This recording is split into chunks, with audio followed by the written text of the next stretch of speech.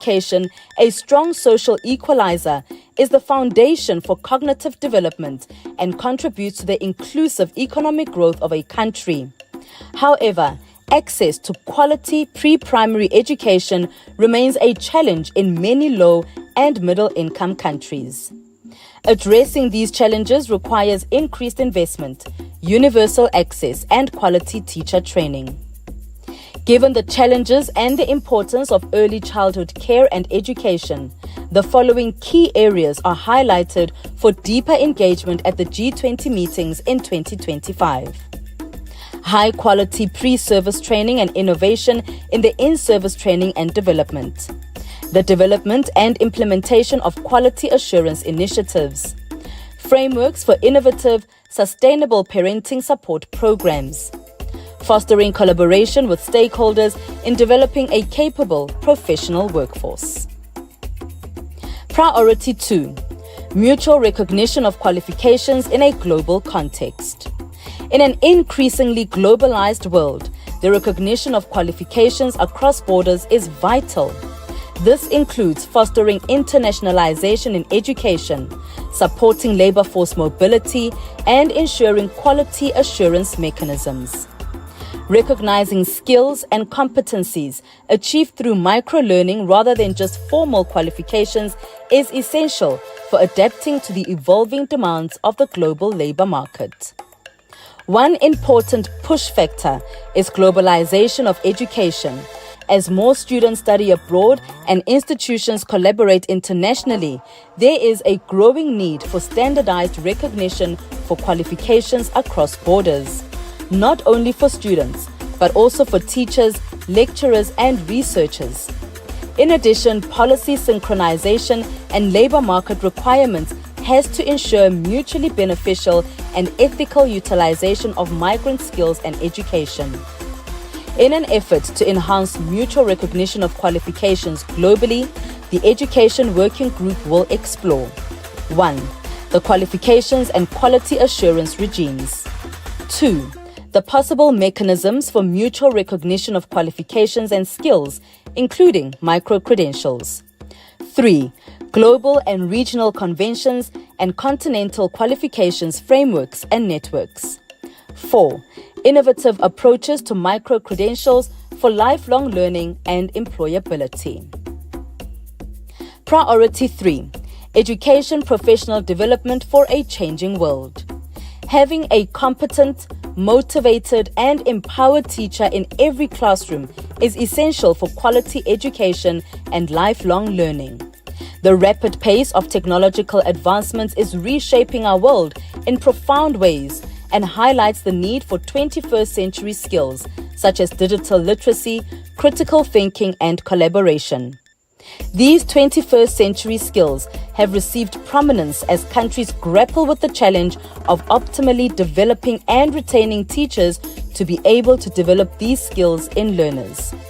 In this context, there is growing recognition of the integral role that education can play in enabling young people to fulfill their individual potential and aspirations and to participate meaningfully in society.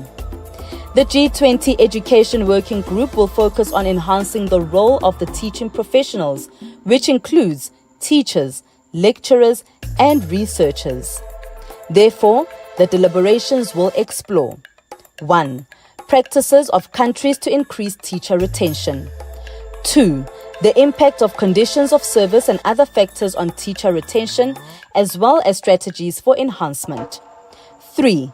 Innovative practices related to new teacher induction, orientation, and mentoring programs. 4. Key strategies for enhancing teacher efficacy. 5. Insights and best practices on integrating 21st century skills into teacher education. And 6. Showcasing innovative practices for upskilling teachers. At the end of our engagements and deliberations in 2025, the Education Working Group will emerge with a compendium of best practices and innovative programs related to the priorities. This will serve as a valuable resource for policymakers and educators worldwide. Member countries and organizations are encouraged to share flagship, innovative, successful and scalable programs, policies, and systems implemented in their countries. These will contribute to creating more inclusive and resilient education systems, reducing socio-economic disparities, and promoting social equity. We invite you to join us in this transformative journey.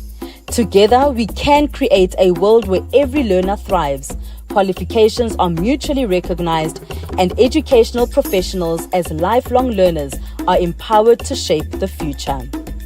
Our theme of educational professionals for solidarity, equality, and sustainability reflects our collective commitment to fostering a future where education serves as a cornerstone for inclusive growth and sustainable development. Thank you.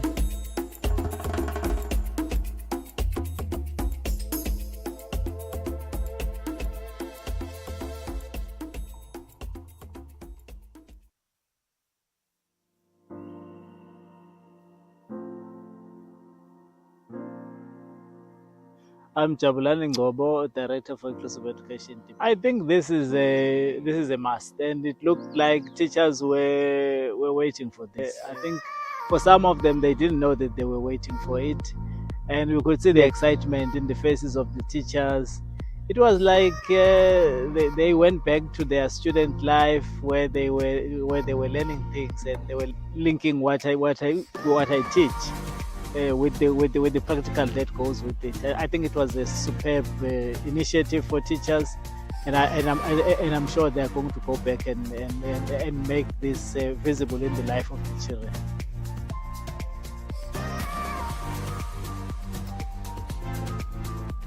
Access. It's about expanding access, and then we know that access is in the hands of the teacher and how the teacher teaches. And I think empowering teachers is a very good way of expanding access, because we know that the teachers are then going to go back to their schools and make sure that this happens in the life of the children. But I think, especially for those learners who are vulnerable, who might not get it when others get it in the system, that could include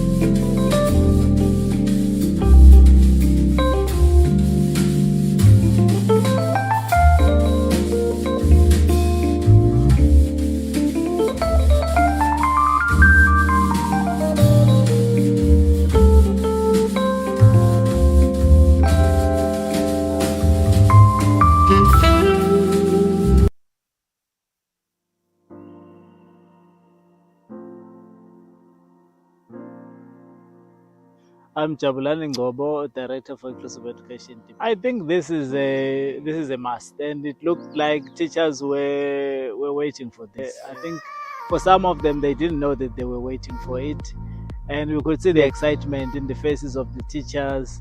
It was like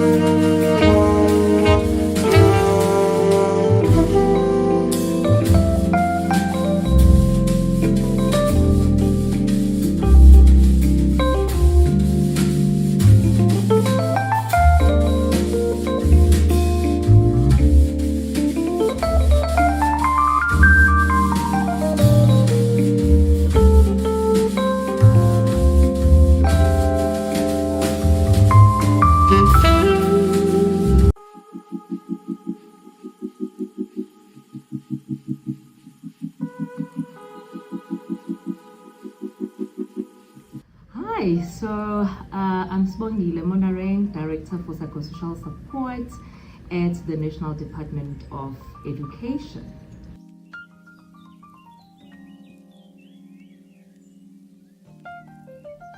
This is very good to talk about because psychosocial support has become very critical generally, but also it's a term that can be bandied about without understanding.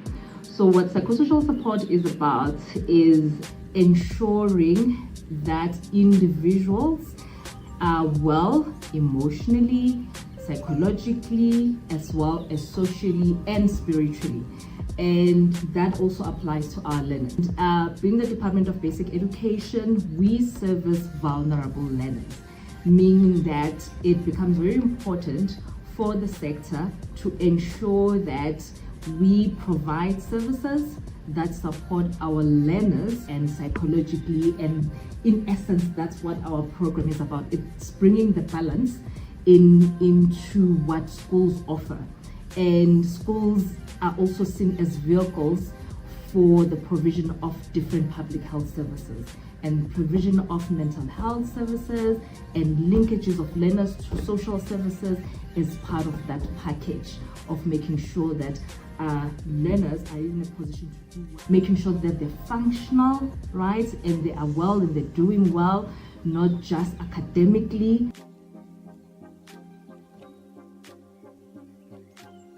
One of the things that the sector has done is to try and make sure that there is staff in schools that work with the teachers to provide support to learners.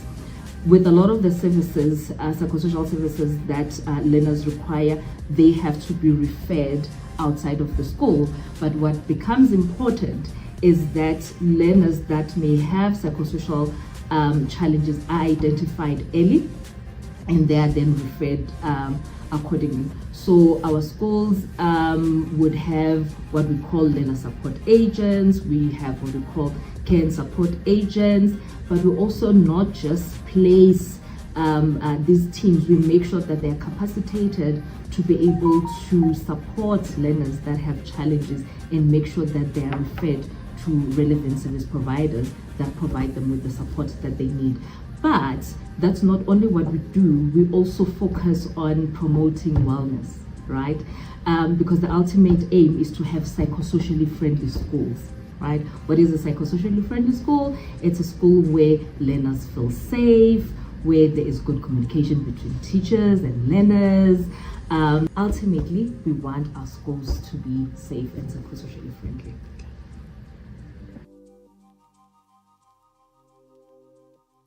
Okay, so we have different partnerships. We have organizations that specialize in different things, but maybe let me start that we work with health as well as the Department of Social Development. Those are key partners in terms of government departments.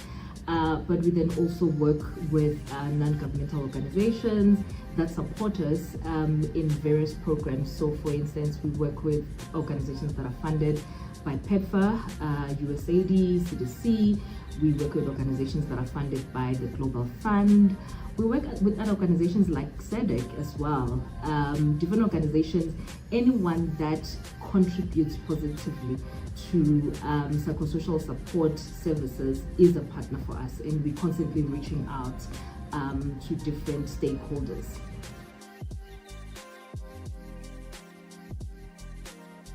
So one of the critical areas, like we said, that mental health is a big part of what psychosocial support is making sure that we're doing mental health awareness, right? We need to be sure that we educate our learners about the different mental health conditions, like your depression, like your anxiety, panic attacks, prevention of suicide. So those are the things that we feel we still need to really do a lot of work on, so that our learners are able to identify when they have symptoms, even issues around substance abuse. So one of our focus would be to raise awareness on different mental health conditions. But it's important to also understand that there's a difference between mental illness and mental wellness, right? So one of the things that we want our learners to be resilient. We don't want, if possible, we want to prevent illness, right? So how do we make sure that our learners are resilient? So we need to teach them coping skills. So for instance, when an exam is coming up, it's natural that you have anxiety, but what do you do? What are the things that you can do? Then we're teaching coping skills. We know that young people go through different types of traumas, right? When you've been through a traumatic event, what do you then do to help yourself? Being an adolescent comes with its own special challenges, right? How do you identify that I'm not doing well, and then what is it that you can do? So for us, that's going to be one of the critical things that we want to build resilience in our learners, because some of the things are unavoidable, right? But how can they cope? How can they maintain mental wellness so that we prevent moving from wellness to illness?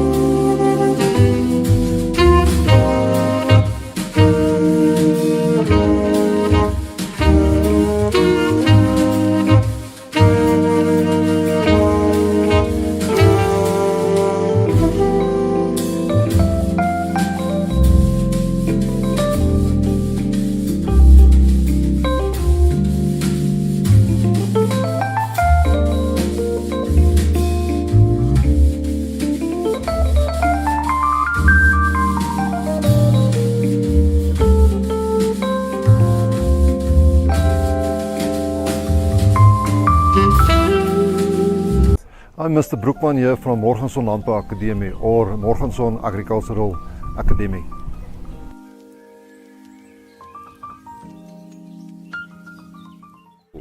We are teaching agricultural management, agricultural studies. Agricultural studies is grade 8 and grade 9. They are just introducing in that subject. They've got about 4 periods a week and 5 periods for the grade 9s. Then the grade 10, 11s and 12s, they are in the agricultural management, agricultural technology and agricultural science. That's the 3 subjects we are presenting for them. Agricultural management is about the farm. How are you going to farm? What equipment are you going to use? How many fertilizer are you going to put on the ground? How many seed are you going to plant? About cattle. So that's all in the management area. Then the agricultural technology is about the machinery, about the equipment. It's about welding. It's about safety measurements in workshops and so on. And then the agricultural science, that is the difficult one of the 3. That one is more about the science, like the digestive system of animals, like the reproduction of animals, genetics. That is all the stuff that is coming in the agricultural science. I think it is very, very important for children to learn about the agricultural, so they can see where the food is coming from. What are they going to do in the future? There's a lot of opportunities in the agriculture, like jobs, like you know, in the farming, like machinery, you know, shop of machinery, like fertilization, like going into the breeding of animals. You can go to a laboratory, you can study there, you can do a lot of stuff that is not necessary on the farm, but you can use it outside of the farm. We are keeping cattle like Braffords, that is a cattle, and also Drakensbergers, that is a commercial farming. And then we also have animals like the chicken broiler house, where we are doing it for 32 days, and then they are going to deliver at Goldie. So we have that. We also have some horses. We are breeding with them also, and also sheep. We've got the mutton sheep and we've got the Doni Merino sheep. That is the main animals on the farm. Thank you.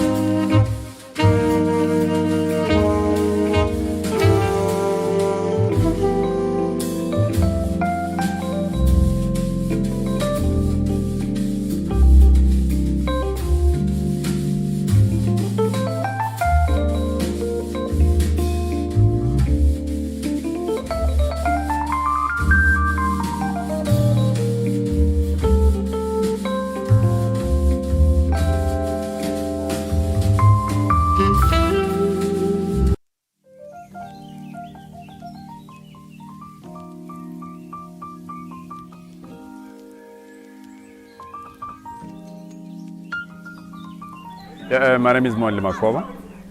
To give them, or to encourage them and motivate them on going for what they want.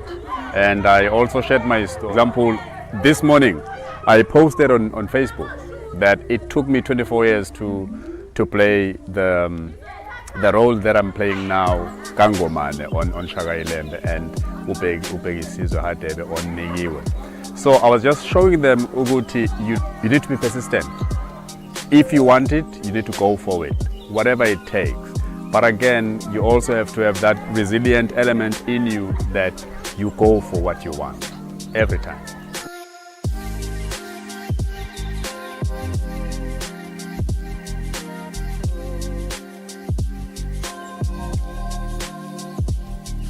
Man, look, I think first, let us start with us parents. Let us do our bit.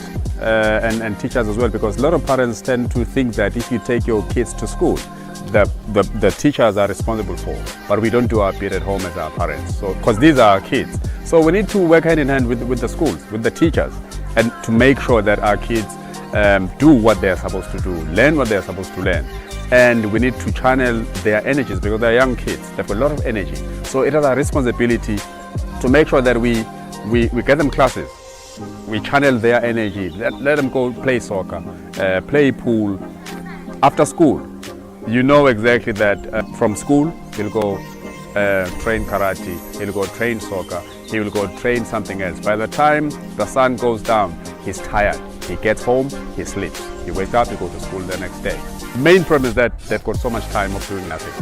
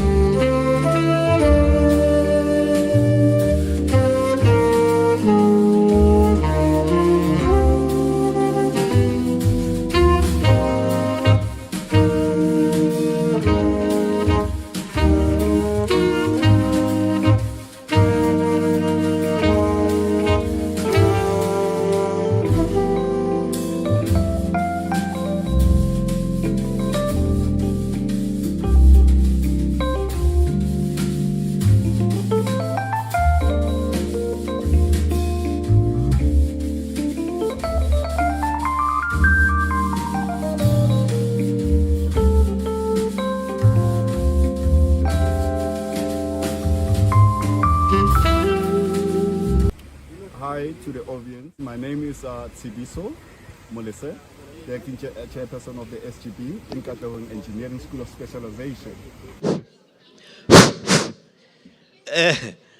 Good morning. Let us get settled, colleagues, and start the meeting. We deal with specialized projects. We will. Then, I'm sure somebody should help us to get colleagues who are still outside education. back to the meeting.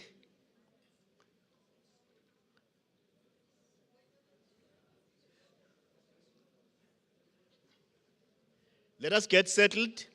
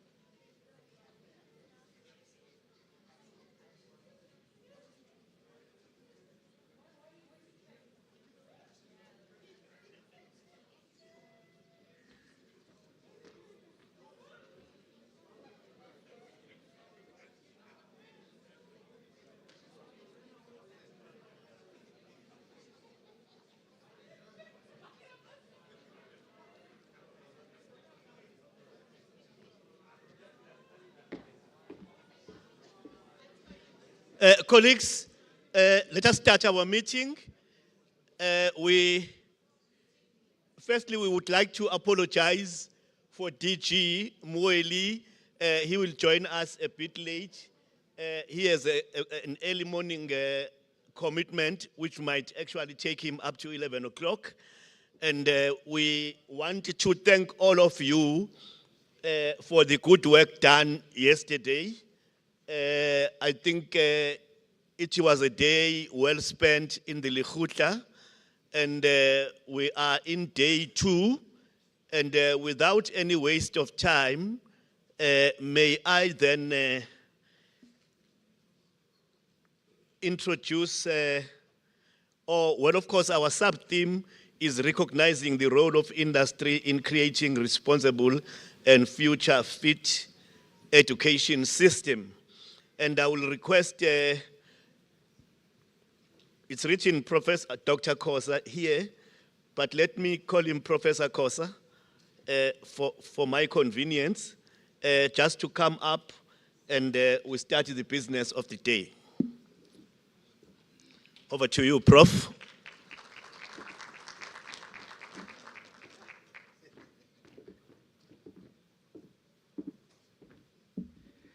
Good morning, and thank you, Dr. Mtembu. My name is Godwin Kosa.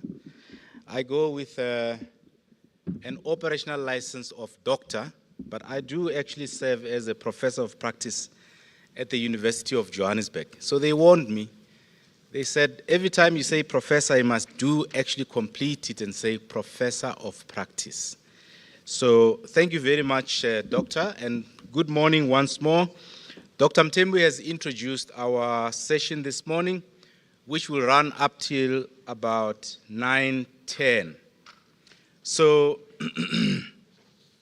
I just want to start with a few, remarks linked to the theme of this session, which is recognizing the role of industry in creating a responsive and future-fit education system. A lot of what we've discussed, quite a bit of what we discussed yesterday actually, started laying the foundation for this session yesterday. But just safe to say that in the past couple of years, the Department of Basic Education has been hard at work to review, to look at the curriculum and look for opportunities to strengthen it, with an interest in making it future fit. In that regard, the team that is strengthening the curriculum has a vision to equip learners with sustainable skills and competencies for the future, to transition effectively from school to work, higher education, and entrepreneurial opportunities. I'm not part of that team, and had I been part of that team, I would have said we add something about making sure that we produce adults that are content and fulfilled over and above adults who are able to actively participate in the economy. I do think that that perspective is one that we have to keep at the back of our minds, and particularly in respect to understanding and committing to striking a balance between driving a human capital development agenda vis-a-vis the broader human development imperative. As educationists, I do think that we continue to carry that moral obligation to strike a balance. The team has indeed looked at frameworks from around the world, and it's extracting useful lessons to strengthen our own curriculum. And in particular, as you know, that our curriculum for decades has had accommodation for knowledge, building knowledge, the relevant knowledge, character and attitudes, skills and values. What the team has consciously decided to do and are doing is to ensure that this knowledge imperative, it's actually interfaced with character and attitude building, skills and values, and not dealt with as four desperately unconnected aspects. And I think that thinking would help us pull together our curriculum and indeed make us ready to respond to the demands of industry and the jobs of the future, as we had yesterday. And lastly, in respect to comments that I wanted to make, is the fact that actually once all the conceptual work is done, the more important part that has to follow is to ensure that that good thinking actually dissipates, or percolates into the classrooms. It changes practices in the classrooms. so that our teachers are able to teach the curriculum that we would have strengthened in a manner that it should be taught to prepare these learners for these jobs of the future. And the team is consciously working on strategies to do that, which includes, one, of course, looking at the curriculum policy, updating various aspects of the curriculum policy. Two, looking at the assessments, relevant assessments. And three, and quite importantly, think about the strategy for teacher development that will be linked to the implementation of such a strengthened curriculum. Added to that is LTSM and looking at the learning environments. That work is continuing, and kudos to the team that is working on preparing for that. But this morning, we have lined up inputs that would help us reflect on what industry actually expects of the basic education system, so that on that basis, this team and other colleagues that work in the space can continue with their work of curriculum strengthening as well as preparation for the implementation of that work. To do that, we have a number of inputs that we're going to have this morning, starting from Tanya Milbeck this morning. I'll call you Tanya. I want to introduce you properly, right? And I suspect that many people now know you and Andreas and so on, but I have to do the honors, right? And secondly, we're going to have input from Mr. Bodo. In fact, before we go to Bodo Shem, we're going to have input from Mr. Kulekan Mate from BUSA, Business Unity South Africa, and Bodo Shem from DEAR. And thereafter, I would have two respondents in the form of Andreas Leischer and the Deputy Minister of Higher Education, Mr. Buti Manamela. I will like to introduce the first three speakers, and once I've done that, they're going to make their inputs without me intercepting them. So, starting with Tanya, whom I said I suspect people would know her by now. Tanya comes from the World Economic Forum. She's a lead education skills. She's a leader of the education skills and learning at the World Economic Forum.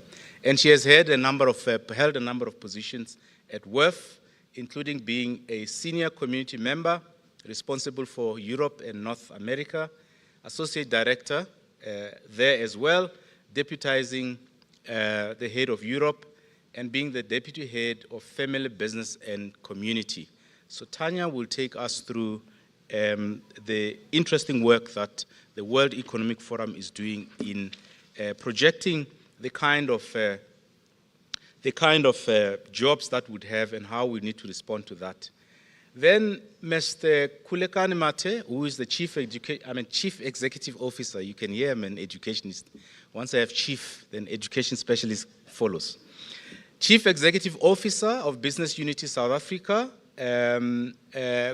Kulekani, we may know, many of us would know, because Kulekani used to work at the presidency in the National Planning Commission before he actually left government to go and join the private sector.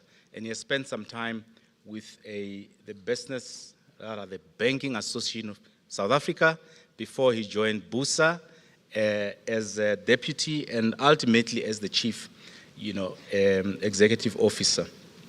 The third person is Mr. Bodo Shem, who comes from DEAR. Shem has 15 years experience in policy development, in education sector analysis and capacity development of the National Education Management Information systems. I know Bodo from many years ago when he didn't have gray hairs, when he was still responsible for IMIS in the Southern Africa, SADC.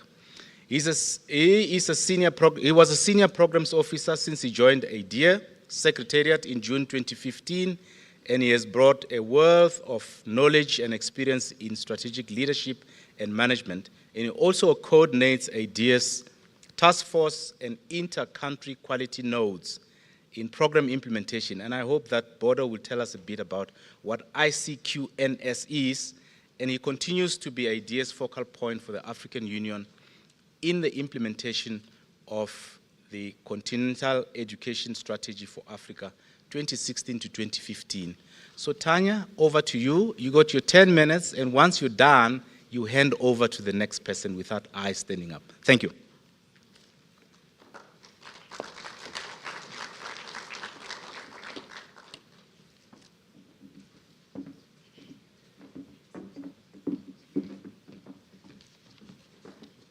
Thank you. Good morning. I'm conscious of time, and I cut my speech in half last night because it was such a robust day, and I didn't want to be responsible for us being late today. Let me just, is this working? Okay.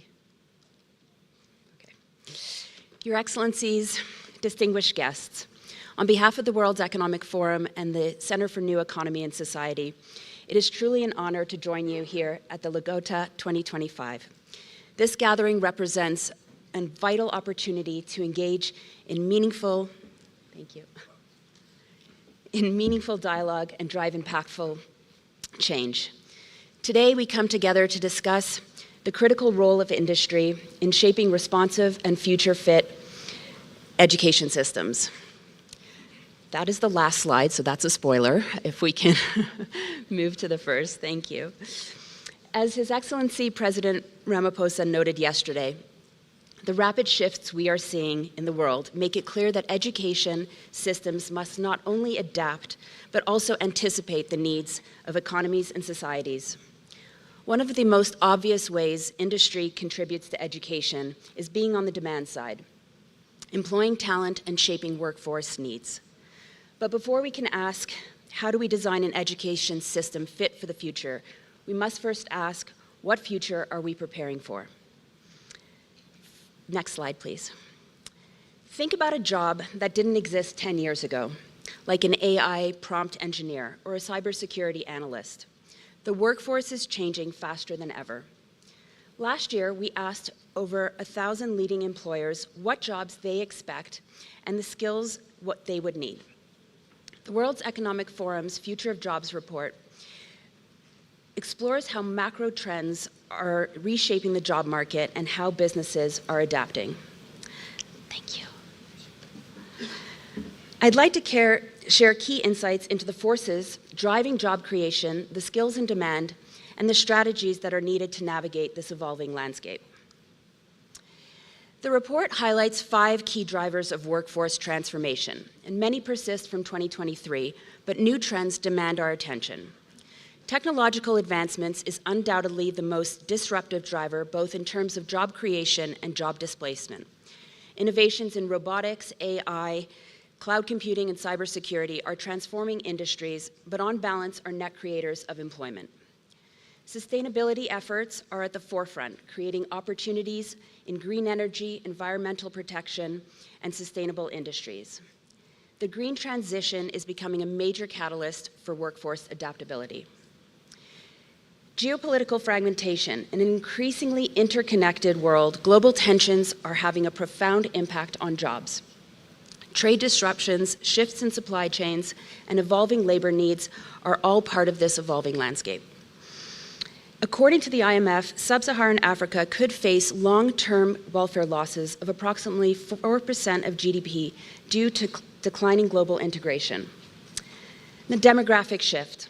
The world is experiencing 2 major demographic transformations. We're seeing 2 parallel trends, an increase in the working age population in some regions and an aging workforce in others. Both job trends are creating job opportunities in sectors like healthcare and technology, while also disrupting traditional roles.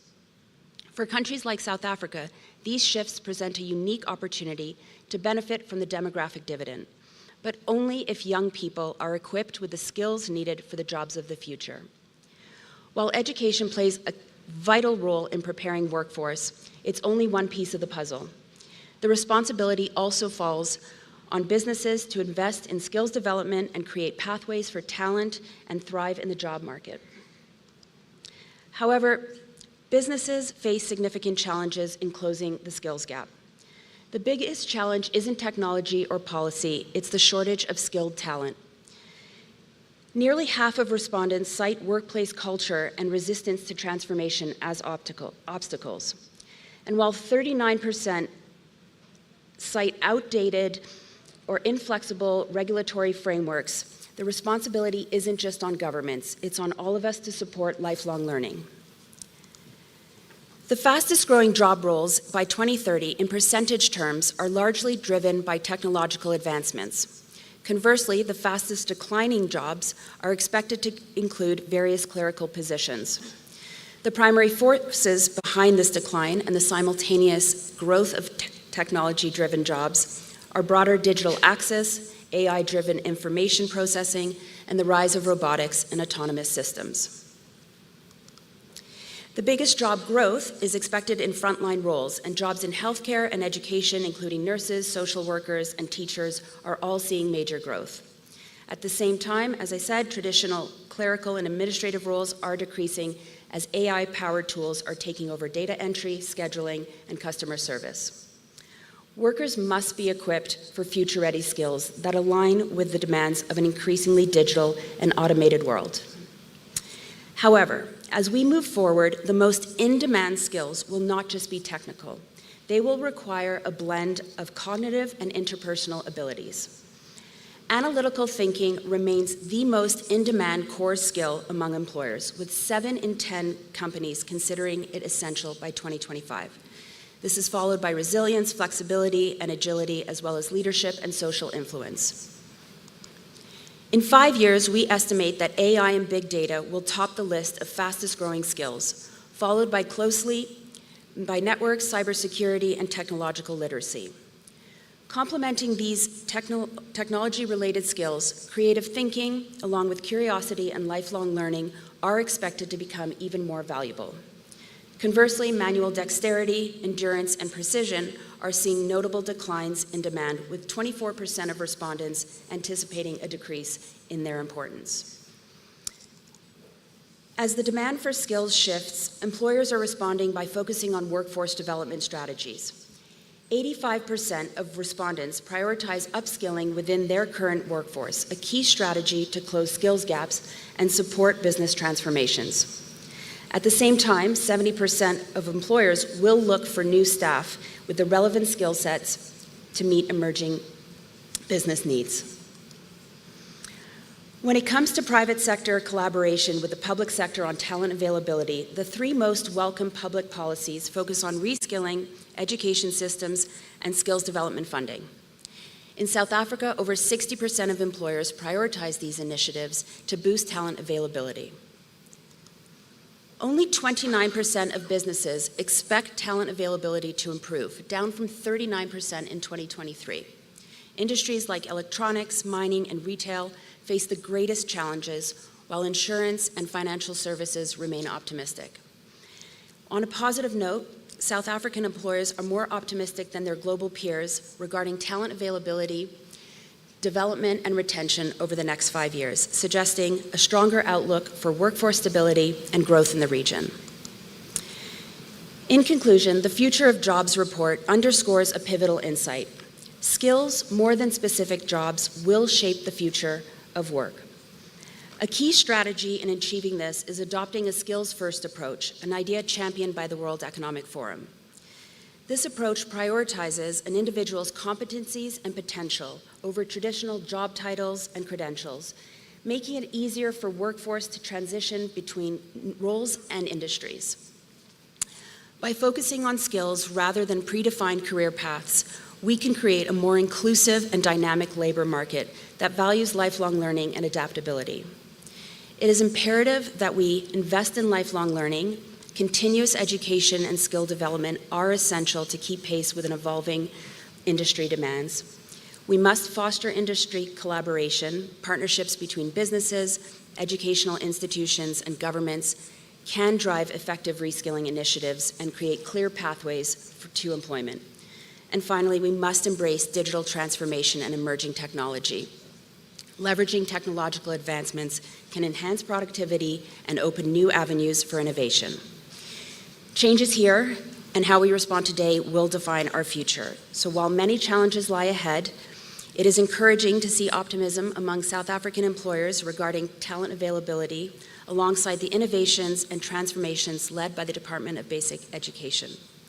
I look forward to hearing from my fellow speakers and gaining valuable insights on how we can collectively shape a future where education and workforce development go hand in hand. Thank you.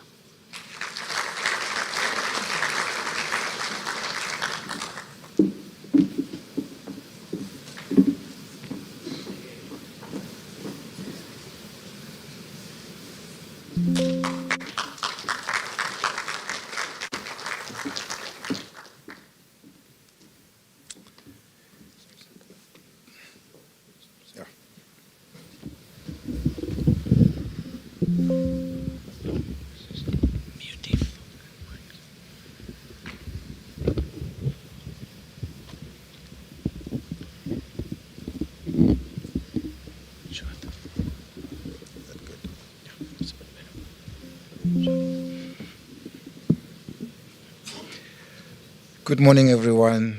Good morning, Deputy Minister for Higher Education. I'm very pleased to note that a few of us in this room are still old school. We wear suits and ties on a Friday. In my case, it's because I went to a school that had a really strict principal. And I grew up in church, so it's all just bad upbringing on my side. I don't know about you, Deputy Minister. So Tanya has covered the ground in terms of the perspectives of employers, on the basic or education system as a whole. It's the ground I will not cover, but I thought I should just share a few stories with you, and then leave it at that. The first story that I'd like to share with you is, I think it must have been 10 years ago. I was driving down to the Drakensberg, so driving through Bergville, I went past a school, I think it's called Okahlamba, but it's one of the famous schools, and at that time it was really getting 100% matric pass rate. It was forever on TV. There was an advert because it was supported by one private company called Telkom as one of the better performing schools. And driving past that school must have been just after 10 at night, and I saw kids coming out of school at that time. And upon inquiry, not with the kids, but people in the area, they told me that yes, that's what that school has to do. Kids attend classes until very late, as this really committed principal and teachers who sacrificed their time, and it was all around wonderful. So I came back, as many people do. I wrote on Facebook, and I told the story, and I asked a question, and I said that, well, I have kids who go to school. They don't have to attend classes until 10, 11, midnight. They certainly don't have to go to school on a Saturday and a Sunday. They do reasonably well. The school as a whole does very well, actually. So the question I asked is, why is it that in rural schools and township schools, this is the practice? What are we compensating for? And of course, as you can understand, I have a couple of fans that I brought to this meeting. And as you can understand, social media, I came under heavy attack. People told me how little I know about education, something I fully agree with. But it is a question that I think is worth pondering until today. If you look at all the data that is available, and I tried to stay away from the numbers as much as possible so as not to confuse you, because I'm pretty sure you've been hearing numbers since yesterday, so you can't remember any of those numbers anyway, was actually, if you look at some of the measures of performance, the one that we like a lot in this country, which is matric, there's actually been good improvements over the years. Overall, the participation in matric has increased to around 700,000 or thereabout, and that itself is a massive improvement from the early days where half, sometimes less than half of the cohort that started 12 years earlier actually sat down a matric exam. So there's been an improvement on that score. There's been an improvement in terms of pass rates in the past 10 years from the sort of early 70% to now 87%, as we heard this year. Bachelor passes have also increased. Teams Maths and Science grade 9 have increased quite a bit, and however, Teams Maths and Science grade 5 has dropped. Pearl's grade 4 also shows a decline, and so it tells a story of a system that, yes, has some improvements, but these improvements are firstly quite unstable, and these improvements are not sustainable. And I think there are some questions to be asked about that system. The most recent matric results showed that there was a decline in pure maths pass rate, and so again, it raises questions that we should ask.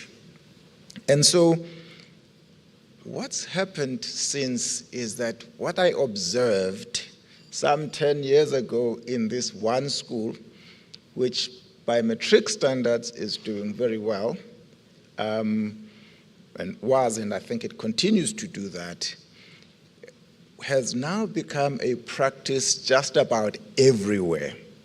So I come from a rural village called Jozini. I went to a school called Mavela High School. In fact, I was the second cohort in that school. It was built in the 80s. In that school, and in that entire village, by the way, if you drive around on a Saturday, kids are in uniform, either going to school or if it's late in the afternoon, coming out of school. On a Sunday, kids go to school. I also learned, by the way, through a child of a relative who goes to that same school, that in September, all of the other grades, high school grades, so 8, 9, 10, 11, they stop going to school in September because the rest of the year is used for matrics only. So I was wondering, kids are sitting in school, they can't go to school because the school has to be turned into a camp for matrics for that period. And so it raises the question about these improvements that we see at matric level, at what cost do they come? The cost of all the other grades being deprived learning opportunities. If that's what we think we are going to do to improve this system, it will never improve. Because that school every year will have to repeat this thing. It's not an improving system, it's a system that is essentially creating a problem for itself. You start wondering whether even the result, by the way, they got very good results, something like 93% or thereabout, so by standards of a rural village school, very well.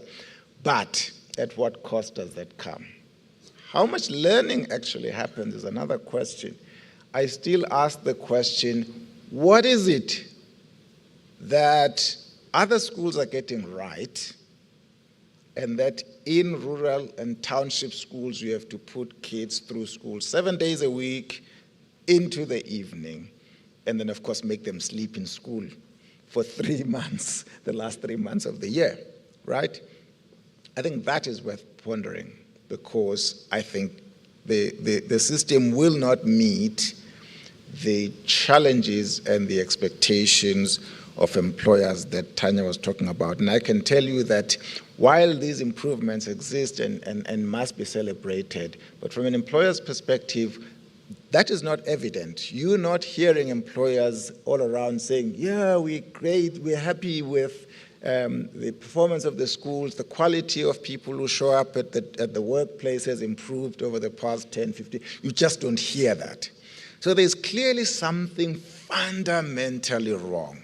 Some things are improving, but I think a lot is going wrong. Those improvements mask a lot that is going wrong. And as people who are leading education in this country, if we don't face that, I think we'll be making a huge mistake. One last point before I sit down is that I listened to a story this past 2 days. I was at the launch of the B20 in Cape Town, and they had Mr. Strive Masiwa, a very successful businessman in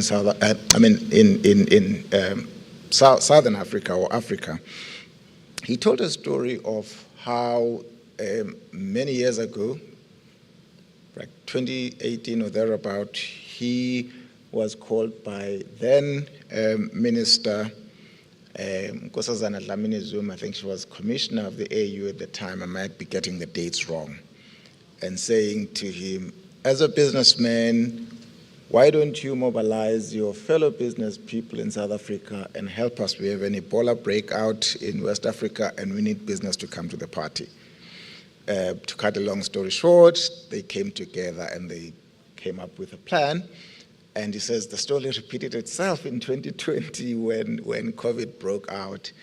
And again, the scale was much larger, but the private sector came together, collaborated. And we had one of the most successful responses to COVID, by the way, globally.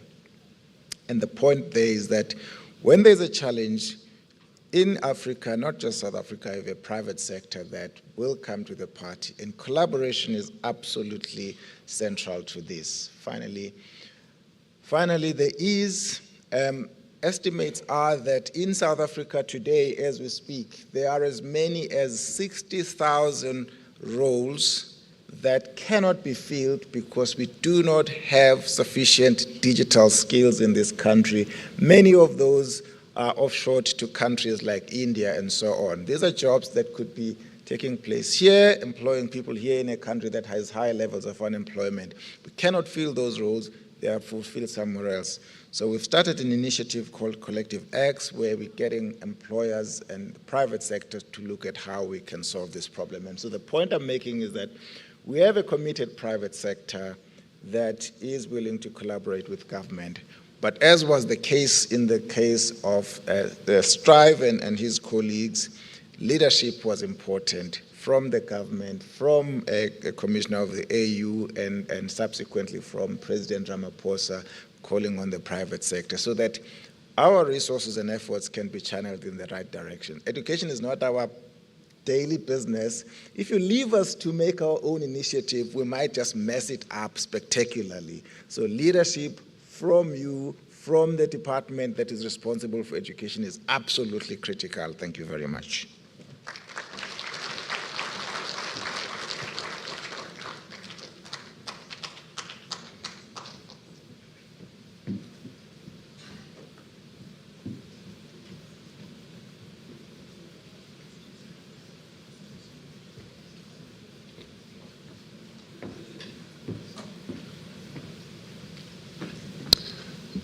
Good morning.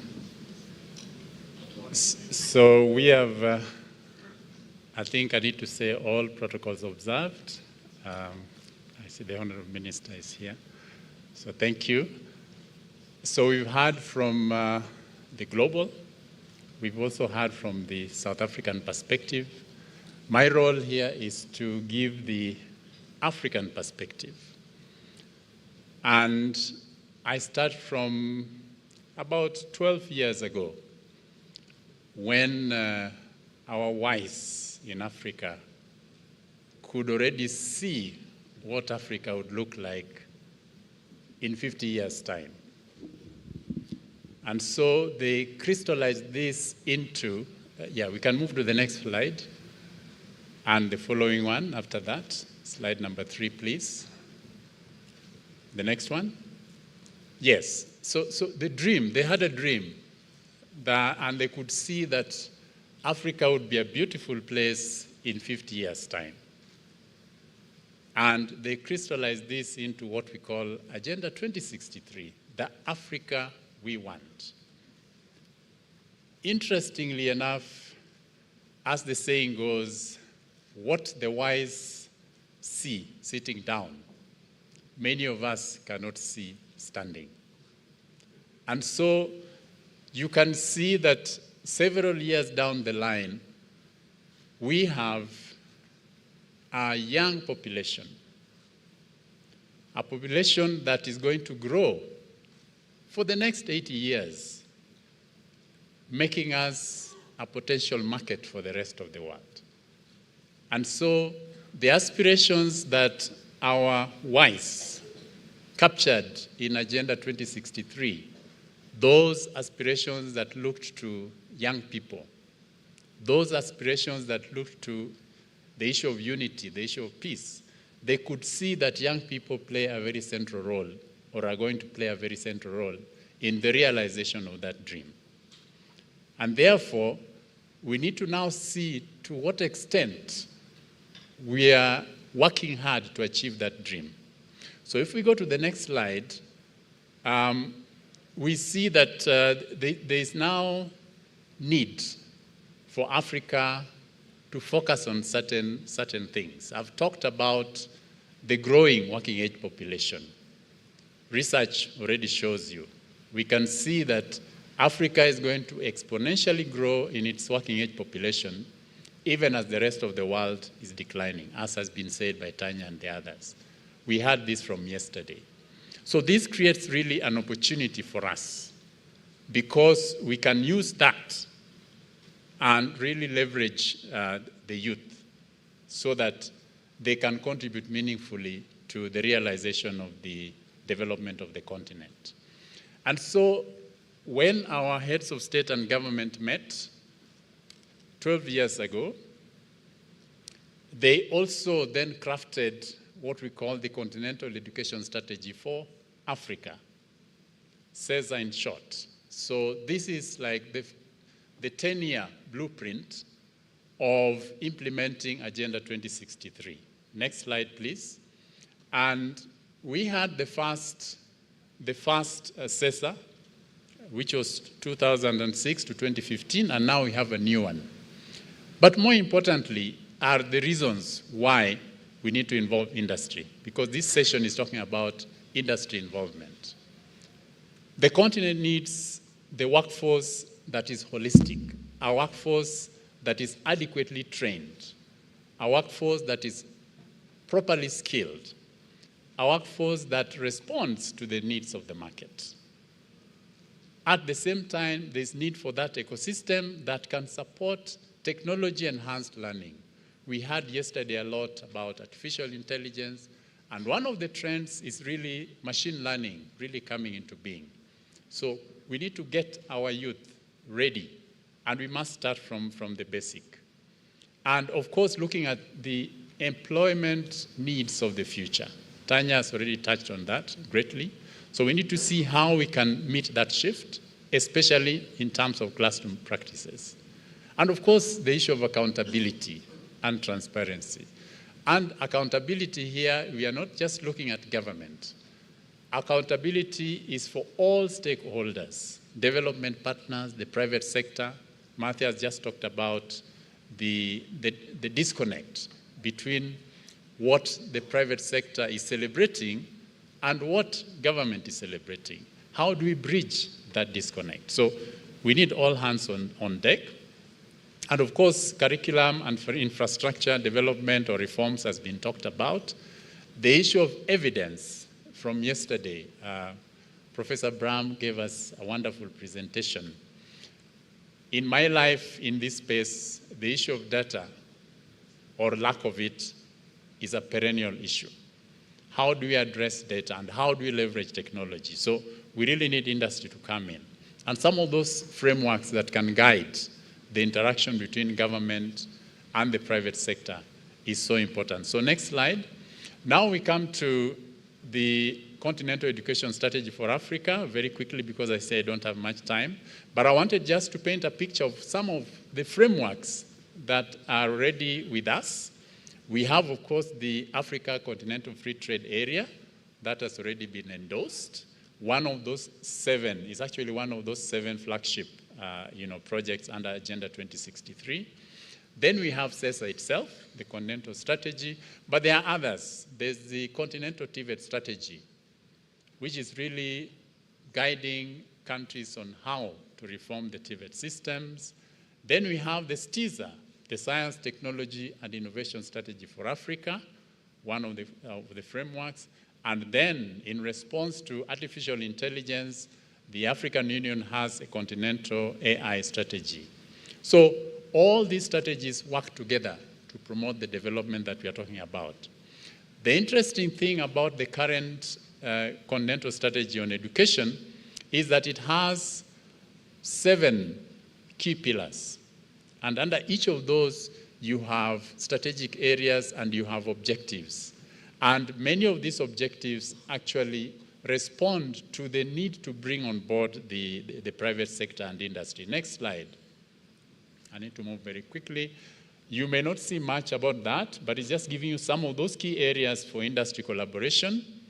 And it shows you that already as a continent, we are thinking of how to engage the industry. But we have to put this now into practice. So there are several areas in education where industry can be involved. Next slide.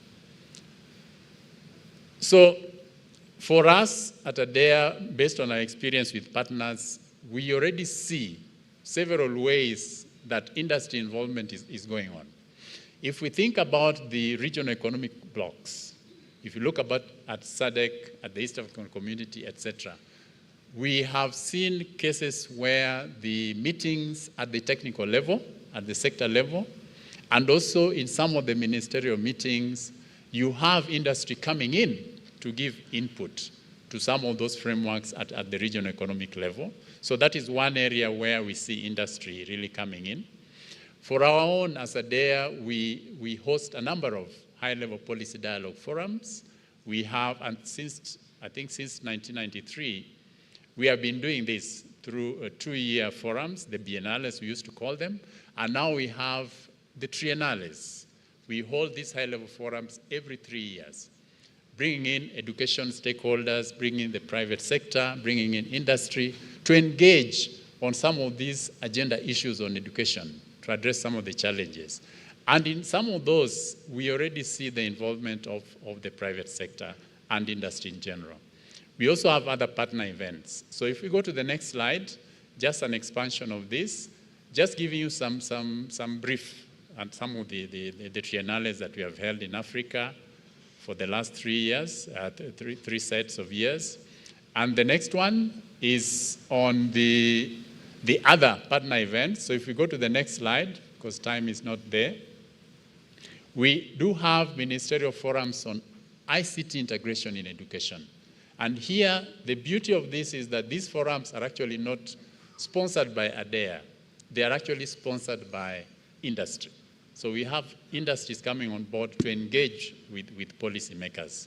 So this is another forum where we have industry really coming in. The next slide. And of course, right here in South Africa, we also had a high-level policy dialogue forum on secondary education. And industry was also involved, of course, with government and other development partners. So you can see that there's already some involvement at the level of Africa. But we need to do more. We need to come down really to the countries and to the classroom to see how industry can be involved. So next slide.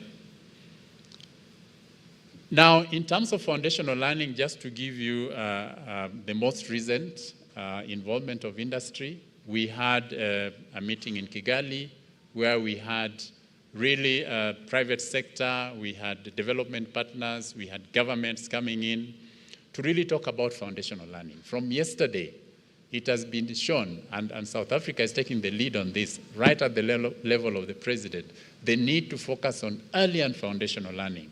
And we are taking this, the ministers committed themselves through a ministerial declaration that they are going to end learning poverty by 2035. A very tall order. We want to see how that can be done. Next slide, as I go towards my final thoughts. Some of this has already been said already. We need leadership, we need ownership, and political commitment. At the same time, it is important for Africa to domesticate its continental frameworks. Achieving the goals of SESA, the Continental Education Strategy for Africa, is directly also achieving the goals of the SDGs. So as Africa, we need to own our own. It doesn't make sense for member states at the level of presidents and ministers to go to Ethiopia and say that this is our framework, this is our strategy, and then when they come back to the countries, you talk about the SDGs and you don't talk about SESA. So that ownership is so important. I'll stop there. Thank you so much.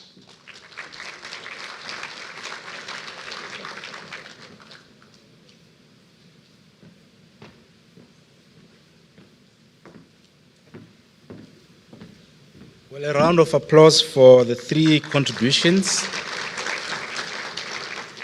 You could see what strategy Bodo adopted. He just didn't look at me. I kept standing up and he didn't look at me and therefore, kept going. Minister, welcome. Very happy you've joined this morning. Rejoined this morning, I must say.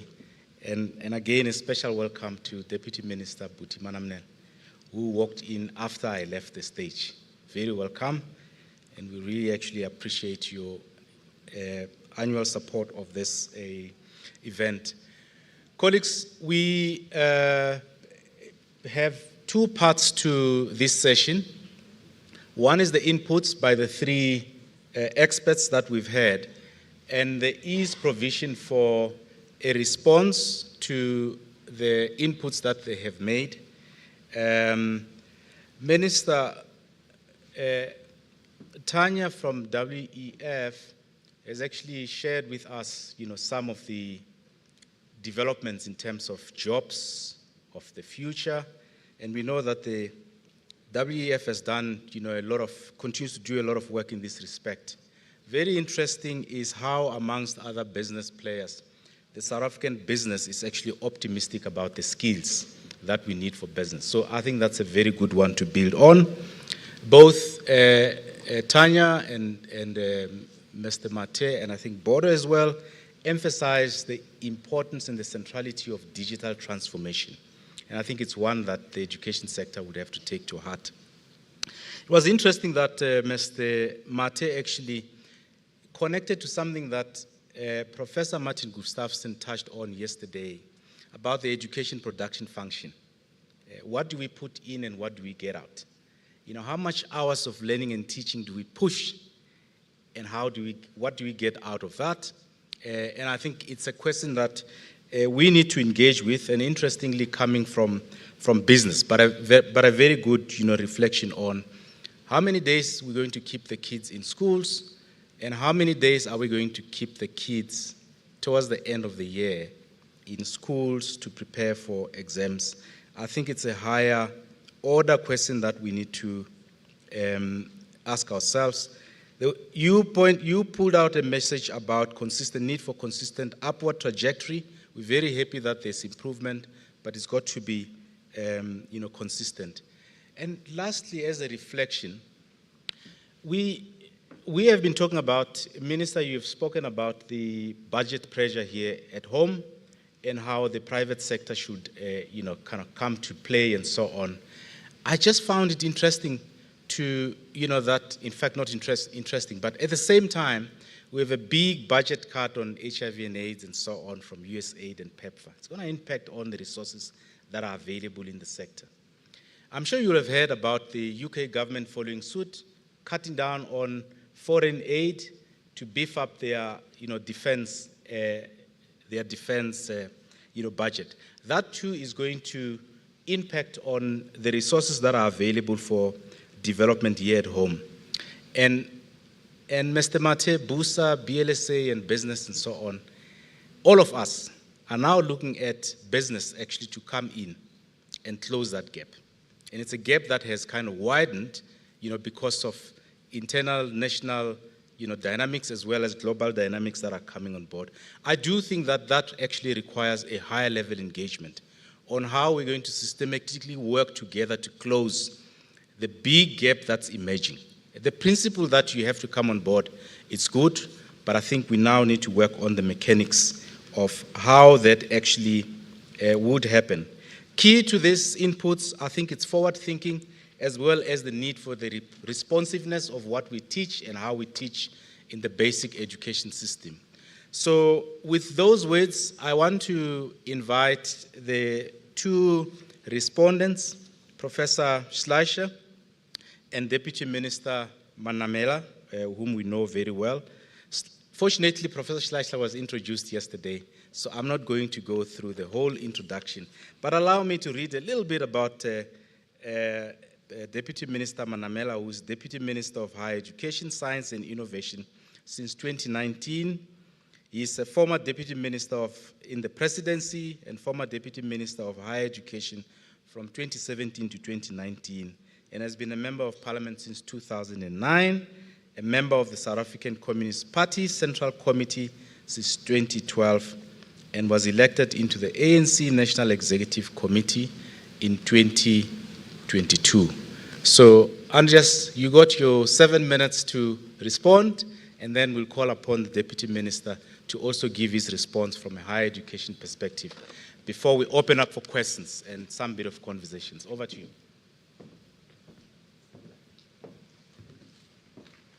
Thank you so much. And it's really good to see how much attention the Lekgotla this year devotes to how to integrate the world of work with the world of learning. You know, we used to learn to do the work, and now learning is the work. That is the change that we need to get ready for. We heard about the evolution of skill demand from Tanya. We heard about, what Africa is doing as a continent. We heard about the perspective from industry. But let's look at the learners themselves. About a decade ago, something really important happened.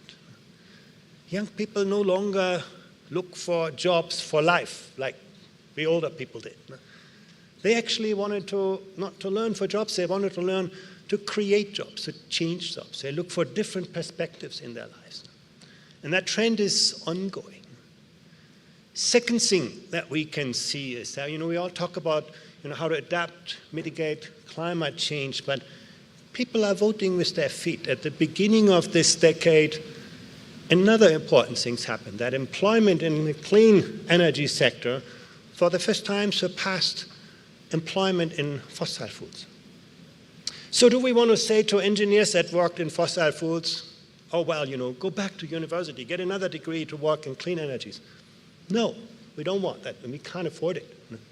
We want to ensure that people can continually upskill and reskill to adapt to new contexts, that they are versatile in their skills, so that, the brown engineer can become a green engineer without getting another degree. And I think that's something that's very, very important as well. And the third thing, I wanted to share with you that is actually also was reflected in the first presentation.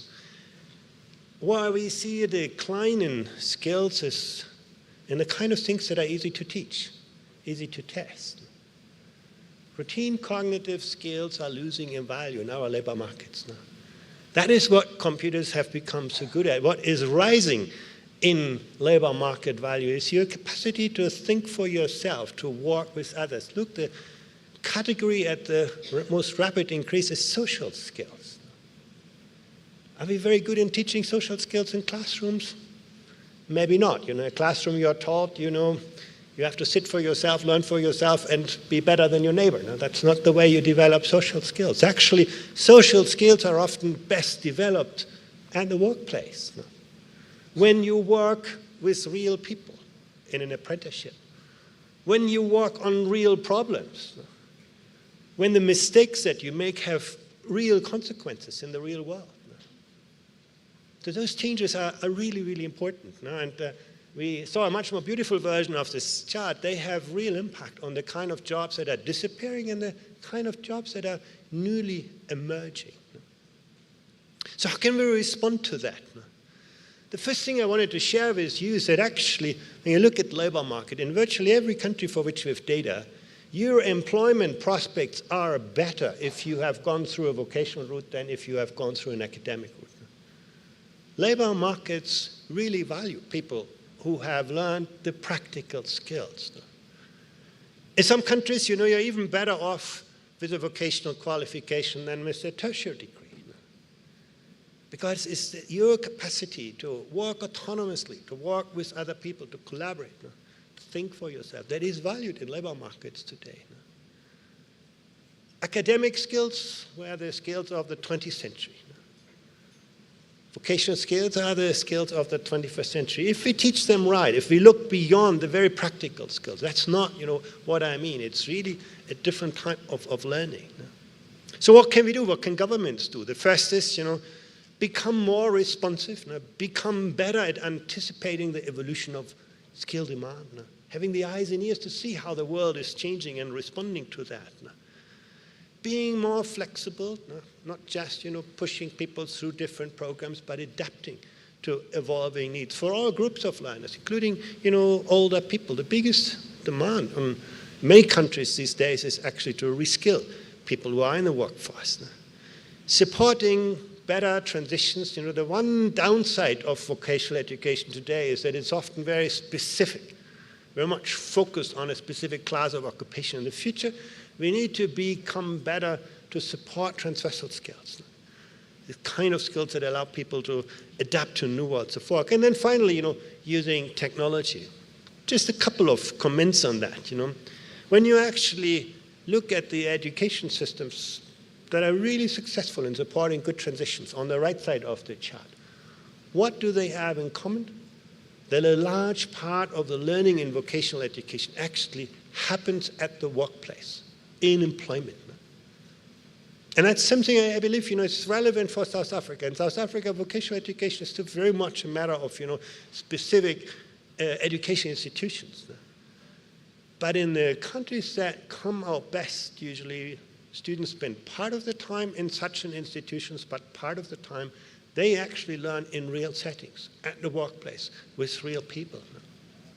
And that tendency is increasing. It's not yet visible in too many countries because it's hard to do. And why is it hard to do? First of all, we may have to recognize different trainers.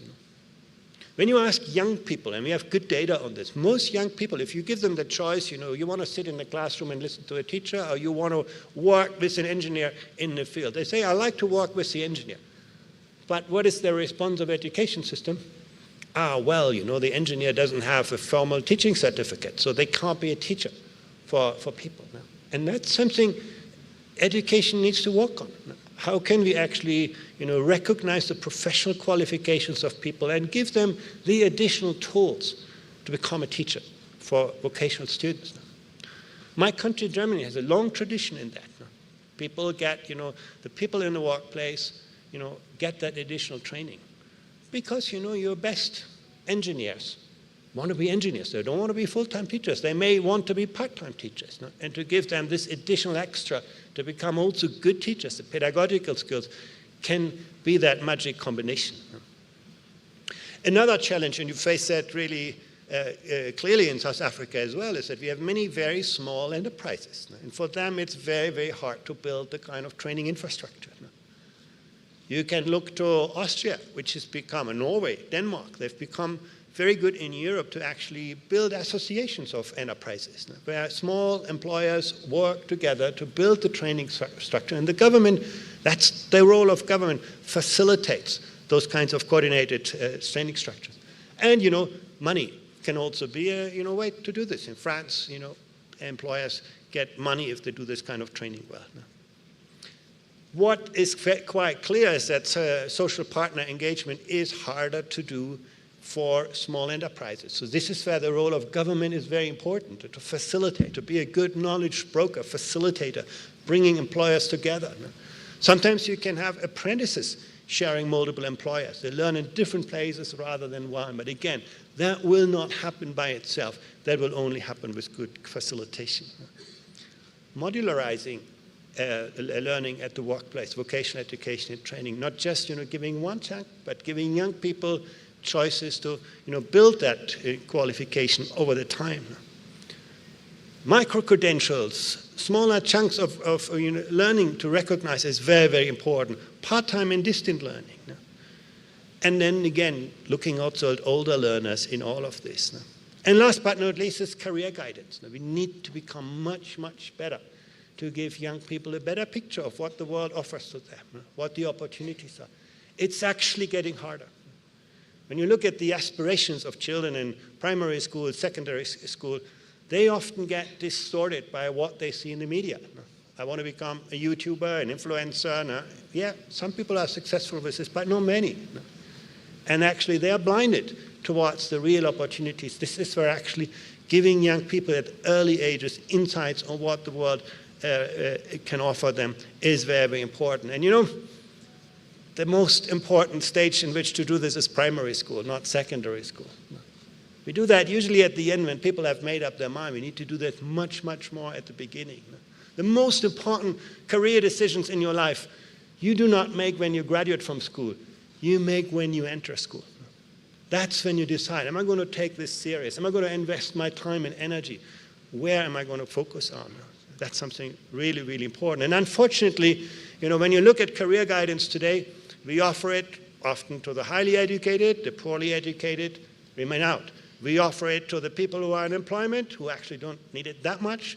We're not so good in offering it to the unemployed. We are offering it to people living in large cities where the opportunities are great.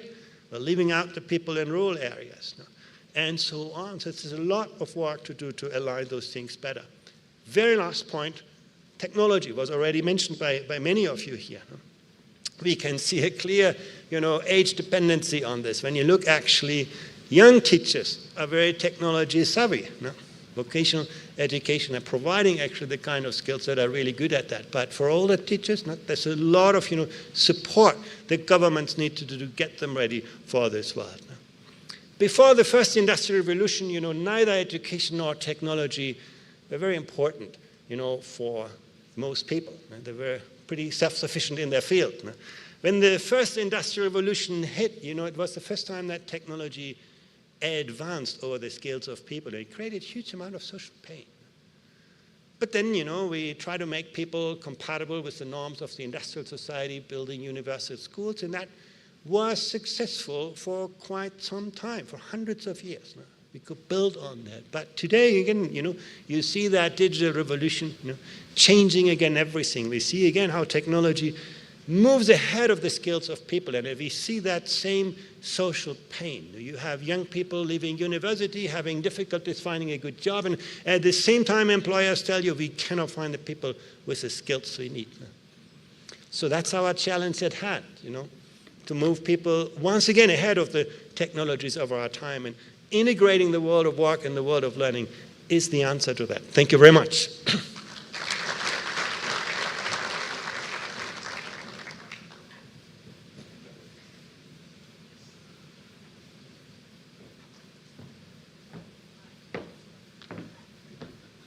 Well, some hands for the Deputy Minister, whom I've already introduced. So, DM, I'm not going to go through the same thing. Over to you. Okay, all right.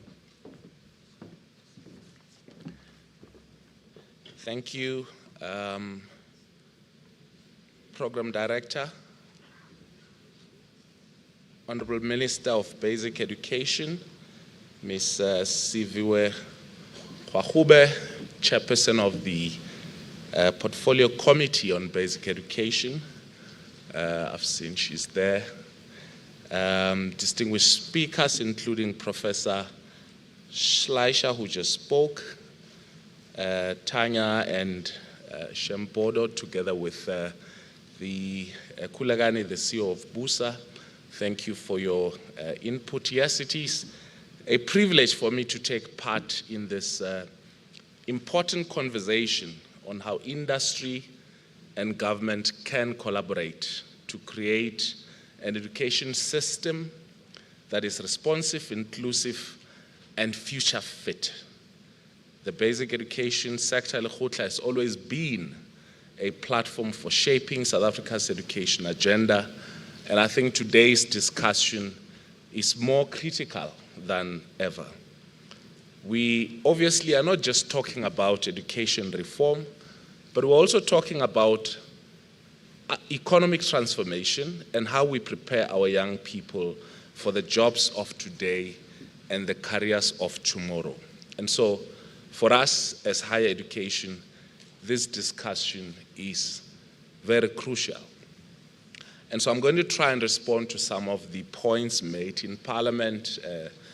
I think the honorable members who are here would know this would normally be sweeping, but I'll just respond in kind because I think some very valuable points have been made by the speakers. In watching the Netflix documentary Abstract, I was struck by a powerful metaphor which was shared by an MIT professor, Neri Oxman, one that I think perfectly captures what today's discussion is about: skills development and industry collaboration. So she describes a relationship between science, engineering, and design, and art as a clockwork system, where each domain fits into the next, where science transforms information into knowledge, engineering turns that knowledge into utility, design converts utility into culture and behavior. And therefore, art questions our perception of the world and challenges us to explore new ideas and to restart the cycle. And so this interconnectedness mirrors how education and industry should function. A skills system that does not align with industry needs is like a broken clock, disconnected from reality, but also failing to serve its purpose. Our policies, including our white paper on higher education and training, recognized this when it called for stronger collaboration between post-school education institutions and industry to ensure that education and training are directly linked to labor market needs. Yes, yet, as we have heard from all the panelists today, our country and indeed the world is still struggling with skills mismatches. Industry often complains about lack of skills, yet remains too disconnected from curriculum development and training. In fact, most of industry has opted to do internal training, and I think that represents an opportunity for collaboration between industry and the knowledge that it produces through its production process or economic activity and government's institutions, especially our vocational education and training institution. Now, government's priorities, or there are 3 government priorities for industry and education collaboration. So what are these? From our perspective, in response to this challenge, we've identified what we think are 3 priorities, and I think most of these have come out from the presentations made. Firstly, aligning education with industry needs, and I think Prof. Schleicher's analysis showed how artificial intelligence, automation, and technological change are reshaping the skills landscape. And I think Tanya's global survey also reveals that skills gaps are the biggest barriers to business transformation. We're responding by strengthening articulation pathways between basic education, TVET, community education and training, and higher education to ensure a seamless transition from learning to work. In fact, before I came up here, the Minister of Basic Education was reminding me of a discussion that both our department needs to have around issues of articulation and also issues of possible duplication in terms of our program. And I think the 3-stream model, which focuses on academic, vocational, and occupational, ensures that learners have multiple pathways to success, and therefore public-private partnerships should expand to align curriculum development with real-world industry. One of the most promising initiatives is the Centers of Specialization in our TVET colleges, which has established 53 centers at 21 colleges and trained over 5,000 artisans with a 92% pass rate, and partnered with industries such as minerals councils, SESA, and the retail motor industry for South Africa to truly match skills demand. More companies must work with TVETs and community education and training institutions, not just as employers, but also as co-creators of curriculum and training. We're beginning to explore the possibilities of starting with state-owned companies in terms of co-creation of curricula and training program. And I think with this, we will see how it goes in expanding to the rest of industry. Secondly, we have to expanding work-based learning and vocational training. I think Tanya's research showed that work-based learning and vocational education are key to employability. And I think Prof. Bodos emphasized that many young people aspire to jobs that they are not qualified for, highlighting the urgent need for TVETs TVET expansion and practical skills training. Yet, many industries still treat skills development as a government responsibility. And so to address this, we must expand structured apprentices and learnerships. Sector education and training authorities must increase their role in ensuring workplace learning opportunities, but also industry must invest in workplace training rather than waiting for ready-made graduates. We must shift from passive hiring of active industry-led skills development, because skills are not created in the hiring process, but in the learning process. I think Kulekani challenged us to focus on mathematics, and a call that I fully support. But I also think that we should take this one more further. We must make mathematics popular.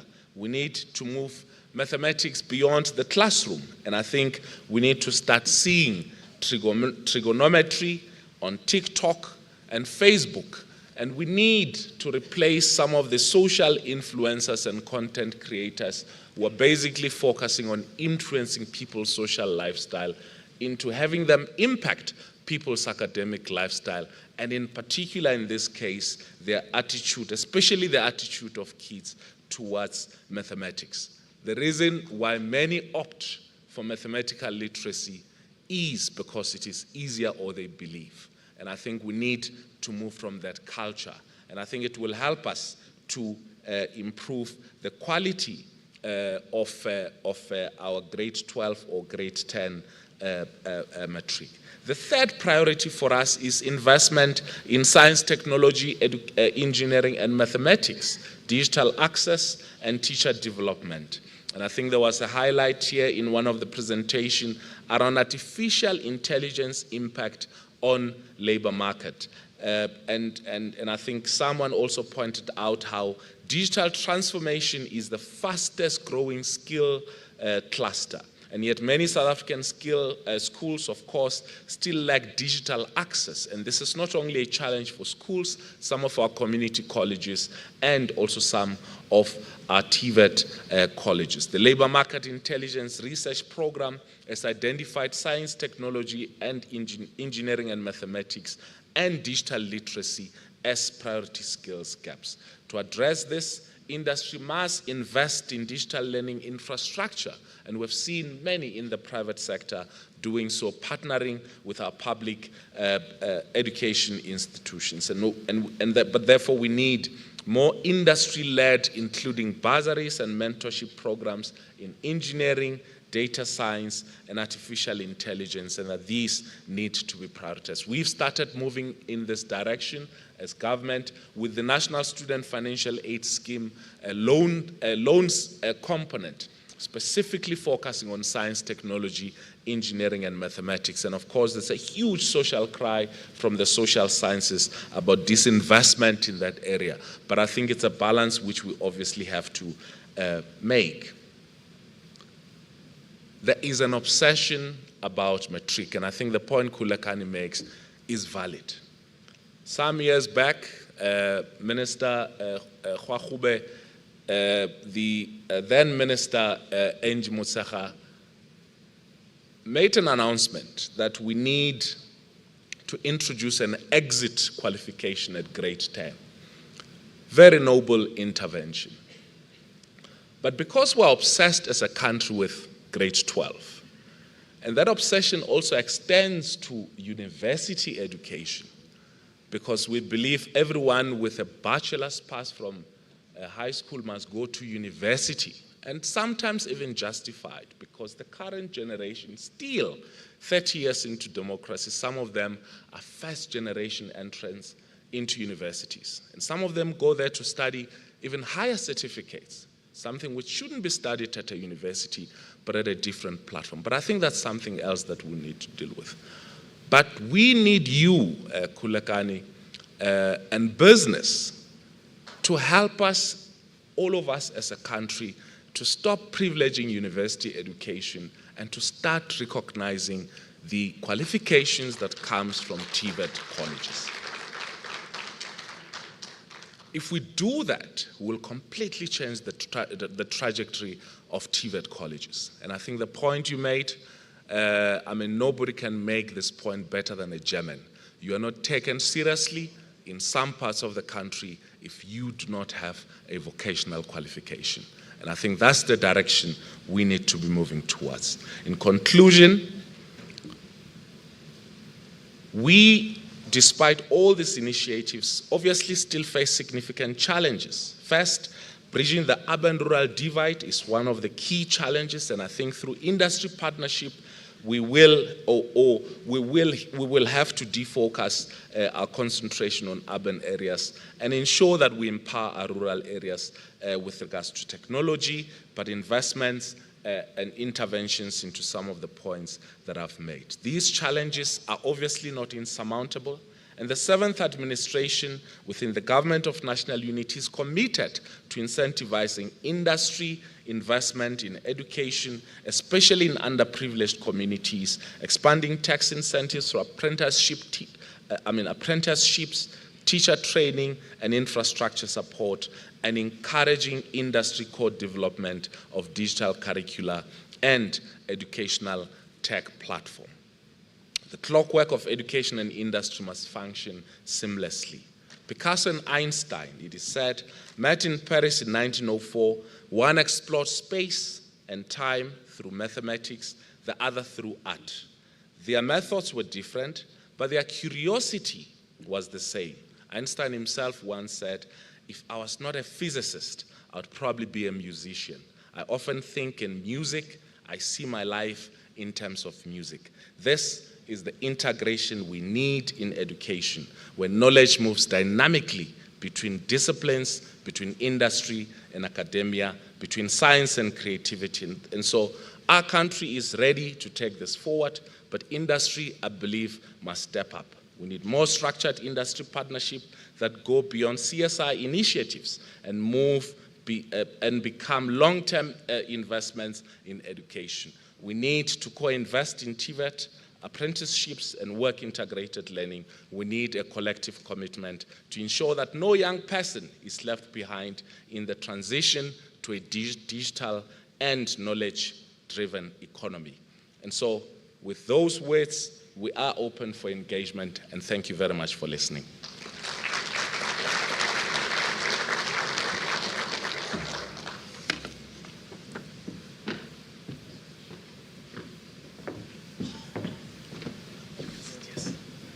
Thank you very much, Deputy Minister. Could I kindly ask Tanya, Mr.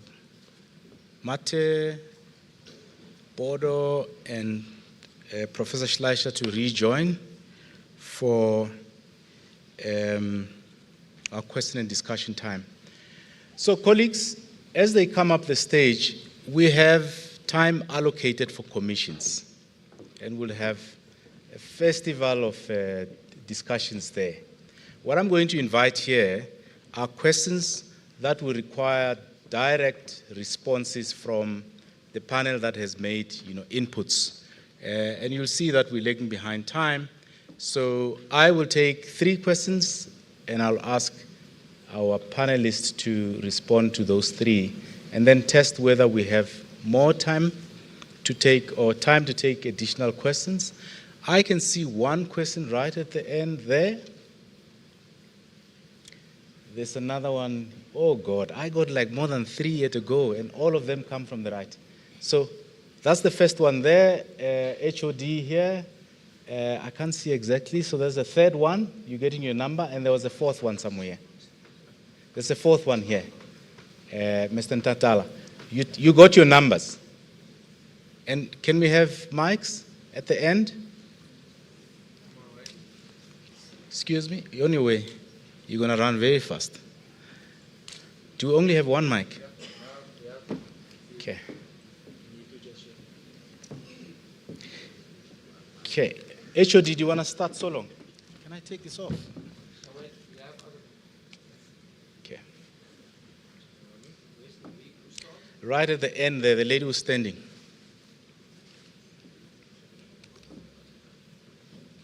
And if you could first start with your name and your question, and if it's possible, tell us who you're directing the question to. Good morning, ladies and gentlemen. I'm Marina Besseling. I'm from SAOU. Let us start off and firstly say from the side of the SAOU, we appreciate each and every presentation that has been made this morning.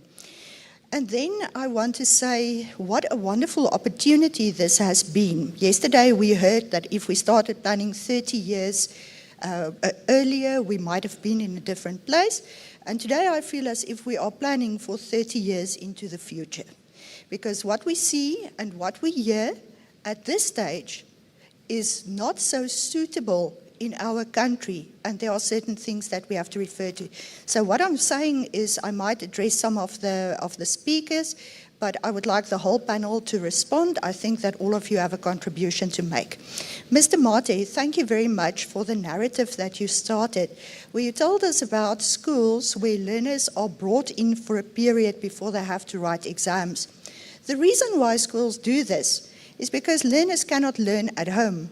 There's no food, there's no water, there's no facilities to study. These learners are left to their own devices. And the only way that schools can ensure that learners do pass grade 12 is to provide them with suitable study opportunities, with sufficient food, sufficient shelter to allow them that one chance to actually pass grade 12. So I want to step back. We are going to see CSTL this morning as well. In basic education, we are functioning at a very basic level. And we're not talking about quintile 1, 2, and 3 schools. There are also quintile 4 and 5 schools who are suffering from a lack of feeding schemes, nutrition.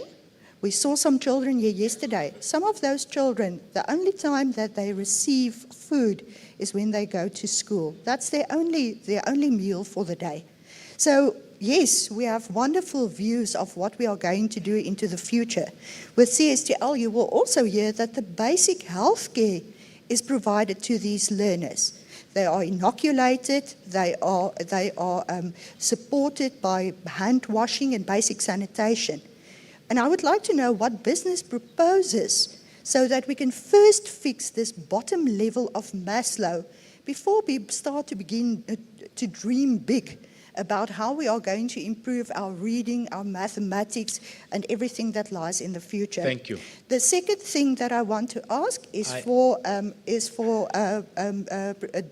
Manamela, and that is the TVET colleges. For Mr. Schleicher, I want to say is we would love vocational teachers in our system, but they cannot be registered with SESA if they do not have a teaching qualification. They are very lowly remunerated, and that really makes it very difficult for these teachers to enter the system. As long as we have TVET colleges, we have to look at how we can best support these learners. Three-stream model, wonderful, ideal. We all still wish that it will realize. The general occupational certificate, specifically for special schools. Thank you. And then the last thing is maybe we should start paying children to attend school like they do in other countries to ensure that we have good attendance and good results. Thank you, Chair. Points very well made. Thank you. HOD, I think you're the second one. And let me just say that she was the last person to make comments. Everybody else, it's questions and straight to the point because we want to take as many people as possible.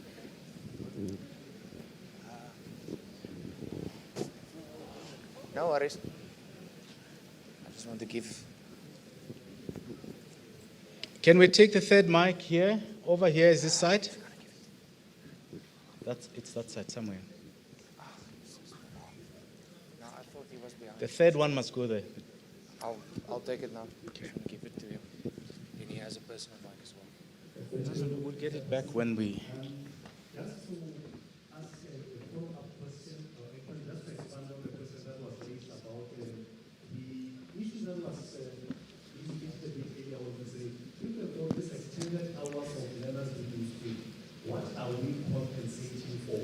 And for me, I think we have ideas as you might have picked up that there are some ideas, but I would really appreciate if we could hear from the speaker just to enrich us so that as we are going to discuss further, do we have an idea as to, according to you, what is it that you think is missing that is making us to have these learners being in school for such a long time and also for extended period of time? In fact, most of them don't have interest. So I would be very happy just to hear your thoughts. Obviously, there are many others, but I want to hear it from your side. What do you think is it that is missing that we are trying to compensate?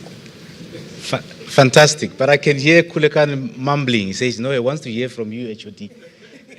Can we have the third one? Thank you very much, Chair. My name is Njabulo. I'm told my surname is Koza from MTN. Please don't ask me where the power banks. I have two quick questions, and I'm happy that HOD Mashaba has covered partly the second question I wanted to pose, where I wanted to get an understanding from Mr. Mate. He was touching on how we see these in our communities where in a street apart, one school is coming in at 7, leaving at 1, getting 100% pass, 98% bachelor pass. The neighboring school is coming in at 5 in the morning, leaving 8 in the evening. They're getting 60% pass, 0% bachelors. Where are we getting it wrong, and how can we support these schools? So I would suggest in Tatemate we look into leadership capacitation and looking at the culture of these schools, because research tells us, and we can make this bold statement, that there are only 2 fundamentals that a school must achieve. For a school to be declared functional, it must just do 2 things. One is teaching, the other is learning. That's it. If those things are done correctly, they will adhere to the notional time. My second question is to Adia. They touched on ICT in education. So my question is, how can we ensure that ICT integration into schools serve as an enhancement into teaching and learning instead of a deterrent into teaching and learning? Thank you very much. Okay, we had the fourth question, and then we're going to ask for some responses. Yes, Mr. Ntata. Yeah, thank you very much, Program Director. Ntata is my second question. It is the man from Matosa. Mr. Martin, and the Deputy Minister. The issue around 24/7 schooling. Are you actually wanting to sponsor a proposal to this ministry to make a resolution around this particular matter? Because I would make that proposal, because my view is that we must be very vigilant about being overzealous about programs that are ironically not impactful on the lives of the society. Thank you very much. Thank you. So we are behind time, and I think we should perhaps leave the questioning here and allow, please, if you could, take the questions to the commissions. Okay, the right side is complaining. Huh? Okay. Anyway, so let's take 2 questions from the right side so that we allow the panel to respond. I can see 2 hands. One is from Natu, isn't he? Yes? And there's another hand there, the lady in the red jacket. Can we have the mics there?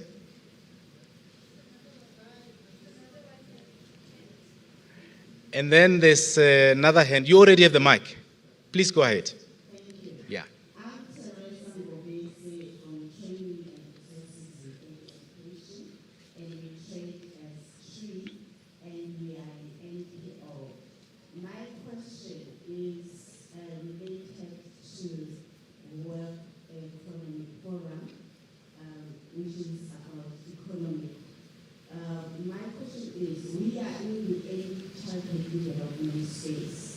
And we are realizing the gaps that are being related to us in terms of careers and jobs. But there is no way we are receiving the information from respondents what is happening at an early intervention. How are we addressing these gaps? And if the respondents are only on universities and TVET colleges, we are talking of STEM, when and how and who is responsible, how we as service providers get the skills in terms of introducing STEM from birth to 5 years, preparing the children for a seamless transition to school, and we talk of those careers. Thank you. Thank you. The mic should be on the left side of the hall at the moment. Thank you, Chair. I will take advantage. I have the mic. My name is Dipole Lotema from Sanase. I am a little bit slow, so you'll pardon me for this question. I just want to check from the panel, how do we balance the fast pace that is mostly set by developed countries and the context of our country and continent? Thank you. Okay, you intercepted the mic. I can see that.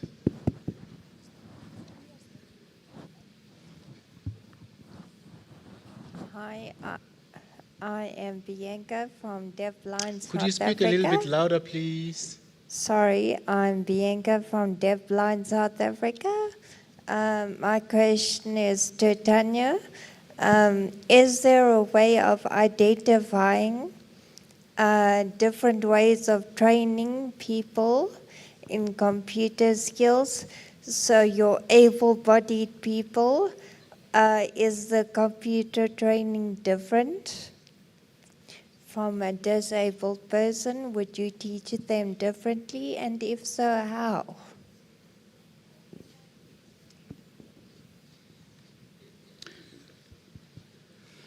Hi, my name is Kiven Mandlenkosi Mabuza from the National Teachers Union.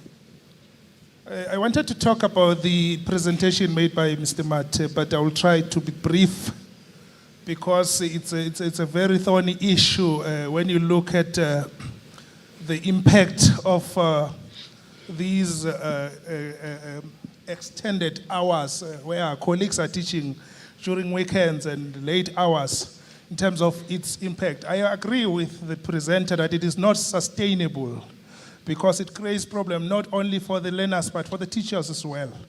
But I think it is high time. I am happy that we're in this platform, that we must face this matter head on, the challenges which actually leads to that. But I will not talk to other contributing factors, but I want to touch on one issue, and I wish that perhaps you could touch on it, the issue of the funding of public schools. It remains a problem. What is your take in terms of that? How best can it be addressed, especially when you look at that those schools that are in quintile 4 and 5, they are better in terms of resources and in terms of funding. But our schools in rural schools and townships, those who are no-fee schools, they are always suffering, and even the parents do not support those schools because of that notion to say these schools are no fees. the support is not there. Psychologically, they think that our schools are supported by the government, but there's little that is transferred to our schools. And our schools remains with the problem. I wish that matter could be discussed, if it can find expression in terms of your view, how these schools can be funded. And the review of the funding model of our schools. I think it is high time that a decision must be taken in terms of that. Lastly, to the Minister, Deputy Minister for Higher Education on the issue of our universities. We recently have problems now when it comes to the admission of these learners, because we see hundreds of thousands completing grade 12, but they don't have spaces in our university. Perhaps you could just tap on that to tell us whether we have a serious challenge as a country in terms of the shortage of the very same university, because we still have a cohort of 2022, cohort of 2023, and they are not admitted. And there's inconsistency again in terms of the requirements for the admissions in our universities. You'll find that University A is doing something else for the same program, and University B is doing something totally different, which creates a problem. As much as we want to produce these learners, but we must know that they must be placed somewhere in the institutions of higher learning. Thank you very much. Thank you very much. Let's clap hands for those people who have raised questions. I want to believe that they've represented many of us and that there are other questions that could have been asked. So we will take some of those questions to the commissions. Colleagues, allow me to summarize the questions so that we are focused, right? There's been a bit of repetition in the questions and a bit of comments that people were making. So I can identify like 1, 2, 3, 4, 5, 6, main themes that have emerged. One is, how can ICT be used, how can we optimize the use of ICT, or rather use ICT to optimize learning, right? 2 was a question about how the mediators, the service providers could also, use the word capacitated in order to carry forward these transformations we want to see. 3, how do we match the fast pace of change out there in industry, and this is quite a broad one. And then 4, training for computers to benefit the deaf community. And then the 5th one, it's I think an important question about the funding of public schools, but perhaps one that can be answered elsewhere and not by the panelists. So we leave that to the DBE to take forward. And then the last one is admissions, from basic education into, I suppose, higher education and VET. So those are the main, kind of questions. And I want to ask the panelists to pick and choose the questions they want to respond to, and in the same vein, within a matter of 1 minute and 53 seconds, just pass some closing, comments, right? Shall we start with you, Tanya? And at this point, I need a mic. Oh, there is. Hello? I have a mic, but I don't Doesn't think work. it's on. Let's distribute. Okay, super.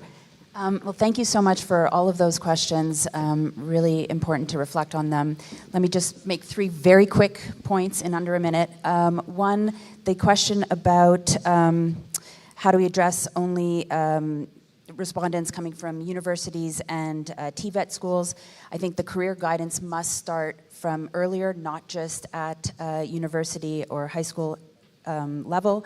Mentorship programs and apprenticeships, digital career platforms can bridge those.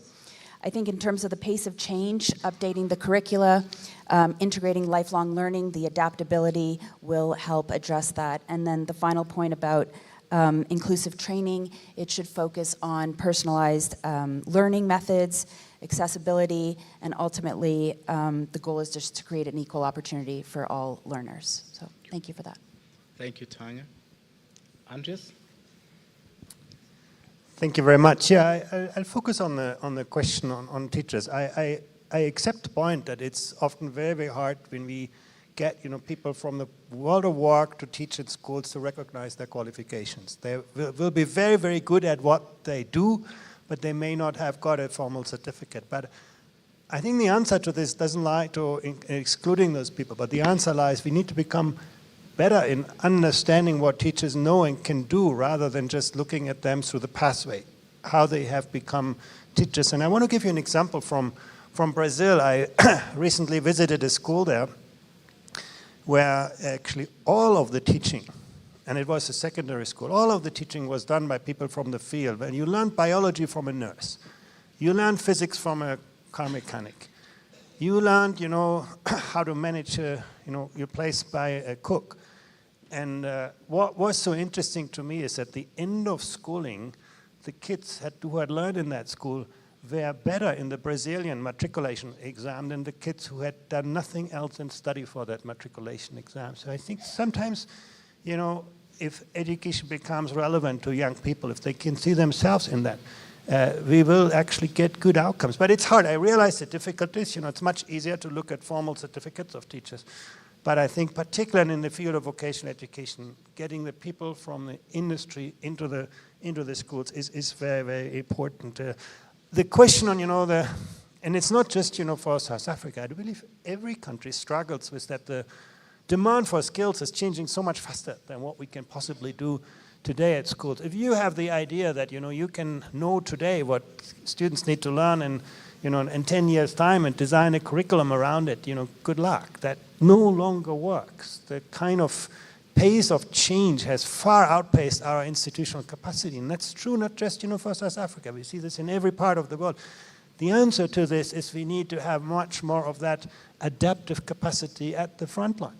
Teachers who become creative designers of, the kind of learning environment that equip young people for the world of work. The kind of vertical structures that are still very dominant in education need to be more, transformed into horizontal structures where teachers learn from and with each other. And, technology is not it's a great part of the solution of this, but it's not a magic power. It's just an extraordinary amplifier and an amazing accelerator, but it will, amplify good ideas and good practice in the same way it amplifies poor ideas and bad practice in education. So it really depends on the people at the front line. Thank you, Andreas. Thank you. Just taking from Andreas, the question of optimizing ICT. The point is that ICT has to be a lever. It needs to respond to the needs and objectives of education. And therefore, education must lead in terms of what it requires that ICT now responds to. So we must balance those so that the policy in terms of education, for example, when you think about the use of mobile phones. So ICT should not be leading with the smartphones. But why are we using the smartphone in the classroom? What are we trying to solve? So it is education first, then the ICT follows as a lever. Thank you. Thank you. Thank you very much. Thank you.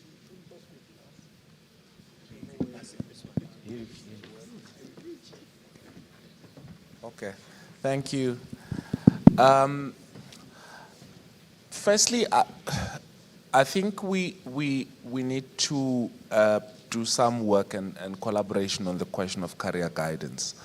We have had informally, and I think we're going to try and formalize a discussion with the Deputy Ministers of Basic Education and of Labor and Employment to try and see how we can change our career guidance. So to illustrate a point about how our career guidance operate, when I go to the career expos, I take a bag, a sack, and I take all the material that is distributed there. And I try and carry them, and I imagine how much they weigh for a 10-year-old or an 8-year-old, all those papers. And I think we, can change the way in which we do our career guidance so that it will help us to deal with, obviously career choices, but also deal with dropouts. One of the major causes of dropouts is because, kids choose careers which And I think someone said that, which they either do not even know anything about, or they get confused about these careers. I mean, we see, I'm sure some of you were alarmed by UJ, 1 million or so, almost 1 million, I think 800,000 applications. Each kid would choose 3 options. They would either want to be, a doctor, or they would want to be a civil engineer. If both fails, they would be a pastor, study theology. Now that's not good career guidance. So I think we need to fix that, and I take the points that you're making. Secondly, deal with articulation. I don't think we can make that point,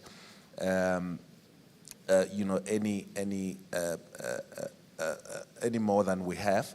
Thirdly, I think we need to change the culture, and I mean I can even hear from some of the questions that are being asked, and the culture has to be that pathways from basic education is not just university, and that the other options are just available in case you don't make it to university. And I think that changing that culture is going to take us a very long way. We have to change the culture of parents and their attitude on the options that their kids can make.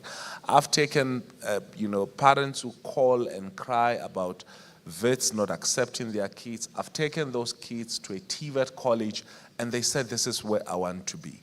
And so we need to change that culture. But it also means we need to invest even more in our TVET colleges, partnerships, and so on and so forth. And I think, and I agree, universities have to be transparent about their scores, access, and so on, and a whole range of other things. But let's change the culture and attitude towards universities. And I think finally the point around, who can train?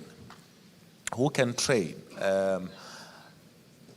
The ETDP SETA, I saw the CEO as we're working in, he has been helping a lot of trades qualified people to transition into teaching through a postgraduate diploma with some of the universities. And so we have artisans, we have people in drama and performing arts, and so on and so forth. Because they know the trade, then they learn the methodology, and then they can go into class. But it must also apply the other way around. You cannot be a teacher merely as being trained as a teacher if we expect it, and I think this applies to our community college lecturers and TVET college lecturers, that at least in that space, if we are to take our vocational training seriously, if you're going to be a lecturer in motor mechanics, at least you have to have seen the engine of a car yourself. Thank you very much, Deputy Minister. And Mr. Kulekani. Thank you, Program Director. So let me just say that I've been asked many questions here and almost being made to answer for the things I've said. Now, I agreed to come to this as a guest. A very good friend of mine and former colleague called. It was December. I was on holiday, I was in a good mood, I'd had 2 beers already. So I agreed. I didn't know that I was coming for this. But let me quickly say something about the questions that we asked. Firstly, I think the point that was made about what are we compensating for, so shelter, this and that, I disagree with that completely. I think that if the homes that learners stay in are good enough for the 11 years of their schooling, they should be good enough for their matric year. To say that suddenly the home that you've grown up in is not good enough for you, you must go and stay in school, is absolute. Okay. Then there is a question about, the whole 24/7 schools. What are my views on it? I just think that there are problems we know. it has to do with adequate preparation. So we don't prepare kids enough from early childhood development. We've got to fix that. It's going to take a while, but we've got to fix it. Our primary school education is also lying to our kids about their competencies. And I'll give you an anecdote here. So I've observed a couple of kids in various schools where they all do very well in primary school. They get 80% and above in all subjects until they have to go and write this grade 10 externally set common test. And then it dives like this. So clearly, one, we're not using the time available to teach for what it is meant for. And secondly, we lie to our kids about what we teach them. We teach them as teachers the things that we are comfortable in, and we don't cover the rest of the curriculum because we struggle with those parts of the curriculum. And so the problem is internal to the system. If you really want to fix this, I mean, it is multidimensional, but let's not lie to our kids. Thanks. A round of applause for the inputs from the panelists. Minister, you may now be getting a sense of what's coming to you from BUSA. So that's the kind of conversation I suppose it's going to ensue. It was started here and it must get to some kind of conclusion. But that engagement is good, I think, until we find each other. I was made to make some last comments, and I'm not going to do that other than to make an observation that the changes in the expectations of who we produce from basic education and higher education aren't going to stop. They're going to be continually, taking place. And I think what perhaps we should be looking at, it's a commitment to continually stress test our curriculum and to make constant tweaks, all of which I believe require flexibility, building the necessary capabilities and capacity within the system to test and to adjust on an ongoing basis. All of that is best captured, I think, in the concept that Minister introduced yesterday about anti-fragility. So going beyond just resilience to building in the necessary capacities and capabilities to be flexible, to be able to make the changes on an ongoing basis. Because these demands for change aren't going to stop. They're going to continue. In the words of somebody who raised the question here, the key here is to pace up with the changes. So if anything, that's my summary, and I want us to give a round of applause to our panelists before we hand over to the next HOD Masdorp. Hands of applause, please. Thank you very much.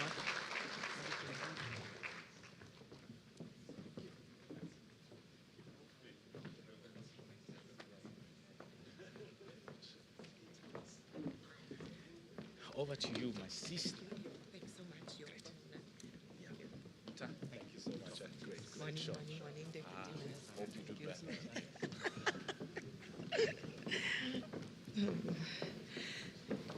Good morning to our minister, deputy ministers, our distinguished guests, our stakeholders, our partners, and our donors. All protocol observed. A warm welcome from the friendly province, the province of the legends, the province where the minister is from. That is the Eastern Cape. So, Minister, warm welcome to you from home. So, colleagues, we are already 50 minutes behind the time. Now, we really need from now onwards just to observe a little bit of time. I think last night we left at 6 and we still had a meeting. So if we do not observe time, we're going to ask the ones that is making another speech to stay with us until 8 tonight. Now, my session that I'm introducing is the session with the theme, Educational Professional Development for a Changing World.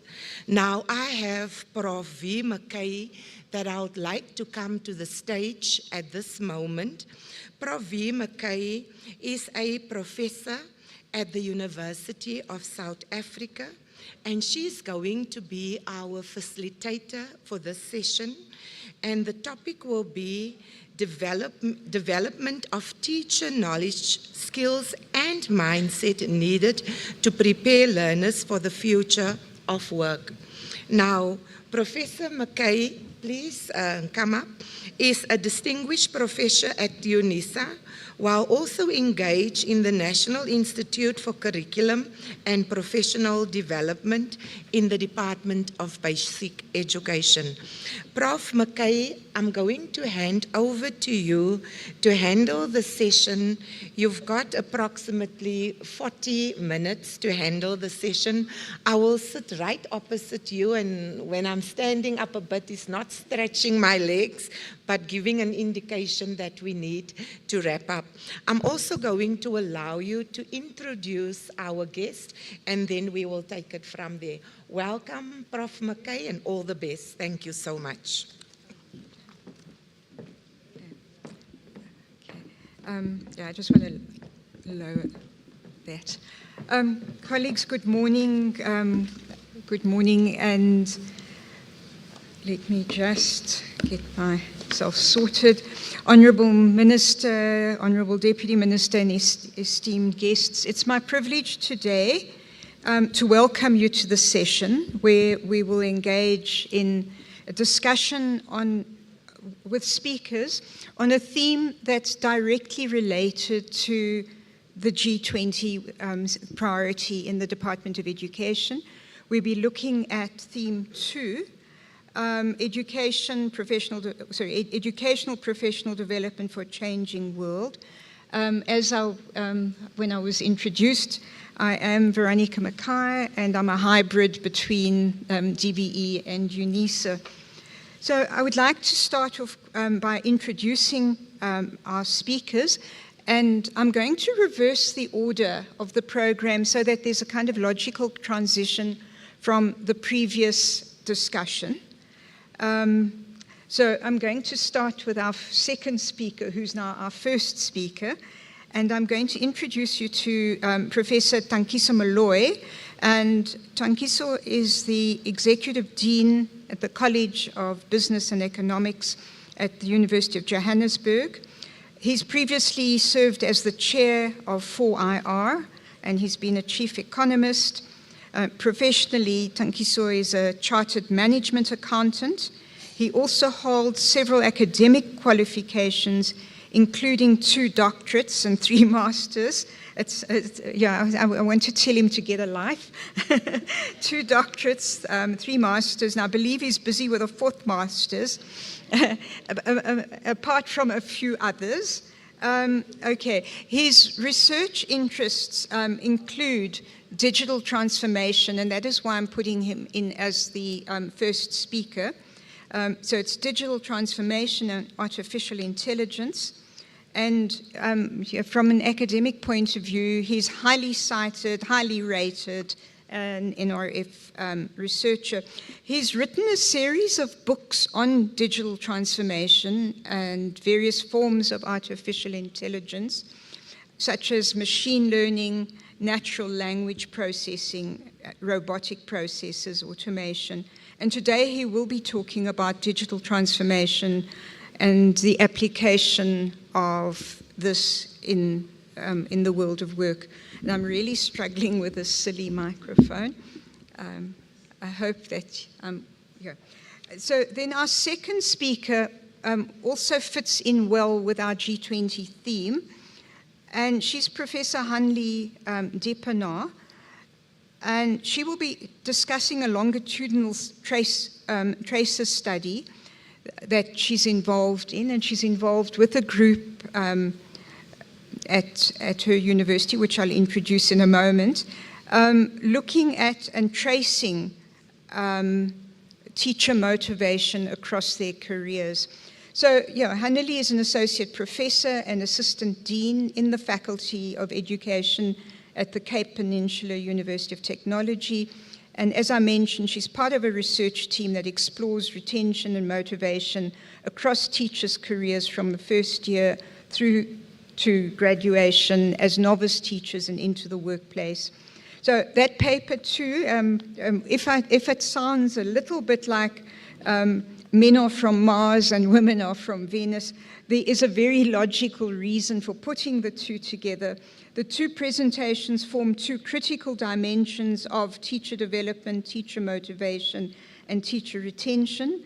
And the theme also looks at digital transformation and 21st century skills with artificial intelligence as part of our G20 commitment to strengthening the profession through robust initial teacher education and meaningful CPD continuous. So let me then hand over to you first, Tankiso, and then after that, logically, Prof. Dipno, you'll come in. So over to you, Tankiso, and your presentation is there and your clicker is here. Let me check it. Yeah, we will make up time. Thank you so much. Good morning. Thank you, Prof. Auditing has not left me, so then I always click just to verify that stuff works. When I was minding, Honorable Minister, Deputy Minister, and then protocol is observed. When I was minding my grandfather's goats in Ngotu, KwaZulu-Natal, Prof. So I came across this quote. It says, wisdom is inherited. It is earned through the relentless pursuit of understanding. Hence, some of those qualifications. I'll be talking to the preparation of teachers and learners for the rapidly changing world. So then I'm just focusing more on the rapidly changing world. So I see Prof. Marivate from UP is here. He's going to talk AI and the rest of the stuff. So just the outline of my presentation. So then I just want to start from the end. So when I was looking at this topic, I thought, I can just start from the end and not the beginning, not the preparation of teachers. So what do we want to see? So I think the end goal is, of course, the productive South African citizen that would be capable of operating in the complex world. Then we can move backward and figure out what is it that should be done. So then I have the quadrants there that, well, at the beginning, so I think we must understand the complexities that are facing our world. So I'll talk a little bit about the bunny world, the world that is bristle, anxious, etc., etc. So in the middle, then we'll try to project the future as we kind of, see it. And then we can then talk about, strategies on how one can prepare the teachers. So in the Medium, a very, very interesting website for futurists. It talk about the world that is facing the age of chaos. Facing the age of chaos because of technological changes, the breakneck speed in which technologies are changing, then the rising climate change and the natural disasters that we're seeing, then the political mayhem that is going on. And then they describe this world that they call the bunny world. They describe it as consisting of brittleness, anxiousness, nonlinearity, and incomprehensibility. Brittleness meaning that essentially it describes the vulnerability and the weaknesses of our global systems. So the way our global system is created is that it's just highly, highly connected. And then the smallest of problems or change in one area, it could just snowball, then leading to the collapse of the entire system. So if you just think of the global financial crisis in 2009, then the anxiety speaks to the constant spate of unexpected and disruptive events that just have left us in this state of permanent anticipating, which are permanently anticipating the next crisis. So we just now exist in this permanent state of anxiousness and then agent chaos. So if you look at the nonlinearity, So then in our globalized world, events are just non-linear. So then in the events that we kind of see, or we've seen, the cause and effects are just highly disconnected, so which makes it difficult to connect the dots and try to predict. And then lastly, the incompressibility, so it talks to the events and problems that we face. They're just so complex. So now what we try to do, we just try to throw in more information and more data, more information and more data, and complicating the whole thing. So then what happens? We just feel overwhelmed. So that's the world that we're living in, the world that we have to prepare these teachers and students for. Then if we just move to the next slide, it is Lincoln that reminds us that the best way to predict the future is to create one. So we must then try to do something. We must try to be in the game.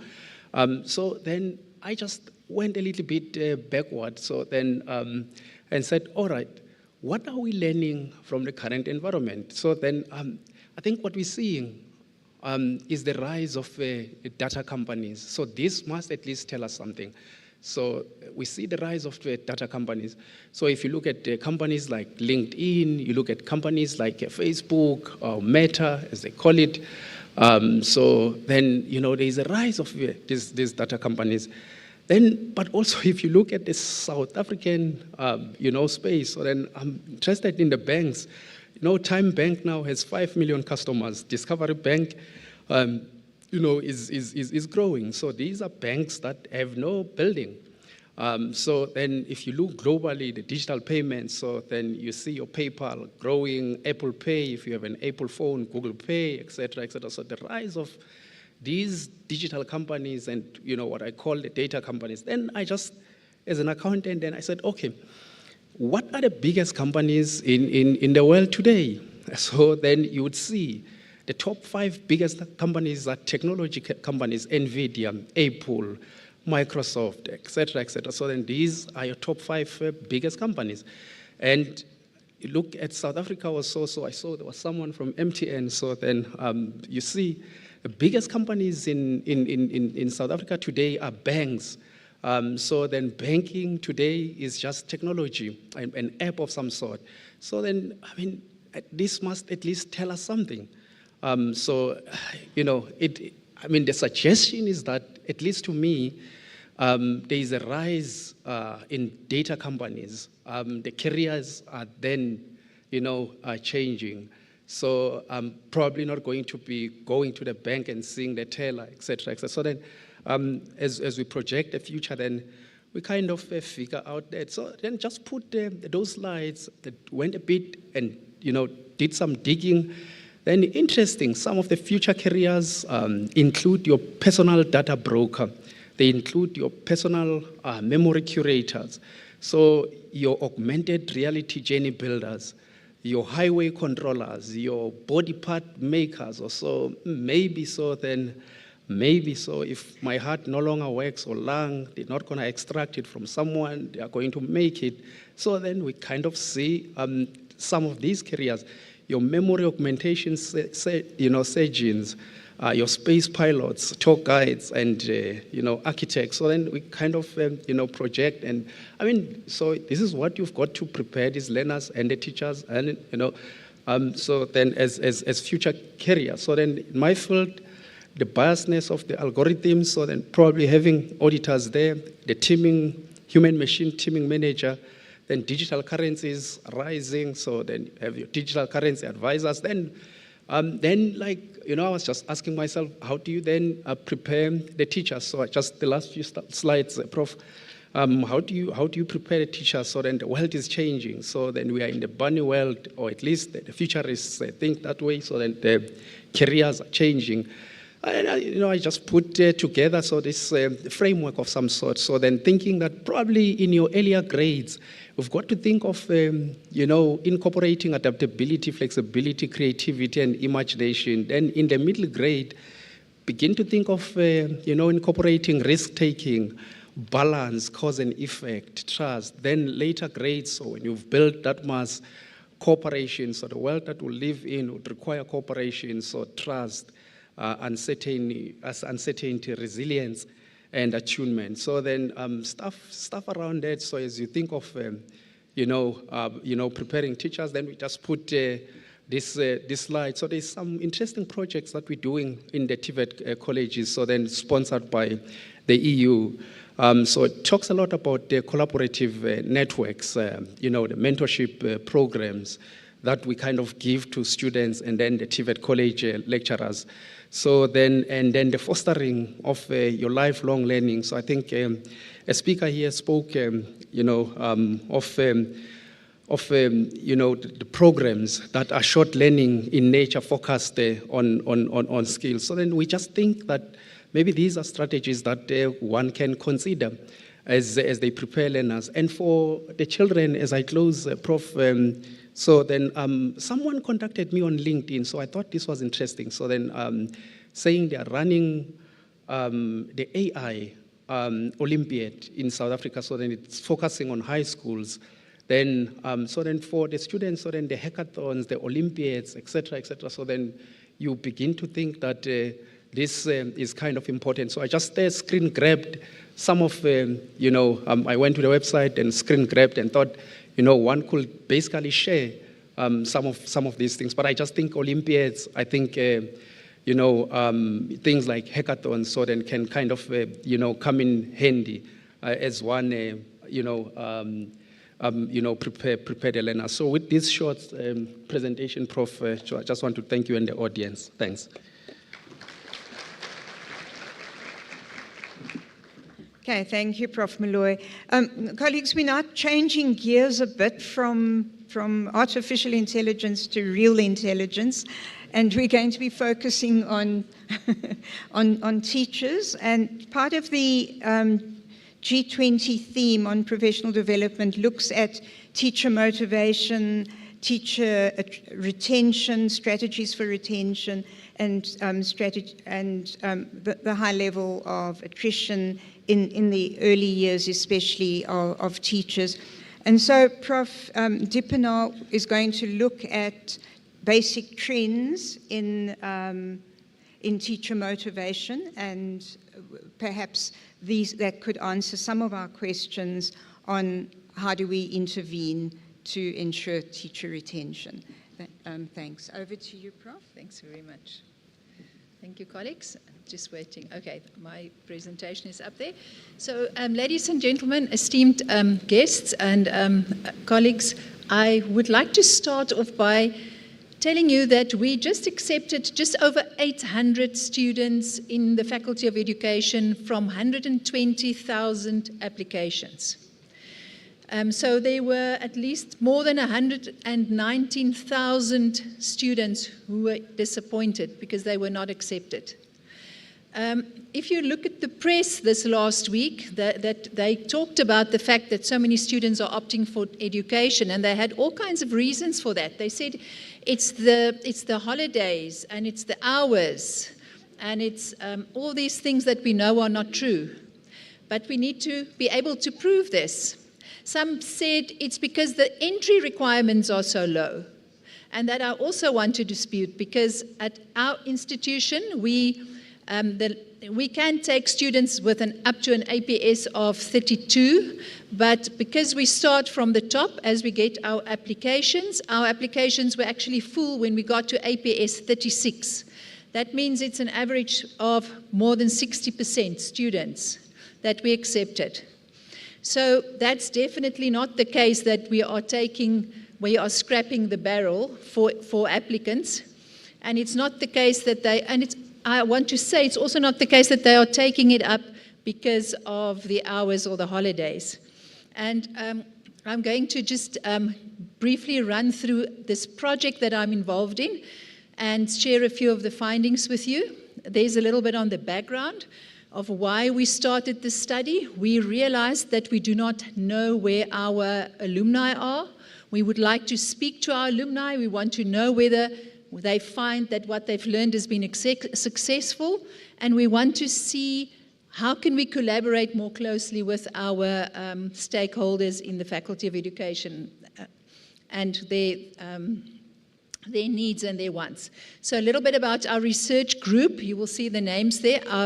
We are working with Dr. Jonas Scharfenberg from Passau University. He's been involved in several international studies on teacher motivation. And you'll see it's this instrument is a transnational instrument validated across several countries, and you'll see which countries were involved. But then it's also interesting because this is a transdisciplinary project, because we've involved colleagues from our alumni office, from our quality office, and then several lecturers from the Faculty of Education. We basically wanted to find out to what extent are teachers motivated and retained in the teaching profession. How do they feel in their first year? How do they feel in their fourth year? How do they feel as novice teachers? And how do they feel when they are experienced teachers? So this is just a little bit for those of you who are interested on the instrument that we have been using and how we did that. A little bit about the methodology. We received in this first cohort that we surveyed just under 600 responses.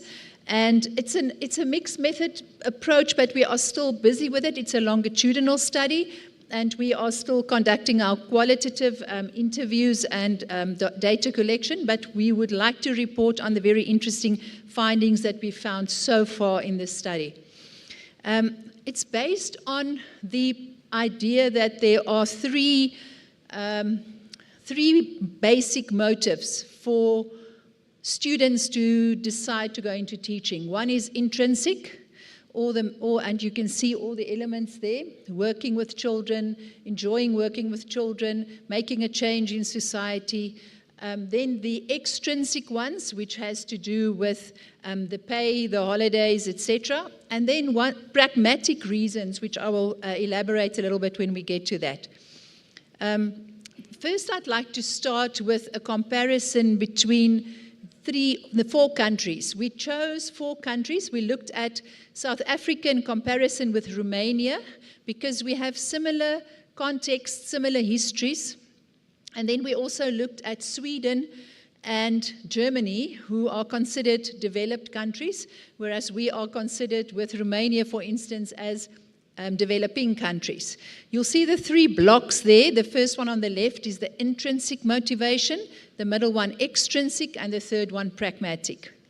So when we look at the results that we found, and this is now students, this is a comparison between students in these countries, which is also very interesting. There are not many studies on alumni in European countries because they find it very difficult to track the students. So we find that this is quite novel that we are able to track our alumni. We want to collaborate closely with our alumni, and that's one of our goals as well. What you will see on this graph is very interesting. And you'll see South Africa is the pink one. I hope you can see it clearly. South African students are high on many levels, especially intrinsic. But look at the ones that are important to them. It's not the money. It's not the holidays. It's making a difference in society. It's meaning something to children, not just being around children, but helping children, making a difference in children's lives. Those are the things that are important for our South African students. In comparison to some of the other countries, where you'll see Germany is the one in blue, they're looking at, maybe some of them find it as a dream job, some of them find it as a very fulfilling in their own subject area. But to me, those 2 things really stood out. And that plays into our South African culture of caring and Ubuntu. As you know, the higher education institutions are all focusing on graduate attributes. What do we want a graduate to look like when they leave our institution? And 2 of these graduate attributes, one is technology, the other one I now forgot, but the 2 that I want to focus on is integrity, ethics, and helping others and making a difference, relationships. Those are 2 of our graduate attributes. And this already comes out in the students, and much more than the other countries. Then you'll see on the right-hand side, that's where the pragmatic ones come in. I didn't know what else to study. I didn't really know what I wanted to do, or very important for South Africa, and I think that's why we are the top there. I got a bursary. Many South African students come and study because they get a bursary. They can all qualify for NSFAS, but we are very fortunate that we received annually about 700 to 800 Funza Lushaka bursaries from the Department of Education. And that means many of our students can afford to come and study education, and that's probably why we are so high on the right-hand side, on the pragmatic one. I got a bursary and now I can come and study. But it's not as high as the intrinsic ones that show that it's about making a difference, caring for others, helping children, and being relevant in society, which very much ties in with the research on, I know yesterday they said it's not Gen Z students anymore, it's the Gen Alpha students that we are working with. But it ties in with studies about this generation who want to make a difference, who want to save the world, who want to, they are idealistic, and they feel that they need to change the world. And that to me is very positive. We also looked at the comparison between our first-year students, our novice teachers, and our experienced teachers. And here you'll find it also very interesting to see our first-year students come in. They're not so much about making a difference and helping children and being relevant in society yet. You'll see they're lower. They are the lower one there. They are lower than the novice teachers and the experienced teachers. The novice teachers are the most idealistic. They're that light blue line at the top. They really still feel they're going to really change the world and make a difference. The experienced teachers, a little bit down. They've been faced with reality, but still much higher than the pragmatic ones on the right-hand side, which is about, again, the school holidays and the hours. You will also see the younger teachers and the students still think they're going to balance family life and they're going to regulate their hours. The experienced teachers have realized it's more complicated than that. It's quite demanding. If I think of my own daughter and all the school camps they go on, it's difficult to balance family life with your expectations at the school. But it's still higher than the pragmatic reasons. So what we see is a very motivated workforce. And how are we supporting them, and how are we keeping their arms in the air? How are we keeping them excited about their careers? You'll also see that the experienced teachers are also very high on how they feel about their subjects, how they feel about their knowledge area. That to them is also very important, more so than the students who are still learning about that. So there you'll see the elements that are that stand out. And by the way, if I can say, with the countries, there's in every aspect a significant difference, whereas here there's only some aspects that there were really significant differences. Okay, so what happened to the teachers who are not teaching anymore? Everybody speculates, where do they go? Why do they leave education? Oh, they probably all are depressed and dropped out. And that's very interesting. And these in the numbers you'll see there that the teachers in this group that were surveyed, very few of them identified depression or medical reasons for leaving education. Mostly, it was because they found perhaps better opportunities in education, or they studied further. There were many retirees in the group, but only 7% of the group could not find jobs, which is also very interesting. We had a survey at CPUT last year on employability of all our faculties, and the Faculty of Education stood out by far. More than 70% of our graduates are able to find employment, and that was quite significant in our institution. So it's not so much that they can't find jobs. This was probably before all the new reductions in education, although we are still very positive about this, and especially our bursary students, that they will all find positions where they need them. So what do we find? We find that our experienced teachers, most of them intend to stay. And they cite reasons for staying. This was in the open-ended questions. Their passion for teaching, the satisfaction they find with working with children, the stability of the job, which is a very important aspect in South Africa. In South Africa, it's important to have a stable job with a stable income where our unemployment rate is so high. So that's important for our experienced teachers. Our novice teachers, some of them report difficulties in finding permanent employment, so they often sit with a government body position or a temporary position, and that affect their intent to stay. And some of them leave because they find other opportunities. They start their own businesses, or as you will see with the first and fourth years as well, they are very sought after. And I saw Professor Peterson from UJ, from the Faculty of Education, also mentioned that in the article in the news, that many of our students are sought after overseas because they are good teachers. And then they go to the Middle East, they go to the UK, they go to China and Japan. Our students are all over. I've got a student who's been teaching in Spain for many years, and it's good money, much better money than they might have earned here. So some of them leave for those reasons. But in general, they are passionate. They are teachers because they want to be teachers, not because they have to be teachers. And that to me is important. And that opens up questions about what now?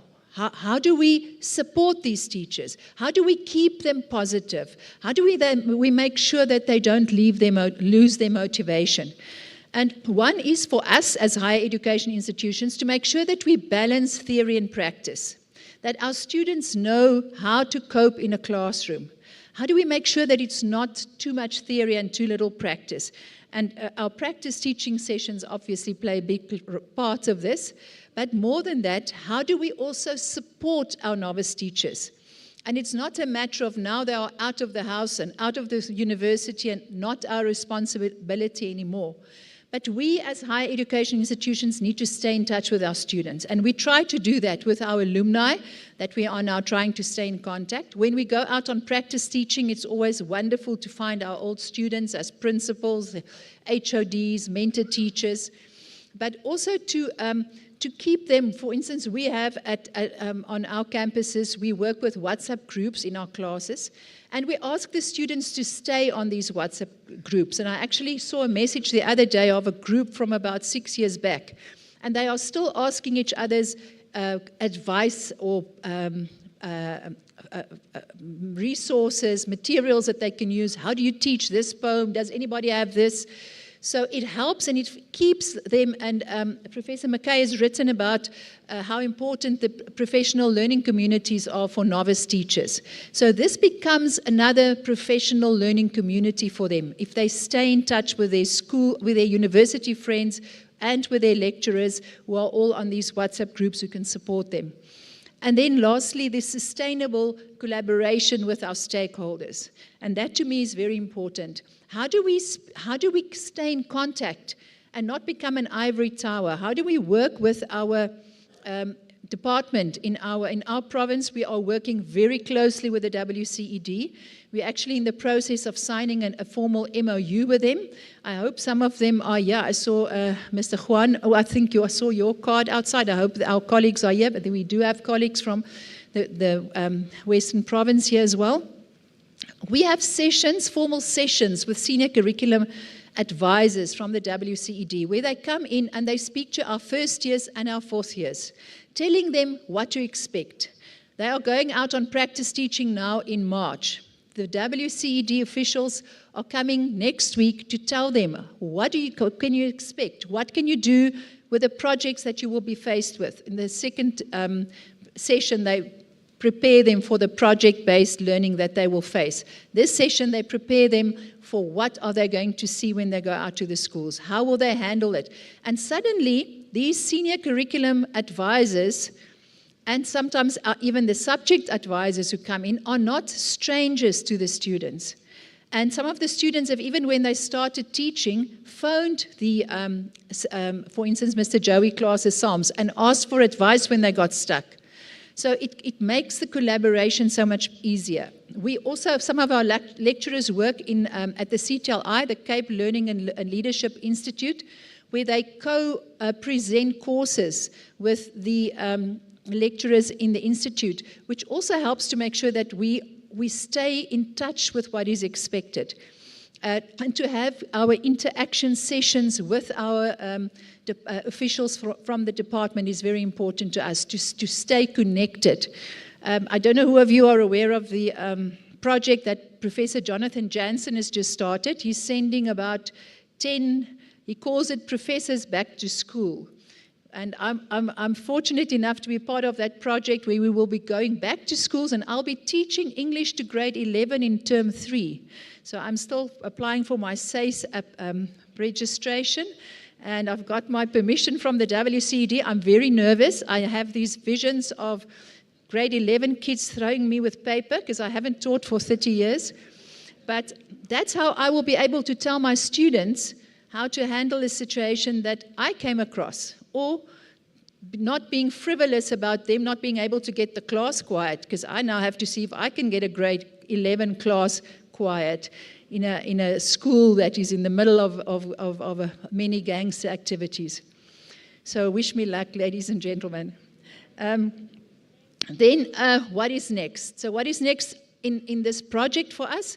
Basically, we want to make sure that we improve our teacher education and address any challenges that students and teachers might have with retention by preparing them better, by collaborating with the department, by improving our curriculum, revising our curriculum regularly, having workshops with relevant guest speakers on how do we prepare our teachers so that it's not a surprise to them.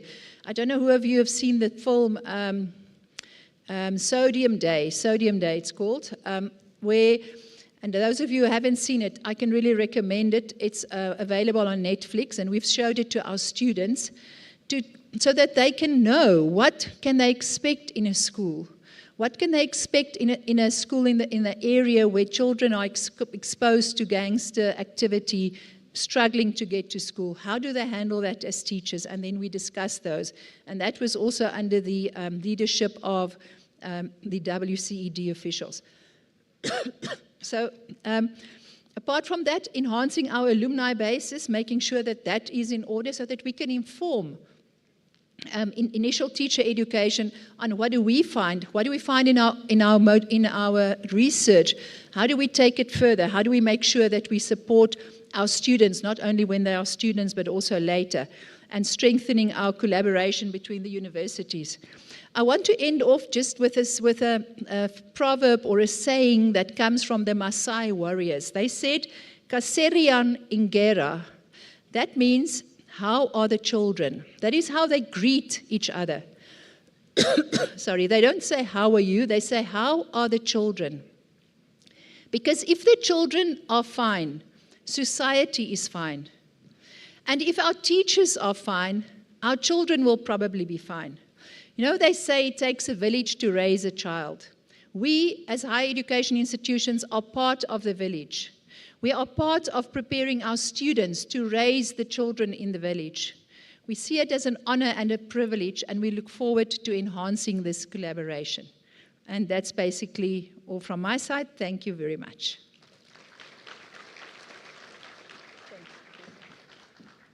Wow, I think they deserve another round of applause. They actually saved us 10 minutes. What powerful presentations. I just want to thank, Prof. McKay, thank you, and it's Prof. Dippenaar, and Prof. Malloy. I've got so excited with Prof. Malloy because recently we launched an aviation school. Now, if you're not in education at times, you're very critical, but it's good.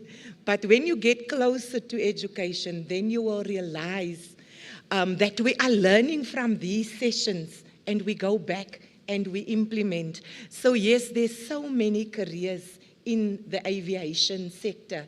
So yes, we started with that with our grade 10s. So we are learning from these presentations. Now, we are going to allow the floor to just maybe have a few questions to our panelists. But colleagues, you are very much aware that in the country we had SONA, and in most provinces we had SOPA. So I'm asking colleagues not to repeat SONA and SOPA here. So I'm really going to ask us to ask the question. And if you really want to make a contribution or want to deliver a paper, please write to DBE. We will definitely include you next year. So I'm going to open the floor now to everybody that would like to ask a question. And let us give more people to ask the question instead of maybe having a SOPA here for discussion. So thank you so much. I see some hands going up. There's 2 hands on that side, 3 hands. I love it because it will be 30-second questions. Anybody else from this side? There's another hand, 4 hands for now. Can I then ask the colleagues, come colleagues, it's discussions and there's time for us to have these discussions. Can I ask the colleagues at the back? Thank you.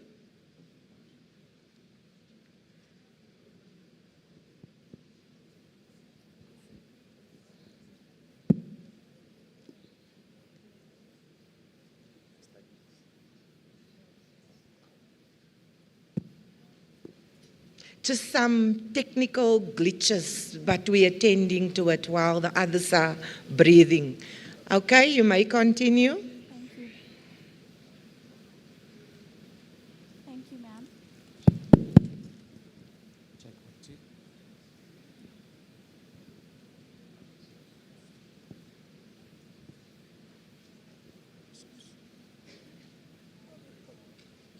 2.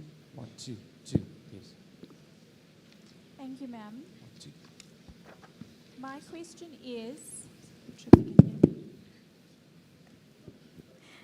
thank you, ma'am. My question is, what is our position or guideline or policy as a country on learners and educator use of AI to supplement learning as opposed to educators and learners placing an over-reliance on AI in learning? Thank you.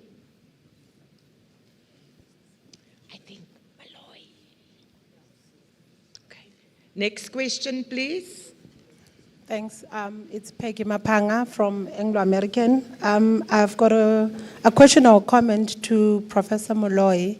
I think it was a good presentation that he did to us, and my comments is that as we look ahead, or actually with what's currently happening with the future of work and current careers that are actually emerging, we should also focus on the emotional intelligence skills, because clearly if we're looking at getting learners that are going to be adaptable, risk takers, that are going to really influence, we need to ensure that they are self-assured, they are confident, and they've got the impact and influence skills, and that you could only get through emotional intelligence skills.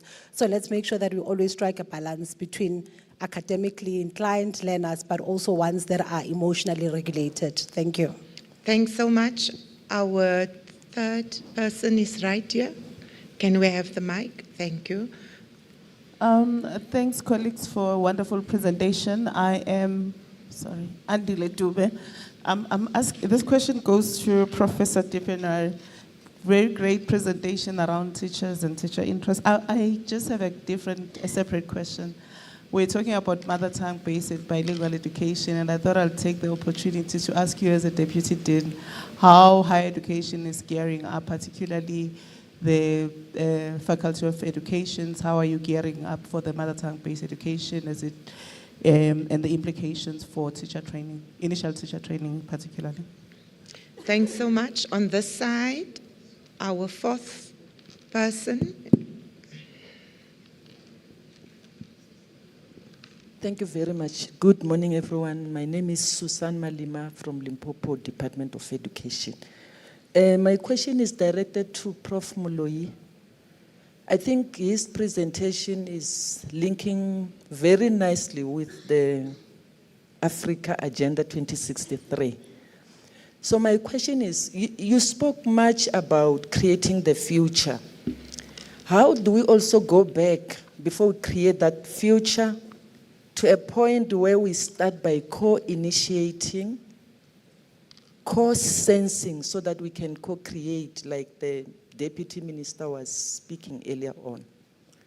Because that will help industry, higher education, and basic education to get it right for us to deal with these issues that will take us to the Africa we want. Then the last one is a comment to Prof. Dipena. You said something that you are doing in terms of supporting your student teachers, which for me is connecting to the source. When you said you're taking all the professors back to class. I just want to check if in your Dean's Forum with other institutions of higher learning, if you're beginning to talk to that, because that will actually make a very huge impact on initial teacher education, especially because there's still a very huge gap on the teaching experience, which is happening differently in different institutions. Thank you very much. Thank you so much. Thank you. Is there anybody else going once, twice, thrice? You're an awesome audience. May I hand over to Prof. Malloy? Prof. Malloy, I think you've got the most questions and also some sort of inputs guiding you for your next paper. Can we hand over to you? Thank you. No, sure. I do not know of any national policy on the use of or over-reliance on artificial intelligence. But what I know is that when ChatGPT came through, so then about 2 years or so back, and then followed by Gemini and so on and so on. So in universities, we just used to have a tool that we used to track, plagiarism, students plagiarizing. But we realized that students could actually deactivate the tool, and we couldn't pick up that they had used the ChatGPT. But also then there were just so many versions, and we couldn't keep up. And then we just had to come up with a policy at UJ that said we encourage the use of artificial intelligence. I know of UNISA, for instance, there's something that we've been working on. We encourage the use of, these technologies, but within reason. So then just to prompt yourself and you get some, some ideas out of it, but just don't rely on it 100%. So then our tool now is sorted out. Then we can be able to pick up that, most of the stuff that students would have done if it comes from ChatGPT or Gemini, that it came from, the LLMs, the large language models, and we just turn that assignment back and ask them to kind of resubmit. And another question that was directed to me was, some were comments, which I appreciate indeed. So I'll just go back when I do my next papers about the future to consider what has been said, particularly so then along the lines of Agenda 2063 and along the lines of the co-creation, so then going back, and along the lines of the co-initiating. So then those are the things that one would have to consider as they move forward and think about it. Thank you. Allow me to hand over to Prof. Dipena. Prof. Dipena, you don't have to worry much about the English, but more about the robotics, because we're very much advanced in our schools. So over to you. Thanks. Okay, thanks. I'm just trying to figure out how to read this on. Can I borrow yours? Thank you, colleagues. Thank you very much for the questions. The first one about mother tongue instruction I thought was very relevant. We all know that there's a shortage of mother tongue teachers in the country. And it's a problem for us at CPUT because we can basically only cater for the 3 major languages in the Western Cape. So we prepare teachers to teach through medium of isiXhosa, Afrikaans and English. We have 2 campuses. So one campus, we have isiXhosa as home language, and then actually all 3 languages can be home language. and then the other language is a second language, and then language of communication. On the Wellington campus, where I am based, we basically prepare our students to teach on the West Coast, Northern Cape, where most of our schools are Afrikaans speaking. So Afrikaans is the home, like students can take Afrikaans home language, English home language, and isiXhosa as language of communication. But all students must take all three languages. So that's how we try to address it in our province, but that is just a drop in the bucket. And it gets much more complicated when you get to other provinces. But Prof. McKay, do you want to add to that? Yeah, just to add, I know that Funza Lushaka is trying to address the backlog in languages, and so it is doing, it encourages higher education to select in terms of language needs in the foundation phase, if that answers. Can I just answer the other question quickly? The last question was about the higher education and the back to schools for the professors. I just want to mention that's Professor Jonathan Jansen's project. He will publish a book about that next year, and there are 10 academics from all higher education institutions. But I think it's very important that that connection is made and that we collaborate with the department and go back into the schools. Thank you, Prof. Okay, thank you. Yeah, colleagues, I want to thank the two profs, the two deans, for joining us today, and thank you too. And to say that if the labor unions, the teacher unions are interested, those academics that are going back into school, they have to get their SACE numbers, but we can also get them registered with the respective unions. Thank you, colleagues. Okay, thank you very much to my colleagues. Thanks. Thank you. What an awesome panel. Let's give them a round of applause. They were also sticking to time. They were powerful, and we have learned a lot from them. And it's really showing us that we need to bridge the gap between school and university or higher education. So well done, Prof. McKay and the team. Colleagues, DBE requested me to remain. I don't know what I've done wrong, but when they instruct you, your higher office, you do exactly what they're asking you to do. So I'm not going to sit down, but however, I'm going to move to the next session. The next session is a panel discussion, a social transformative model for education. And I will call now upon the panels, which is Ms. J. Newton, Mr. Ngobo from DBE, Prof. Masito from also Inclusive Education, Nelson Mandela University, and Ms. D. Williams, Chief Education Specialist, Western Cape Department of Education. So Ms. J. Newton, Senior Partnership Advisor, British Council, Sub-Sahara Africa. Remember, we got big guns here, no? We're rubbing shoulders here with big guns. So let us welcome this panel.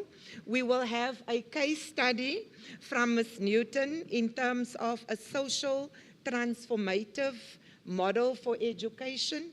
So let us first welcome them. No one has welcomed them so that they can feel welcome on the stage.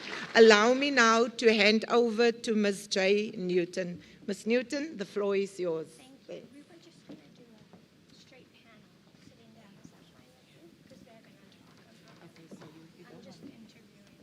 Okay. Is that fine with you? Okay, super. Thank you. And can I just pass them? Will you tell me when it's 30 minutes? Maybe you can do the Q&A with the crowd. Could you do that? Hello. Hello, good morning. My name is Jo Newton. I'm working with the British Council. I'm not a big gun at all. I was the project manager for this project a few years back, and I was so happy to be invited by DBE to chair today's panel on the Teaching for All project. Good morning, Honorable Minister, Honorable Deputy Minister, DG, esteemed guests and colleagues. So this panel will highlight a real-life case study of a teacher development and training program which operationalizes many of the themes raised so far in the Lekgotla. particularly teacher agency, social justice, and as UNICEF said yesterday, teachers, teachers, teachers. The project is called Teaching for All, and it's a project that aims to support teachers to teach inclusively in diverse mainstream classrooms by building the skills, knowledge, and positive attitudes towards inclusive education, and introducing inclusive teaching theories, methods, strategies, and tools. So the project is implemented at both initial teacher education and CPTD. At ITE, under leadership of UNISA, it was implemented at 12 universities in the Bachelor of Education and PGCE program. And there have been innovative CPTD adaptations in 3 provinces. Behind me, you'll see a slide which has some information just to highlight what we're going to be speaking to, what the panel will be speaking to. So you'll see some pictures of some teachers we worked with, including a student teacher from CPUT. You'll also see pictures of the university study guides that were written at NQF Level 6, and some notes about the content that's in this program. You'll also see a QR link that links to all the open educational resources. So all of these study guides are provided free to student teachers and in-service teachers and can be adapted by universities or NGOs as they like. Don't let your blood run cold thinking that the British Council wrote these materials in the UK. They were all written by South Africans. 35 different writers, including writers from UJ, CPUT, UNISA, NGOs such as Blind SA, Deaf SA, who are here, or the VVOB shared fabulous videos. So it's very much a project designed in South Africa. But as British Council, we were so honored to be trusted with the coordination. So I'd like to introduce you to our wonderful panel. So first on my left is Mr. Jabulani Nsobo, who is an Inclusive Education Director at the DBE. Next to him is Thabo Molofo, a primary school teacher from Unta Primary School in the Free State. Then we have Diane Williams, who's a Chief Education Specialist with the Western Cape Education Department. And then finally, Prof. Sina Masito from Nelson Mandela University, a teacher educator. All right, so without further ado, I would like to invite the panel to begin speaking. If you don't mind, I might go from Sina this way, if you don't mind going last, Mr. Nsobo. Would you please be able to give your opening statements by describing the Teaching for All project from your perspective and how you've been involved? Thank you, Sina. All right, from teacher education, which is where I come from, Teaching for All is a materials and teacher development project and driven by the South African principles of human rights and social justice, within which we recognize the centrality of teacher agency in realizing, inclusive education. And therefore, the aim within that is to equip teachers both in the in-service and pre-service with skills, knowledge, and attitudes for inclusion. And of course, what we do in universities as well as working with the departments, we are really aiming to mainstream inclusive education in teacher education overall. So I think that's what I can say from my perspective as a teacher educator. And your role, Sina, in the project? Okay, thanks, I almost forgot that. I've been involved in the project from its inception as a researcher, materials development, and at the moment I see myself as some sort of an academic custodian of the project because I've seen the rollout of the project in the Western Cape. We are now in the Eastern Cape, and I continue to do research on the project and collaborate with quite a number of people in the country and outside the country as well who are interested in inclusive education. Thank you so much. Thank you, Joanne. So for me, the whole value of the Teaching for All resources is that it aims to actually bridge the gap between policy and practice. So many of the topics covered in these 4 books act as critical conversation starters. in domains where people would not ordinarily have gone, to have a shared or common vocabulary to be able to express what it is we think about issues around inclusion and diversity, and to share a common understanding of what we mean when we say, let's be inclusive. My role in this has been to coordinate the pilot of the Western Cape in-service training. What we did was to roll this out on a Moodle platform to just over 1,000 teachers. I do have to make a comment regarding the throughput, with only 422 teachers actually completing.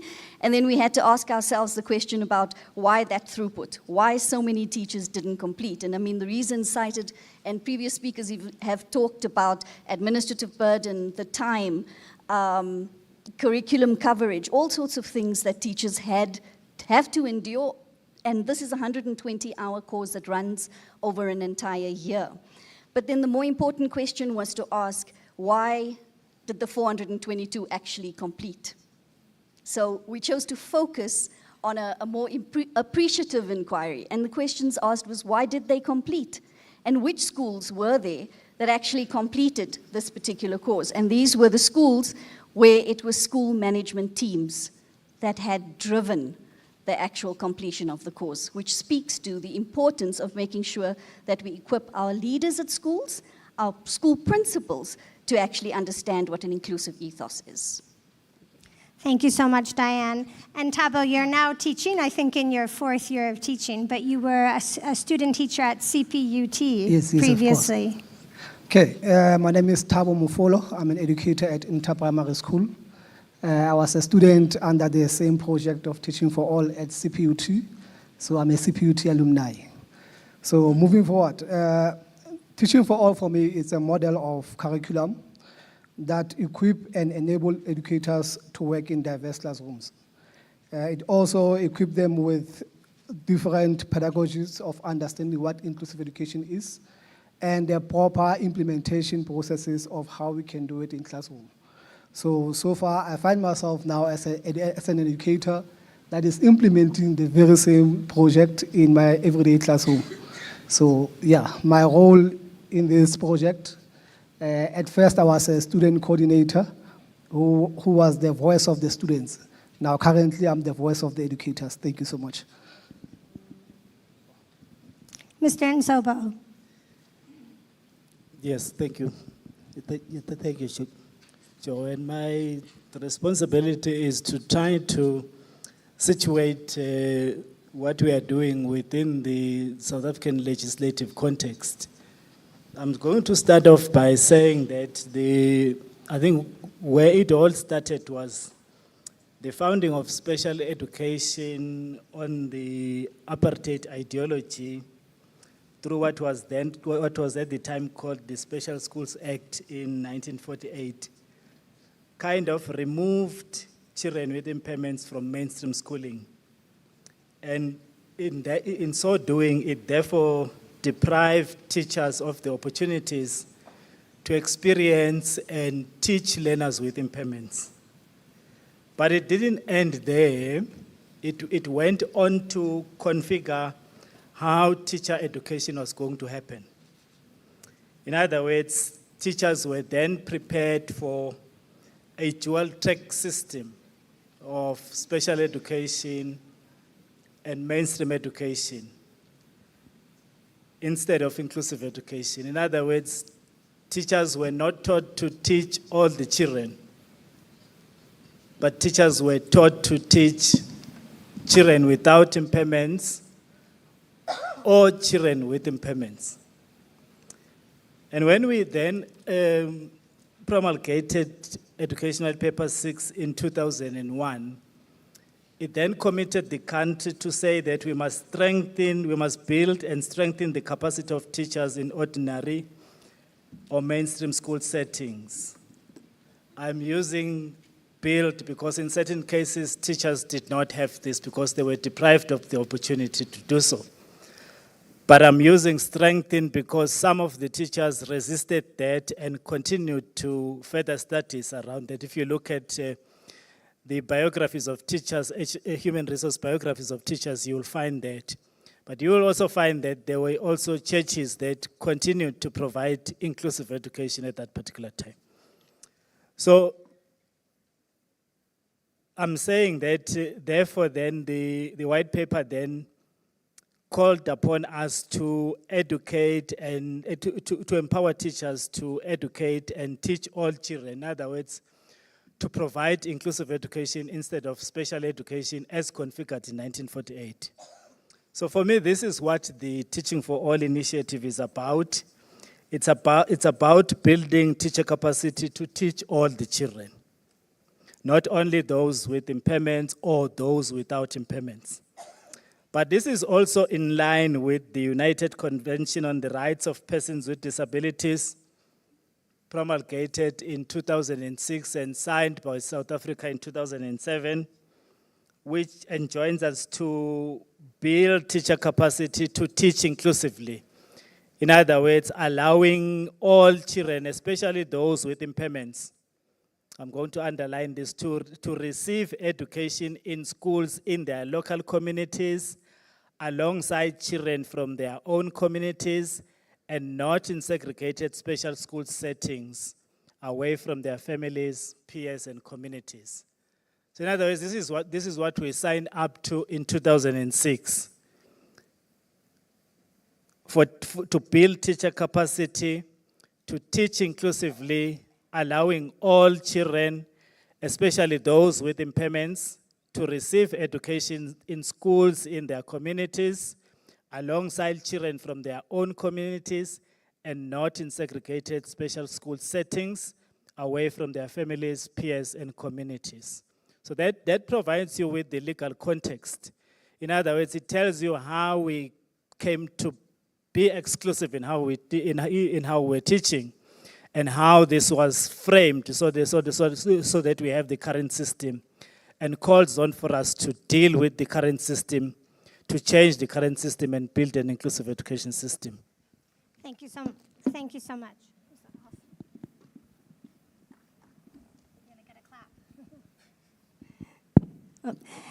so much. Okay, so everyone has made their opening statements. So just to summarize, it's a collaborative project implemented at both Bachelor of Education and CPTD. It's actually reached about 20,000 student teachers a year since 2019, who are studying this content, which aims to improve skills, knowledge, understanding, capacity towards inclusive teaching, which is mainstream inclusion of broad diversity within a typical classroom. So, I mean, that is important, but also no easy feat. Thabo, may I start with you with my first question? And then panelists, it would be great if you would respond to each other. I've got two questions for you, okay? So the first question for you, Thabo, as a teacher, new teacher, 4 years into primary school, what are the biggest barriers to inclusive teaching that you are facing?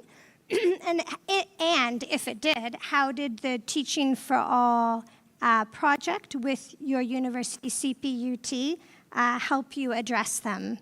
Thank you. Okay, thank you so much. I think, excuse me for that. I think we are aware of our township schools and the issues that come with working at a township school. So we are aware that sometimes you find yourself working in an overcrowded classroom. Your allocation of time in terms of your periods the time is not enough. However, I want to just make an input that says the Teaching for All project has actually played a pivotal role in understanding the school system. Because firstly, you are now trained how to implement the CS process before you even get to school. So when you get to school, you manage to implement your CS process so that you can identify your children and know which children are you working with. And then secondly, as I was talking about the issue of overcrowded classrooms. So the Teaching for All has implemented or has taught us as educators that graduated under its system to navigate our ways. I'll make an example. In the overcrowded classroom, you need to understand through the CS process the learning styles of your learners. because we have different types of learners. We have visual learners, auditory learners, and kinesthetic learners. So it doesn't matter how big the class is or how overcrowded the class is. But if you understand the type of learners that you have in your class, you will be able to cater to them and deliver the content to them equally so. Because your way of planning your lessons will have to cover the needs of all the learners. Secondly, I'll mention the issue of lack of resources, which is one that is raised in many cases, or it is more common in township schools. But if you have graduated through this project of Teaching for All, you are taught to be creative. You are taught to improvise in terms of resources that you may need. For example, I won't take long. Last 2 weeks back, on the 11th of the very same month, I was actually giving advices because I was presenting to the Free State Education with the types or other examples that you can use as resources when you are teaching our different subjects. So I teach mathematics, I teach coding and robotics, I teach physical education, and my presentation was based on addition and subtraction. So there are other means that we can use or other resources that we can use to make sure that we deliver the content to the learners accordingly. So I use different types of cups with different colors. And in my topic, that is our place values, which I find it very common in many learners that they cannot understand the place value in terms of addition and subtraction. So I had to emphasize that to teachers and even provide them with examples or any resources that they can use when they're implementing that. So Teaching for All has unlocked our creativity in terms of us teaching in classroom and teaching for diverse learners. Thank you so much. Thank you so much, Thabo. Thank you. Sina and then Diane, I mean, you work with thousands of teachers, the both of you, in your pre-service and in-service capacity. So what do you think?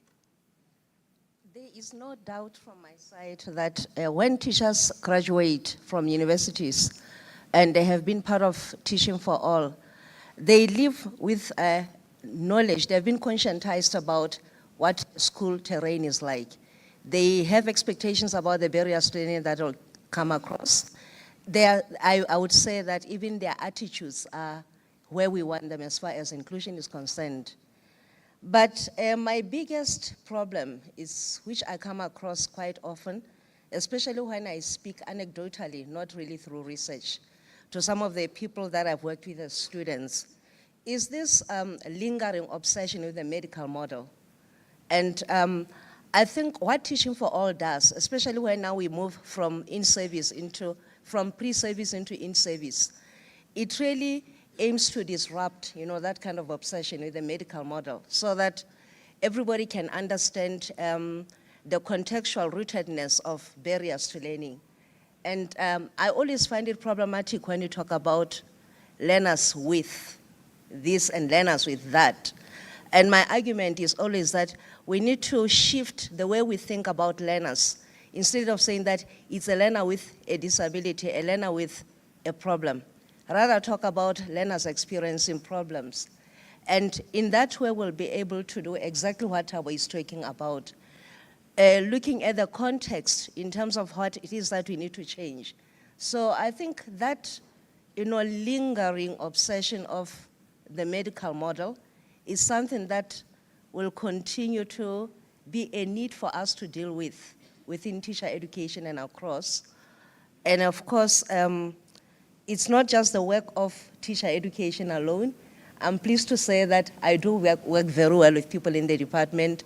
The Eastern Cape Department of Education, some of the colleagues are here, and also Diane, that I've worked with while in the Western Cape. So there could be a lot more which Thabo is experiencing outside, teacher education. And very often I'll be told that I speak from a position of privilege because I'm at a university. But I do know what the issues are. Thanks. Thank you. So your question, Joe, was around what would be one of the biggest barriers in implementing inclusive education. So from my perspective, it would again be how we have or do not have a common understanding of what inclusive education actually means. And if I may relay an anecdote, when we were doing a roadshow to actually advocate for the cause and promote or getting teachers to actually sign up, because our initial intake was on a voluntary basis, we were at a school and a teacher bravely put up her hand. She'd been teaching for about just over 30 years. And she put up her hand and she had a comment and she says, okay, you're coming with this thing called inclusive education. You put it at my feet and you expect me to pick it up. And I actually found her statement quite profound because it really brings home the fact that inclusive education is being understood as if it is something out there, an addition to. So it's not necessarily a thing that has to be done in addition to curriculum delivery. It is actually a way of being.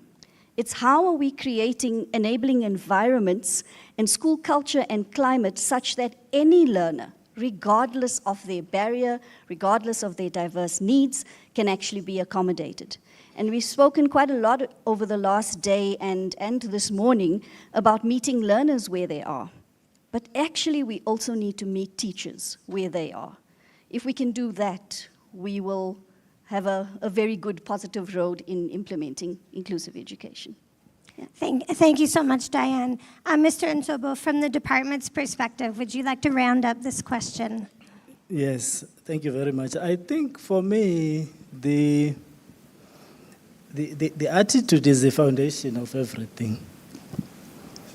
I'm saying this because if the attitude is not right, training will not work. And I'm saying this, I had a conversation with 2 teachers recently. They were talking about learners and learners that are struggling. And then we ended up talking about learners experiencing particular difficulties. And what they said was that we don't want these teachers here.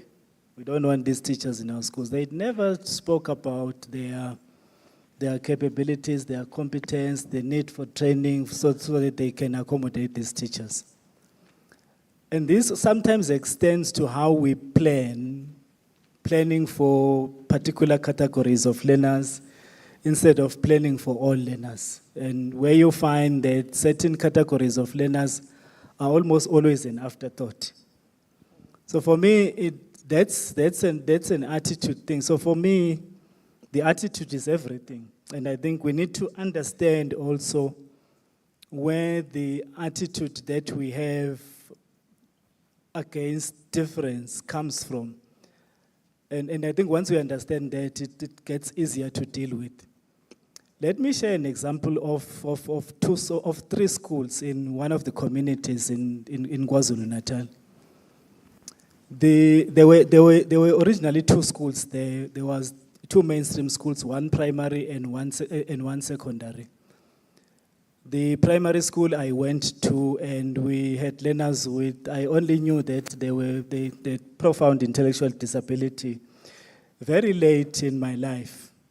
But they were all there, and we played together. There were those with physical disabilities. We all played together, learned together, and teachers were teaching all of us. Then government built a special school in that community. Then those with disabilities had to go to a special school, and those without disabilities have to go to the mainstream public ordinary school. Now, there are 3 schools in that community now. If you go there, you will see learners with impairments going to a special school and those without impairments going to the mainstream school. But this is what happened. After they finish grade 7 in both schools, they go to the same mainstream school and they get taught there. You ask yourself, what's going on? What's happening there? But also, if you look at the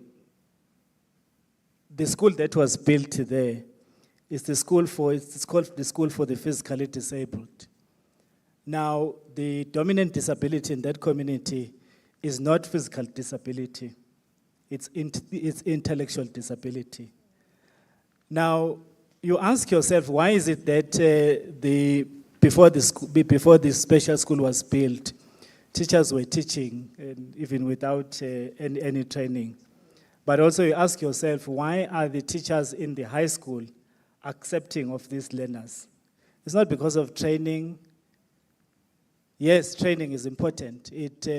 But training alone cannot stand. It's always helped by a good attitude, infrastructure, LTSM. In other words, if you don't fix the attitude, you are not going to be able to even train people, because some people have been trained, they know what needs to be done, but they just won't. Thank you so much. I'm actually not going to go to another question just because of time, because I'd like to leave some time in case there's any questions from the audience. But would anybody like to respond to Mr. Nsobo? Maybe, Sina, do you have any further comments? And perhaps you can bring in any, we've talked about research that needs to be done on the project. What was the question again, please? Well, sorry, I just don't want to go to a completely brand new question just because we're short on time. But could you maybe summarize, coming back from Mr. Nsoba, and maybe mention any of the research we'd like to do? Thank you so much. Thank you so much. One of the strong features of Teaching for All is that at any given time, research is built into it. So throughout the different milestones of the project, for example, when we are launching the 4 units that the material is based on, there was monitoring and evaluation that followed that. And as we progressed into the rollout at different universities, there's also been monitoring and evaluation even through the provinces that have been part of Teaching for All already. What I find missing, which I really feel strongly about, is the fact that within the research that we are doing, we have not yet followed up with the graduated teachers who were part of Teaching for All in terms of understanding their experiences at school level, how ways in which they are able or not to translate the knowledge that they learned through Teaching for All into the necessary skills in schools. And I think that is the biggest gap. I know that there are quite a number of research projects in the country which are looking into, for example, classroom pedagogy in diverse classrooms. But maybe Teaching for All could sort of, partner with some of those projects. But I think it's a necessary thing to do to follow up with people like Thabo to know exactly what could be those barriers that could be maybe making him go back to where we don't want them to be, not doing the things that Teaching for All is all about. So one of the biggest features of the project, it's really, or the program, is, the idea of universal design for learning. And personally, I would like to know the extent to which all the teachers who have graduated through Teaching for All are actually designing their lessons with that principle in mind. So that's a gap that I think we need to explore, Joanne. Thank you. Thank you so much. Can we just give our panel a round of applause? Colleagues, this is a very important topic, and I think there's still a lot that we need to do in this area. I'm going to open the floor now for a few questions. So who wants to go? Okay, I've got a question on that side, another question here. So I've got 3, 4 questions. Okay, 5 questions. Okay, can we go on that side? Question number 1. Hi, my name is Professor Saloshni Pather. I'm from the University of the Western Cape. My area of expertise is in inclusive education, so I'm really happy to have heard all the voices today on the panel. I agree with Prof. Mosito when she talks about the need to move away from the medical model to the social model, and we are still stuck in the medical model. She's absolutely right. And I also heard Mr. Ngobo talking about the attitudes, which is one of the key barriers. And again, I agree completely. My question really is, when I teach teachers at the university, and I talk about inclusive education, what inclusion means, and how we need to move into, like Mr. Naya said from Blind South Africa yesterday, we need to move children from special schools to community schools, where all children are being taught together. A lot of my students turn around and say, but it's really difficult. My question is, how do you respond to them when they say, we cannot implement inclusive education because of the large class sizes, the lack of materials and resources, and the lack of support? How would you respond to that?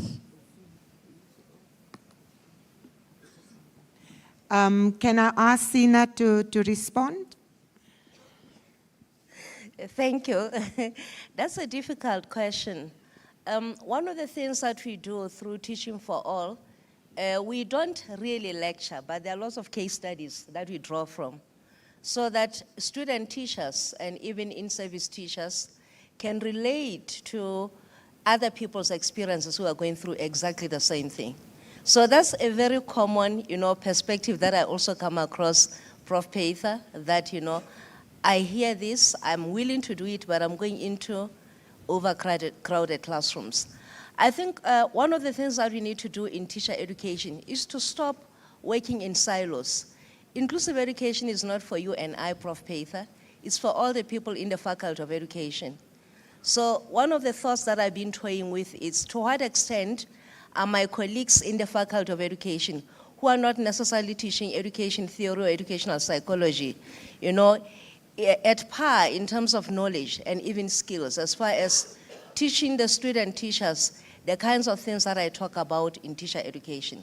So I think the challenge for us, for you and I, is to actually make sure that inclusive education is a project of the whole faculty, and not the project of a few people like you and I who are seen as inclusive education, lecturers or professors. So, and as long as it's locked within an education theory module or lecture, you'll always come across those. I can assure you there are amazing things that student teachers do through some of the projects that I work with, which I know that as much as they are aware of overcrowded classrooms, etc., but if you bring in somebody who teaches method and you talk about issues like, special planning within the classroom, how do you manage a very small space and make sure that learning does take place despite? So how do you organize, the space differently?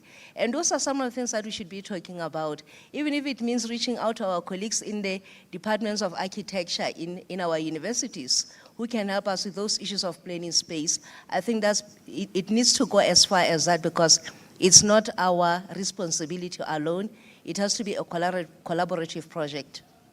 Thank you so much. Let me also allow my colleague at DBE, Mr. Ngobo, to be fair to him also, just to respond for a minute on that one, so that we can give our perspective as well.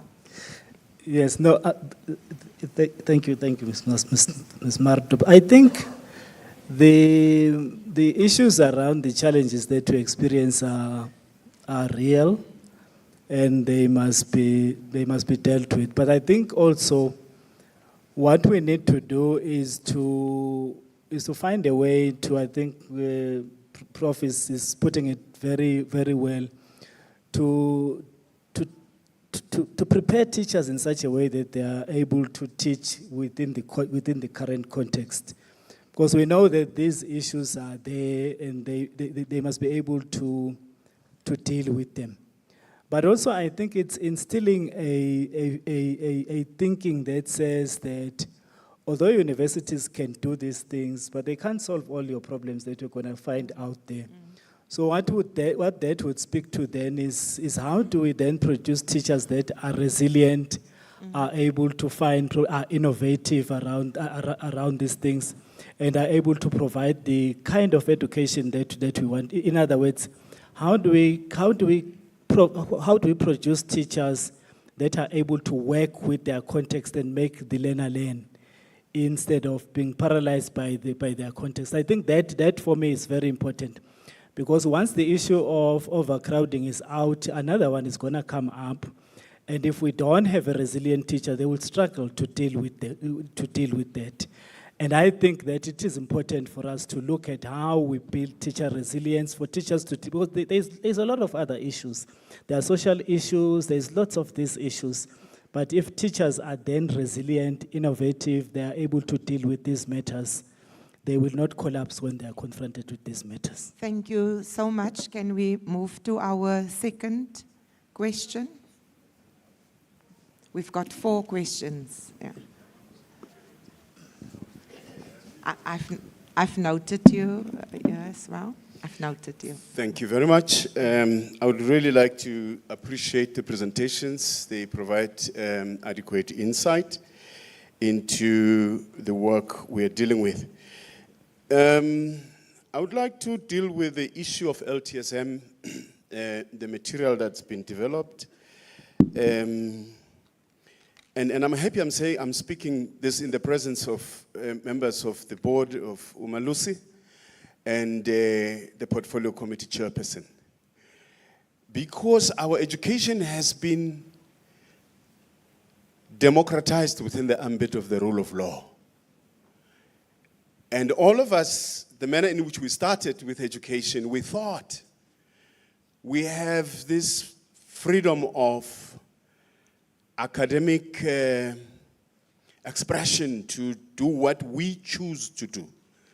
We did not comply from the beginning with requirements to first standardize terminology through the Department of Sports, Arts and Culture, terminographers, then take the terminology to Umalusi for verification for all sciences, all subjects. We did not do that.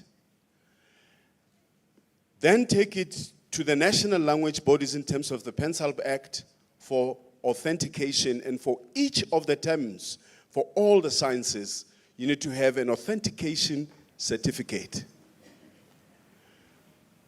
Now, as we develop LTSM across the board and all role players who are trying to assist the department, are we aware that all this material could legally be declared invalid because it didn't go through that process?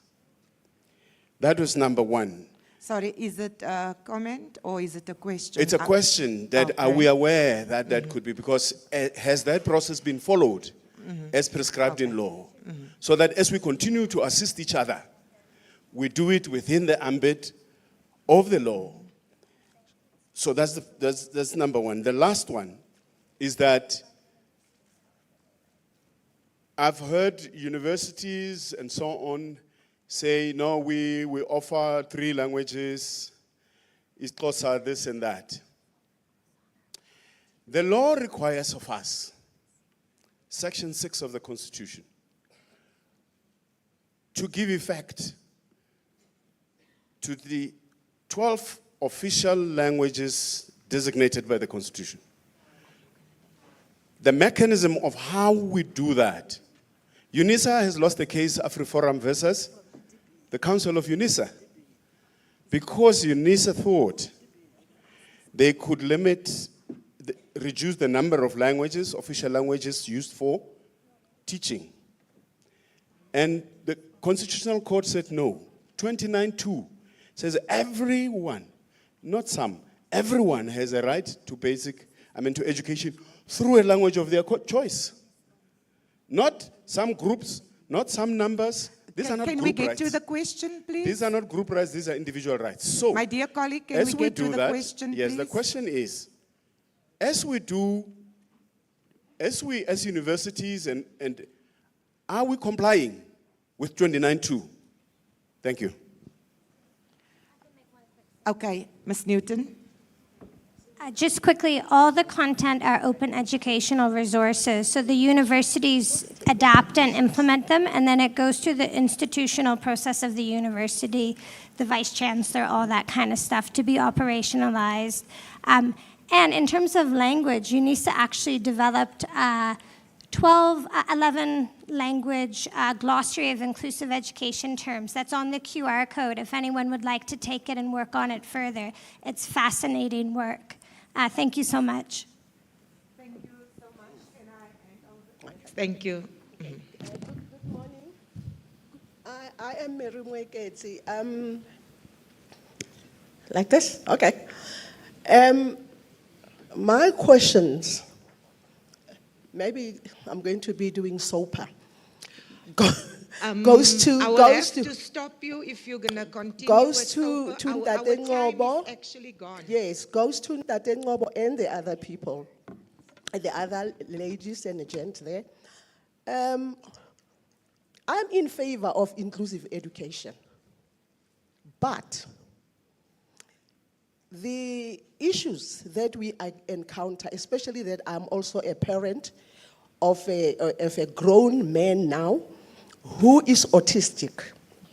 My issues are, yes, we can put, as it's happening now, learners are put in the schools, public ordinary schools, but as we're speaking now, there's a learner who's been suspended time and again because the teachers in the school cite the fact that they have never been trained to teach children with ADHD.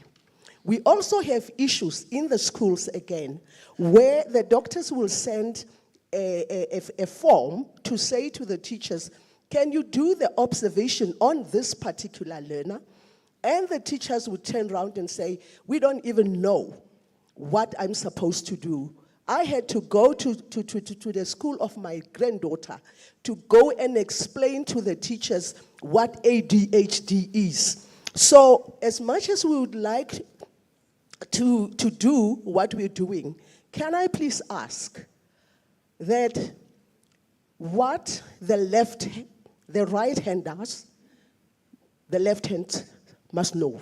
Because you go to the schools, you talk about inclusive education, they cannot even start by filling in the SNA 1 form because they don't understand it. And it is not only the matter in Gauteng, it is in other provinces because we work in the 8 provinces of this country. Yesterday, the DM, I gave the DM some of the correspondence from the other provinces who are citing the very same things that I am talking about. So please, if we are going to cook fish, chicken, beef, mutton, boerewors, mincemeat in one pot, can we come up with some way of helping so that at the end of that cooked pot, we get chicken or we get fish? Thank you. Thanks so much. Can I ask the other colleague that would like to ask a question? I can't see her because the mic is in front of her. Good morning. I'm Ramukoni Molepo. I think we are confusing ourselves here. There's a difference between special education and inclusive education. All schools and all teachers are supposed to be inclusive by nature. Even in special schools, we are inclusive. Because remember, we must use differentiation when teaching these learners. So there is no way, there is no way that you can teach a blind learner or a deaf learner in an ordinary school.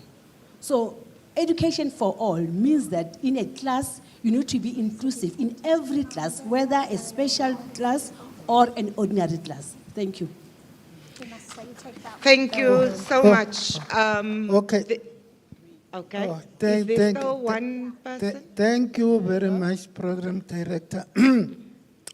I would like to concur with my principal here, Mem Ramukoni Molepo, the issue of inclusive education, that every teacher must be inclusive. Toma Poloba or Mr. Ngobo, the question is, what are they as the employer going to do with the attitude?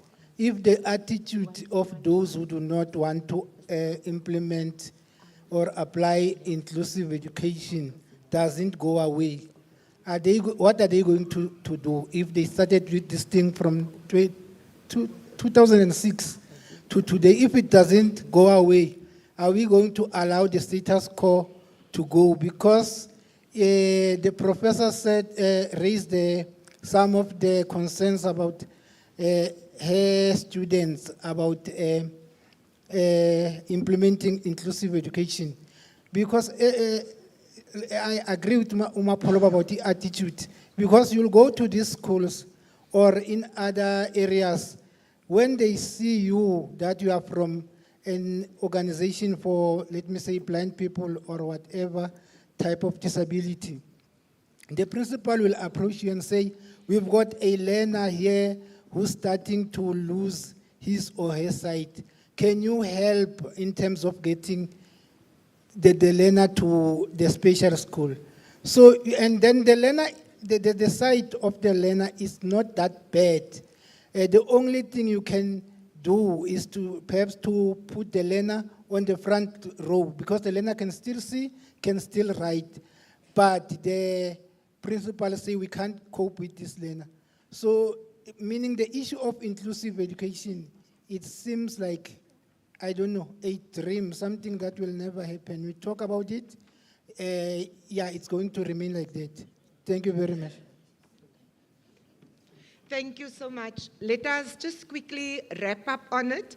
From the floor to DBE and to our institutions is that we need more work in terms of bridging the gap, in terms of inclusive education. And then we're asking, and something that DBE will take up with our tertiary institution, as to how can we broaden the scope in terms of the teaching of inclusive education to our educators, the new ones that are entering the system, and also the ones that are currently in the system. So this is for us to take home. I think one of our speakers also indicated that the left doesn't know what the right is doing, and it was evident from some of the remarks coming from the audience. So I think here we need to inform each other as to what is actually happening. I know that DBE is busy reviewing, re-looking at inclusive education, re-looking in terms of how can we best reach all our learners on a school level and provide them with additional support. I think one of our policies is the SIAS policy, which we need to make sure we implement from a ECD grade R level. Once we implement the SIAS policy and having a learner profile, we will be able to assist our learners. When we talk about inclusivity, we must be clear, because you have learners with high level support that you will not be able to put in a mainstream school. And you have your learner with low and medium support that you can accommodate in our mainstream schools. So I think what we need to do is to ask for our next Lekgotla that we're spending more time by informing actually our stakeholders the work that we are currently doing and how we are busy bridging the gaps, and also take in cognizance all the questions that has been asked here. They are very relevant, and it's an area that we need to give more attention to. If we give more attention to this area, we will have less progress learners, and we will have less learners that will leave the system. So let us re-look at it and see how we can really deal with the diversity of our learners' needs in a school setting. So thank you so much to the team here. Well done. I think you have tried your utmost best to bring us on board and to indicate in your section you are doing something about inclusive education. But as we're moving forward, let us consolidate our efforts. Let us spend more time. Let us tell the one what the other one is doing. So from my side, Well done to you, and thank you so much. The last thing to Mr. Mafolo, please, my apologies for not introducing you. Because of my anxiety, I did not turn the page. A round of applause for them. Thank you so much. You may leave now. Thank you. Thanks so much. DBE loves me. I'm on for another session. Are you all fine? You all fine? Okay, I'm still fine. I'm still fine. Colleagues, we're moving to the third session now. And I think this morning we had some questions about artificial intelligence. And I think some of us are sitting here and say, what is this artificial intelligence? Am I going on early retirement? You know, is my husband or my wife also going to get someone at home to do some things? Am I going to be redundant? So our next topic will be from Prof. Isaacs. Prof. Isaacs is from UNESCO. She's the chief of the section Technology and Artificial Intelligence. May I call on Prof. Isaacs to join me on stage? Can we encourage Prof. Isaacs, please? Prof. Isaacs, we are itching to hear from you. The floor is yours.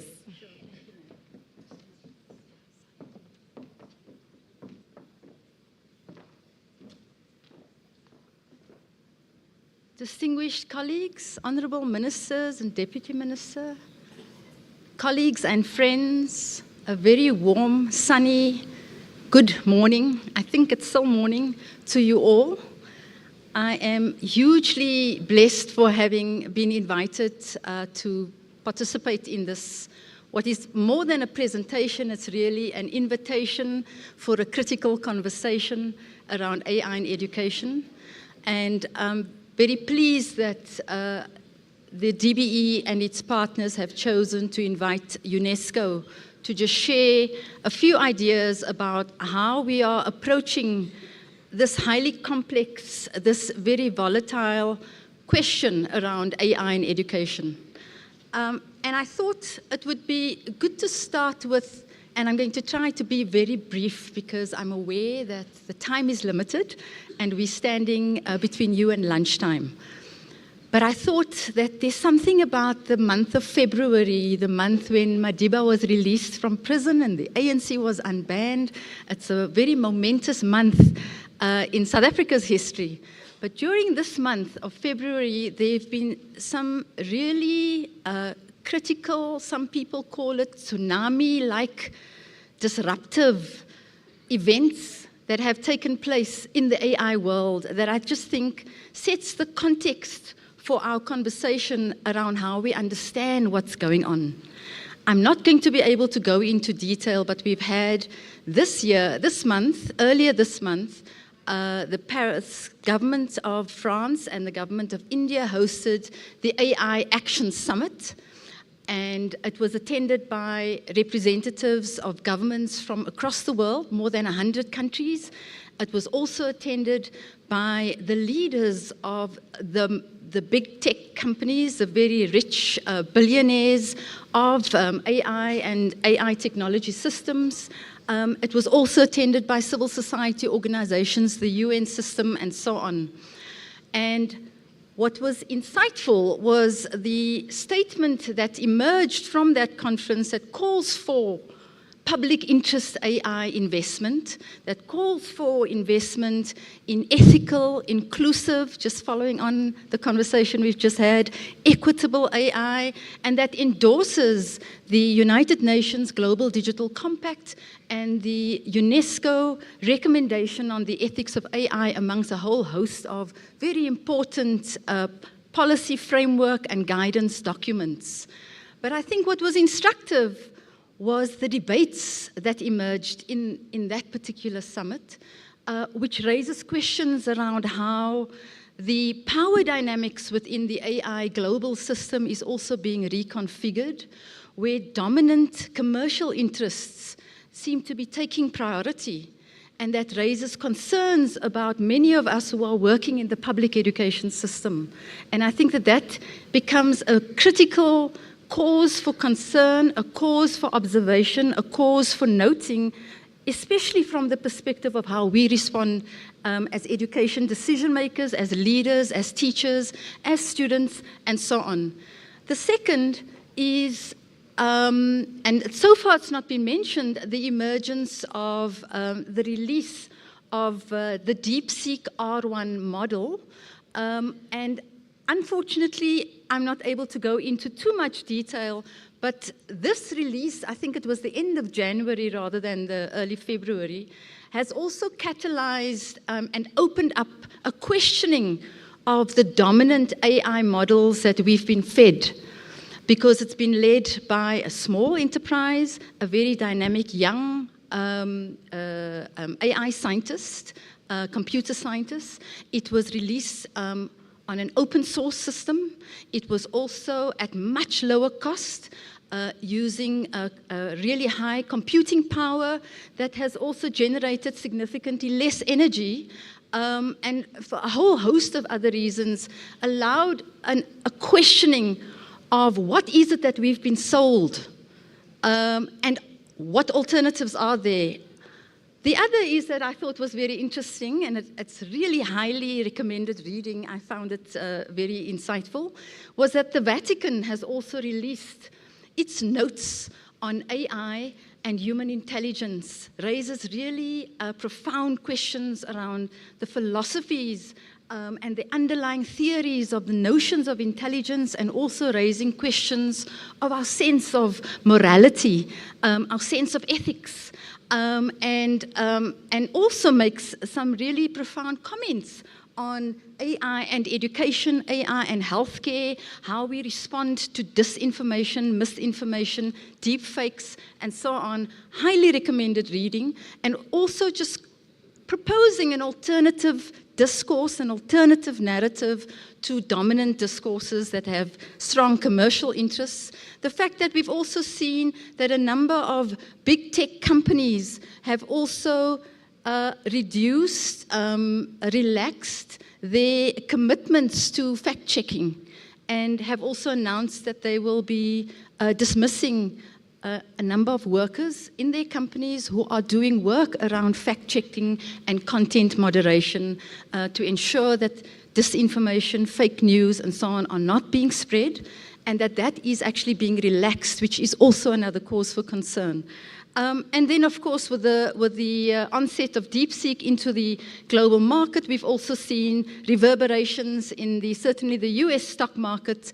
Many of the big tech companies have had their share prices crash quite dramatically, and it's also opened up the conversation around how we engage with this. And so I think that I'm raising all of these points because I'm very concerned, and it is a concern that we've also been discussing in UNESCO, about the dominant conversation around AI and education is often an evangelical conversation.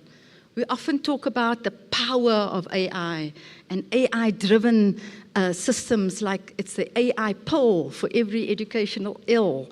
And so the invitation is to consider AI as a contested space.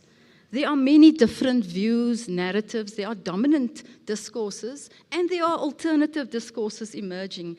And I think at the heart of it sits the challenge to ensure that when we design technologies, when we use technologies, when we co-create technologies, that we have as front and center the quest for a more equitable, a more inclusive, a more ethical, a more responsible, a more caring humanity, education system, a more caring world.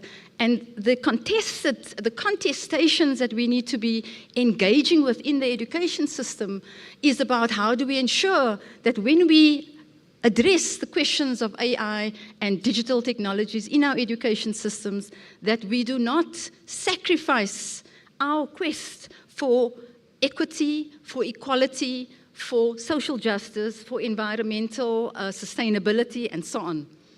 And so I find the iceberg often a very useful analogy, because often our conversations is above the iceberg, where it's often about the positive affordances, which is, there are huge potential, and I'll talk a little bit about that. But at the same time, we also need to address all the complexities, the messiness, the causal machinations that lie beneath, that also threaten our humanity. We have had some of this conversation at last year's Lekgotla, and time is limited, so I'm not able to go into each of those very critical points, but it's certainly when adopting a critical stance on how we engage with AI in education, we are invited to look at this particular iceberg to see how we make visible that which is not visible, that we make visible particularly areas where children are being harmed, where teachers' agency and teacher rights are being infringed, that we make visible the injustices, the inequalities, that AI can also catalyze, and we have an open conversation about that. And so, how is it that AI is arriving in our education systems? It's often in the form of products, often commercial products. And one of the researchers, Baker, and his team have in fact developed a taxonomy about the fact that there's student-facing AI products coming into our system. I think many of us have also tried and used them. Some of us have used them in our classrooms. They're teacher-facing products and systems, and they're also system-facing products and systems that engages with how we learn and teach and manage education systems with AI. And there's a rapid rise also of AI agents. The AI technologies are evolving as becoming increasingly autonomous agents. And so the rise of learner agents and teacher agents, or learner assistants and teacher assistants.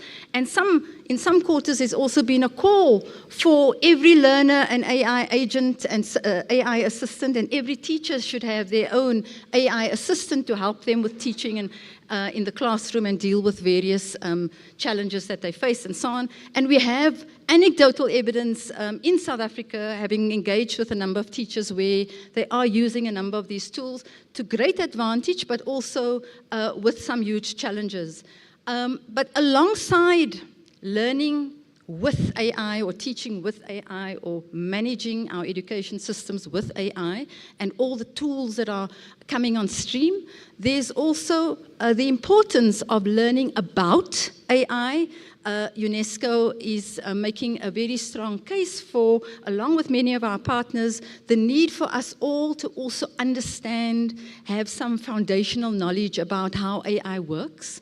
And a big part of that is also engaging critically with the design and to look at alternative, more equitable, ethical, trustworthy, responsible designs as students and learners engage with the technologies, that they don't just use them passively, but also become co-creators of more ethical designs of technologies. But that does become imperative that we understand how the technologies work.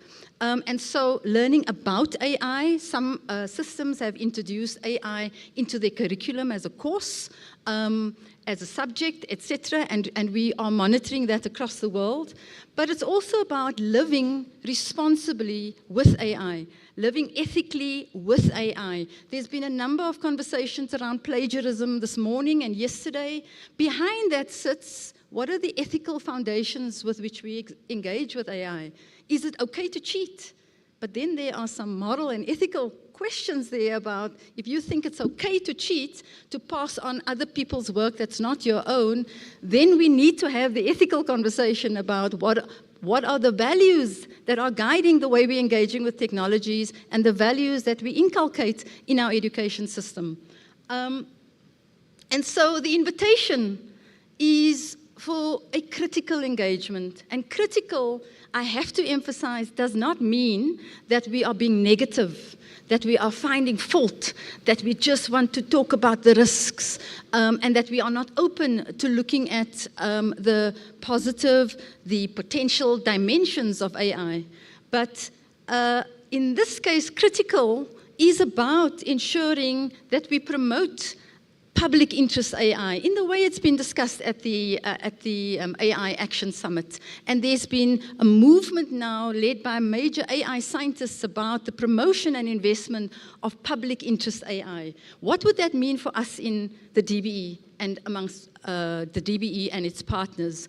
And how then do we co-create, do we design at the outset AI technologies, digital technologies that are at the outset by design sustainable, equitable, ethical, and that is a crucial part of inculcating a more a culture of critical engagement, critical dialogue. And I think that I did just want to emphasize that, and that is the invitation also to my colleagues who will be speaking on the panel after this. But it's also about ensuring that we also, as I said earlier, illuminate the visible and invisible ways in which AI is in fact also deepening inequalities, deepening racism, sexism, homophobia, deepening exclusions and marginality, and injustices. And we need to take stock of how that is happening, because it's not a conversation we're having enough of. And then also that we must challenge the very simplistic, almost instrumentalist, commonsensical certainties with which we are talking about AI investment in education as well, and engage with the messiness. And as South Africans, many of us know about messiness and working with complexity, and that needs to be more prominent in our discourse. I was going to highlight the particular areas where there are claims about how AI will power education, particularly learning and teaching. And I'm not going to be able to go through all of those, but I will highlight at least two. The one is that AI, the claim is that AI will be able to help us enable more inclusive and accessible learning systems. And we talked extensively yesterday. It was quite heartbreaking to listen to some of our colleagues yesterday talk about children who are blind, children who are hard of hearing, and learners with disabilities, and the immense challenges and vulnerabilities they are facing. And so if that is a problem that we are wanting to address, what tools are there that can help us address that? And there are tools, and there is some emerging evidence to some extent showing that certain AI tools can work very well with learners with disabilities, with remedial learning and so on. But then what would be the critical engagement around that? Surely we should be asking questions about, are those tools culturally relevant? Are they linguistically relevant? Are they, how are those learners and their data protected when they use? Does it make them more vulnerable? Does it reinforce stereotypes? And are there inaccuracies with engaging with these tools? I'm aware that a number of colleagues in the DBE and our partners are currently exploring some wonderful projects. Dr. Mbude is doing an excellent project on multilingualism and translanguaging using AI. The colleagues at JET, the colleagues at UNICEF, doing some excellent work in just exploring this space as well. But again, the conversation is not just uncritically adopting the tools, asking questions around, are there prospects about co-designing the tool in a way that is more relevant to our context. The other big claim is that AI enables personalized learning, that learning can be customized to the interests of particular children, especially children with learning disabilities, children who are struggling to learn, and especially in the context of the problem that we've discussed extensively about learning backlogs and learning deficits. And we've had that discussion so many times, even though we are also seeing signs of improvement. And there are AI tools. Some of the examples my colleagues can share in the next panel of how we can, in fact, address the very real learning challenges that learners are facing in different contexts, even in overcrowded classrooms, in low-resource contexts, etc. Those possibilities exist. Again, the invitation is we can't passively, we cannot uncritically adopt these tools. We have to ask the critical questions around using these tools, do they invite further biases? Do they ensure that the learners are in fact inculcating and developing critical thinking competencies? Or does it reinforce an intellectual laziness? Does it encourage a reliance on automated feedback and responses? These are all very important questions, and so it's not a given. It's not a fact that investing in AI tools to address some of these very real systemic challenges automatically will mean that, that we will see improvement, and it can, in fact, also roll back possible educational gains. So we've got to be quite mindful of that. And so being aware, therefore, of the potential, being aware of what fascinates us, is important, and that AI opens up these new worlds, and at the same time being extremely vigilant and mindful of the risks and the threats to education. We've also discussed this extensively at last year's Lekgotla, and we will be sharing the slides, which I'm unable to go into. So at UNESCO, we've produced a slew of products, of guidelines, of frameworks that relate to how we develop policy on AI in education, that relate to how do we ensure that we include ethical considerations. We've adopted recommendations on the ethics of AI, and we have just announced in September this year the AI competency framework for teachers and an AI competency framework for students. Many of you have been part of our conversations about that for the last 2 years. But the guiding principles that cut across all of those frameworks and guidelines is that, number one, that we need to inculcate a human-centered, and in South Africa we're calling it a people-centered approach to AI and the relationship between humans and the machine.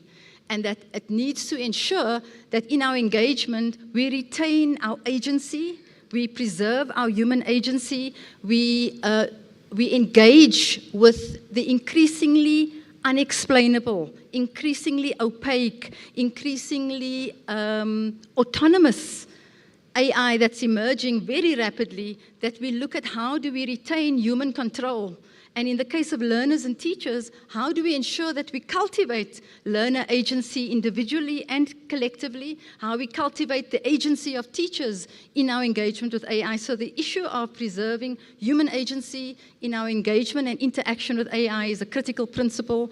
The other is that the AI that we design, the AI that we co-create and that we use, has to ensure that it's based on the fundamental human rights, that it does not infringe upon our fundamental human rights. And what that means in practice is a conversation. But at least it allows us to articulate the principles.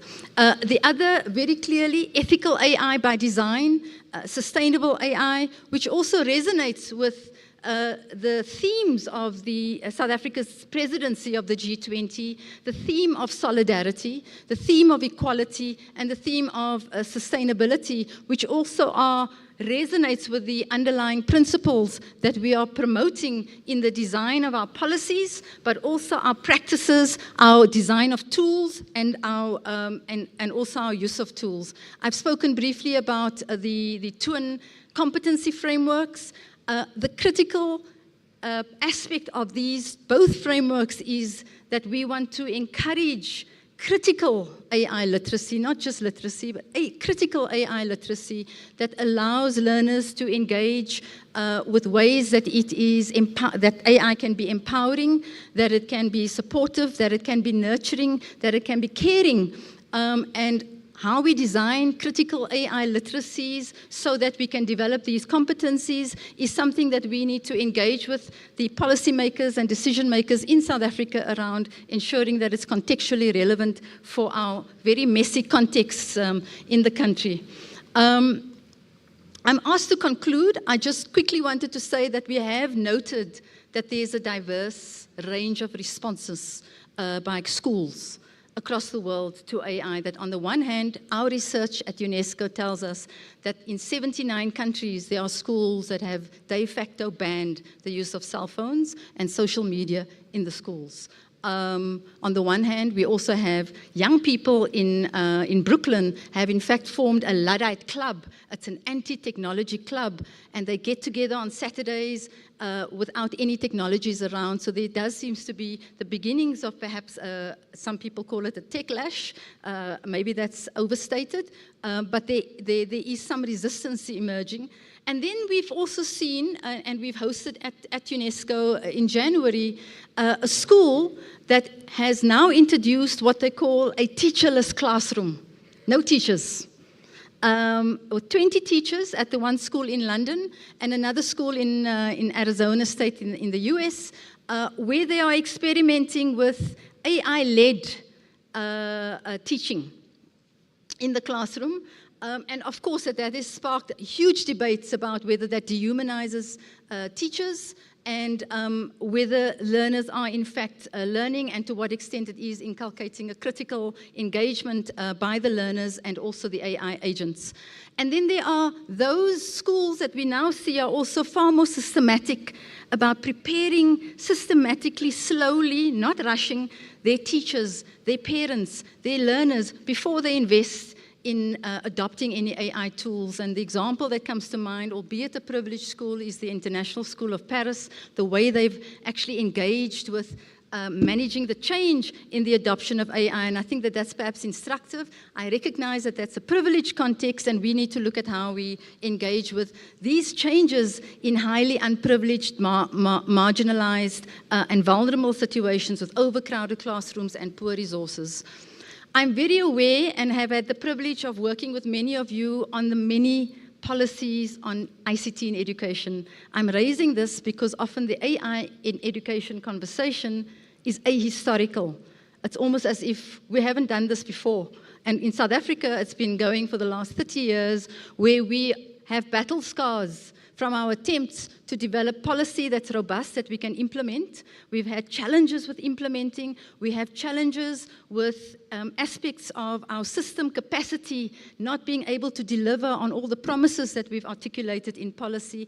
And that does mean that when we make ambitious claims and policy objectives and goals, that we be mindful also of the lessons that we have learned in a very hard way in many cases over the last 25 years. And that is also an appeal as part of the critical discourse. In conclusion, ma'am, thank you for your kind indulgence. I just want to say that in our quest to develop a robust policy in AI in education that builds on past experience, our recommendation is that we in fact build the robust evidence base, and Professor Mary Metcalf and others have all spoken about it.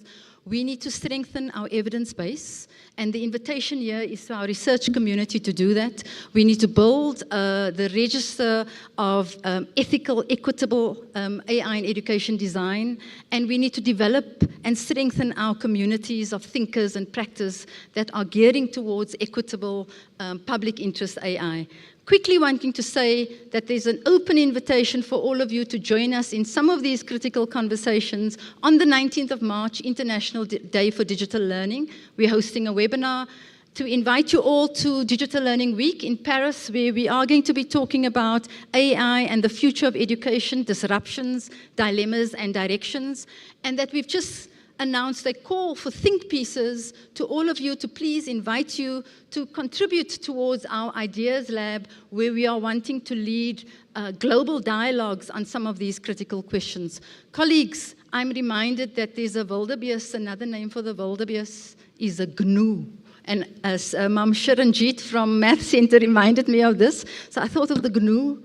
And the GNU, the wildebeest, is a very dynamic animal because they mobilize and they organize in herds when they are confronted with predators. And I thought I'd like to conclude on that note that the quest is for us to be vigilant, like the wildebeest, as we engage with this highly complex, highly volatile, highly messy question around AI in education. Thank you very much for your time. Appreciate it.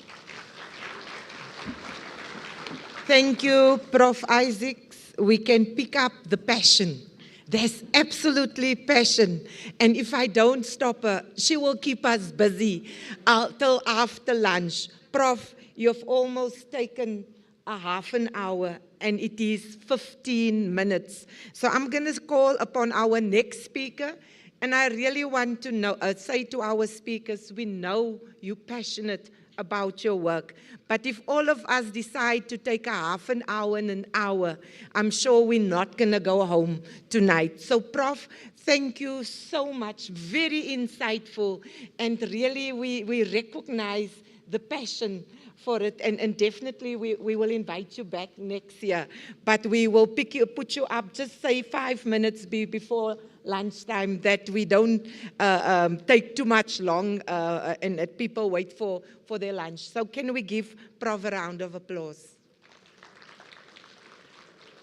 Colleagues, our next speaker is Professor Merivet, who is a professor of computer science and holds an APSA UP Chair of Data Science at the University of Pretoria. Prof. Merivet, and then the surname is spelled also a bit wrongly, so I don't know which one it is. So apologies, Prof. Apologies, Prof, to you. You will present on harnessing the power of AIs in education and an AI policy in South Africa. Prof, I know you're also passionate. We're still going to have a panel discussion. Over to you. Thanks so much.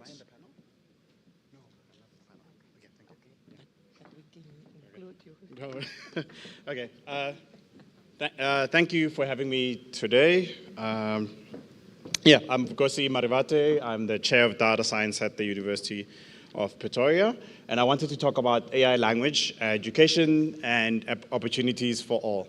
I know, yes, again, we're stuck, it's been a very long morning, now afternoon, but I wanted to provide some context of how we get to where we are today and some of the things that we need to think about in terms of where we want to get to tomorrow. Yeah, I'm at the University of Pretoria, but then also wear many, many hats. I see myself as a community organizer for AI and data science across the whole African continent. So I co-founded the Deep Learning Indaba, the largest AI gathering on the continent at the moment, Masakane, that works on African language, natural language processing and tools. I co-founded a company called Lekgotla AI, and then I'm also on a number of boards and organizations. So the point is, how then do we bring all these people together to engage really more, in a way where we can build just AI? At the University of Pretoria, I read the Data Science for Social Impact Research Lab, and most of our work is at the intersection of AI and African languages, and you will see why. Okay, so let's just actually get to the end of what this presentation was going to be about, all right? We need to think about how AI could be useful in mother tongue education, right? For me, I take it more as a pragmatic view and practical.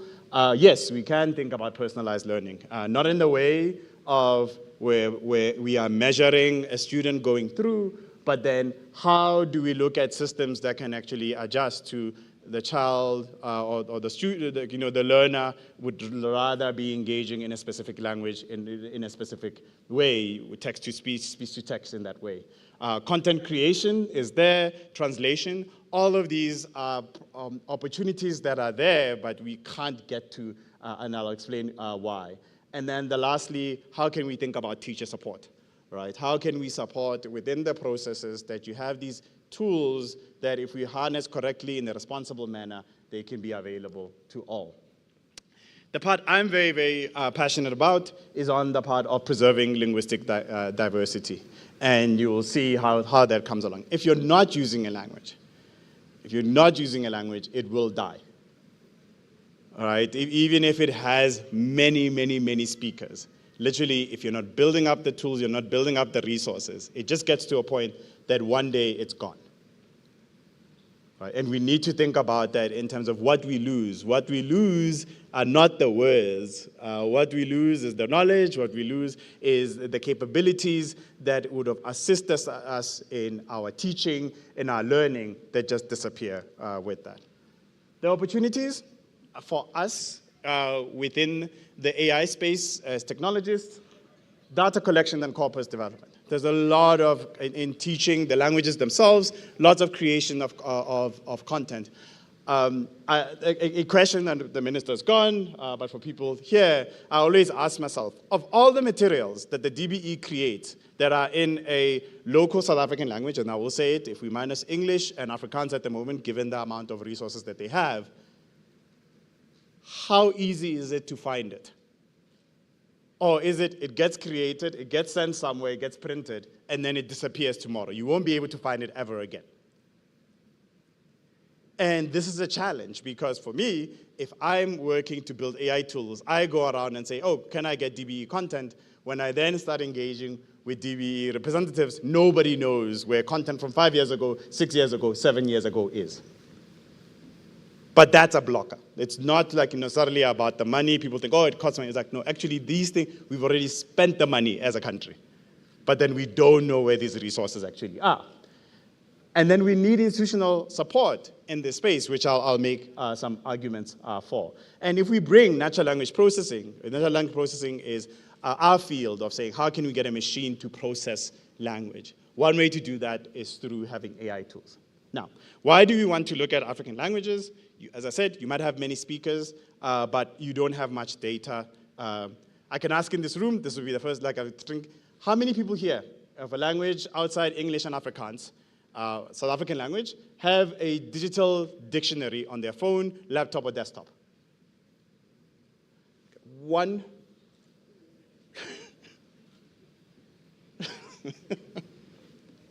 Yeah. We see no resource. How then do we expect the use, the development, and the engagement, right, in these spaces, right? So we need to, we call these low resource languages in that space.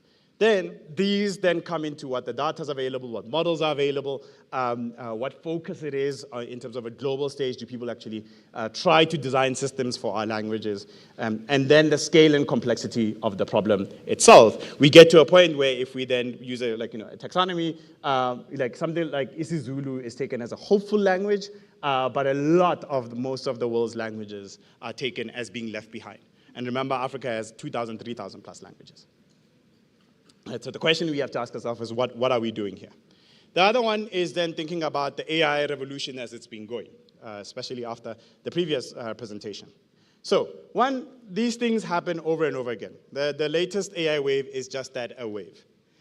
Many, many things will be used, will be talked about. Some will be useful, most will disappear, right? And we've seen this before. We're just in the generative AI space, right? And you can see that actually, if we look at the last 20 years or so, if by research authorship in terms of papers, this is just using Archive, which is a preprint server where people upload machine learning or AI papers, you see that exponential graph for the last 20 years.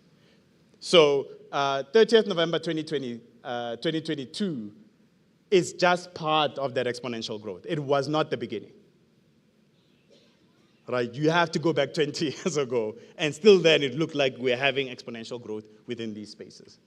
But to do this work, one of the things that's a challenge is that you need computing power. And I want to show you through these series of slides, for example, here, if it's blue, it means it's a company who owns this computing power. It's these things called GPUs that you use to build these AI models, like the large language models from different companies like OpenAI and Google. So to build them, you need these GPUs. So blue is private cloud. It means that they've bought these GPUs and it's for themselves. These are almost 3 generations ago. So think about like an iPhone 14 version of them. And then if it's yellow, it belongs to like a government or a nation. And then if it's red, it means it's public cloud, meaning they have them, but then they rent them out for other people to use them. So what you can see there is that there's a mix. There's a mix between countries, private cloud, and public cloud. These are A100 GPUs. If we go back about 2 generations where ChatGPT was coming out, this is what they would have used to train it. You see something change horrifically. Right? If I go to more than November 2024, you see that most of these big tech companies are buying and keeping these GPUs for themselves. Right? And one could argue, I think, with a heuristic, that I don't think, I think just Meta or Facebook has 350,000 of these GPUs. Right? And each of them probably costs like $30,000. So you can multiply and figure out how much that is. I don't think the whole African continent combined has more than 1,000. All 54 countries. Right, so this is the reality where we're in. We already have challenges with data, which I'll go deeper into, but then also if you did have the data and you wanted to build systems, you don't have the computing power. All right? So on the data side, to train these systems that people are using at the moment, they've been discussed, you need lots of data. A lot of the times what's used is these data sets that are available publicly, and this was just a study on some of these, and what they found here was that almost 50% of the content in these data sets, a lot of the times it's scrapes of the internet. They scrape the internet, but then they are opinionating. It's not that you scrape everything, because you have to discover the websites and everything like that. Over 50% was in English, and then you've got Hindi. And then they looked at African languages, that's what you see there. And then when they sum everything, it's something like 0.0009% of the data had to do with all the African languages that they found. Right? We have a huge data problem in this space, and we need to ask ourselves, also, where is this data coming from? Does it represent us? There's bias that's in there. So if you're telling somebody to use the model, does it represent, at the beginning we used to do this thing of trying to get, hey, can you generate a story about this, a child in Lebowakgomo? And then you see, when you read it, it's got these caricatures and very prejudiced views, because it's where's the content coming from. In these spaces. And we also don't want to be a cheap data market where people are just saying, no, give us your data for free or for very cheap, right? And as I said, languages are more than just the words themselves. They carry the culture, they carry geography, they carry all this indigenous knowledge that we want to tap into when we go into our new shared futures. So in building these things, another way you can look at it is Wikipedia. So Wikipedia, you ask yourself, how many articles in Wikipedia per language? English is now, I think, 7 million plus articles are written on Wikipedia, and those are the top 10. If we go down, I think isiZulu should be around 10,000 or so, or isiPedi also. We've gone from 7 million to 10,000. If we go to Setswana, which is my mother's language, I think you're in the 500s. And if 18 months ago, there would be 0 isiNdebele Wikipedia articles, right? Then if I ask, how many of your learners might be using Wikipedia? And now if they want to understand something in their home language, where is it coming from? Right? And then the same thing, the AI systems use this data to learn. It doesn't exist, it can't then exist. There's no magic, there's no way you go from, there's no place to learn from, and then all of a sudden the AI system now understands. It's an impossibility. Right? So that's the thing, sometimes when people they're like, no, it will happen. You're like, how? You're talking about literal physical impossibility. So if we are not the ones curating, creating the resources, nobody is going to do it for us. Right? So here's an example of something that we did, just to show you a practical example. We engaged with the government content. Here it was 2 ways. So one is that we wanted to create resources that researchers could use. So we targeted, what's this thing? One was cabinet statements. When cabinet statements are created at the end of a sitting, they are also translated into all South African languages, and then we just made sure that we could make them easier for researchers to be able to grab and download. And the other one we did is that we took Vukuzenzele, which is a government newspaper that comes out twice a month, and the digital version is available in PDF online. And what we did was okay, PDF is nice for us. It's typeset, you can read, it's pretty. It's very bad for machines.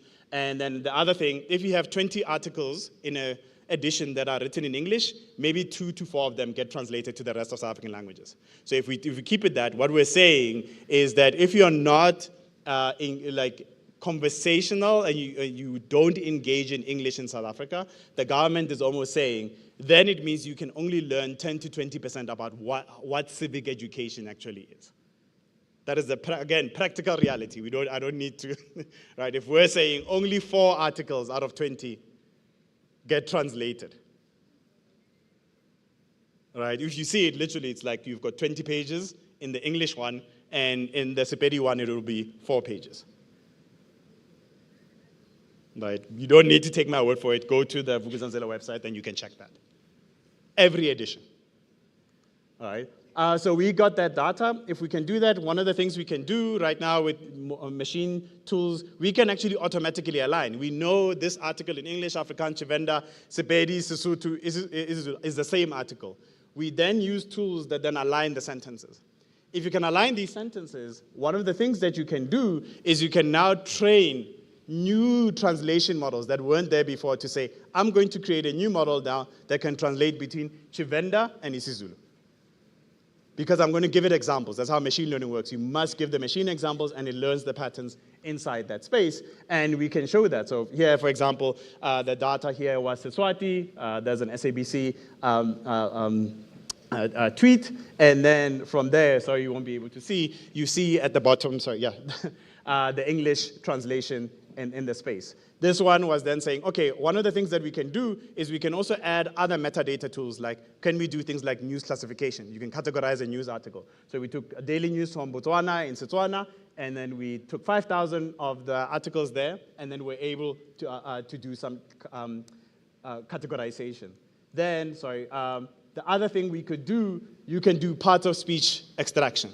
You can do entity recognition in these languages. All of this coming from, this is tools we're building. This is not something that exists. You can go play around with it from us and then actually see.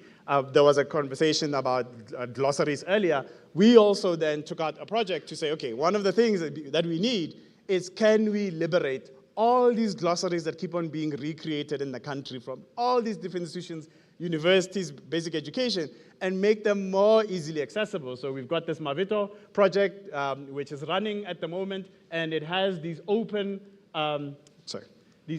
glossaries that you can go and actually find. And we go beyond PDF. PDF is very nice if you're sitting and you're printing. You want to do editing, you want to do engagement, you must have a format. In this case, we convert to Excel, to CSV, to JSON, to allow people to engage, enhance, and be able to actually transform these things to what they need and their space. The last one, I know that I don't think I'm too off here, is, for example, for example, this is here, the Open Education Resource Term Bank that was created by UP, but now we've made it available as a CSV file that any educator can just download. Right? For us, it's how do you remove all the barriers? If we can do this in the same way for the people who build the AI systems, they then can also use these to make sure that they enhance the capabilities of the systems that they build. Ultimately, we also need to get all of these tools into people's hands. Here is just an alternative. As I said, I'm a co-founder of the company called Lekgotla AI. And there, the thing is, we want, we're trying to now, being in a university, you do research and you get to some point to improve. Now you want to say, how does this get into the hands of a teacher, a learner, a person who works in business? And that's a different thing. And that's what we've been engaged with. We build tools in Transcribe that people can speak in their language, and then it actually transcribes that, it translates it, and then you can converse, you can have things like chatbots, but in African languages, right? And then seeing there, that's when we say, people must come with their ideas. How would they want to use these systems? We're not prescriptive. I think the things that were being said earlier were more because people are very prescriptive at the beginning of, this is what you should be doing. We're saying, no, we need to make sure that language is an infrastructure that builds Africa. Right? And you need to make sure that it treated like an infrastructure.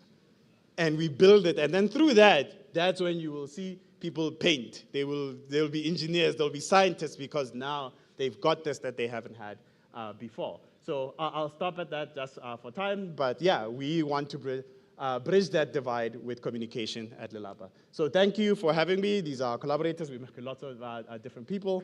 And then, yeah, I'm happy to talk. It's just that, yes, we are a bit late and then I need to go to a doctor's appointment. I was going to be here for an extra hour. Yeah, I think I made it, so I didn't. Thanks. Yeah. You guys were awesome. Please give them a round of applause. They have done exceptionally well, and we see they need more time. So hopefully for those who are working on the program for DBE next year, could we please give them more time? Colleagues, I'm just going to walk down here. Don't miss me too much. I'm coming back. No? Thank you.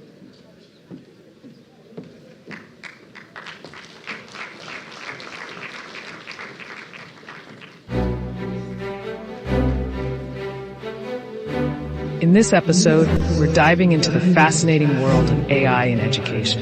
We've got some incredible insights from leading experts, and Lily, I'm buzzing with excitement. It feels like we're about to unlock the secrets to a whole new era of learning. I know, Sophia. I'm particularly interested in how AI can help personalize education and make it more accessible to everyone. Plus, let's be honest, the potential for AI to grade papers is incredibly appealing.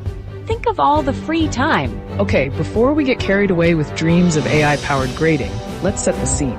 Imagine you're in a packed auditorium, the lights dim, and a hush falls over the crowd. Our host, Dr. Tarling, steps up to the microphone. Clears throat, adopts a warm, professional tone. Welcome everyone to this exciting discussion on the future of AI in education. We're incredibly fortunate to have a panel of extraordinary individuals joining us today, each bringing a unique perspective to this vital conversation. First up, we have Dr. Phumza Makato-Kuno. Dr. Makato-Kuno is a force of nature in the field of e-learning. As an esteemed educator and director at UNISA, specializing in ICT integration, she's been at the forefront of blending pedagogy with technological innovation for nearly 2 decades. Her work at UNISA, including leading the implementation of a new learning management system, and her experience as a Microsoft Innovative Educator speaks volumes about her commitment to transforming education through technology. We're thrilled to have her expertise today. Perfect. That was concise, informative, and inviting. Now who's next on Dr. Tarling's list?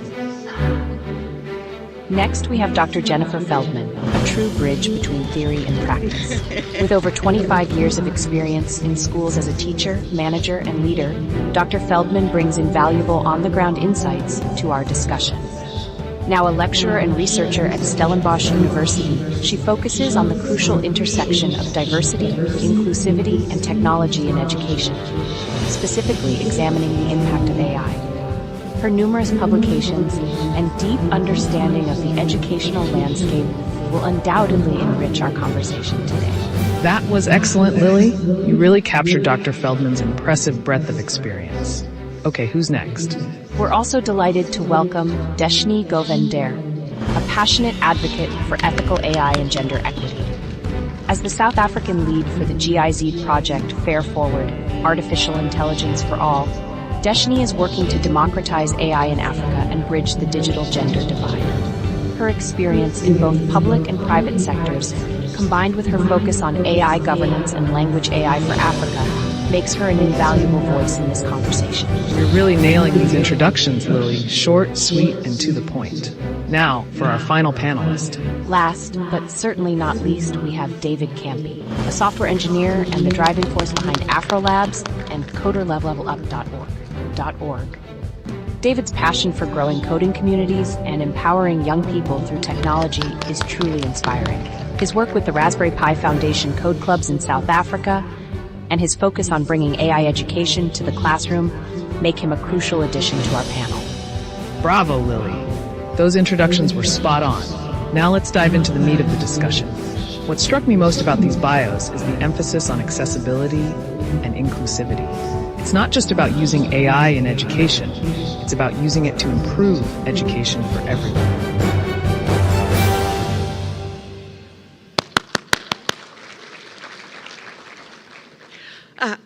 Good afternoon, everybody. And now, when you know how to use AI, you use it to work a little bit smarter and less harder, right? Thank you for all our panelists for being here. Your Excellencies, Deputy Presidents and Deputy Ministers and Ministers, all protocols observed in favor of our panel, also having observed them. I probably said that all wrong, but I'm sorry. We are here to discuss AI in education, and we really wanted to have a conversation, just a normal fireside conversation. So I'm going to sit down, and if any one of the panel members feels like standing up, stand up. Otherwise, we'll just sit down and chat.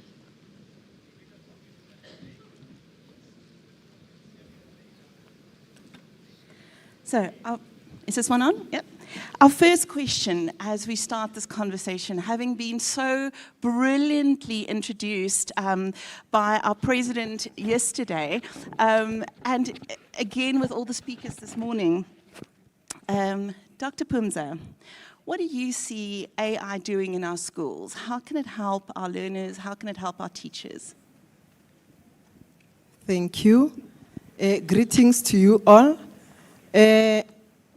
I'm going to talk much on the generative AI that is enhancing teaching and learning, making it easier for our teachers and our learners. But we are saying generative AI should not be used as a replacement. As a replacement, yes, it should only be used as a guidance. Why am I saying that? There are serious considerations when it comes to generative AI, like the ethical and responsible use of AI, academic integrity, and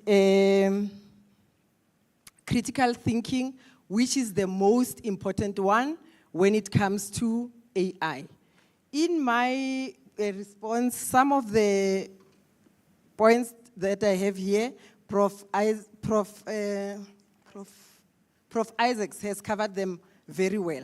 There are many opportunities afforded by AI.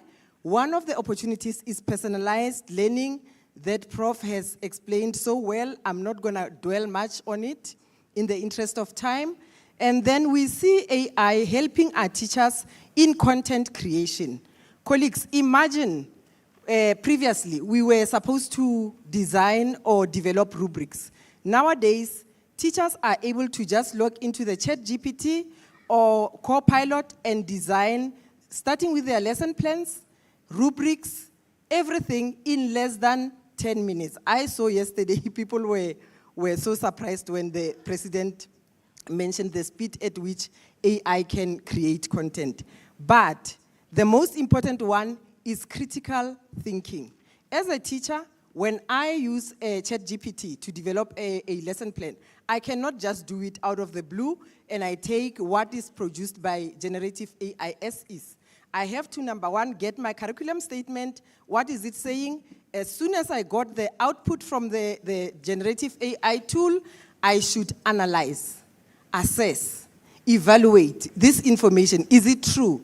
Because generative AI tools are also known of hallucinating. It can just give you an answer that is really even not next to what you were asking.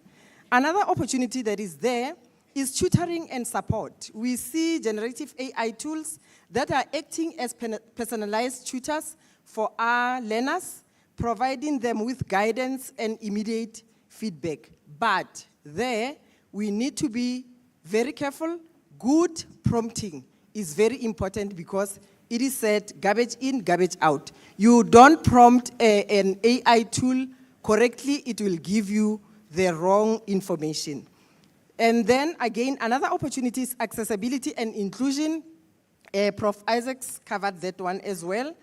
And then AI again is reducing the teacher's workload. How? By automating some of the administrative tasks, such as planning, such as writing reports.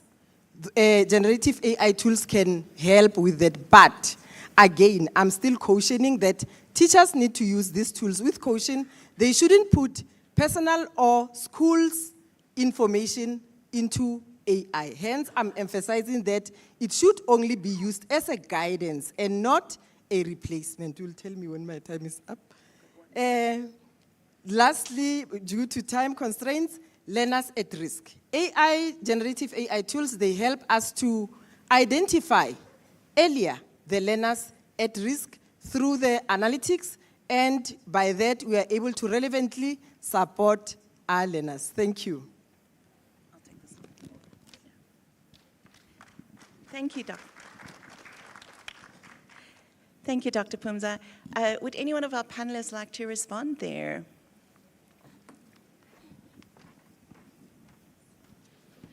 Thank you. I'm going to stand because I do have some slides that I prepared. So the title of the section was Transforming Education with AI. And I've taken that, let me just get to my next slide, there we go.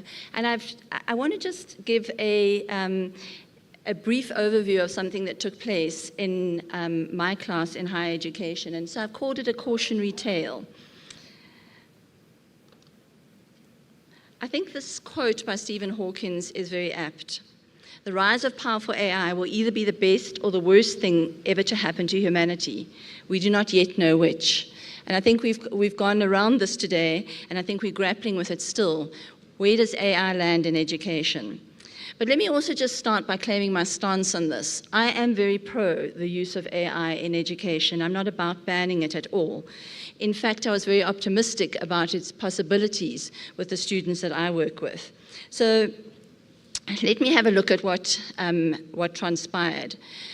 The word transformation, I work with words a lot in my writing, and so I went to the dictionary to have a look and see, so what does the word transformation actually mean? And I found this really quite helpful. It means to make a marked change in the form, nature, or appearance of. And I thought it was a really fitting way to describe what AI has done in our lives at the moment. It certainly has marked a change in the form, nature, and appearance of, for us, education. So we know ChatGPT burst onto the scene at the end of 2022, and at the start of 2023, I had to really carefully consider what I was going to do with this in the module that I lecture in higher education. I lecture the PGCE students at Stellenbosch University, and our students are all training to be FET teachers in the schools. So the first starting place was I needed to change my assessments, which were probably long overdue. We should have been doing that a long time ago, and that was the starting place. I was optimistic that AI could help and support them in their work, and I encouraged them to use it. Especially as pre-service educators in the FET phase, I felt that they would be going into schools, and we know the learners are using it. And I said, you have to get ahead of this. You have to play with it, you have to work with it, and you may use it in the assignments that you do in my module. So as I said, I shifted my assignments. It moved from summarizing, synthesizing information to a slightly different focus, where they had to use the information from the module and use it as an analytical tool, and they actually used it as an analytical tool on their own educational journey to discuss that. And I thought everything was going to go really well. What happened? This is my cautionary tale. What happened? Well, a fifth of my students in that assignment failed. And that is really unusual. I don't fail students easily. I don't think it's difficult to fail the assignments that I give them. But a fifth, which for the class that I lecture is about 40 students, is very, very high. I probably only have about 4 or 5 students that might fail an assessment task at any time. And so I was shocked. I wasn't quite sure what had gone wrong, and so I spent some time doing 2 things. First of all, I met with all the students to understand how they were positioned, what had caused this, why this had gone wrong. But what became very clear was that it was the use of AI that had caused this. Just by the way, they did get a chance to rework and resubmit their assignment. So as part of this, I wanted to try and make sense of this, because I still believe in using AI, and I wanted to figure out what I could do or how I could think about it. I refer to the term the digital divide, which we all use. I think a lot of us use it a lot to talk about those that have and those that don't have in terms of technology. And most times it refers to those that have access to devices, connectivity, apps, programs, and so forth, and then in relation to those that don't have access. And when I looked at this term, I found some scholars who had taken this term and said, hang on a minute, there are actually more levels than just the first level of the digital divide. And they have developed what they call these 3 levels of the digital divide. And this made sense to me, because this is what I saw had gone wrong. They write about it in relation to technology, but I do think that this can be used really productively with technology and AI. So the first level is having access. And that's a part which we work really hard, I think, to get in play, to make sure that for the most part, our students and our learners in schools have access as far as possible.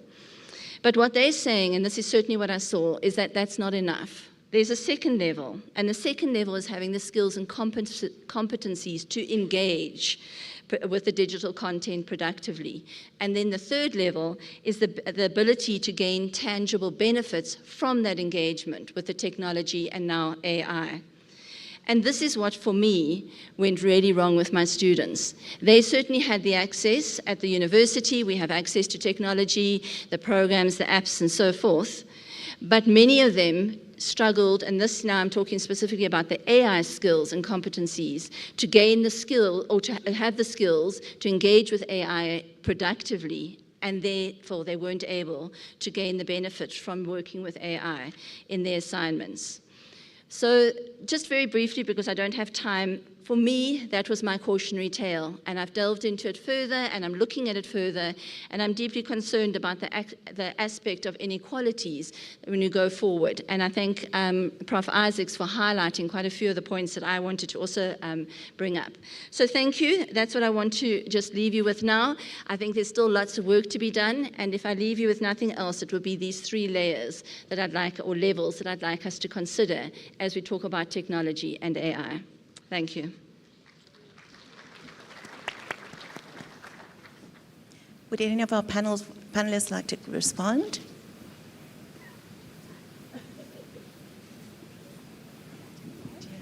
Do you have a mic, Deshna? Do you have a mic?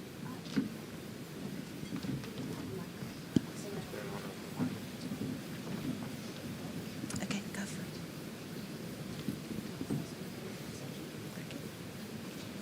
Okay, touching on what Dr. Feldman was talking about with the digital divide is the inherent biases that are often built into these tools, biases that are not necessarily built into the tool, but like the previous speaker was saying around language being a structure. And our assumptions often become a barrier to how AI can work with what we're doing in education, in teaching and learning, in spaces where we're thinking around these things. And like Dr. Feldman was saying, there's those 3 layers of the digital divide that we really need to consider when we think around going forward with how we use and how we want teachers to use AI in our schools and our learners. Which brings us to another question.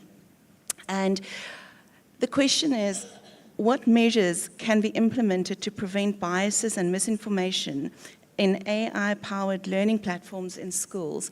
And we've got an absolute brilliant expert in this, Ms. Deshna Govender. Thank you, Isabel. So I'm not going to stand up because these podiums are not inclusive, and you literally see this if I stand behind that podium. Is what it is. So I think that the previous speaker, Prof. Vocational Marivata, has brought this up quite a bit, and some of the previous speakers, and I think that's a good segue, is that we as citizens, so not the students, not just the educators, but we as citizens, have a collective responsibility to actually interrogate the data and, where necessary, reshape the systems that are actually driving AI. As Prof. Marivata said, and it's not just for language AI, but all AI, that if you actually don't collect the data and put it into the system, it just doesn't magically appear, or it appears in a form that someone else has created. So we actually need to first correct the historical biases and inequalities before we actually put that data into the system and then feed it to students. So flawed, incomplete, and biased narratives, currently we just accept them as normal. We accept them what ChatGPT puts out. We accept what Claude or BERT or Gemini puts out. And these are the standards that we are being held to and the rest of the world holds us to. And this is the standard that we are being judged by, but it's not our standard. So when we talk about data for curriculums, we need to look at how that data is created, and can we create it from a lens of diversity in South Africa? And yes, I'm going to go there. We also need to look at the gender balance, the gender lens of the data that we're putting in. Because right now, there are lots of nuanced contexts, stereotypes, and roles that drive certain thinking, certain narratives. For example, why are young men being driven towards a STEM education? Why are they promoted but not women, not enough? Is there research on that, and what is that disparity, and why have we not fixed it yet?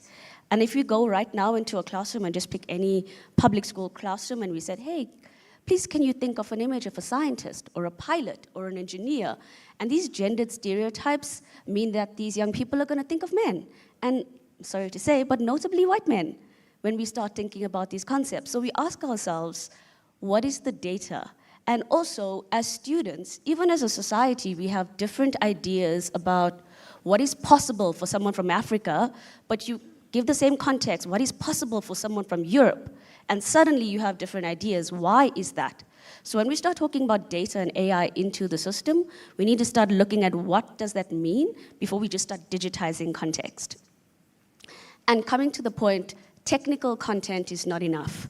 So we need to start addressing the social aspects of data and AI and digitization, just the curriculum as it stands presently.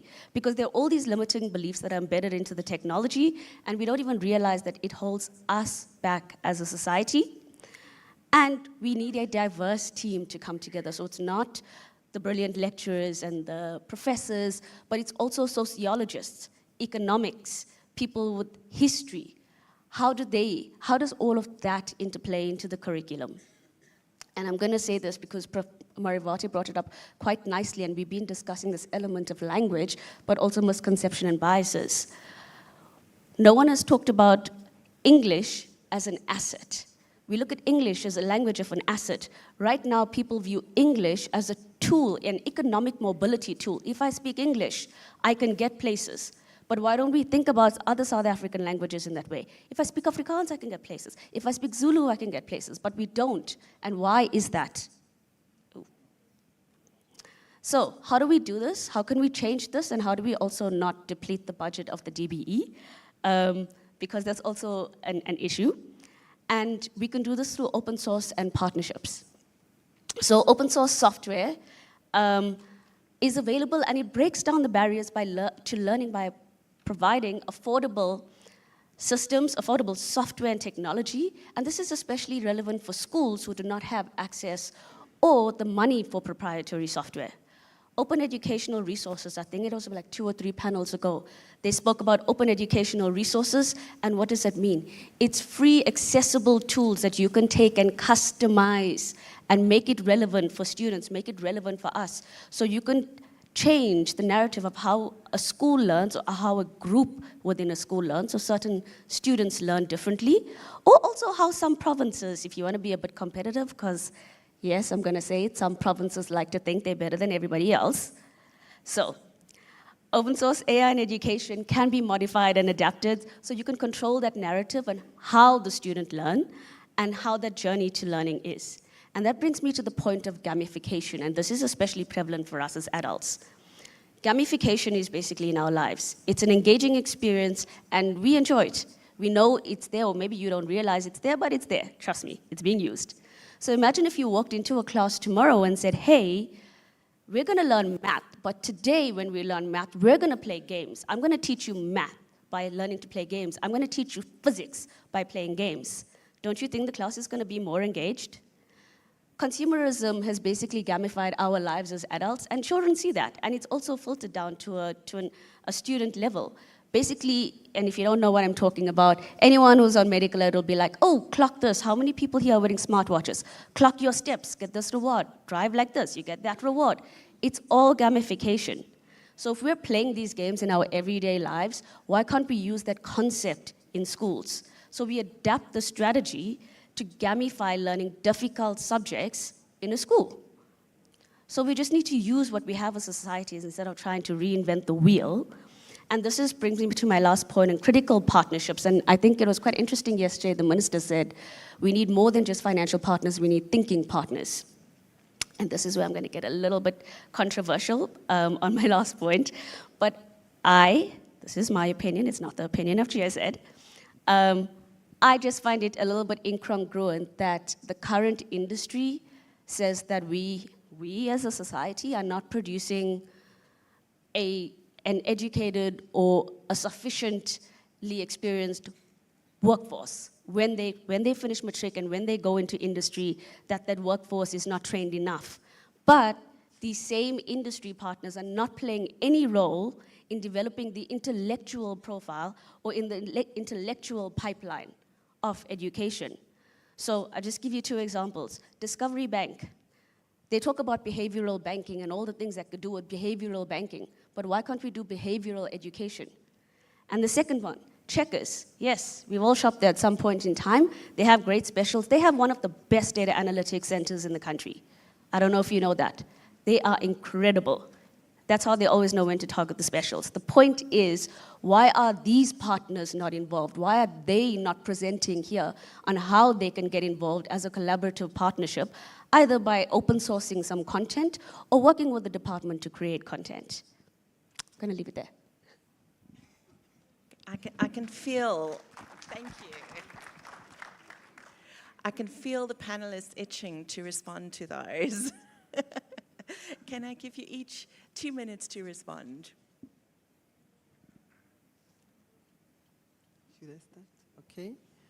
All right. When it comes to the partnerships, for me as a teacher, I believe when it comes to here, we need to engage teachers in the core designing of this AI curriculum and the tools so that we can ensure that these technologies, they align with the educational values and integrate seamlessly into the core subjects.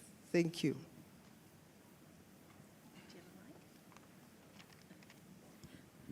David, do you want to respond?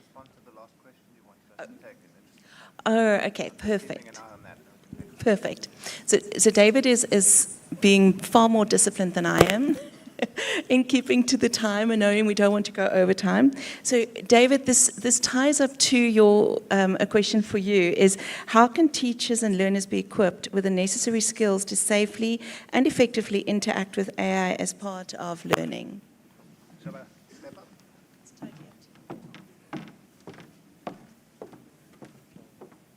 All people benefits. So this is kind of a tricky question. It's complex, it's complicated, it's got lots of parts to it. It's got teachers, it's got learners, and then it's how do we actually enable us to actually engage, get the skills and do something with it.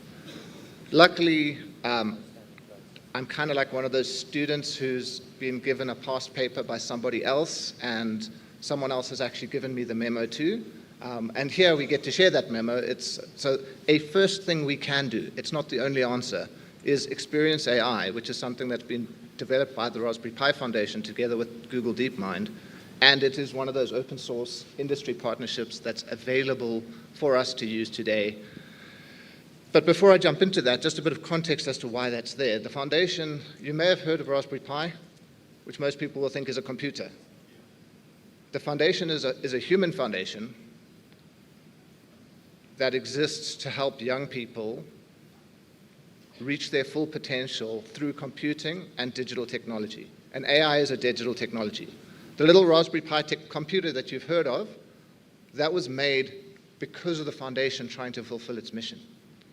And so how do we actually fulfill this mission of helping young people reach their full potential started before AI. And AI is the next technology in the wave.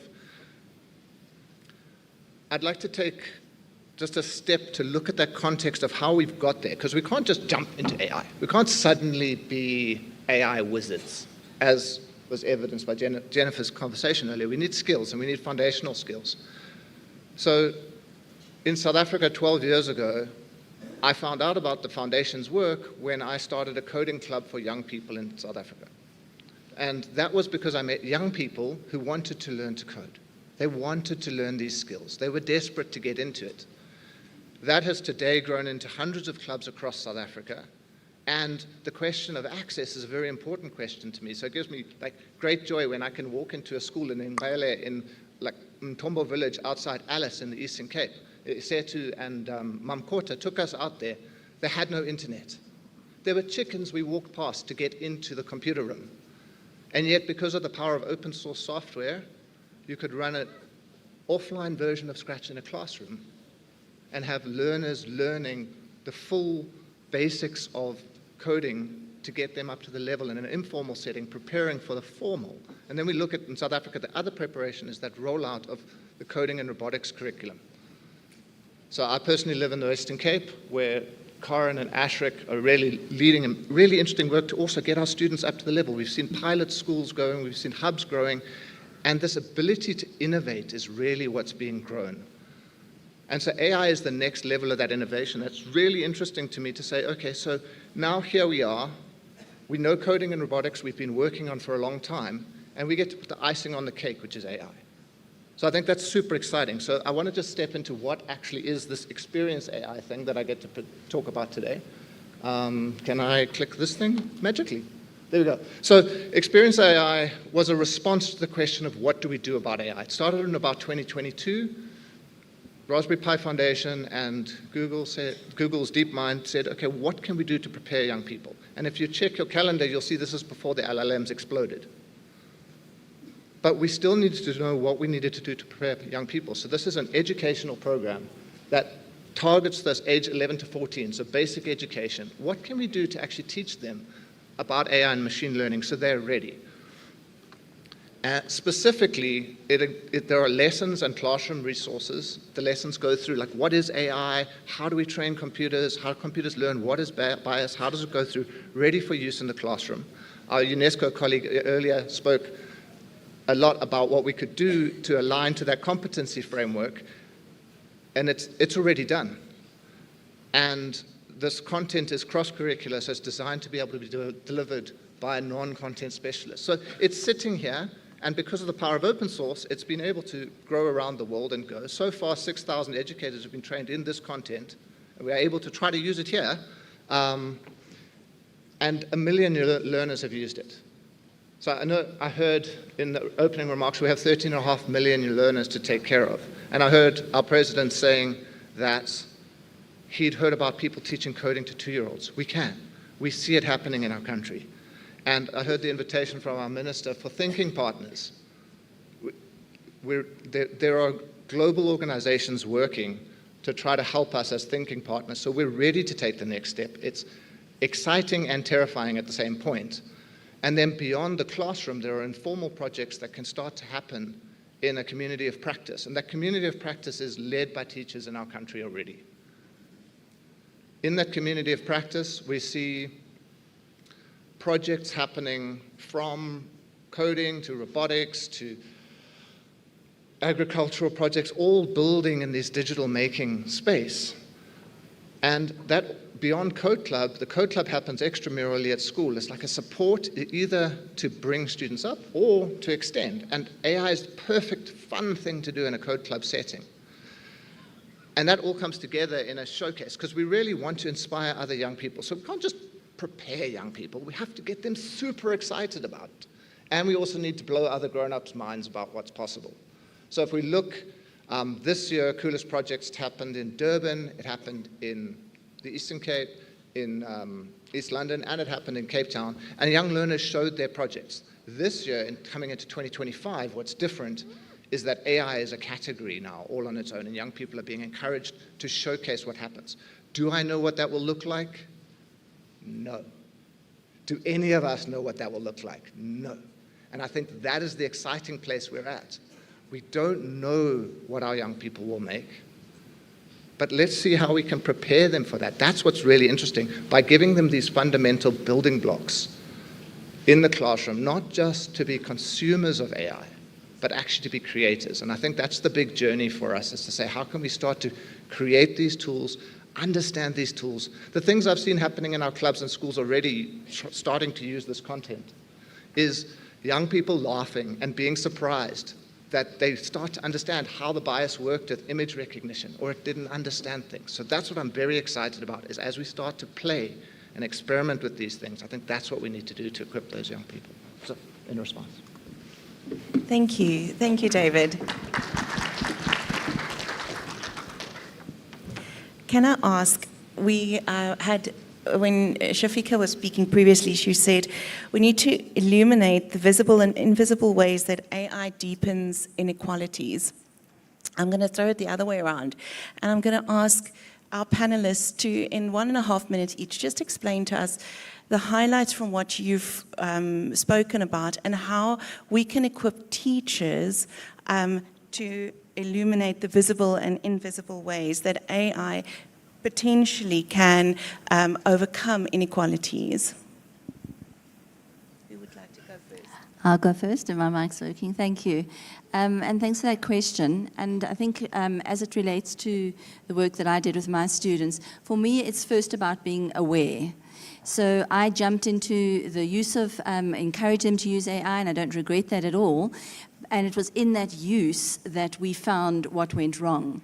And in that finding out what went wrong, I became aware of what else I needed to do and how else I could support them and help them through my research. So I think to expose those inequalities, for me, the starting place is to be aware that they exist, especially in a context, and Stellenbosch University would be in a context like that, where it looks like everything is the same. It looks like everybody's got same access. And for me, that was a startling aspect which I've started working with now in my own research. And I want to say one other thing about just AI in general. I want to agree with the president who says that AI made him look really great. Well, I'm telling you that AI introduction that was, I don't know if you know, it was an AI introduction. That's not what we wrote. It made me sound great too. So that's the allure of AI.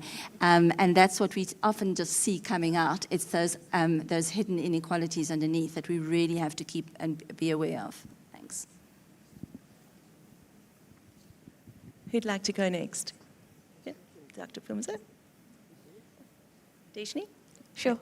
So I'm going to extend that question a little bit about how do we identify it. So ask, can people actually identify it? How much are people actually trained in this audience? How many people are actually trained on AI, like have a basic understanding of AI and how algorithms work and what that means? How many people in the, I see one hand, yay to you.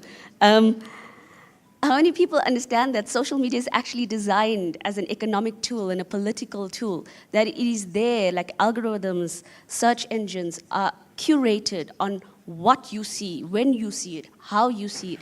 It is there to sensationalize and polarize. Do we as a country realize that, and then do we understand and can identify what are these harms, what are these biases before we say, cool, then how do we actually make it work for the educators and students? One of the points, and I don't have kids myself, I have friends who have kids, but the fact is digitization, whether it's AI or anything else, doesn't start and stop in school. It carries on in the weekend, it carries on after hours, it filters into everything you do and your children and their peers, and that filters into the education system. So maybe a point here is, and since I'm going to be a little bit controversial again, is there anyone from DCDT in this audience? We've been talking about digitization and AI, but I really appreciate that the DSTI minister was here, Dr. Nsamande, but where is DCDT? Because these are the core partners that should be here having these discussions with us. Because if we have frameworks for parents, yes, parents, you have a role in this. It's not just the educator's job. Frameworks for parents and educators and how you can parent better using technology, and for educators in the classroom, I think that makes it a lot easier and better for a society on how we develop AI.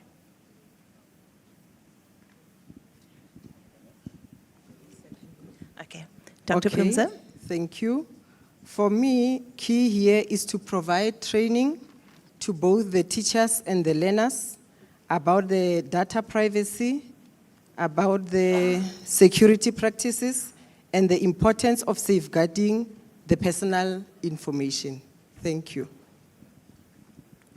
So, yeah, I think, like this microphone in my hand, the technology that we use and have used, and I've watched over my career as a professional software developer, accelerates things and it amplifies things. So if we see underlying inequalities, they will get louder and they will get faster. But that also means addressing them can get louder and faster. So we see it and we must listen. We must listen to hear what we hear and we can respond. So that call can help us to respond.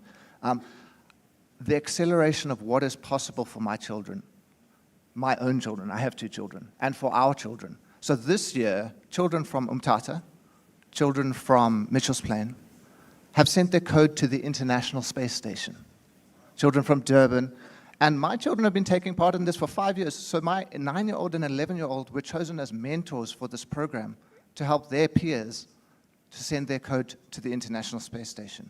Through the power of community, through the power of open source, through the power of participation, and that's happening. And that's just so inspiring that we can go beyond where the sky was the limit, and we can amplify these things, and we need to think about how we do it. And the question that Isabel's put there is, how do we equip teachers? The primary theory of change in our work is that teachers are the gateway. So how do we train teachers? I can share that in the Foundation's work with the Teach Computing curriculum in the UK. There's hundreds of hours of free training material already for teachers in digital skills, coding, and robotics. The Experience AI course has teacher training available, and none of this is at a charge to any of the countries that benefit from this. So it's free with the proper free, and there's no paywall. The goal is, how do we give it away faster and more together? And since one of our earlier speakers mentioned, it put me back in mind of our former president, Nelson Mandela, who had a speech which I've listened to in my car over and over again. And at one point he said, and this is what technology I think does for me, he says, let each know that for each, the body, the mind, and the spirit have been freed to fulfill themselves. No one's going to do it for our learners in the future. We need to give them the skills to fulfill themselves, and then we'll see what will become. Thank you, thank you. In the last 20 seconds, if I can quickly capture, last year we worked with about 100 volunteers as part of a British Council project and the DBE. We created digital guidelines, and one of those key areas that ties up so beautifully with what everybody has been saying is that we created digital guidelines for parents and communities, because like the previous minister said at Lekgotla last year, she made it so clear that it takes a village. We're a village. We're collectively the village. And it takes that village to teach our learners, to teach our parents, to teach everybody how to work in this new world of AI, how to use it in an ethical, responsible way. But one of the big drivers with the digital guidelines was a values-driven approach. And that's what you're all touching on, is if we teach the values throughout the system that we want to see, when we use AI, when we go online, that's what we're going to see. So thank you, everybody. You've been fantastic. Thank you. Thank you so much, Dr. Tarling and the group. You were excellent. Thank you. You have opened our minds. We see things differently, and we're also not so worried anymore, although some of us still saying, should we not? Just to touch on the statement from our professor from Stellenbosch. Thank you so much, and thank you for keeping to time. Thanks. Well done. Thanks. Please, they need a round of applause. I know we're competing with lunch, and we're tired by now.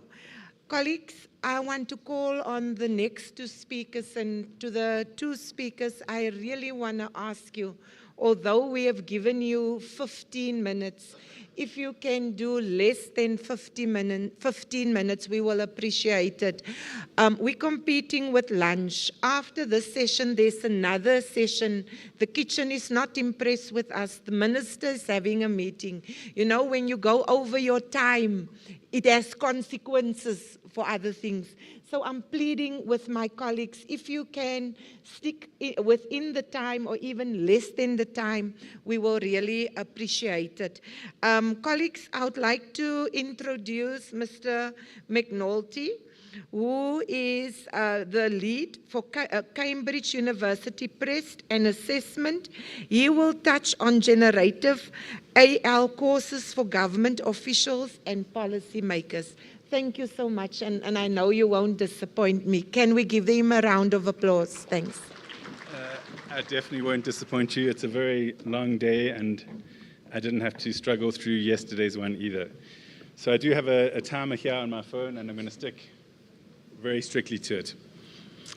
All right, so thank you very much for inviting me to speak to you today. It's about a topic that I am passionate about, so we'll jump straight in. So first thing I want to talk about is how I think AI is fundamentally changing the way we work and also changing the way we teach and learn. And today I want to talk about the importance of upskilling government officials and school leaders in AI in order to specifically focus on AI literacy, AI fundamentals, and the policy considerations that should guide us. As mentioned in the other presentations, we are witnessing rapid AI adoption worldwide, with most schools reporting AI use either formally or informally. And this has profound implications for teaching, learning, assessment, data privacy, and equity. So in this presentation, I want to just explain what AI literacy is, what fundamental knowledge is, and how we can responsibly integrate AI into our education systems. And I'll be drawing on published generative AI in education policies from Australia, Japan, New Zealand, South Korea, and the UK. Some of you may be aware of the Cambridge Partnership for Education EdTech Fellowship, and we have some alumni here at the moment, Dr. Machobe, Mr. Mavimbela, Mr. Mahorasi, and Mr. Pariachi. And this is a course that teaches policymakers how to implement EdTech into their systems, their education systems. And from this course, where I teach an AI in education module, we've developed out a specific course around generative AI for policy leaders and school leaders.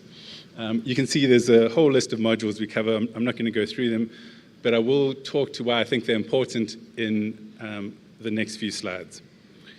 Firstly, why upskilling and why does it matter? So AI isn't a distant future technology. It's already here and it's expanding quickly. Government officials and school leaders must understand AI tools to make decisions that respect both ethical and educational outcomes. We must balance the need to foster innovation with safeguarding students, teachers, and institutional integrity. Without fundamental AI knowledge, leaders risk underestimating how AI can transform teaching and learning, and may overlook pitfalls that deepen inequality. Upskilling helps us to be proactive rather than reactive, ensuring fair and effective use of AI in our education systems.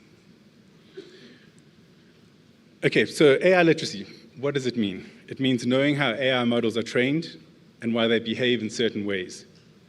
If we think of AI as a student, learning from examples, the more diverse examples we give it, the better it responds. But unlike a student, AI does not comprehend what it learns, but rather identifies patterns which it can use to make predictions. Generative AI, which is what everyone talks about when they talk about AI these days, is relatively new. But as mentioned, AI technologies are not. They are used in all our digital products, in Spotify, and any sort of recommendation engines, and we use them daily without even realizing it. In education, there are already adaptive learning platforms, AI tutors, and automated marking systems in use in schools in South Africa. School leaders who understand these systems can better evaluate new tools and embed principles for safe AI into policy and procurement processes. Okay, and then the fundamentals of AI. As impressive as they appear, AI does not comprehend things in the same way that humans do, but rather makes these predictions based on what it thinks should be the answer to a query. In most cases, these are correct, but sometimes they hallucinate and present made-up information.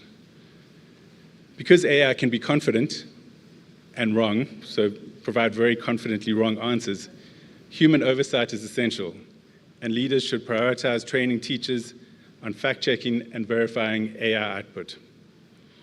AI is also quickly evolving beyond text. Multimodal models handle images, video, audio as well, as Isabel showed us with her great introduction. And this shifts new possibilities for teaching, such as evaluating student-drawn diagrams or assessing pronunciation and language learning. These opportunities obviously also present complexities. So I've compared the policy approaches from Australia, Japan, New Zealand, South Korea, and the UK. And despite relatively diverse contexts, 5 consistent themes emerged. Education ministers explicitly treat uncredited AI content as plagiarism in their national frameworks, while encouraging transparency in allowed use. Students must declare AI assistance. AI policies also highlight the need for ongoing training for teachers so they can identify AI misuse, design AI resilient assessments, and leverage AI in their teaching practice. Privacy is a major issue, and all education ministries so far prohibit uploading any personal student data into these public services. On a positive note, AI tutors in government schools are seen as equalizers, almost equivalent to having a private tutor. So I think this is a very strong motivation for rolling them out, particularly in this country. And then talking to local languages, in New Zealand there's a focus on AI that can accommodate the Maori language and also the cultural context to avoid marginalizing students. It's an area where I think from previous slides we definitely should be focusing on in South Africa. Okay, quickly going back to students, what guidelines should we give them? All students will have access to high reasoning AI models pretty much on their phones, and I'd say that's within the next year. So being able to stop them using them is almost going to be impossible. When it comes to guidelines for students, encourage transparency by design, requiring students to cite or declare AI use, as they would any other reference source. AI detection software is imperfect and it's generally discouraged. What it seems to do is flag student work as AI generated when that student is a second language English speaker, and quite often fails to catch AI generated text at all. Many school systems are now focusing on assessment redesign and moving away from traditional take-home assignments towards in-class oral or project-based tasks, where students can demonstrate authentic work. Overall, the research is showing AI can enhance learning when properly integrated, helping students with understanding complex concepts, providing research and brainstorming assistance, and giving personalized feedback at scale. When it comes to professional development, all teachers should have basic AI literacy, an understanding of the fundamentals, the ethical considerations, and how to evaluate AI outputs for bias or inaccuracy.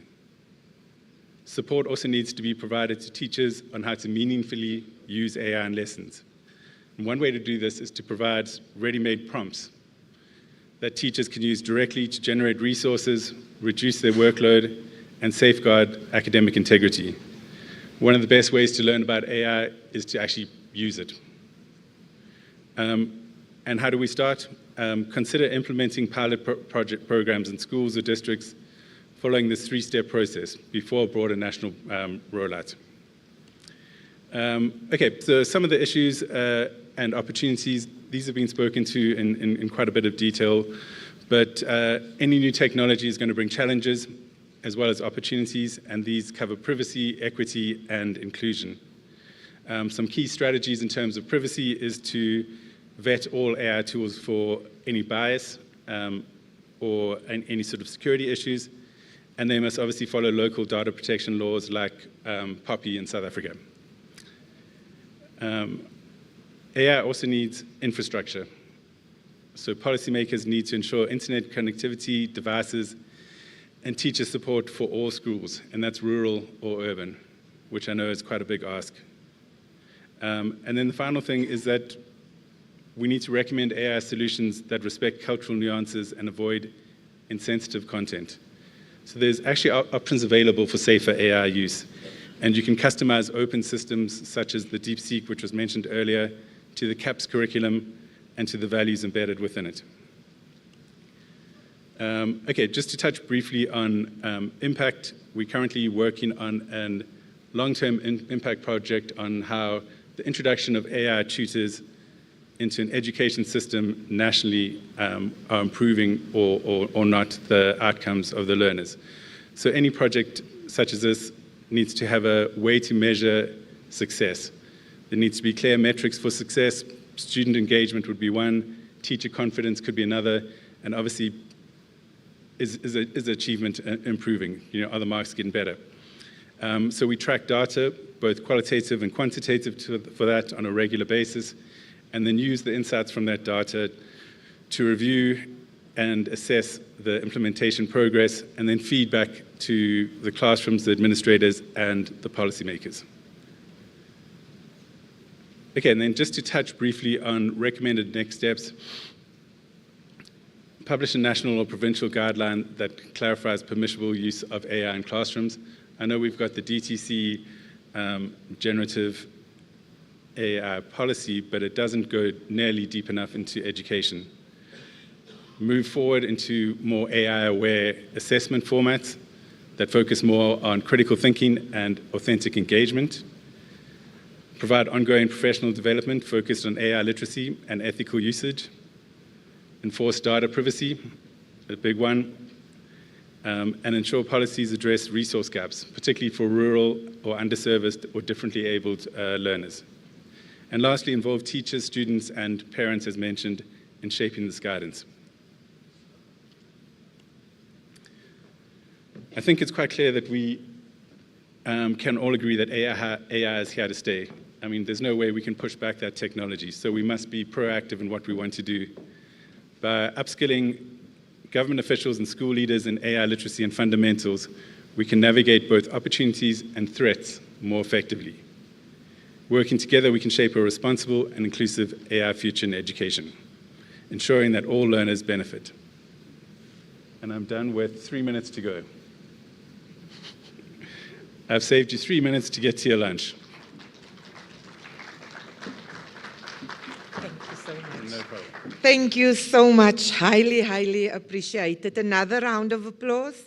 Thank you. We saved a few minutes.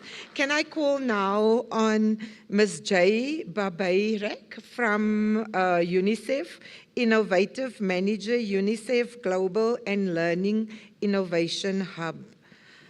She will talk on accessible digital textbook for AIs. Where is Ms.?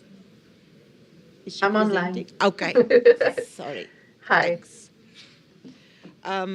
15 minutes, please.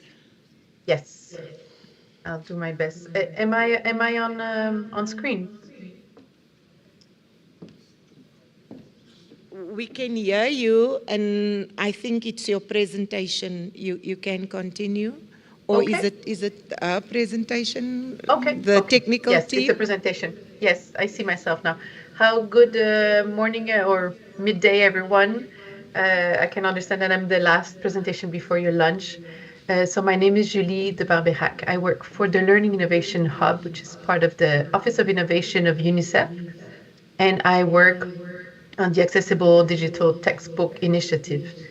So UNICEF has been leading the Accessible Digital Textbook Initiative since 2016 to support ministries of education around the world to procure and adapt their content, curriculum content into accessible digital formats. So why does UNICEF focus on that? So why is it important to create content for all? You can switch slide, please.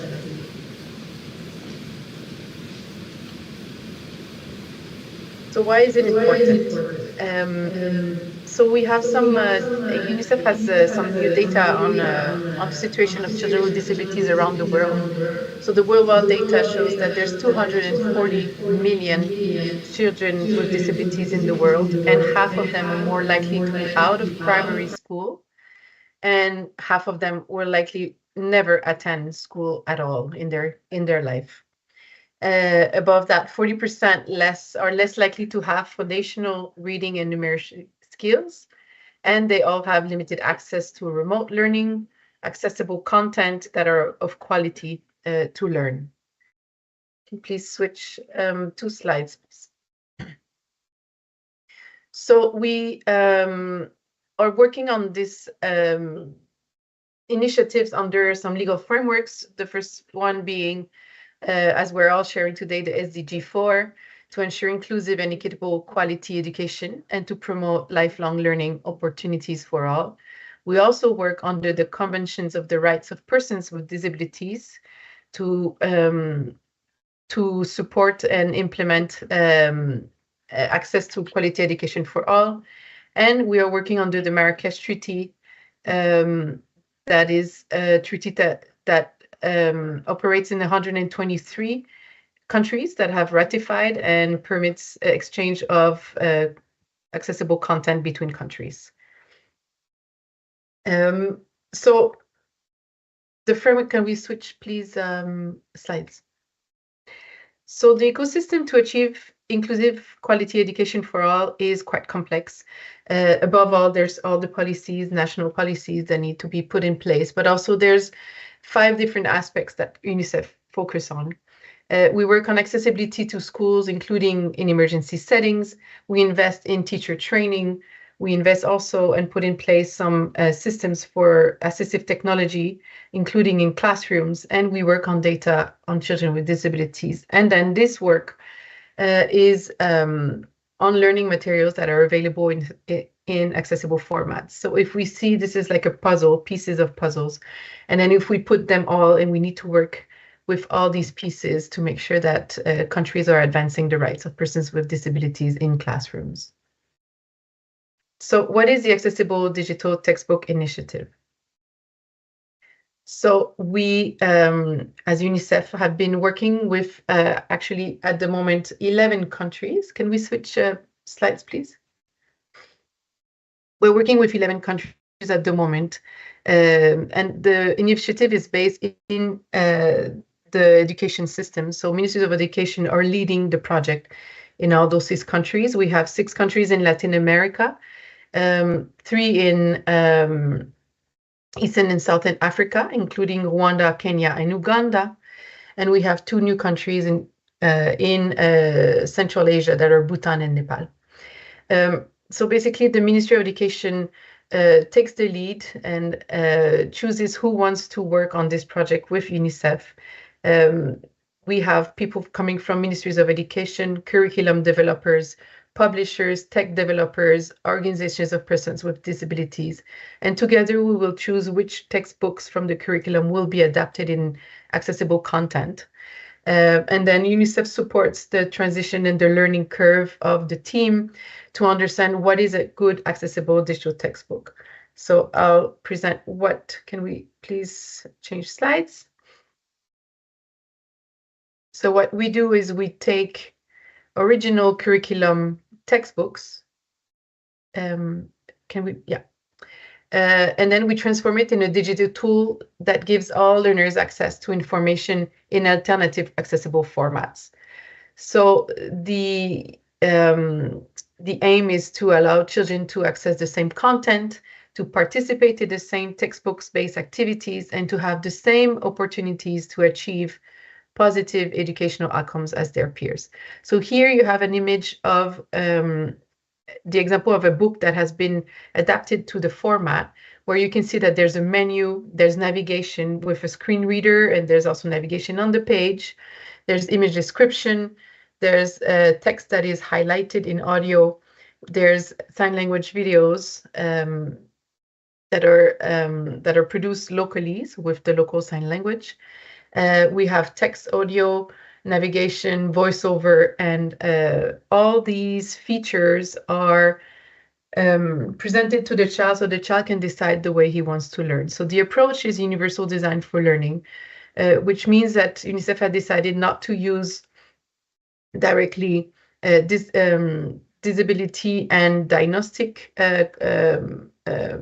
centric, but rather to propose the child to have different type of features and for the child to decide how he wants to learn. So the teachers are supporting the child, the parents can support the child in that selection, but ultimately it's a very center user approach. And then what we do, please change slides. What we do is we take a PDF of an original textbook, like you can see in the next slide.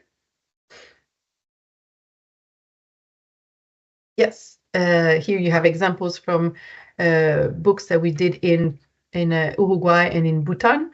And then you come from printed books into accessible digital format. Please change slide. Where you have customization, you have a menu for the accessibility features, you have options for different type of exercises, you have interactive exercises, and also a glossary on top of all the accessibility features. So, yes, thank you. So you have all these accessibility and the design that are transformed to make the book accessible. So you have all the different features I mentioned and all that under the UDL principles. So what is our approach in the countries? We have an ecosystemic approach. So we start by analyzing the context. We look at the country readiness analysis in terms of resources, situation of education in the country, but also looking at the EdTech ecosystem in the country. We work with the Ministry of Education on advocacy and collaboration with the ministry and other partners locally. We create a committee that will oversee the project, but also a technical committee where we provide training and ongoing technical support. We're going to develop one prototype, test and validate with users in classrooms. And then we work with the country on a strategy for sustainability and the scale. So the theory of change is that if textbooks are developed according to universal design for learning principles, but also combined with an enabling environment and sustainable ecosystem, then learners will have access to quality digital learning materials. So as of now, we have a global impact. We have 11 countries among 3 regions. We have a website, guidelines, case studies that are all for free and online on the global website. We have some autonomous regional task force to support South-South cooperation. We work with EdTech partners, developers and publishers and universities. We're gathering evidence with the Office of Research and Foresight of UNICEF called Innocenti.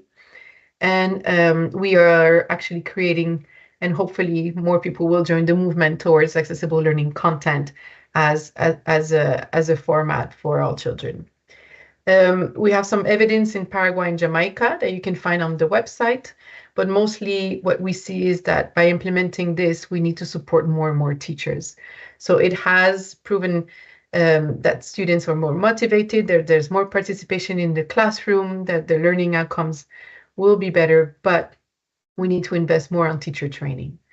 I'm trying to go fast because what I wanted to say, and mostly and probably in link with my with Neil, who just presented on AI, creating those books has been quite a learning curve and quite difficult for the countries. So since June last year, we have partnership with OpenAI to produce those books because the barriers to do it, like I was saying, were very difficult. So it was very time consuming. It was resource intensive, and we had a lot of capacity constraints because we couldn't provide support and ongoing technical to all the countries. Can we switch slides, please? So these are the barriers. It used to take 6 to 9 months to produce a book in the format that I show, and it was costing between 20,000, 50,000 for a very complex 200 textbook with all the process of hiring coordinators. And so anyway, the project was successful, but quite constraining. So OpenAI, next slide, please. OpenAI came into the story to help us overcome that challenge of the technology. And at the moment, we are looking at OpenAI to have a cost effectiveness, time saving, to be more inclusive and sustainable system for the countries to produce those books. When I say countries, because we're talking about curriculum, but eventually what UNICEF is producing at the moment is an algorithm, so a pipeline with AI that is going to be open source. Can we switch slides, please?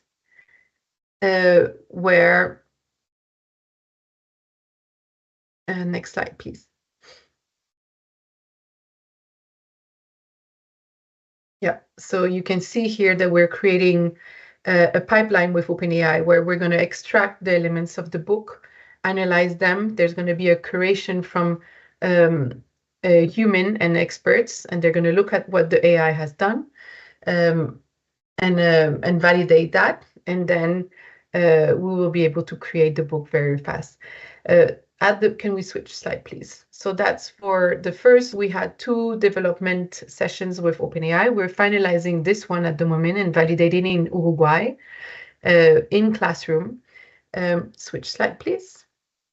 Yes, so we are going from a PDF on your left of a classic textbook. We put it through the pipeline and it creates a HTML format of an accessible digital textbook with all the different accessibility features that you can see on the right. So we have at the moment validated with 63 languages. We have easy read for children with cognitive or intellectual disabilities or children who are out of school and coming back to school and need a bit of support. We have text to speech. We are also describing every image. It's also navigable with a screen reader. And you also have a feature that is called Explain Me, which makes an overview of what is in the page and prepare the child and supports the teacher into explaining what is in the page and what needs to be done. Next page. So you can see here different examples where you have accessible navigation. Well, the navigation is on the left side of the screen. On the right, we have the accessibility features that are generated automatically with AI. We have multiple languages, and it is mobile responsive. And as the latest development, it also can be used offline. So basically, the book is put into the pipe. Can we go back, please? Into the pipeline, and in 10 minutes, it creates the fully generated automated book. But as Mr. McCarthy was mentioning before, the very important part to protect the quality of the content is the human validation. So before anything goes into the hands of the children, the Ministry of Education and publishers and validators need to look at what AI has produced. And there's probably a 5-10% that needs to be reiterated and adjusted by human validators. We also do not have at this moment worked on the sign language. As you can see, the original project, the pre-AI era had also sign language videos, but we're not able at this point to use AI to produce it. But we are, but we can add and do it manually, locally, and then it can be added to the pipeline to produce the book. So there's a space into this where the sign language video can be done. So at this moment, we are launching this project with OpenAI during the Global Disability Summit in April. So it will be officially launched. And we're looking into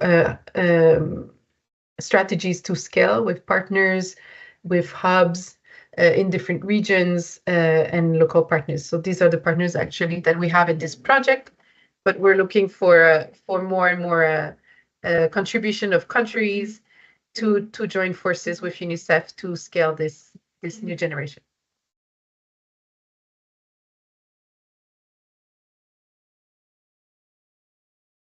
Yeah. Thank you. Thank you very much. Thank you.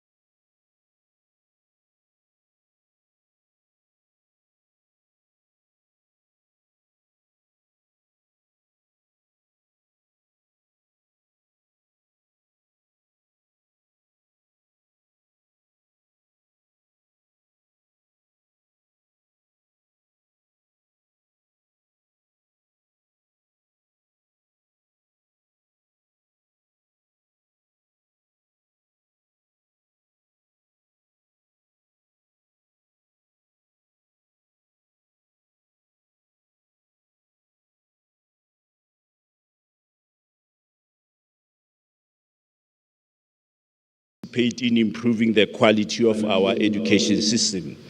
This is just part of the strategies that we use in terms of our approach to teacher training and development. And you can see in terms of those principles, emphasis on the principles of collaboration as well as coordination. Now, one of our key milestones in terms of this is the teacher union collaboration, where teacher unions have been supported to establish their own teacher development institutes where they can conduct training. And they have used as part of their training key approaches for ensuring that our teachers have got training programs that are relevant and that respond to their needs. So the principles of needs identification, peer learning, and performance management have been integral to the teacher union collaboration. What has been some of the key achievements in our country in terms of this collaboration? We have institutionalized social dialogue. We have a strong system of collective bargaining, institutionalized system of support and development, the professionalization of teacher unions so that they also participate actively in professional development, and strengthen system of accountability. So our mantra that we are adopting is nothing for teachers without teachers. Thank you very much. Thank you very much, Dr. Rabotapi. And I'm sure, colleagues, you will agree with me that I will not speak. I have asked the panelists that we give each of them 5 minutes or less. They just go to the crux of the matter. They have got a presentation, but they'll just fly through it so that if we can save a few minutes after, I'm sure there are some 1 or 2 questions that we may want to address to them. And therefore, I'm going to ask that they come in the order in which they appear on the program. We'll be starting with Natu, Naptosa, Peu, Sau, and then Satu. And then the presentations will be flighted. Let's give him a round of applause.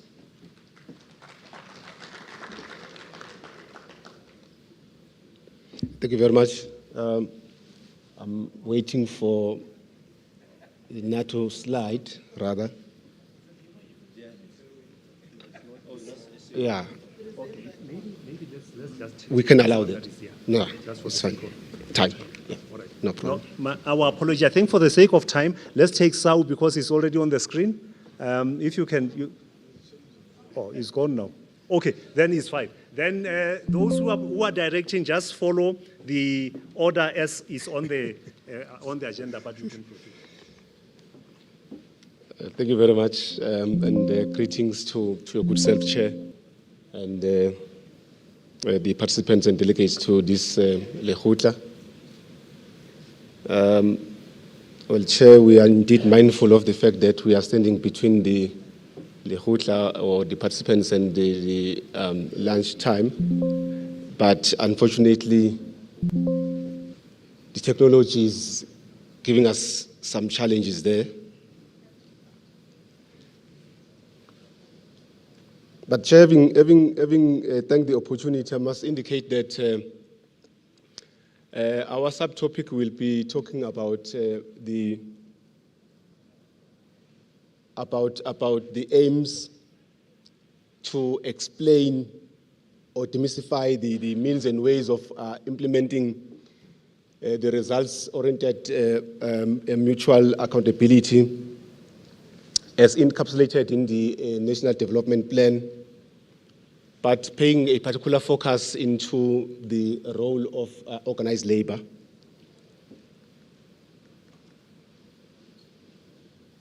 Perhaps I should work from my gadget here while we're waiting for.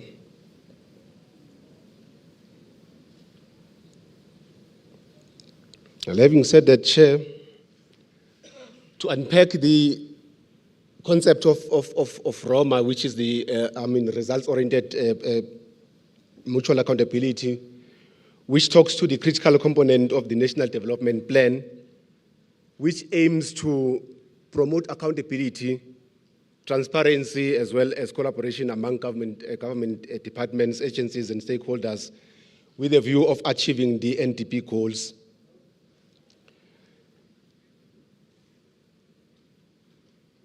With a particular reference to schooling system, the NDP 2030 states, and I quote, "The priorities in the basic education are human capacity, your school management, district support, infrastructure, and results-oriented mutual accountability between schools and communities." But Chair, because we really want to save time, let us embark on the role of labor, organized labor, in terms of the implementation of the ROMA, which is the results-oriented mutual accountability. Now, labor can contribute to the implementation through advocating for quality education. For instance, advocating for the allocation of resources in our schools, also advocating for the professional development and training of our members, collective bargaining, monitoring and evaluation, collaboration within government and stakeholders, emphasizing accountability to the community, research and policy development, support and for teacher well-being, and I'm sure my colleagues will also expand on that, in particular on issues pertaining to collective bargaining as well as the teacher well-being. While we're still struggling with the issue of technology, Chair, I want to come to a point of finalization or conclusion of our presentation and indicate that we find that there are similarities, in particular pertaining to the ROMA as well as the school-based continuous quality management system. And there is also some kind of commonalities between ROMA as well as QMS. And both of these, aspects, they highlight the importance of data-driven decisions, stakeholder engagement, and strong leadership in achieving results, as well as sharing a commitment to accountability, continuous improvement, and measurable outcomes, albeit applied in different contexts. However, the main difference, Chair, between the two, ROMA as well as school-based QMS, is that the difference between the two systems is that ROMA seeks accountability at a level of national, at cross-national level or cross-sector level for broad developmental outcomes with a broad collaborative scope, while QMS itself operates at a school level, focusing on internal educational quality and management. If we look into, as brief as possible, into the databases which we can rely on in terms of implementation of the ROMA, we look into the SESA as well as the AMIS. Chairperson, briefly looking into the approach that can be utilized in terms of implementation of the ROMA, we look into the establishment of a dedicated unit within the Department of Planning, Monitoring and Evaluation to oversee the implementation of ROMA, ensure that ROMA principles are integrated into the NDP's implementation plans, also develop a monitoring framework to track progress against ROMA indicators, develop training programs for government officials in ROMA principles and implementation, develop a communication strategy to raise awareness by establishing a stakeholder forum to engage civil society, private sector, as well as other stakeholders in respect of the implementation or the progress in terms of implementation, or to track the implementation thereof. Develop performance agreements, incentives, and consequences for government officials based on ROMA-related targets. And having said all that, Chair, we want to appreciate and indicate that as organized labor, we are willing and open to discussing or engaging with the department in terms of implementation of the results oriented mutual accountability. Thank you very much.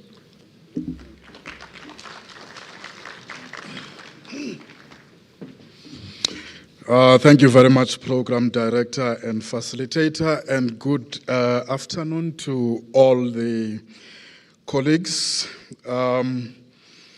At first, I want to say yesterday it was the anniversary of NAPTOSA. We were actually celebrating 19 years since we registered as an amalgamated union. But the history of our legacy unions dates back from the early 1900s. But we chose to be here so that we participate in this dialogue. The subtopic that we would have spoken to, which of course was sent through to the DBE, and I hope that that PowerPoint presentation will be sent to all the delegates. It talks to social dialogue and collective bargaining, a pathway to transforming government policies. Program Director and Facilitator, I must indicate it is such a pity that one of the key stakeholders have to make a presentation when we are seriously pressed for time, and we are therefore unable to conclusively make the points that we would have loved to make. But I hope that we are learning lessons as a sector from this kind of an experience. But the first point that I would have raised from the first slide of my presentation would be what social dialogue requires of all of us. And I want to highlight only two things. That social dialogue would have required that we engage in genuine and productive engagement. And I'm being deliberate in this regard to say to all of us, we must in fact be intentional in our approach. And this therefore does not become a tick box kind of an exercise, which is, or rather has no value for money at all. Because the utmost intention of social dialogue is that we must share information, we must address challenges, but above all, we must resolve those particular challenges together. And one of the mammoth tasks that labor unions have is that of having to balance the interests of the labor unions, the interests of their members, with those of government and other stakeholders. And I want to believe that the opposite is true of the other stakeholders as well. But one of the critical components of social dialogue is that there must always be political will and commitment to social dialogue on the part of all the parties. And there must also be mutual respect, so that if we make inputs, those inputs are taken into consideration. We don't just pass time and invite people to make inputs when we are not going to gainfully utilize those particular inputs. And so I want to say it's critically important that all stakeholders must attempt to establish and maintain and sustain those collaborative relationships. That's critically important. But before I move to the next slide, I wish to indicate that it's critically important that all stakeholders must understand that the balancing of interests of the stakeholders is a critically important factor. And I want to say in this instance, NAPTOSA is at a vantage point because we are party politically non-aligned, but we are not apolitical.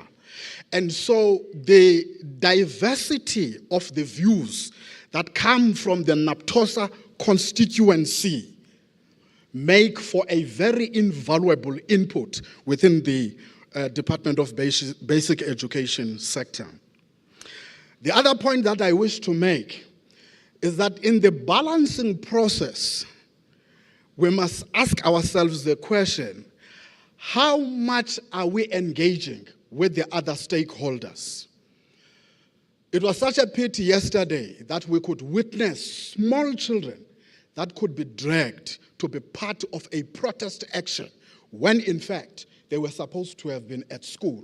And what that says to all of us is that at some point, we need to exercise a measure of frankness and honesty in terms of how we engage each other, without necessarily being rude and antagonistic towards each other. But we've got to be honest and frank about the issues that we raise.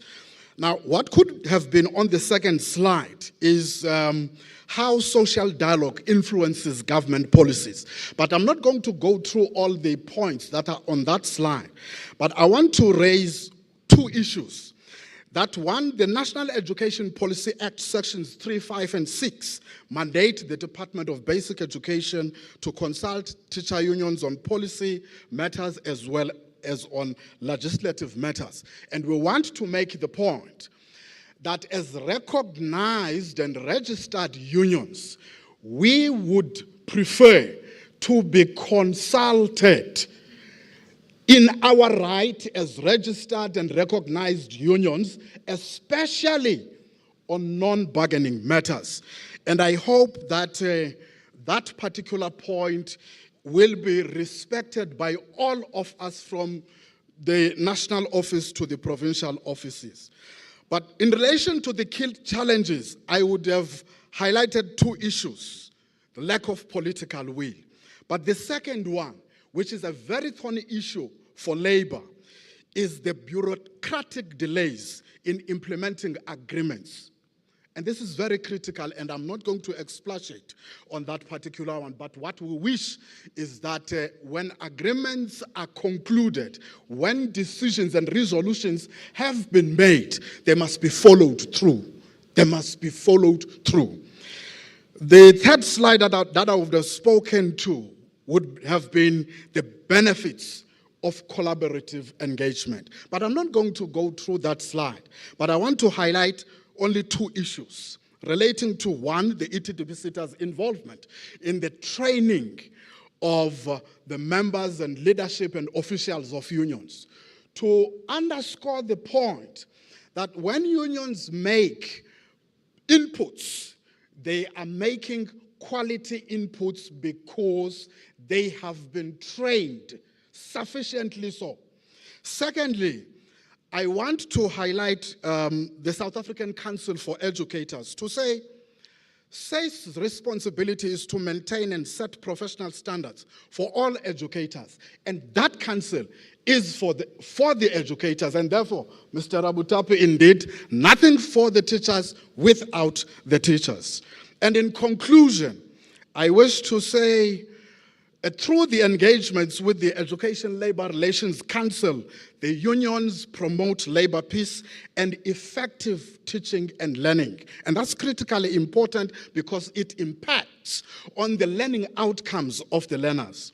Secondly, the kind of contributions that we make in the various committees of the DBE help to ensure that we provide quality education in our schools.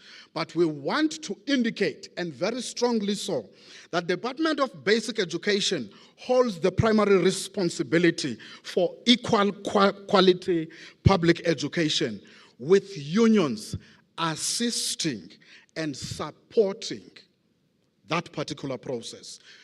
Unions assisting and supporting the transformation agenda within the Department of Basic Education. And lastly, I want to indicate that unions help to ensure that members remain committed to achieving education goals.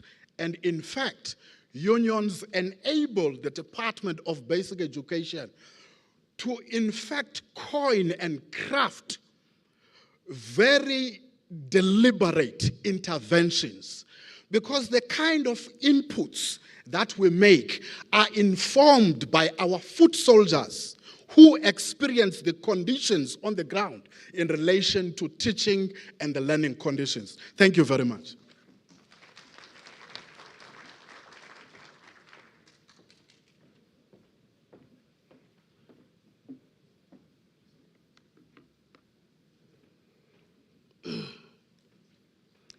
Thank you, Program Director.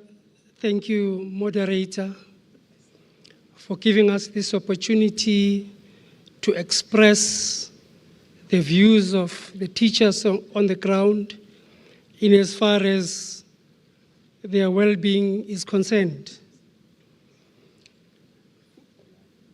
We wish to indicate that teacher well-being is at the heart of achieving the intended outcomes. It is a generally held view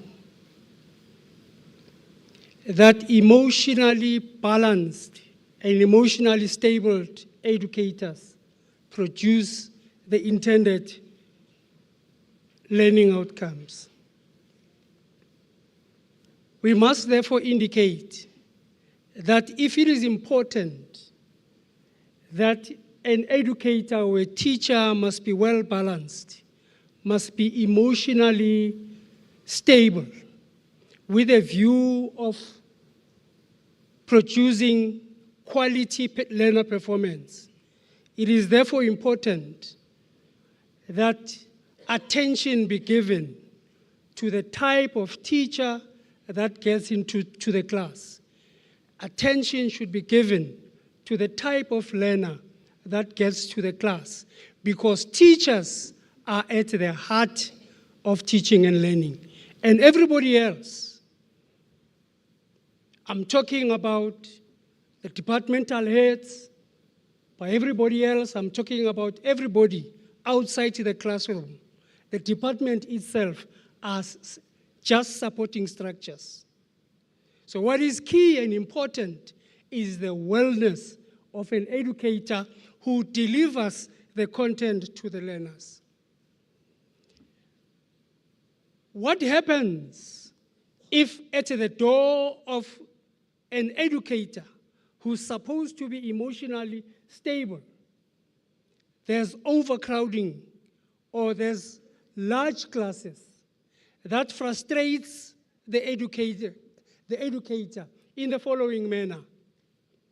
One, it is easy, like other people have said, to teach a huge group. However, following the ATP, the annual teaching plan, that does not give space for remediation. That says today, teach this topic, tomorrow that topic, and so on and so forth, without any space of remediating, without any space of marking the work. That pressure creates anxiety, and that pressure is created by the system. So we are saying as unions that the pressure at the doorstep of the teacher makes it difficult for teachers to do their work as expected. As if that is not enough, teachers are confronted by ill-disciplined learners who become physical sometimes. A teacher thinks once or twice before getting to class because he or she does not know what he's going to be confronted with. That on its own is a stressor, and educators get to class with all this plethora of emotions before even teaching the learners. So we are saying, in conclusion, and in the interest of time, that all these stress points are responsible for the chronic absence of teachers. All these stressors and more that I did not mention in the interest of time are causing mental-related illnesses to educators.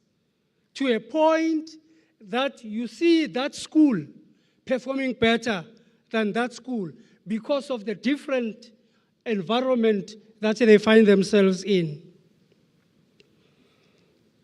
These stressors are contributing to the mediocre performance that we see and complain about. But there's this one point that I wish to make, that AI does not address. We've been talking about AI yesterday, today, and even tomorrow we'll be speaking about AI. Maybe the creators of AI must explore this phenomena and not leaving it at AI cannot feel like human beings.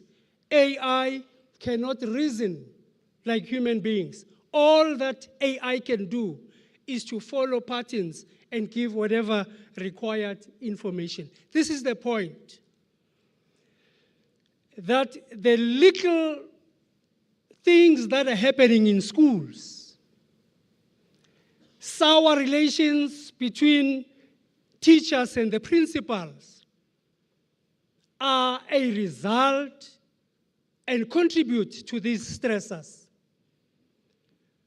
Sour relations between heads of schools, district officials, departmental officials are contributing to this problem to an extent that we have a huge number of educators who are hospitalized because of mental illnesses.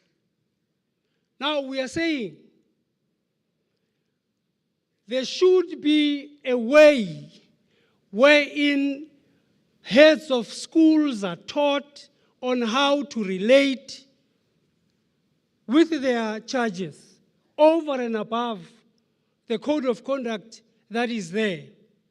That explains who should relate to who. But we are saying there should be a way that would make it possible for heads of institutions to be taught how to relate to everybody else, because their actions can contribute to poor performance. Program Director, at this point, in the interest of time, may I bow down and thank you.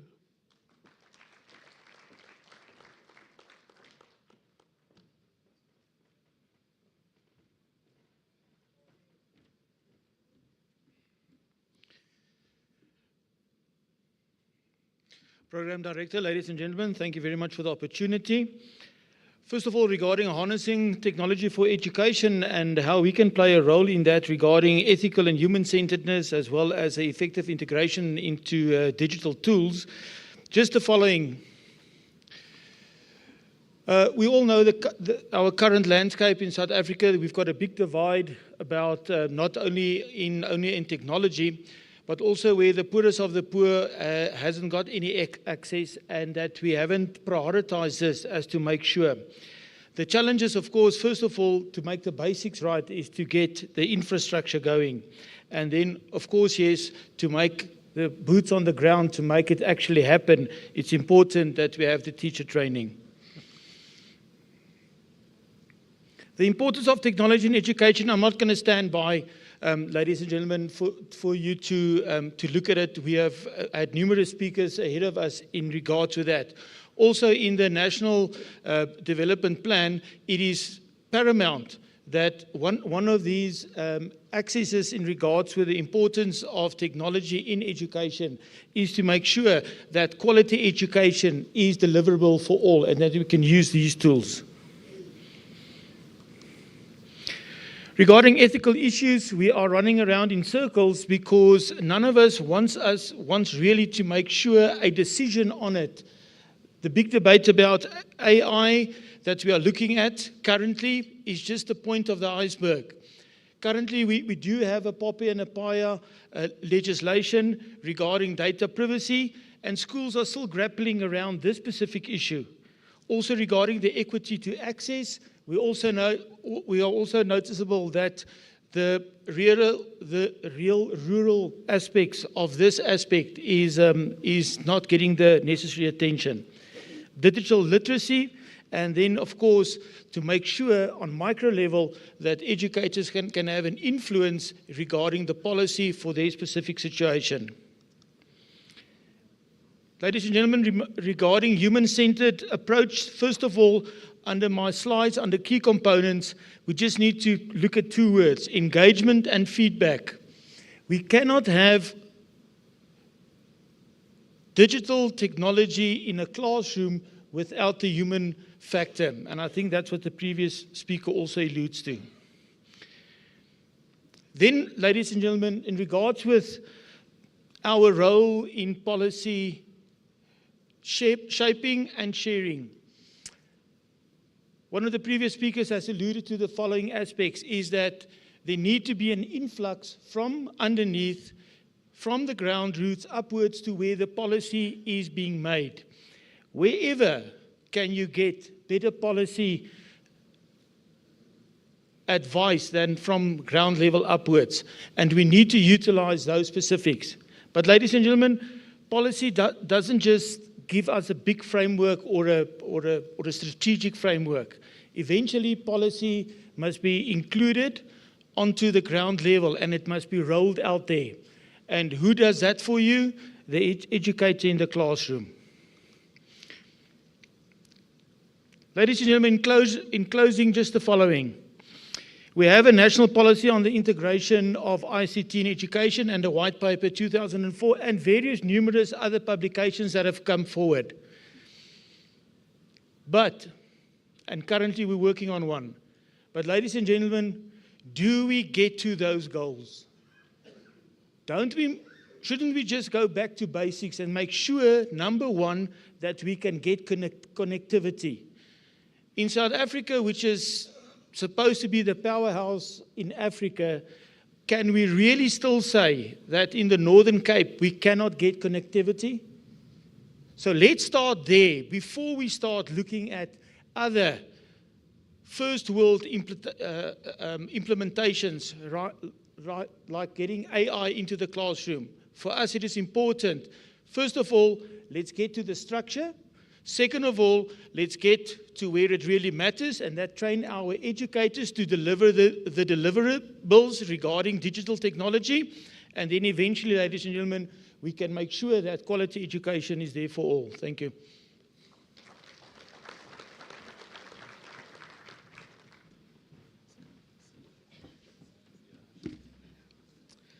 Good afternoon, ladies and gentlemen. Thank you very much for the opportunity. May I say, all protocol observed.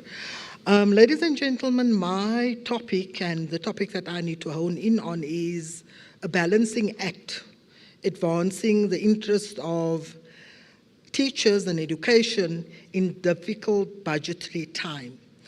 Now, I must say that I battled with the question, because the question that needs to be answered is, can you advance the interest of teachers and education in the context of budgetary constraints? And what I then did in terms of looking at the answer to that question is just to reflect from a teacher's perspective what the impact was or is of budgetary constraints. I don't know if it's austerity measures or budgetary constraints, but what it means, what is the impact that it has on our teachers. Now, I'm going to run through it very quickly. We saw that it led to job losses and also job insecurity. We saw that substitutes were no longer being appointed. We saw promotion posts being freezed, and generally it led to unstable working conditions. There's an increase in workload, which means that there was larger class sizes, increase in administrative duties, which is already a challenge within the system. Then we also, for a very long time, we've had in the public sector decline in our salaries. Our salaries failed to keep up with inflation, reducing the purchasing power of our teachers. But then also there's a decline in standards of teaching because of the conditions. There's a decline in working conditions because you now have these large classes, you have unsafe environments because there's just no budget to ensure that you put measures in place for the safety of our teachers. In terms of the repair of buildings, there's a challenge in terms of that. And what we need to remember is that if our working conditions for our teachers decline, it is that very same working conditions that becomes the learning environment for our learners. So we need to take care in terms of ensuring that we improve the working conditions of our teachers. There's a decline in opportunities for professional development because the first thing that we do when we find ourselves in challenges with budget is that we divert our professional development budgets. We've also seen that our provinces cannot no longer pay our skills levies. Some struggle to do that, which means that teachers are denied the opportunity of professional development.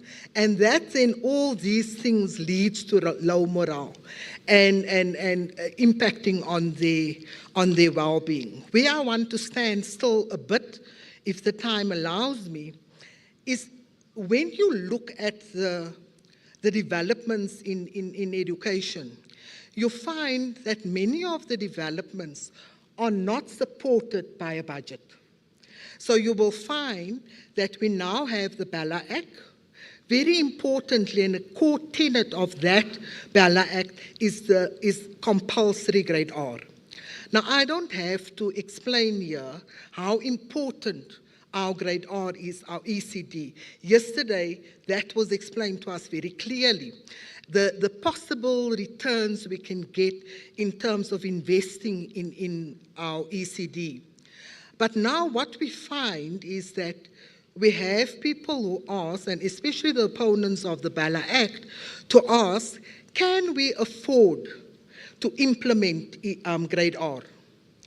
Now, the question that I want to ask, based on what we heard yesterday in terms of the benefits of grade R is, can we as a country afford not to invest in ECD? And that answer is no. We cannot afford not to invest, so we need to find the money somehow to implement grade R. Then there are issues like the 3-3 model. Important, the mother tongue-based bilingual education, which takes learners nearer to having their constitutional right realized in terms of being taught in their mother tongue in one of the 12 official languages. AFL, skills for a changing world. So what the minister then says is that we must do more with less. But all of these are unfunded mandates. So what does it mean? Are we saying that we must do more with nothing? Because if you say it's an unfunded mandate, that is what it's coming down to. And so we're actually asking people to make ice blocks with air. And so we need to be very sure what it is that we expecting of our teachers, expecting of our departmental officials who must steer these projects, which is very important, interventions, developments to improve our education system. Then in terms of impact, very quickly, schools don't get the norms and standards. Now that means that the functioning of the school is impacted. And we've heard stories, ladies and gentlemen, that principals actually takes money out of their pocket so that the school can operate. Then we have textbooks that cannot be purchased. And what we must remember, with the budget cuts now, you're impacting on the learner's right to education. Because part of the learner's right to education is a right to a textbook. And our courts pronounced on that if you don't give a learner a textbook, you're actually breaching their right, their constitutional right to education. Municipal bills that can't be paid, infrastructure repairs, nutrition programs, the scholar transport has been impacted. So the conclusion that I came to, having looked at the challenges and having looked at can we then advance the interests of education and teachers is that, for me, the two is mutually exclusive. You cannot have the one without you cannot have the two at the same time. So your budget cuts is causing teachers to not being able to fulfill their roles to deliver quality education. It impacts on learners' access to quality education. It exacerbates the socioeconomic challenges that our learners and teachers are facing, and it threatens education as a public good. And it is also just generally detrimental to our education system.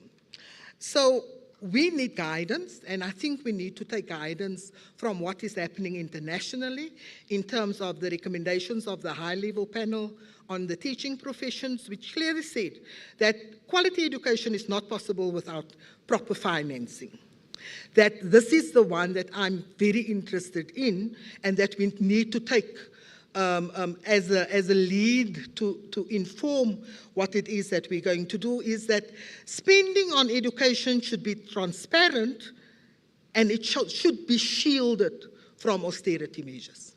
And if you can get that right as a country, I think we will move in the right direction. Tax revenue obviously should allow for sustainable financing of education, and then we also support the Education International Go Public Fund Education campaign, which calls on governments to increase budgets for education and to push back against ongoing education cutbacks. So, what would the recommendations be? In the first place, we need to get the budget right. We need to advocate for increase. We need to ensure that we shield our education budget against austerity measures. But we have a reality in the country that we are in trouble when it comes to our fiscal purse. And so in terms of that, what we're asking then as the union is that, so use your bargaining and your consultation platforms to bring the unions in to guide in terms of what the impact would be, so that we can also guide and be part of the solution. So we're saying let's utilize the ELRC to bring teachers on board in budget discussions and solutions, ensuring that the needs of our educators are considered. We need to strengthen our consultation platforms to ensure that we hear the voice of teachers in terms of the solutions. And then also to promote social dialogue, and I'm not going to go into that because NAPTOSA went in that. So for us in the end, we want to say we want to be part of the solution. Give us a place at the table to do that meaningfully. Thank you very much.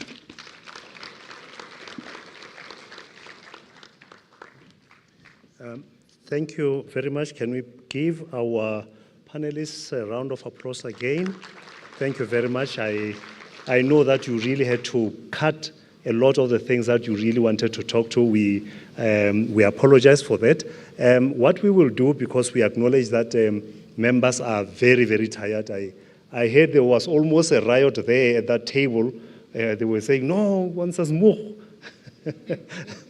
But no, because of that, can I ask humbly that all the questions that we had noted, we take them to the commission.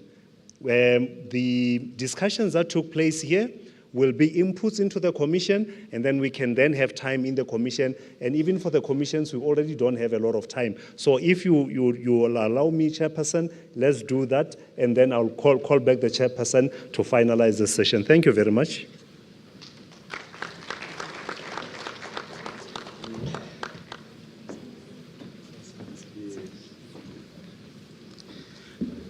Thank you very much, Mr. Mashaba, for driving the discussions by this commission so well. And we must also thank the panel for the inputs that they've made, very valuable inputs. We must also thank the panel for accepting the time that had been cut and for understanding. Thank you very much, colleagues. That was great. great, but we really appreciated the inputs that you have made, which we are going to engage on in our commissions. Let me also thank you for being, for lasting the distance without fuel. What I wanted to suggest is that although you are supposed to go to lunch and then come back and then go to commissions, to save time, what we'll do, we will announce the commission venues now and what each commission is about. I think in your programs you do have that. The venues are as follows. Commission 1, which is on Foundations for Learning, is in a room called Akaksha, and the chairperson of that is Mr. Harun Mohammed of NECT. Commission 2, which is on ECD, is at Terminal B, not at the airport, but here, there is Terminal B. So, then Commission 3, which is about care and support for teaching and learning, is at Cape Town International. But still, don't fly to Cape Town, it's here. Commission 4, which is about professional development for a changing world, is at G20. Is G20 plenary? Yeah, it's plenary, we're hosting the G20, so there's it's educational professional development for a changing world, which is a G20 theme. It's going to be here at plenary. Then Commission 5, education through the use of ICT. It's going to be at Marco Polo. Commission 6, which is mother tongue based bilingual education, is in Durban, King Shaka International Airport. In those rooms, you will find the chairpersons of commissions already there with the scribes and the rapporteur, who already know what their roles are. In terms of how to allocate yourselves to commissions, to avoid a situation where one commission will have 300 people and another one 6, let's try and organize ourselves as coming from various constituencies here. If, for example, you come from an education department, Free State, Northwest, KZN, divide your delegates and spread them among the commissions so that we don't find a KZN-dominated commission because all KZN delegates have gone there. So use that time, the lunch time, to divide yourselves, and in that way, or if you are an organization like a union or any other stakeholder organization, again, divide your delegates in that way so that you are represented in almost all the commissions. With that, thank you very much, colleagues. I'm inviting you for lunch. Now, the time for commissions, or the time for us to come back from commissions is 3:15. We'll take 30 minutes for lunch, and from lunch, we just move straight to our commissions.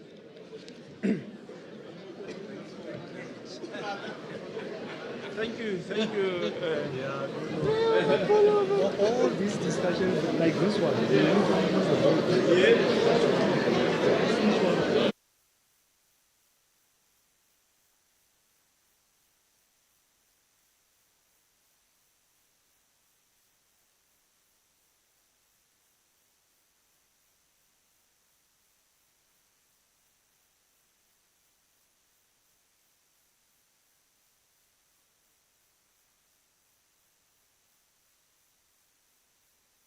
Welcome to the 2025 G20 Education Working Group. This year, South Africa is proud to host the Education Working Group, building on the achievements of previous presidencies by fostering solidarity, equality, and sustainability through education. The theme for the Education Working Group 2025 is Educational Professionals for Solidarity, Equality, and Sustainability. The G20 Education Working Group was established in 2018 during the Argentinian presidency. Since then, it has addressed several educational challenges, including strengthening learning outcomes, equitable access, digital technologies in education, and education for sustainable development. As the 2025 G20 host, South Africa aims to champion the aspirations of emerging market economies and promote the continental agenda. The priorities that South Africa will therefore focus on are, firstly, inclusive economic growth, industrialization, employment, and inequality. Secondly, food security. Thirdly, artificial intelligence, data governance, and innovation for sustainable development. In considering the strides made by previous presidencies and the most pressing global challenges, the Education Working Group has 3 priority areas for engagement in 2025. Priority 1, quality foundational learning, the role of early childhood care and education to improve the quality of foundational learning. Priority 2, mutual recognition of qualifications in a global context. Priority 3, education professional development for a changing world. Let's take a closer look at each priority. Priority 1, quality foundational learning, the role of early childhood care and education to improve the quality of foundational learning. Quality foundational learning, particularly through early childhood care and education, is vital for developing early literacy, early numeracy, and socio-emotional skills. Early childhood care and education, a strong social equalizer, is the foundation for cognitive development and contributes to the inclusive economic growth of a country. However, access to quality pre-primary education remains a challenge in many low and middle-income countries. Addressing these challenges requires increased investment, universal access, and quality teacher training.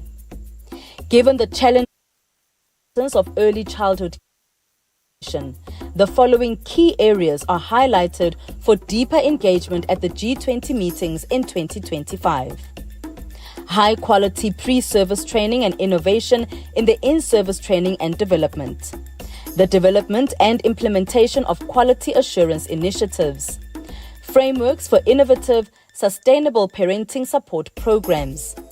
Fostering collaboration with stakeholders in developing a capable professional workforce. Priority 2, mutual recognition of qualifications in a global context. In an increasingly globalized world, the recognition of qualifications across borders is vital. This includes fostering internationalization in education, supporting labor force mobility, and ensuring quality assurance mechanisms. Recognizing skills and competencies achieved through micro-learning rather than just formal qualifications is essential for adapting to the evolving demands of the global labor market. One important push factor is globalization of education. As more students study abroad and institutions collaborate internationally, there is a growing need for standardized recognition for qualifications across borders, not only for students, but also for teachers, lecturers, and researchers. In addition, policy synchronization and labor market requirements has to ensure mutually beneficial and ethical utilization of migrant skills and education.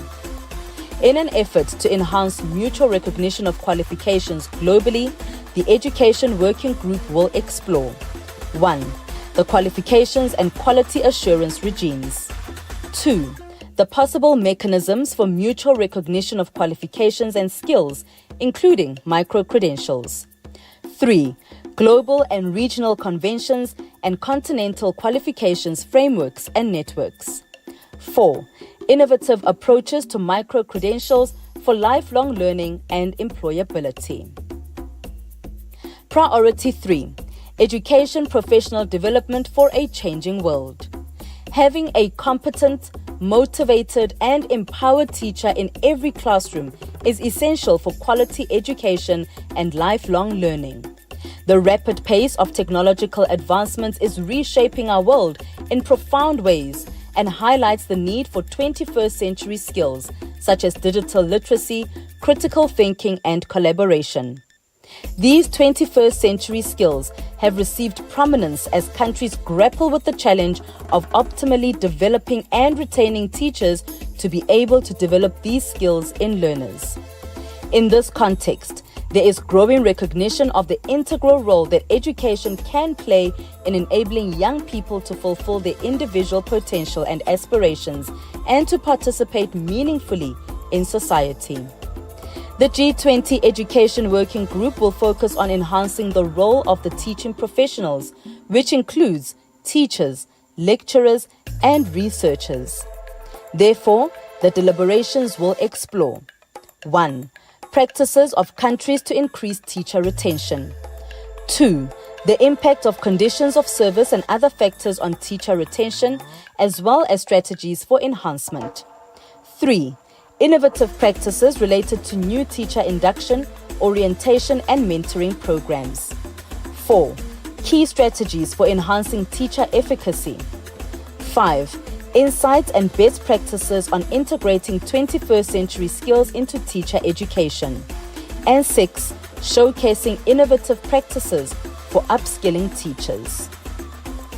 At the end of our engagements and deliberations in 2025, the Education Working Group will emerge with a compendium of best practices and innovative programs related to the priorities. This will serve as a valuable resource for policymakers and educators worldwide.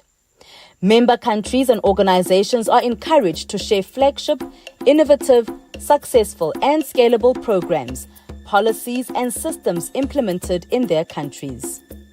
These will contribute to creating more inclusive and resilient education systems, reducing socio-economic disparities, and promoting social equity. We invite you to join us in this transformative journey. Together, we can create a world where every learner thrives, qualifications are mutually recognized, and educational professionals as lifelong learners are empowered to shape the future. Our theme of educational professionals for solidarity, equality, and sustainability reflects our collective commitment to fostering a future where education serves as a cornerstone for inclusive growth and sustainable development. Thank you.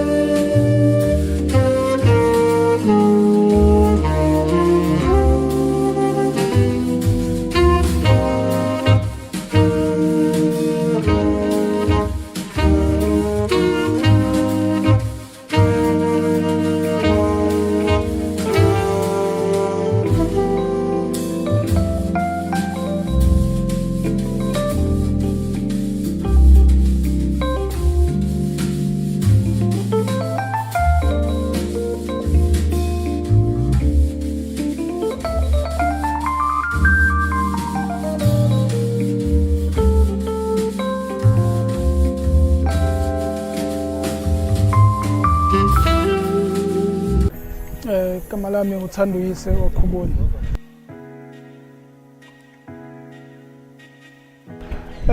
For mina kubaluleke kakhulu my brother, ngifuna ukuqamba amanga ukuthi babe busy kakhulu ukuze nehlangane nesports, because ingane if zingeke zibe busy kakhulu ukuze nehlangane nesports zizoba nesikhathi esiningi bethu sokwenza zokuthi zikwazi zingene kwizinto ezingekho right, njengama drugs, amahunga nayo yonke lezi zinto ezidumile manje ezimosha i-youth yethu. So if kunama program kanjena esikoleni aqala khona esikoleni ngoba kubalekile ukuthi babanjwe vele besasesikoleni babe busy kakhulu besasesikoleni in terms of ama sports khona bezokwazi ukufocusa ukufunda phela bakwazi ukufocusa futhi nesekudlaleni ibhola.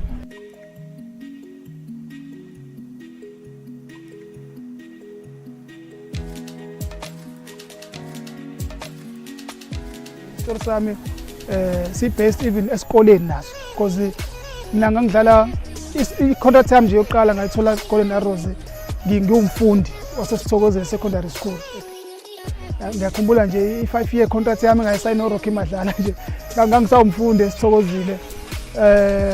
Kwasho ukuthi iRose ifuna ukungisayina, kwasho ukuthi manje ngifuna ustandard 9 ngaleso sikhathi. Kwasho ukuthi manje ngiyabona ukuthi yazini mangizosayina i-contract ka-first team izongiphazamisa mina ukugcina manje sengakwazi ukuthi ngiye esikoleni ekseni because first team that time ojim ekseni nantambama.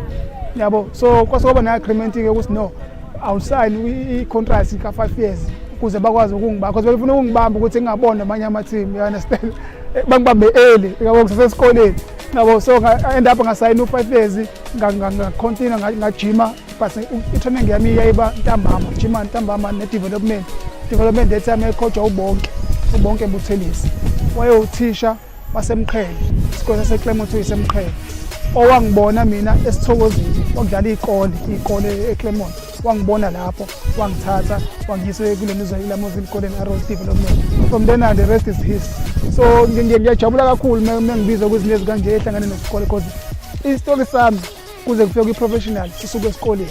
Contract yami yokuqala ngayisayina sesikoleni. I remember ngisayina nganginobaba esibhedlela, that time ubaba wami wasesibhedlela bemdumile and kwakumele kube khona umuntu omdala before ngisayine i-contract. Angeke ngisayine and ubaba welithanda ibhola, so angeke ngizoyisayina noma kumele kube ubaba yabona. So Rocky Madlala wasahamba saye hospital ngayisayinela khona hospital i-contract yami yokuqala ngistill ngisawumfundi. So mfethu it's very important izinto ezikanje nehlangane nesikole ukuthi isikole ingane zikwazi ukubalansisa education nelentuzana nama sports at the same time.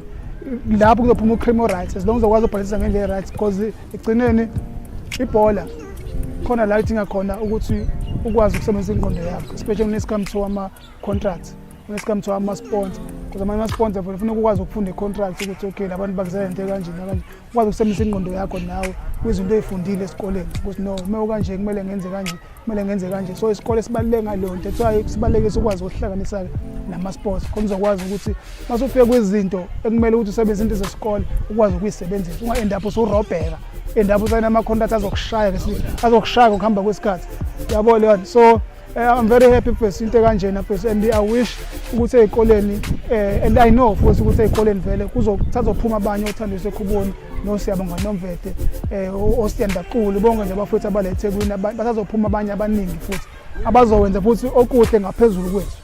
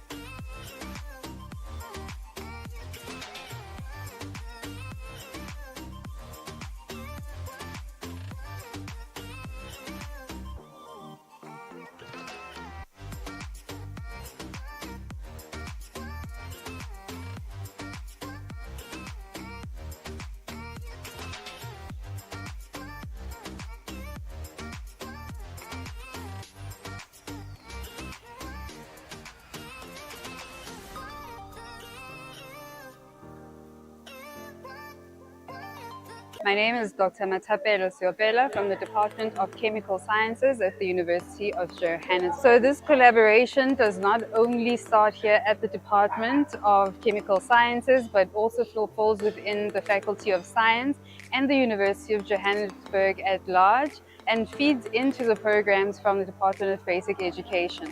So what this means is going to impact society in all of our provinces, which is what our long-term plan is, but it also means that the ordinary child is going to have access to education through the means that we've put together as the university in collaboration with the Department of Basic Education.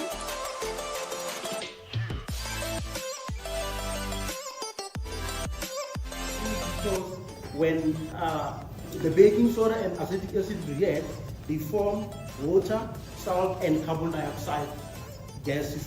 So that is why the balloon is inflating.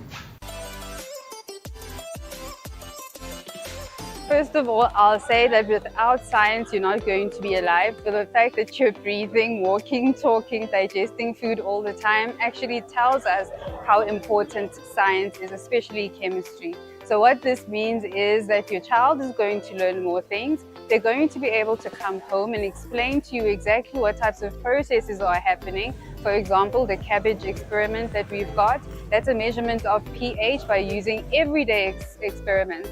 So basically what we're trying to emphasize is that whatever you're doing in theory can actually have a direct application in life. Seeing is believing after all.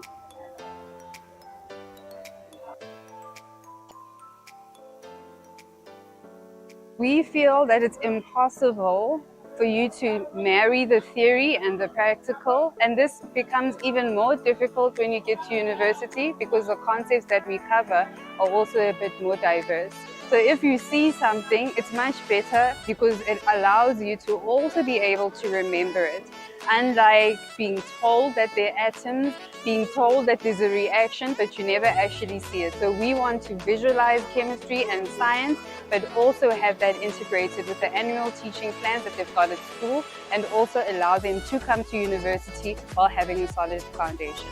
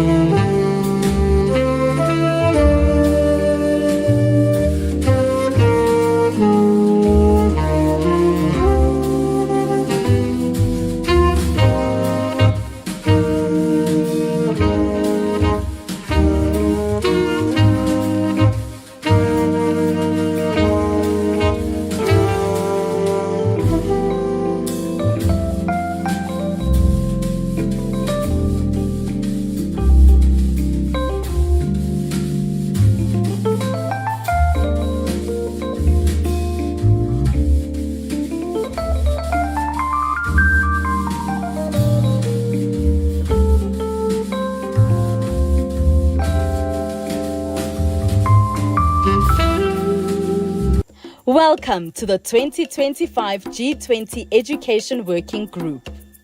This year, South Africa is proud to host the Education Working Group, building on the achievement of previous presidencies by fostering solidarity, equality, and sustainability through education.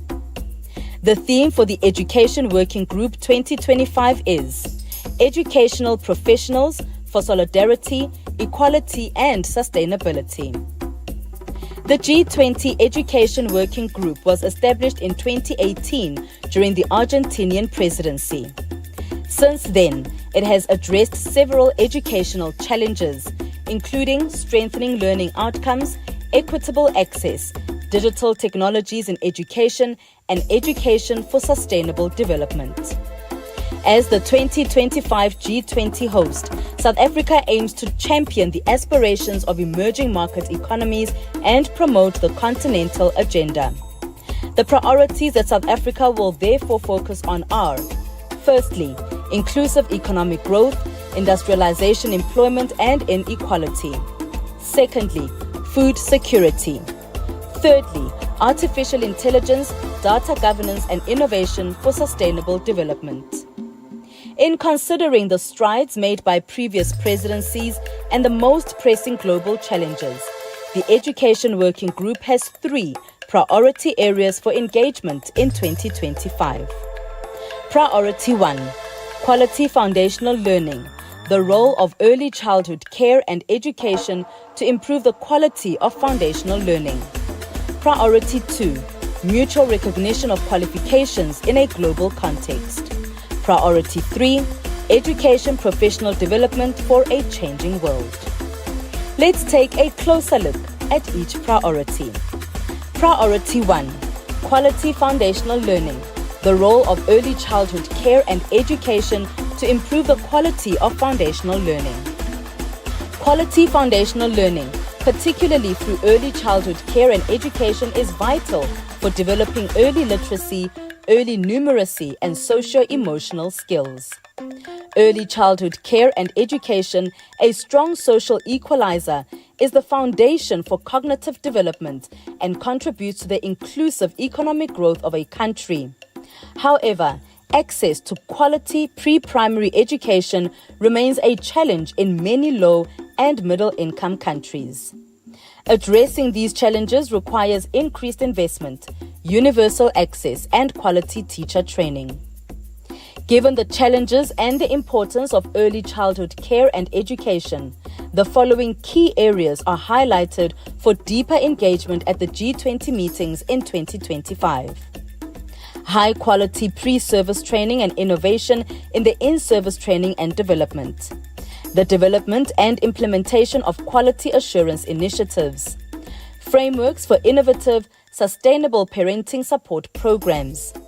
Fostering collaboration with stakeholders in developing a capable professional workforce. Priority 2, mutual recognition of qualifications in a global context. In an increasingly globalized world, the recognition of qualifications across borders is vital. This includes fostering internationalization in education, supporting labor force mobility, and ensuring quality assurance mechanisms. Recognizing skills and competencies achieved through micro-learning rather than just formal qualifications is essential for adapting to the evolving demands of the global labor market. One important push factor is globalization of education. As more students study abroad and institutions collaborate internationally, there is a growing need for standardized recognition for qualifications across borders, not only for students, but also for teachers, lecturers, and researchers. In addition, policy synchronization and labor market requirements has to ensure mutually beneficial and ethical utilization of migrant skills and education.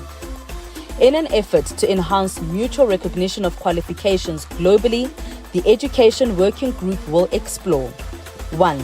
The qualifications and quality assurance regimes. 2. The possible mechanisms for mutual recognition of qualifications and skills, including micro-credentials. 3. Global and regional conventions and continental qualifications frameworks and networks. 4. Innovative approaches to micro-credentials for lifelong learning and employability. Priority 3. Education professional development for a changing world. Having a competent, motivated, and empowered teacher in every classroom is essential for quality education and lifelong learning. The rapid pace of technological advancements is reshaping our world in profound ways and highlights the need for 21st century skills such as digital literacy, critical thinking, and collaboration. These 21st century skills have received prominence as countries grapple with the challenge of optimally developing and retaining teachers to be able to develop these skills in learners. In this context, there is growing recognition of the integral role that education can play in enabling young people to fulfill their individual potential and aspirations and to participate meaningfully in society. The G20 Education Working Group will focus on enhancing the role of the teaching professionals, which includes teachers, lecturers, and researchers. Therefore, the deliberations will explore 1. Practices of countries to increase teacher retention. 2. The impact of conditions of service and other factors on teacher retention, as well as strategies for enhancement. 3. Innovative practices related to new teacher induction, orientation, and mentoring programs. 4. Key strategies for enhancing teacher efficacy. 5. Insights and best practices on integrating 21st century skills into teacher education. And 6. Showcasing innovative practices for upskilling teachers. At the end of our engagements and deliberations in 2025, the Education Working Group will emerge with a compendium of best practices and innovative programs related to the priorities. This will serve as a valuable resource for policymakers and educators worldwide. Member countries and organizations are encouraged to share flagship, innovative, successful, and scalable programs, policies, and systems implemented in their countries. These will contribute to creating more inclusive and resilient education systems, reducing socio-economic disparities, and promoting social equity. We invite you to join us in this transformative journey. Together, we can create a world where every learner thrives, qualifications are mutually recognized, and educational professionals as lifelong learners are empowered to shape the future. Our theme of Educational Professionals for Solidarity, Equality and Sustainability reflects our collective commitment to fostering a future where education serves as a cornerstone for inclusive growth and sustainable development. Thank you.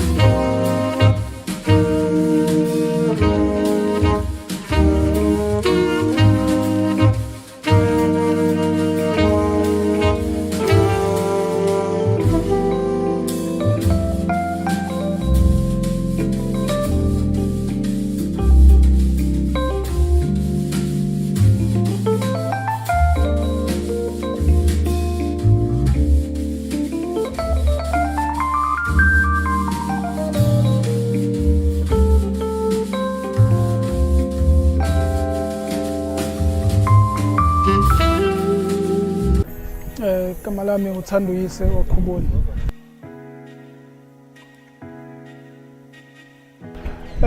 For mina kubaluleke kakhulu my brother, ngifuna ukuqamba amanga ukuthi babe busy kakhulu kwizinto ezihlangene nesports, because ingane if zingeke zibe busy kakhulu kwizinto ezihlangene nesports zizoba nesikhathi esiningi bethu sokwenza zokuthi zikwazi zingene kwizinto ezingekho right, njengama drugs, amahunga nayo yonke lezi zinto ezidumile manje ezimosha i-youth yethu. So if kunama program kanjena esikoleni aqala khona esikoleni ngoba kubalekile ukuthi babanjwe vele besasesikoleni, babe busy kakhulu besasesikoleni in terms of ama sports, khona bezokwazi ukufocusa ukufunda phela bakwazi ukufocusa futhi nasekudlaleni ibhola.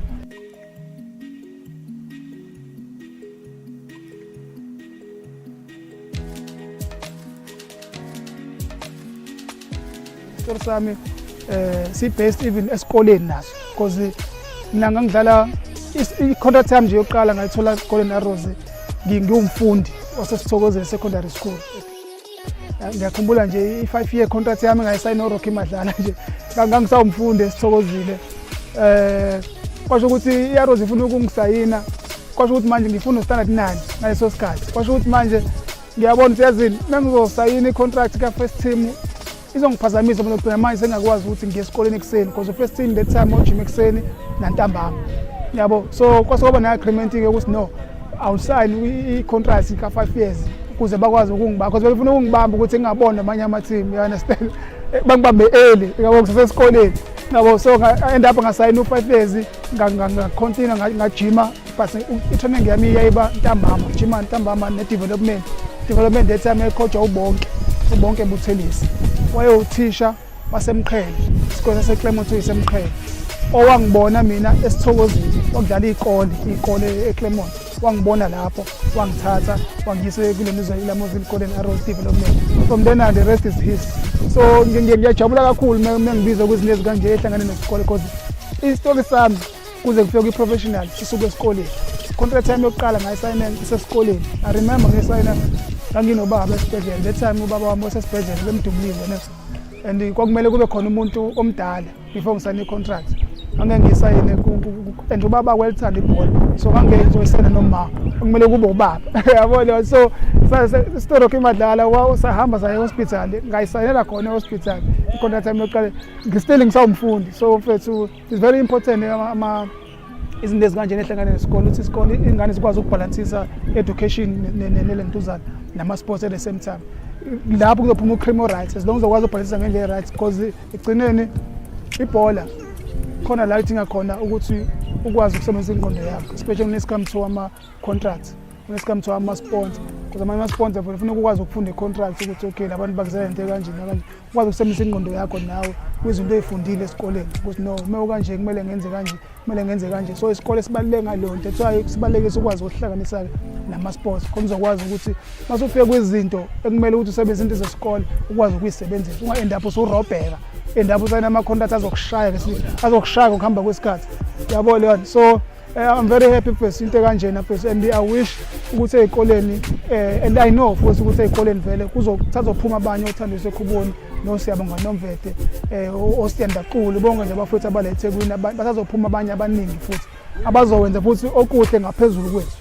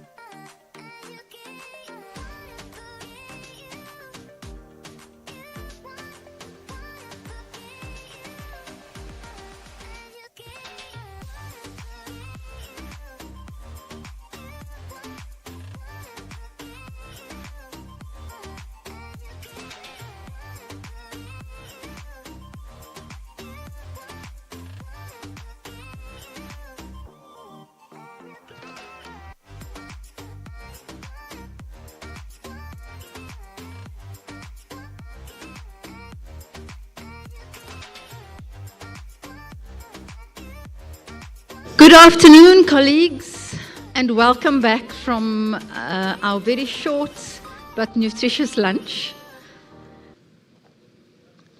The session after lunch is usually referred to as the graveyard shift. And so we just have to mobilize our energies for a very important discussion. My name is Shafika Isaacs, and I'm going to be your facilitator stroke moderator for today's session.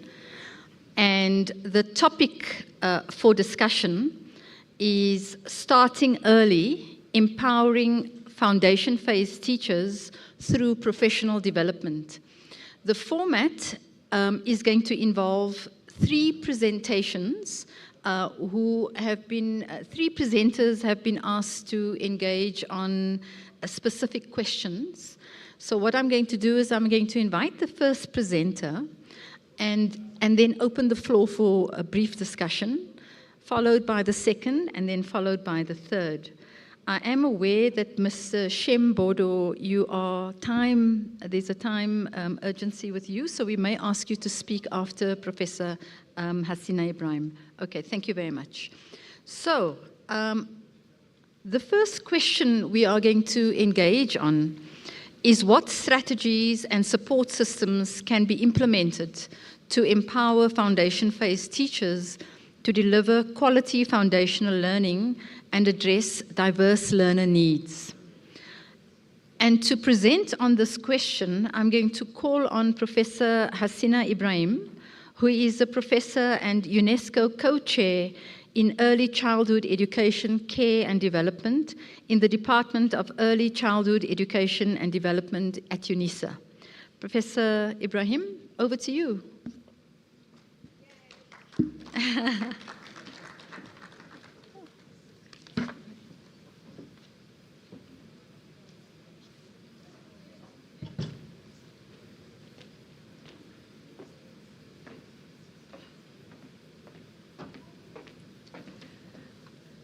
Thank you so much for having me here on this platform. It is really energizing to talk about my other life, which is the foundation phase.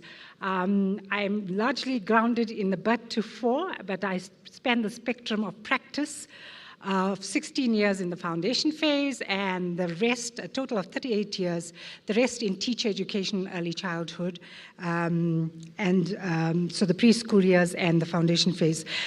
So the question that I was asked to address, I thought the first thing I need to do is to demystify some starting points so that we are able to have an understanding from what I call the push-up. All right. Next slide, please. I find that in my engagements, conversations, research dialogues, practice dialogues, one of the things in the South African context that is really problematic is the way in which early childhood is understood. So we call it early childhood development, and this is the big umbrella term from birth to 9. We've taken a psychologized understanding of early childhood, meaning the physical, social, emotional, intellectual kind of domains of development. And it makes sense when you look at our history and why we wanted to go that route in terms of compressing custodial care and education into one concept. So when you look at the foundation phase and the foundation phase teacher, you're talking about someone that belongs to the early childhood development spectrum. You're talking about someone that is located in the spectrum of pre-primary and also early primary. So let me just explain how that happens. The gray area in the middle is where what we call the little Annie the orphan kind of a phase, which is your grade R. It's going into your early schooling, your basic schooling, and it's also the first year of preschool. And hence you have this kind of gray area in the middle. And then we've got your grades 1, 2, and 3, your 6 to 9, which is school-based, and it also includes early childhood in the first year of preschooling, which is your grade R. And then when you look at birth to 4, you've got this whole informal sector straddling some of the formal sector bits as well.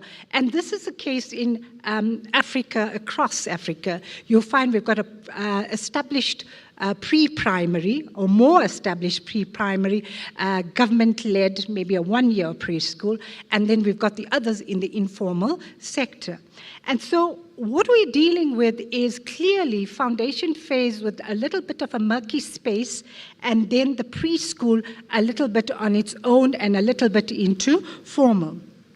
And if you look at it, they have different curriculum frameworks that actually articulate into each other.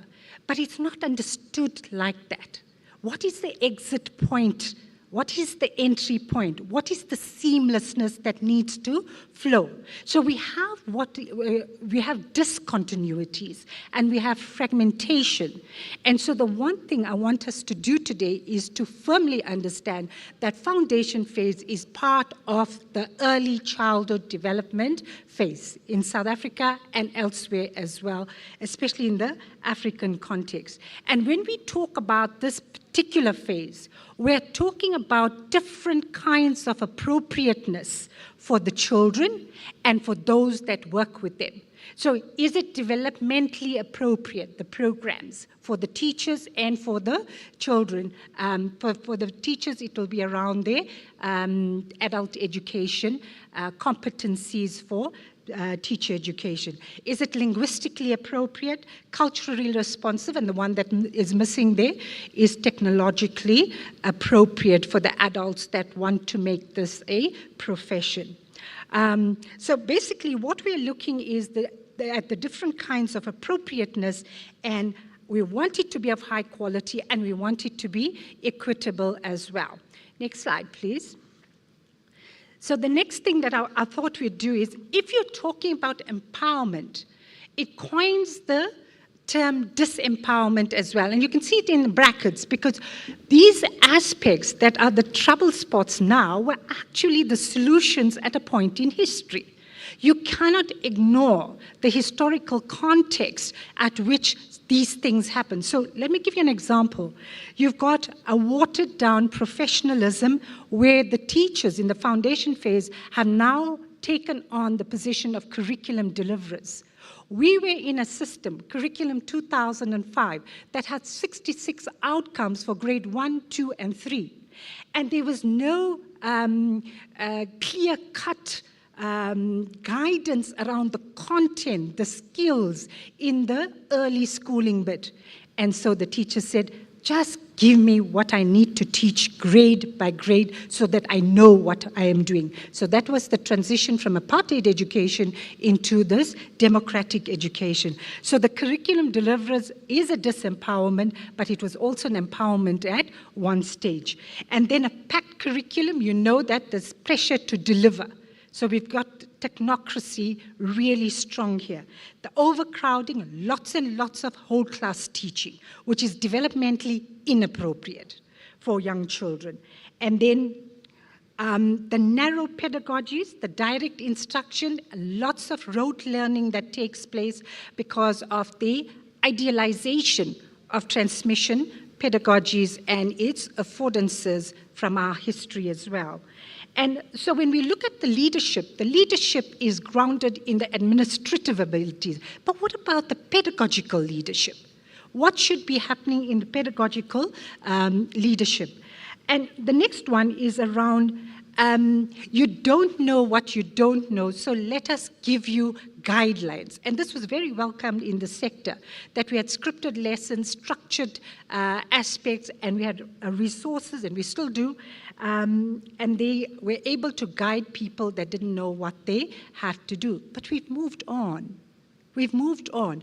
We have to then position foundation phase teachers from the position of not knowing to something else, given the changed environment. And so the resources from our visit during teaching practice in our research, These things, let me get to the worksheet syndrome. It goes straight into worksheet. There isn't a developmental progression and engagement with concepts through active learning, for example. And so it's straight pencil to paper seat work that is concerning. Resources are available. There's tons of resources, but they're not used. And for the reasons that I give there, the lack of knowledge, afraid of misuse, and storage in premises outside the classroom because of high burglary rates and so forth. And stress and burnout, the union spoke about the ill-being in the sector. And then another thing that is quite concerning, and I hope someone will demystify the learner progression policy at this point in our history. So we have a lot of basics not in place, but we have a policy of automatic progression. So these learners go up with a cumulative deficit that shows up in all sorts of ways that are not very good for us. Next slide, please. So what I want to do, if we're pushing up from early childhood, we need to, and Dr. Brito mentioned this, but I think that we need to layer this for the foundation phase and find out what they actually mean. Can I have the slide on dimensions of quality, please? So there's two dimensions that we commonly use in early childhood, which is your structural quality and your process quality. We are paying attention to the structural quality in the organizational and infrastructure aspect, but we're not quite there. But here are some things that I know that is getting attention. The ratios, okay? It's not acceptable. It's against children's rights to have overcrowded classrooms of 70 and 80 that we see, okay? So we're looking at the 1:25 and 1:30, and then it is possible to have the individualized learning and all those different kinds of groups that we use and the structured processes there. We have victory in terms of graduate-led profession. So there is specialist knowledge, and I was at the time in foundation phase where we had to advocate very strongly from this, and I must thank the European Union for funding the DHEAD projects in the foundation phase, which really helped to get the sector going. And so we've got a gradation of different types of knowledges to allow something else to happen in terms of foundation phase. Then the learning environments, some developments have happened here, but not enough in terms of providing physical indoor and outdoor environments. But because of the overcrowding, we don't get the kinds of learning centers we would like to see for the kinds of active learning processes that are developmentally appropriate. So my call here for support is on process quality, that we really need to be serious about the interactions and the activity. What do teachers do when they are with the children? What do they know and what are they able to do? Can they apply that knowledge when they are in the moment of practice? Or what is happening? What kinds of automaticities are happening? And is that very valuable for children to advance in their outcomes? So if you look at process quality, all right, what actually happens in the classrooms, you'll be looking at the learning activities intensely, all right? And the goal-directed structure. You don't just pitch there and teach. You don't just use the handbook without reading what the guidelines are all about on the day that you, or the time that you are teaching, for example. The teacher-child interaction, what does it look like? Are you there and present because you just have to and it's expert to novice, or is it reciprocal? Relationality is a social capital and an asset of humanized pedagogy, not AI, humanized pedagogy. So we need to reclaim this and reclaim it strongly. Then feedback and assessment. So the way in which students, children look up to their teachers in terms of, your best teacher is your foundation phase teacher. They love and care for you, and if you have good teachers, you are doing better things, with it. But if you have frustrated teachers that have high emotional labor, for example, they themselves are stressed, and that stress passes on to the children. So the feedback and assessment is very important. What evidence do we have that you've learned something? How do we know? What did we set so that this is authentic? How do we use what we have to take forward? And then the next thing that worries me is the straight line effect. That we've got the early childhood and then we've got the transitions that were happening. I haven't heard that word in the early childhood, in the foundation phase. We don't study transitions, right? What is the exit level? What is the entry level? When I was a teacher, we spent, like, for example, the first 6 weeks in grade 1 helping children to adjust, helping children to familiarize themselves. And this is now, we're pushing it back to grade R. And the separation anxiety, the social and emotional bits that we are working with. And when I did a project in Sabantu in Pietermaritzburg, the teachers were talking about, well, the first thing that we do is life skills.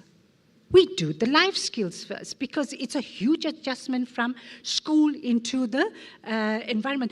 You actually have to teach children that this is a chair, all right? This is how you sit on a chair, okay? It seems very natural to you. You don't start off with the content and skill of day 1. Okay, so what I'm asking is slow down so that we can get more.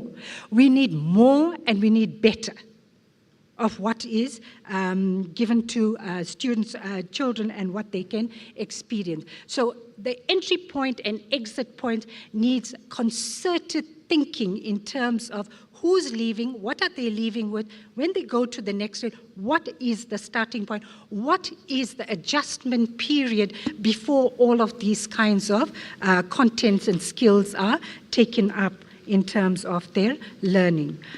Next slide, please. And so if we are going to support the professional development of our teachers, the first thing that we need to do is a mindset change. Foundation phase teachers, can I have the next slide, please? The mindset change is about really valuing who are we supporting. And so we have a project which I had called Workforce Sustainability. And here we are looking at building a new paradigm, or new for us, the thinking teacher paradigm. And so it looks at valuing. We had the concept of professional agency. And agents are people who have the capacity to act.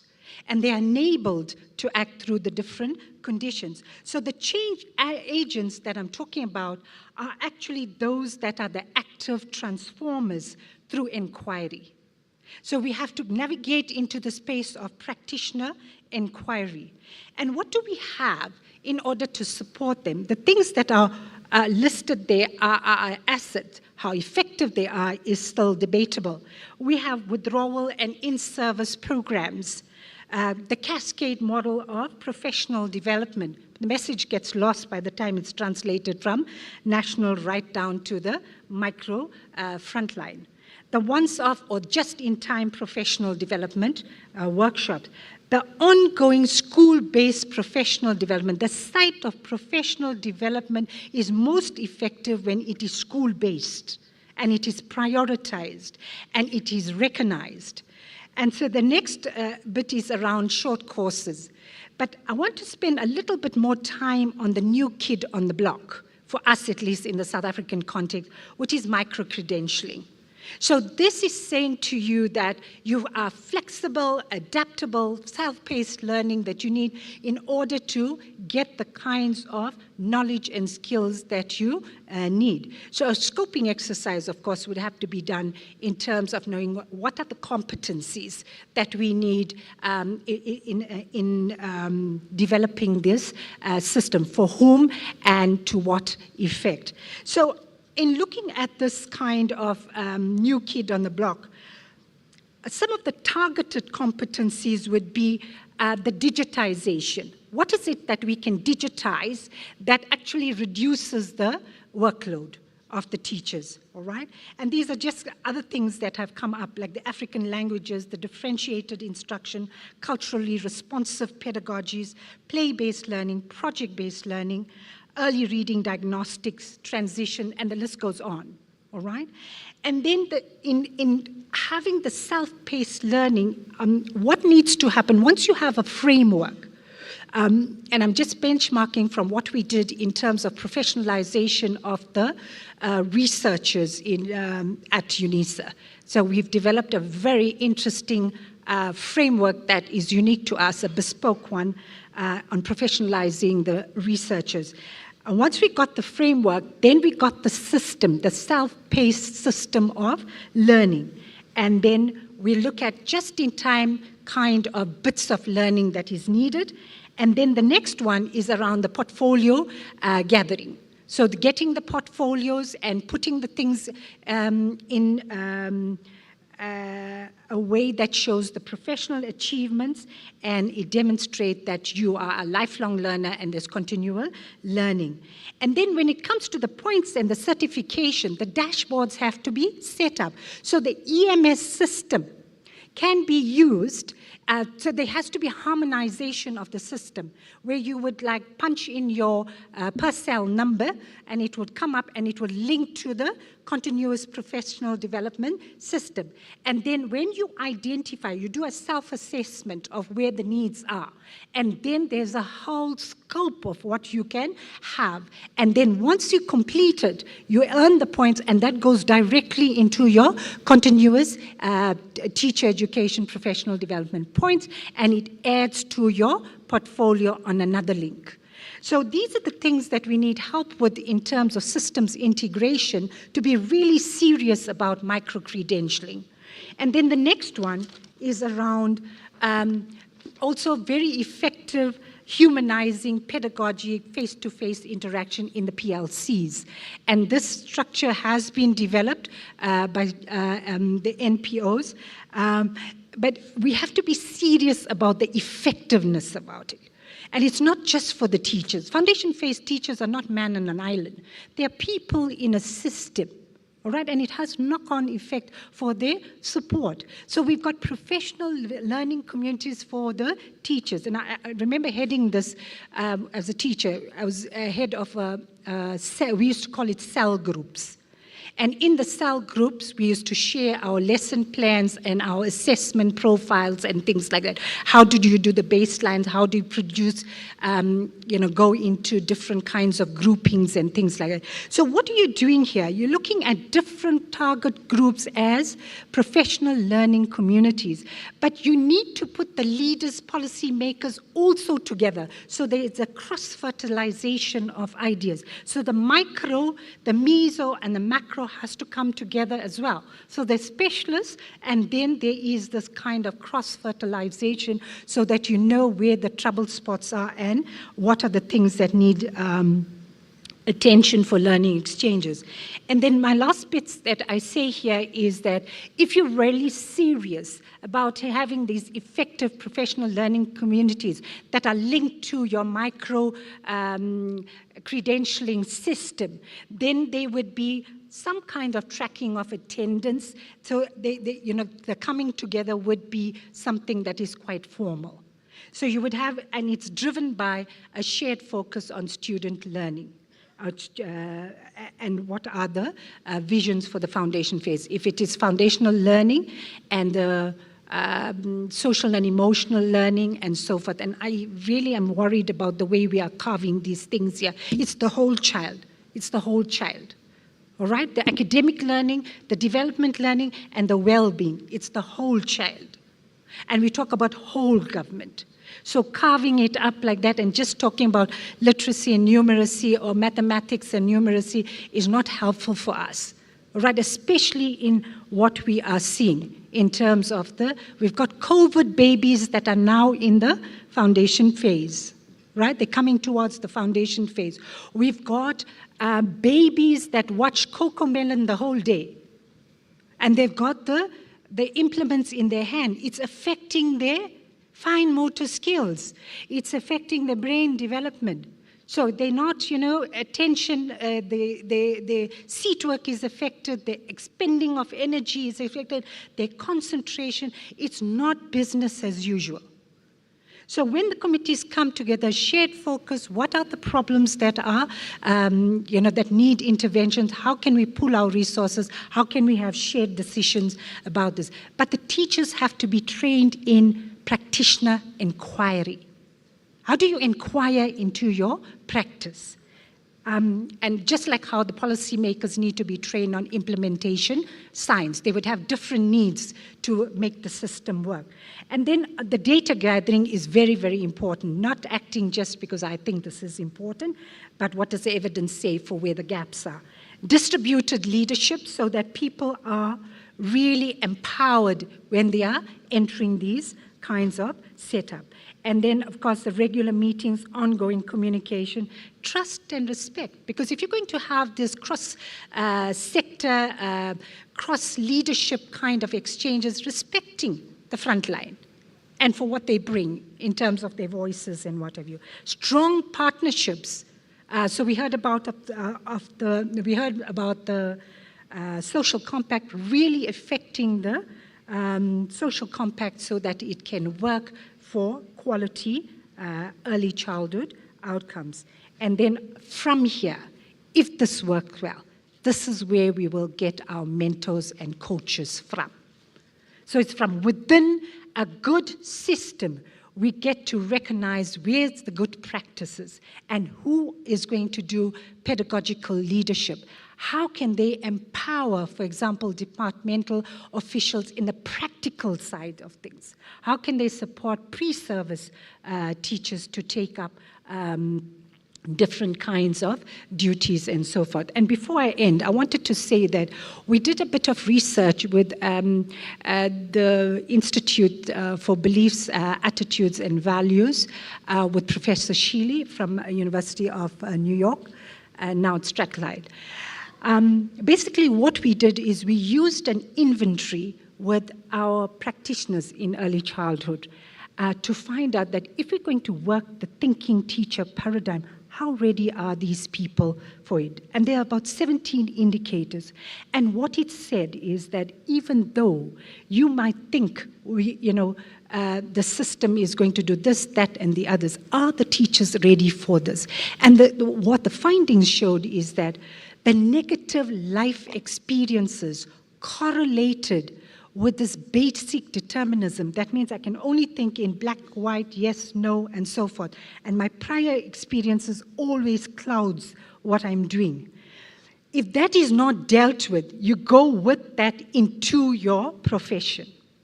So I'm going to end by saying that the personal is professional and the professional is personal. And with that, I thank you very much.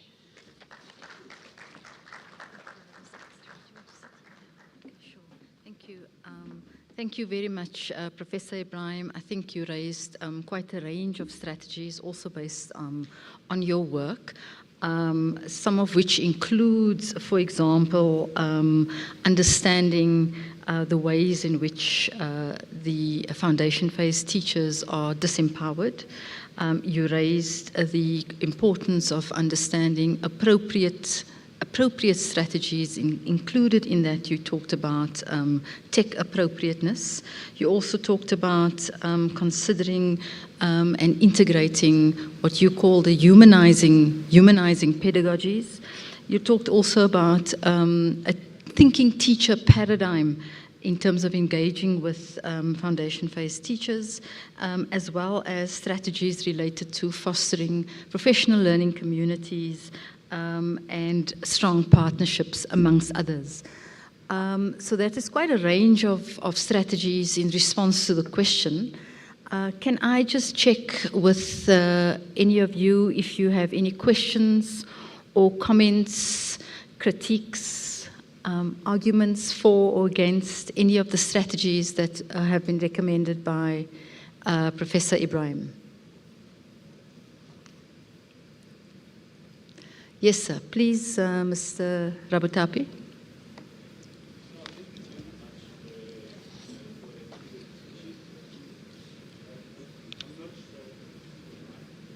Yes.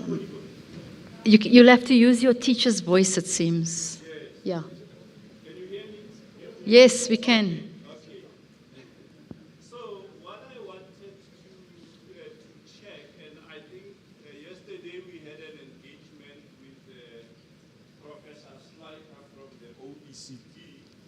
Where we were talking about how do we generate appetite for teachers to participate in professional development.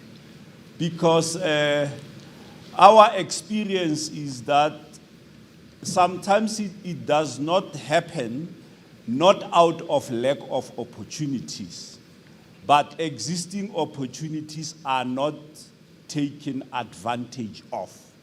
So yes, it's good to set up systems, but how do we make sure that those systems are being effectively utilized? Yes, excellent question. And I think it also relates to the fact that we also know that the system has made resources available.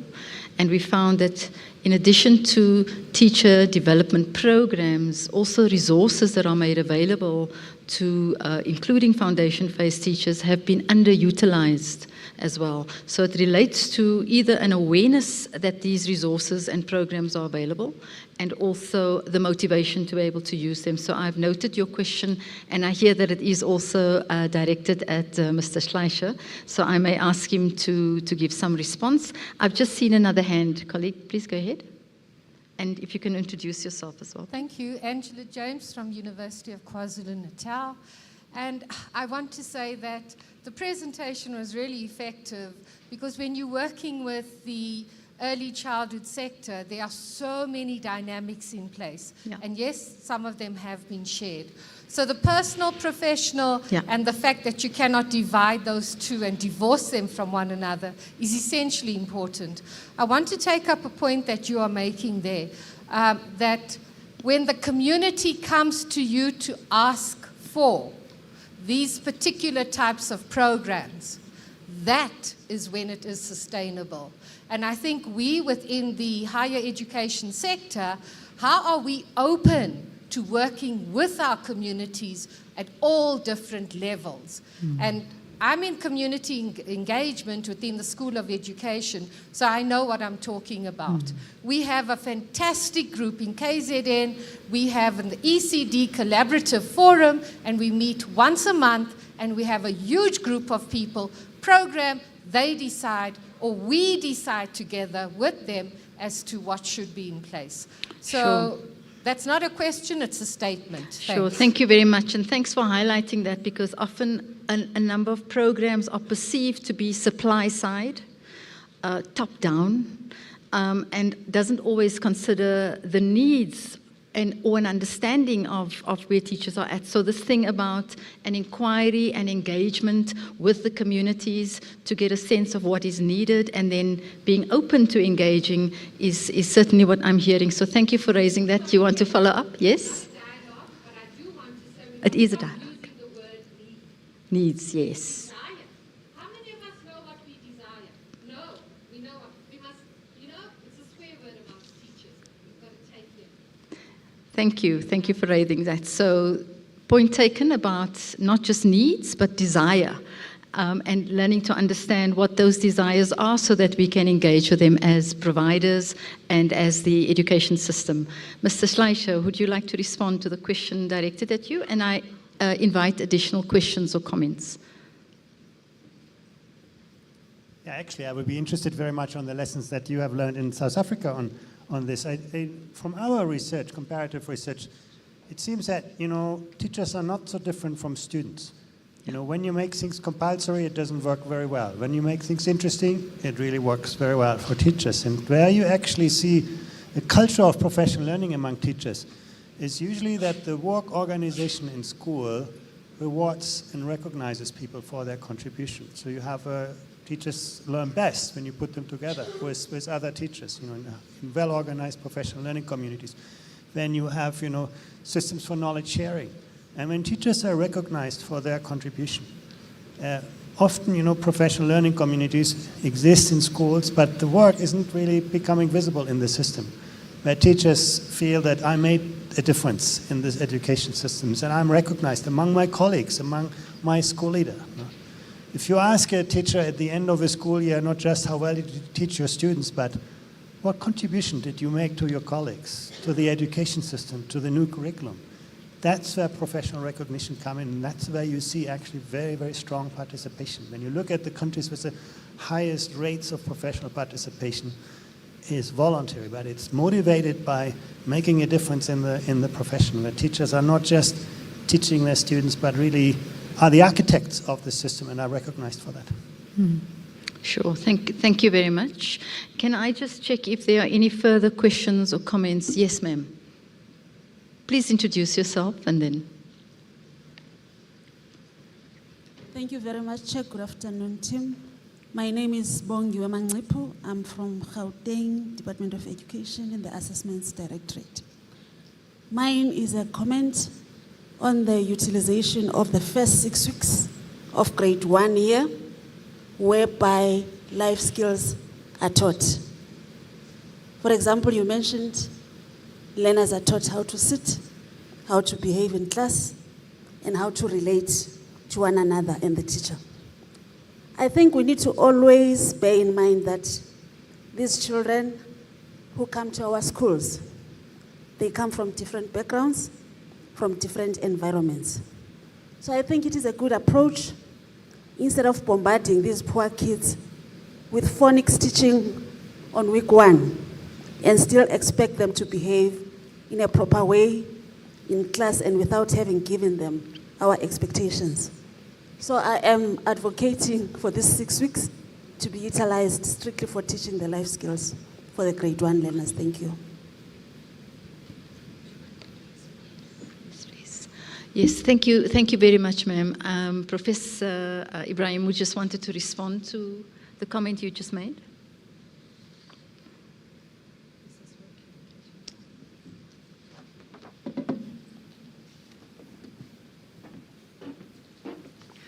Yes, I think that, it is very important to recognize where children are transitioning from. And I don't think we pay sufficient attention to what we call vertical transitions, the home to the school. And then we also have horizontal transition from the first semester, from the first term to the second term, and so forth. So if you can take, especially in grade R, for example, you don't make the assumptions that the curriculum gives you as the starting point, but you look at real children and you look at what are their needs when they are coming in, what kinds of backgrounds do they come from, and look at it in a very robust developmental way and connect with that. And so teachers that are trained that way will be able to do that and deal with the kinds of experience that is very traumatic when they make that transition directly from home. And we have all sorts of issues on arrival time and separation, anxiety, and what have you. So the first 6 weeks is getting to know me as another adult. All right, not everybody has been to a preschool. Only 35% of our children are attending early learning programs. So they are spending time with their families at home. And then they need to come in. So this is why I'm saying, let's push up from early childhood. And then we get a better picture of what our action should be for professionalizing, further professionalizing the sector in a lifelong trajectory with key competencies in terms of what children need. So the thing is, your 1, 2, 3s and your ABCs will come right when you pay attention to children's development and the way in which children are able to make meaning of their experiences. We're not dealing with blank slates. Children have participatory rights. Babies have participatory rights. We signed the UN Convention on the Rights of the Child in 1995. Watch a child and watch their agency. They are looking for connections with the adult. And that is why I say heavy investment in process quality would be really something that would be valuable for the South African context. And I think that this needs a meeting of minds, of thought leadership around this, and the action-orientated people to come together and say, okay, what are we going to do about this? So it's not same old, that we are at a different point in our history. We are living in a polycrisis that has shocks and stresses. You don't recover from one to go into the next one. It's all happening at the same time. So I hope that the community of practice for change really position themselves as transformers. Thank you. Thank you, excellent. And that is also almost by way of summarizing some of the key strategies that we need to take into account. I just want to check if there are any further issues and points around strategy. Oh, there's another hand. Please, sir, please go ahead. Thank you. My name is Novela KF from Limpopo, Mopane West. I was very touched by the development models for supporting educators in the foundation phase of using self-paced online learning. I think this one, we need to be clarified on how are we going to monitor progress and the impact, because if we have an instrument that will be used for us to be able to monitor whether indeed teachers are able to use this strategy, I think we are going somewhere. Thank you. Sure, thank you. A request or recommendation for an instrument to use to get a sense of where our educators are. If there are no further recommended strategies, there's another one. Thank you. Please go ahead, ma'am.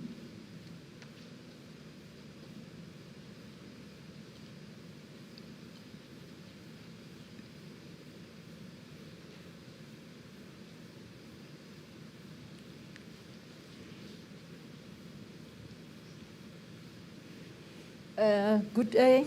My name is Charity, Dr. Charity Majola. I would say I'm from mostly, which I just want to say currently focusing on the annual VAL investment conference, which we soon gonna be taken. One of which our investors is Dr. John Kanye. My interest and my question, in fact, I would love to reserve it to be a comment than a question.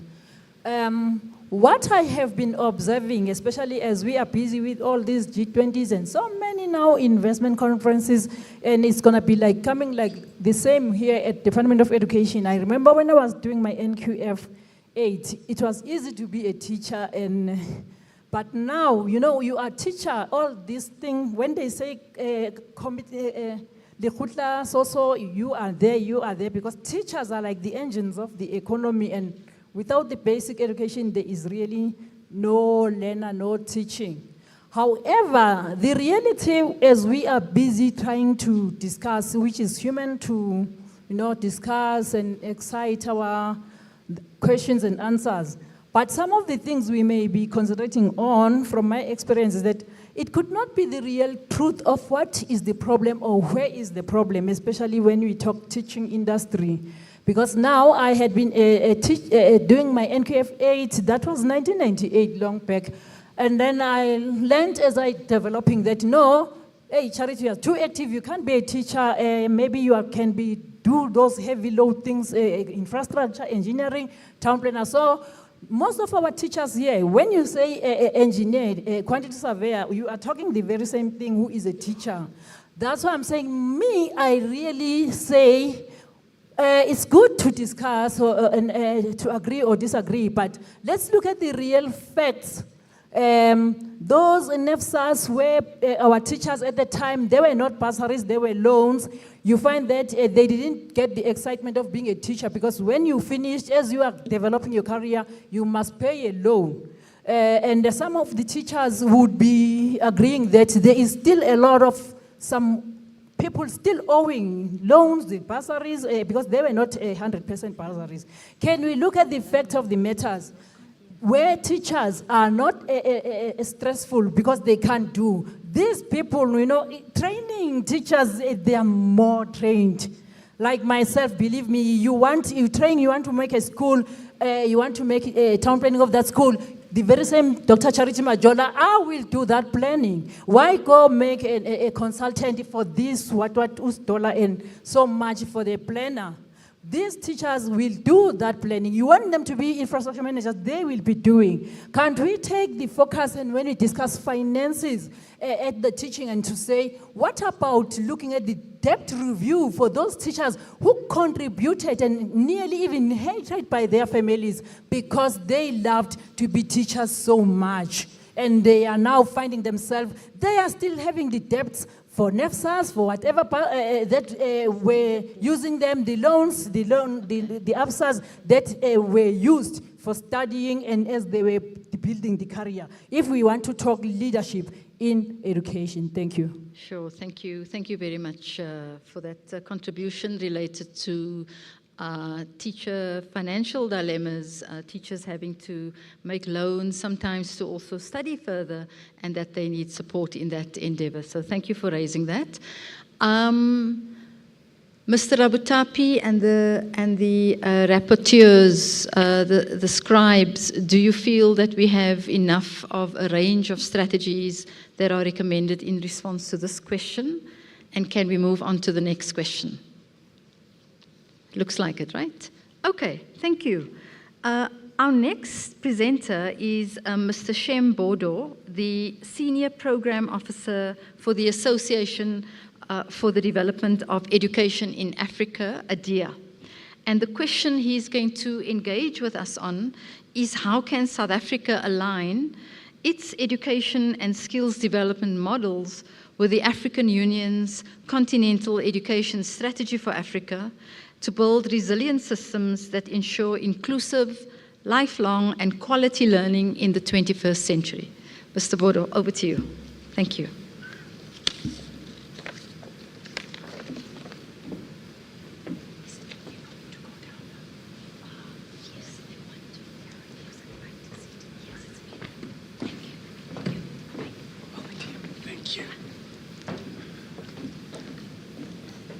Yes, good afternoon. I do not have a presentation, so I will speak to my notes. This is a pertinent question, but perhaps coming at the wrong time. But I think, as the President said, better late than never. The reason why I'm saying this is that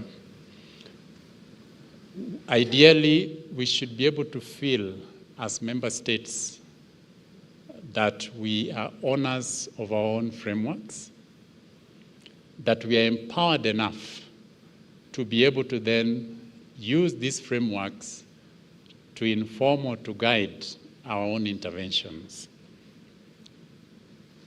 The review of the Continental Education Strategy that has just elapsed, that is 2006 to 2015, came up with some very interesting results. And one of those is that many African countries did not know about that framework, despite the fact that their own leaders endorsed the framework.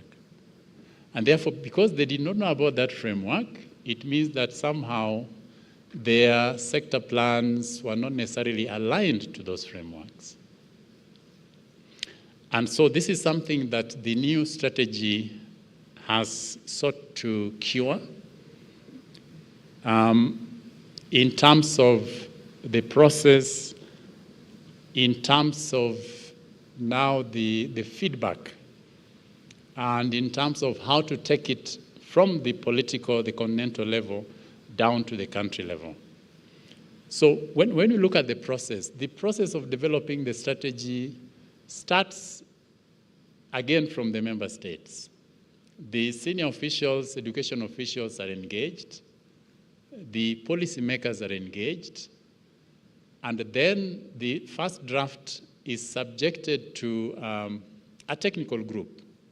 I happen to be one of the members of that technical group. So that technical group comprises member state representatives, development partners, civil society, private sector, the African Union. And so we go through that draft, we review it, we make recommendations, and then the revised draft is taken to senior government officials for another set of review and endorsement. The endorsed version now goes to the ministers so that they can then now approve it. And finally, to the heads of state at the African Union Summit, so that they can now also put their thumb that this now goes. So the process of developing the strategy seems fairly straightforward, seems fairly involving. The question that always comes is then how come that when you ask member states about their knowledge of the strategy and whether their programs, plans, policies are aligned, then you actually get a different answer. And the point comes to maybe 2 or 3 things. The first one is the fact that the previous strategy was not accompanied by a robust communication and advocacy strategy, a robust monitoring and evaluation system, so that it can then guide countries not only to align to the strategic areas, but also help countries on how to track progress of their interventions and to then report back to the policymakers for decision making. So what we have done in this, the current one that was just passed by the heads of state, the Continental Education Strategy for Africa 2026 to 2035, is that we are going to develop an accompanying communication and advocacy strategy, a robust one.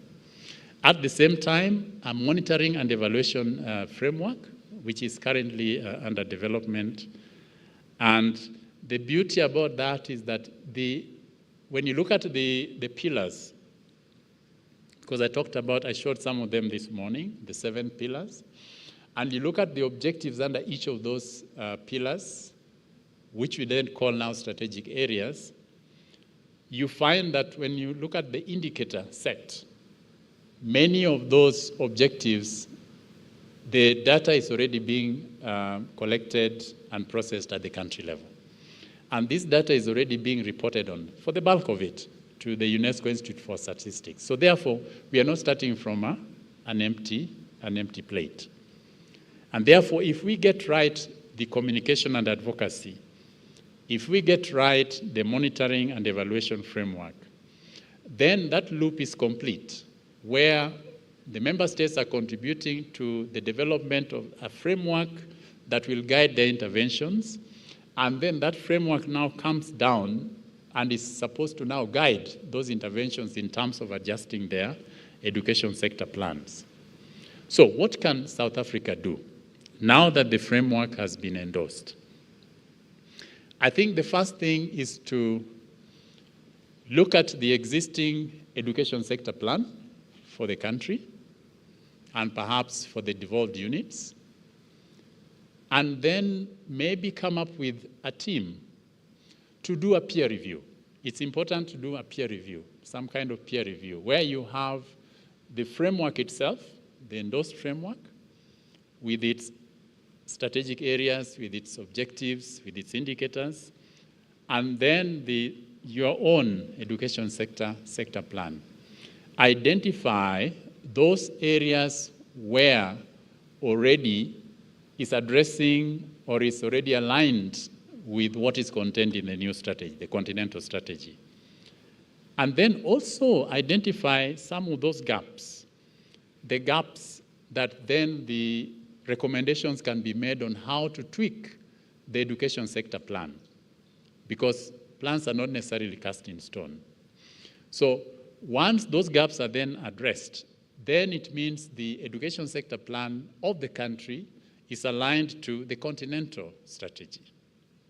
And that then makes it easier when now you're implementing the plan to be able to track progress and then report not only at the country level to the citizens, but also now to the regional and to the continental level.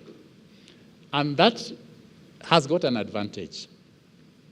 Because one of the challenges that we have identified also in terms of the functionality of or the added value of the structures at the African Union level, especially the clusters, because the African Union has got education clusters, there are about 12 of them, is that the development partners, the private sector, has got more voice compared to the voice of the countries and the regional economic communities. So by really domesticating the continental strategy at the country level, it then increases the voice of the member states, the voice of South Africa at the regional level in terms of the SADC technical meetings, ministerial meetings, but it also increases South Africa's voice at the continental level. When it comes to discussions around education in Africa, then South Africa is able to give its experience, the lived experience, because it has been living the strategy through its own sector plan. And that then helps to share not only that experience with other countries, but also for those other countries to want to learn what South Africa is doing well, and in turn, what South Africa can also learn from the other countries. So I think that process is so important, because we believe that the success of the implementation of the continental strategy for Africa is the success of the implementation of the individual national sector plans. So I think in terms of what South Africa needs to do to align is, I would call it ownership and empowerment. The country needs to feel that they are owning the strategy. Then the country needs to feel that it is empowered enough. And what do I mean by empowerment? One is empowered when three things happen. When one is knowledgeable about the subject area, and secondly, when one is present. And so with the knowledge and the presence, then it enables one to be engaged. So to be empowered is to be knowledgeable, to be present, and to be engaged. So for South Africa to be empowered enough, it needs to really own and understand the strategy.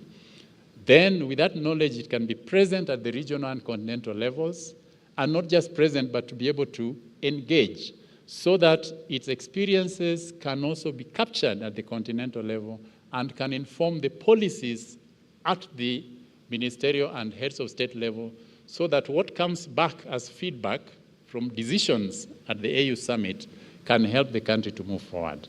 So that really would be my reflection in short on what South Africa needs to do. Thank you very much. Excellent. Thank you very much, Mr. Bodo.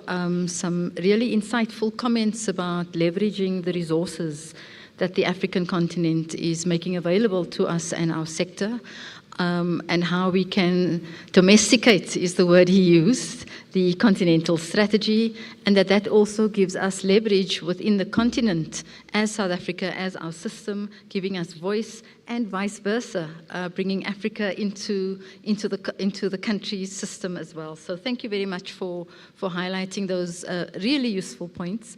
Can I check if there are any questions or comments from any of you on the points that Mr. Bodo has raised? Yes, please, Mr. Rabutapi.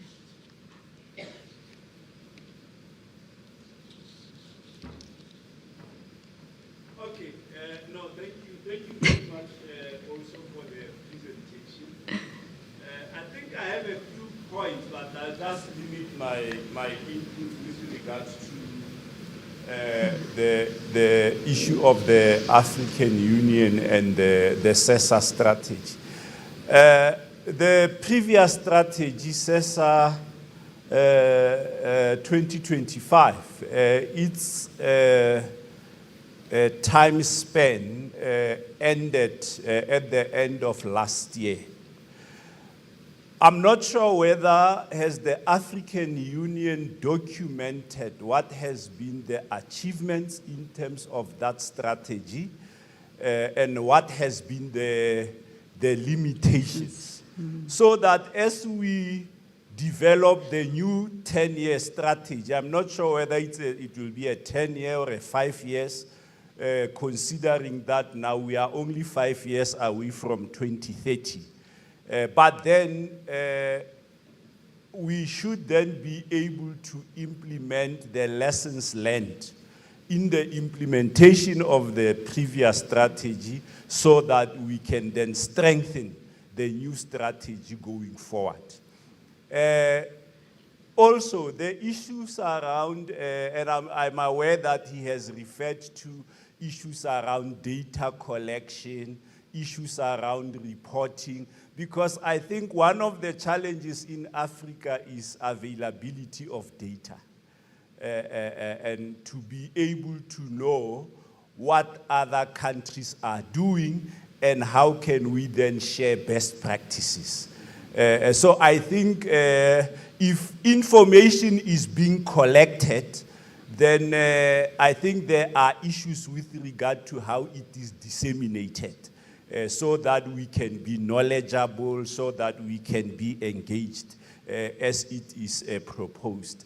And also, I'm aware that there has been a review and that the development of the new strategy. But it looks like it has been a secret process because most of us who participate at different levels, we're not aware where the process is, who's involved, whose voices are being taken into account. So I think process management from the African Union and communication is the key issue that I think needs to be looked at so that as we go into the new strategy, we can go in there wiser and more informed and more knowledgeable. Sure. Thank you. Thank you, Mr. Abutapi. I counted almost 6 questions in that contribution, so thank you very much. Can I just check if there are any further questions or comments before I hand the mic back to Mr. Bodo? Any further comments, questions? Yes, sir.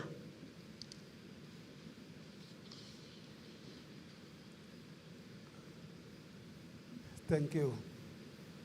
Yeah, my name is Dr. Forten Kumalo, based in Mpumalanga, Department of Education. I just want a comment.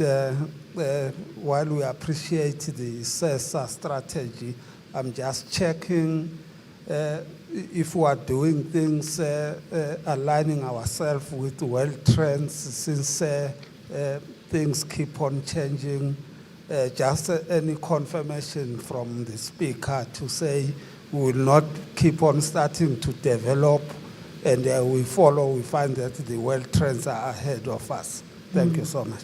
Sure, thank you very much. We've noted your question around alignment with global trends and also trends on the African continent. Any further questions, colleagues, or comments? If not, then I'm just going to hand back to Mr. Bodo. Over to you to respond. Thank you.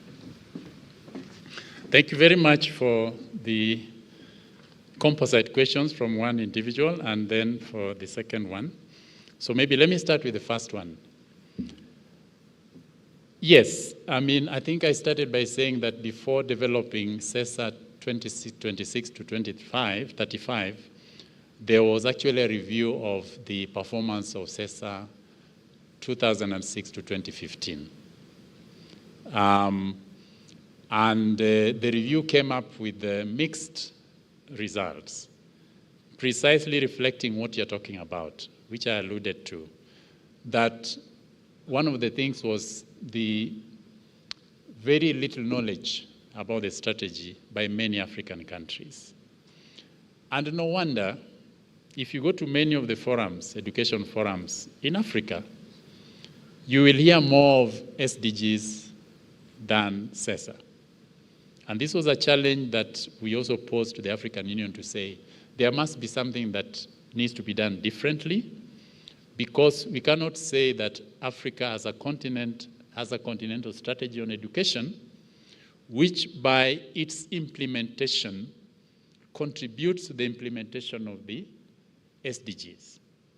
So should we then be talking about SDGs as the primary reporting, or should we be talking about SESA as the primary reporting? Because by reporting on SESA, we're actually reporting on SDGs. If anything, currently we have joint reporting between the African Union and UNESCO. So it's a joint SESA SDG reporting, which is actually going on. This is the second report, I think, came out and was launched just the other day. So yes, the review was done. It came with results that informed the development of the new strategy. And the new strategy already exists, I think, to your second question. The heads of state just endorsed it the other day during their summit. It is 5 years. So it's SESA 2026 to 2035. It's 10 years, actually, 2026 to 2035. So it exists. It has taken on board the lessons from the previous SESA. It has made the pillars to be more informed, not necessarily covering the entire spectrum, but actually focusing on some key aspects. You know, when you think about issues around gender, teachers, and all that, this is now captured under those 7 areas. And like what I said now to your question about data availability, it is also with the lesson before where it was difficult to get data for some of those priority areas of the previous strategy. And so, as much as possible, the realization is that actually the indicators that are currently in the new strategy, countries are already collecting that data and reporting on it. So it will be easier to report on the current strategy than the previous one. But the key issue, as you talked about, is the process management and communication. I think communication is key. We need to advocate for our own. So when it comes to the reporting, the previous SESA reporting had a structure called the SESA Journal, or the RACA, Reporting on Annual Implementation of Continental Activities, the RACA. There we had the different stakeholders reporting, countries were reporting, partners were reporting. The African Union was compiling this report into one, but it was not disseminated as widely as should have been expected, to your point, which I agree with. So it is not enough to report, but the question is, what do you do with that report? Because that report then needs to be disseminated, and it needs to come back to the countries to see, oh, this is how not only the continent is faring or the region is faring, but also how other countries are faring, and what can we learn from that?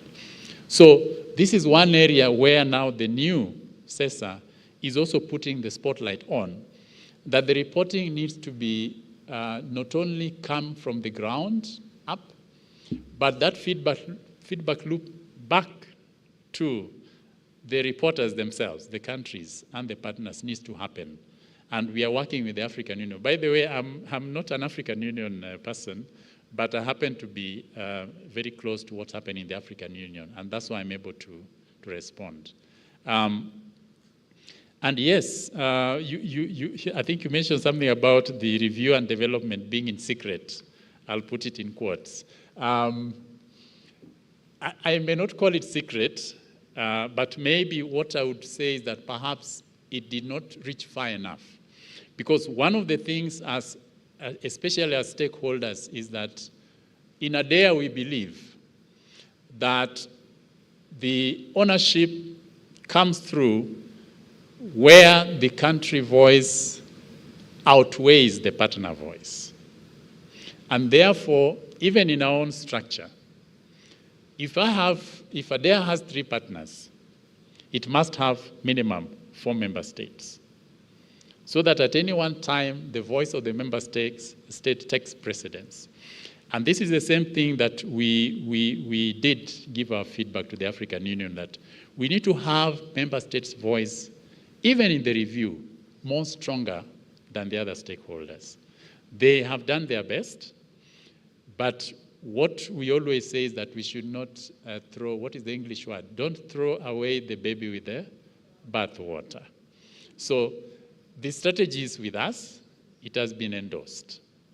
What we need to do is now, how do we help to really get operationalize this strategy? And that's why I think the question that was given to me is so timely, Because every member state now, once they receive the endorsed strategy, should undertake this peer review that I'm talking about. You have this strategy here which has come. Yes, you developed your education sector plan way before that. So how do we align? Because if we align, then we make the strategy alive. So that would be my response to your questions. I think to Mr. Kumalo's question, you talked about global trend. I wasn't very clear on what the question was. You've answered it in the context of the SDGs as the alignment to global. Okay, yes, alignment to global. I think I've answered you because there's already a joint intervention between the African Union and UNESCO, who are the leaders in the joint reporting between SESA and SDGs. ADEI happens to be a member of that steering committee, so I know that we have 2 reports that have gone out, joint reports. And then back to his point, the member states need to be aware of these reports, because these reports are not just for the African Union and for the partners. It needs to help the member states, because actually the data that is collected from those reports comes from member states. So I think mine is also just to take the message home when I get back. Thank you. Excellent response.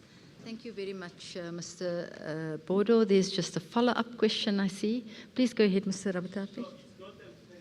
Okay. Because I think the problem with the African Union is that its processes are limited to technocrats. And it is for that reason that there's very little participation from member states. Because they depend on the technical people who generate ideas. Okay. I was saying the problem with African Union, in my view, and I need to qualify that, is that its processes are largely managed by technocrats. So the level of participation is very low, especially from member states. And that is why there is, to a very large extent, limited buy-in and awareness in terms of its programs. So I think if we can address the issue of broader consultation, we address the issue of communication, then I think we are then like, because it's good. I mean, we're all talking directly from the SDGs, because in whatever forum that you attend, talk is about the SDGs. Even in African gatherings, you hear about the SDGs, you don't hear about SESA. So I think it's important that as we go into the new strategy, really we need to improve on consultation and we need to improve on communication. Thank you. Thank you. Noted. Comments from you? Yes, sir. Please go ahead. Very quick. I want to repeat, and I entirely agree with you. So the appeal is to African member states. You have a lemon in your hands. What do you do with it? You change it into a lemonade. Let's do that as African member states. Thank you. Sure. Thank you very much, Mr. Bodo. Okay. I think we'll conclude on that note. Thank you very much. We'll move on to the third topic, which relates to bridging the gaps, professional development in STEM education. And to respond to the question is Professor Jita, who is the Dean of Education and Professor of Science Education at the University of the Free State. And the question is, what policy interventions and strategies are required to address the shortage of STEM teachers and enhance the quality of STEM education to equip learners with 21st century skills? Over to you, Prof. Jita.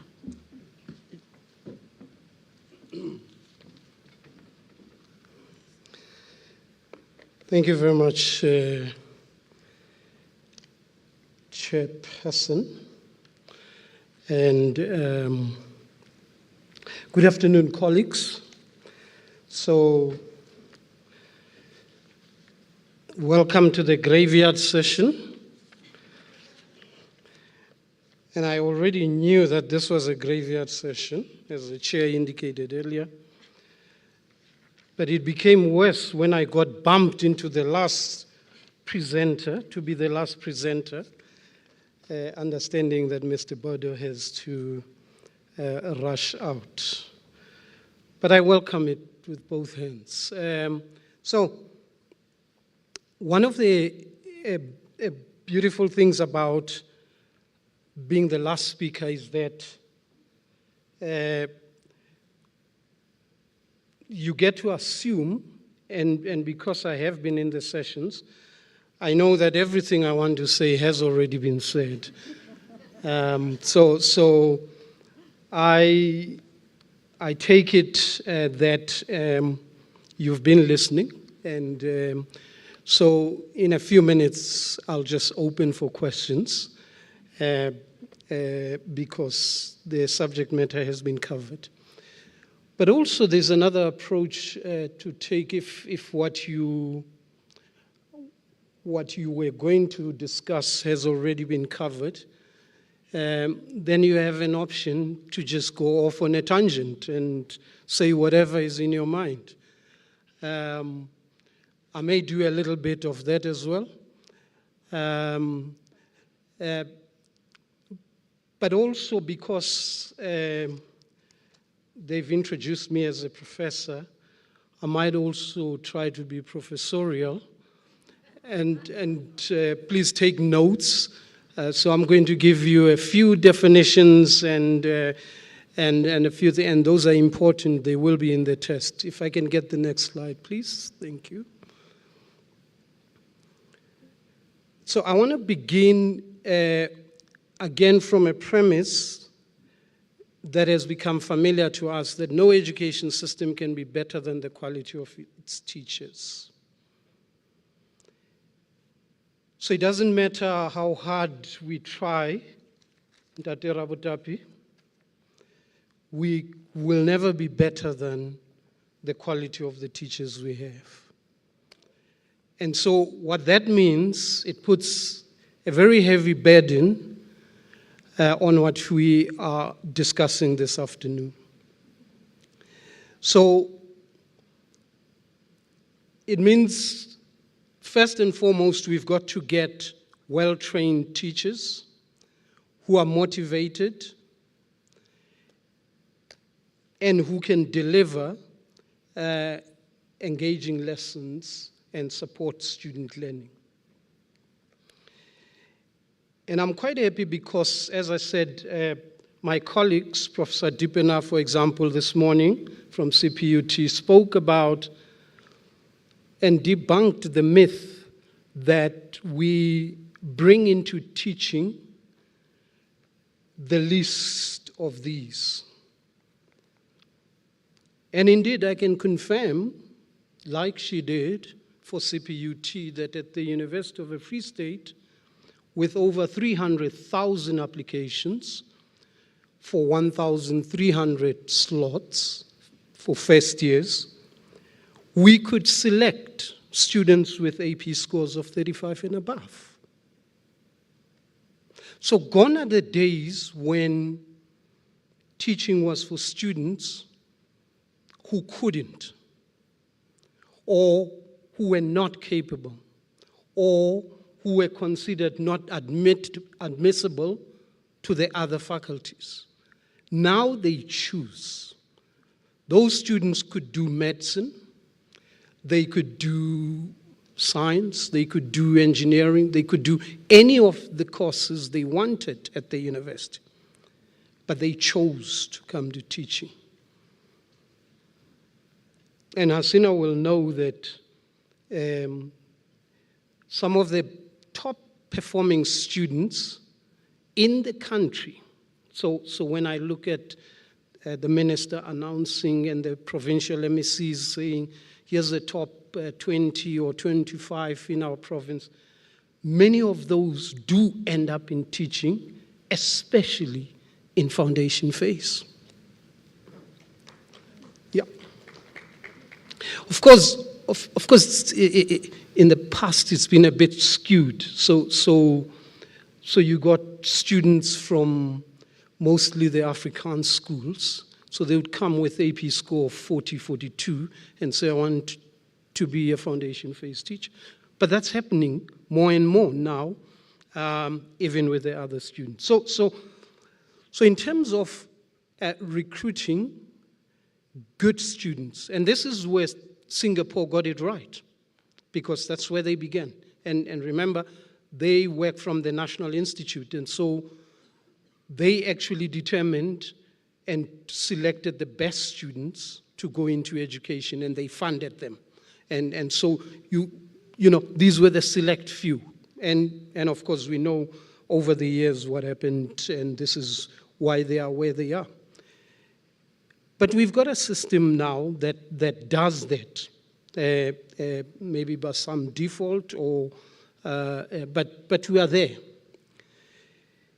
In the universities, we are guided by MRTech policy on how to structure our programs. And of course, we're still waiting for the revised one.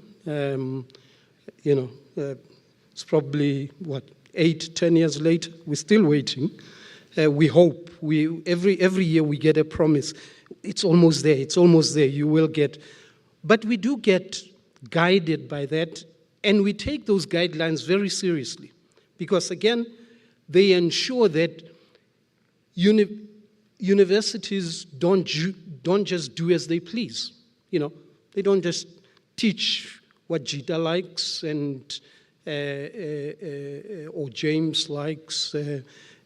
That we are guided, we work within certain parameters to ensure that the graduates will have certain knowledge, competencies, skills, and dispositions. So that guidance is there. And to the extent that there is a quality assurance system that we subject ourselves to, the CHE, for example, will be doing the quality reviews for teacher education programs at all universities later this year, starting this year, and next year. So again, you can have some assurance that universities are producing fairly good teachers, or teachers with certain knowledge, broad sets of skills, knowledge, and dispositions. So in a sense, we are able to make the case that we will give you well-trained teachers. Professor Schleichler and Professor Dippenaar again in the morning spoke about the motivation of the teachers. And again, in the CPUT study with colleagues overseas, they were able to establish that right from the beginning, first years, fourth years, and entry-level teachers are highly motivated. So again, when they get into the profession, we will give you teachers that are fairly well motivated, that have gone through the rigors of the program, and that are ready to actually, and through our teaching practice, which again is guided by the policy.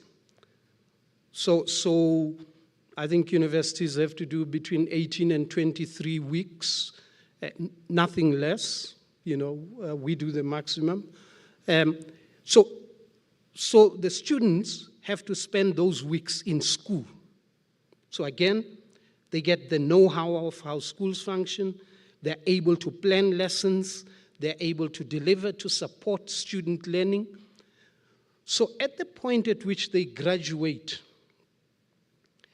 we have some reasonable assurance that the students are well-trained, motivated, and can deliver lessons that are engaging and they support student learning. In fact, we assess that. So when I go and visit the students in the school, they make sure that they have all the teaching aids and they have all the interesting things and the lessons are interesting. And of course, I give them good marks for that because that's what I expect. Now, part of it is I also expect that the teachers in the schools are supporting us in this, that they don't only do it when I'm coming to the school, but that the teachers in the school insist on seeing that kind of practice all the time when our students are there. And so again, there's co-responsibility here. We're asking the teachers in the schools, we're asking our colleagues, make sure that this happens, and not only when I'm there, but it happens even when I'm not there. So if we take that and we use that as a starting point, then it means you can be reasonably assured that the teachers that we produce, by and large, of course I'm not saying everyone, there will be a rotten potato here and there, but by and large, you can take comfort in the teachers that are produced. Then the challenge is, then they get into the profession, they start teaching. And that's the second point there that I make. If they're not supported, then student achievement can suffer. So regardless of what other factors are in the system, if they get in and they're not supported in the schools, when I started teaching, that was many years ago, I don't think that still happens. My colleagues used to say, and I used to run around, the school, organizing this in the lab. They say, Jita, you're going to be mad. If you continue doing this, you're going to go crazy. And you know what the department does when you go crazy? They medically board you, So you will be out of here if you do continue to. Now, of course, I was too young to listen to that, I kept doing what I was. But of course, if those kind of things continue to happen, then you can be sure that the teachers that we said were good, when you see them 3-5 years later, you're going to say, universities, you're not giving us good teachers. But actually, that's not true. So if that support doesn't happen, and the third point is, if you don't continue to develop them, so we train a teacher, and they get into the profession today, and they're about 22, 23 years old. By the time they are 60, they've been teaching for close to 40 years. If you don't invest in their training, professional development, then you're not going to say, you see, universities, you gave us this person, and look at what they're doing. 40 years back, even 10 years back. By the time they are 10 years into the profession, many things have changed. There's now AI they have to deal with. There are a lot of other things. Knowledge is more complex, perhaps, than when they were at university. So if you don't continuously train them or work with them on their own development, then you're going to say, aren't these the teachers we got from university? I mean, I often get this question, this comment that usually says, we stopped producing teachers from colleges more than 20 years ago. And universities have been giving us these teachers, but we're not seeing the difference. But you're not going to see the difference if you just leave them there with the knowledge we gave them 20 years back. Because of the developments and the growth and the changes, I mean, you're not going to expect somebody to say we have 4 seasons, that it rains in summer, because it rains in winter these days, that if you live in the Free State, because it's a mountainous area and whatever, it's cold. No, it gets very hot in the Free State and does get very cold. But those are climate change issues. So if I taught them that 30 years ago, now things are very different. But somebody has to ensure that they are able to update their knowledge and skills. So it's not just about recruitment, it's developing them and retaining the good teachers.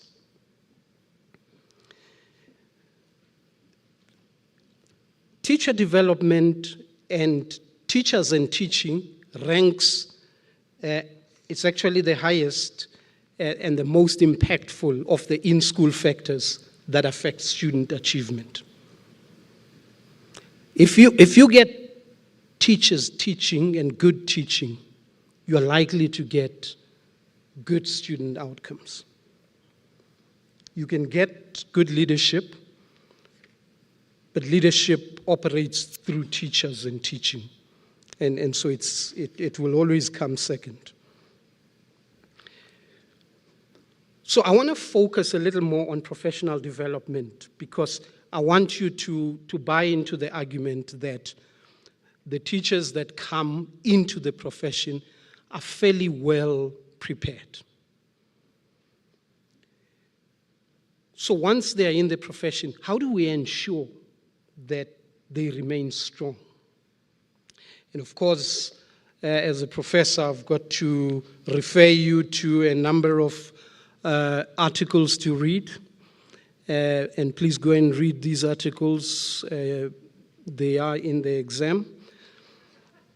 But a number of my colleagues who do work on professional development have actually given us a way to think about professional development. So, and I want to emphasize just a few from those ways of conceptualizing professional development.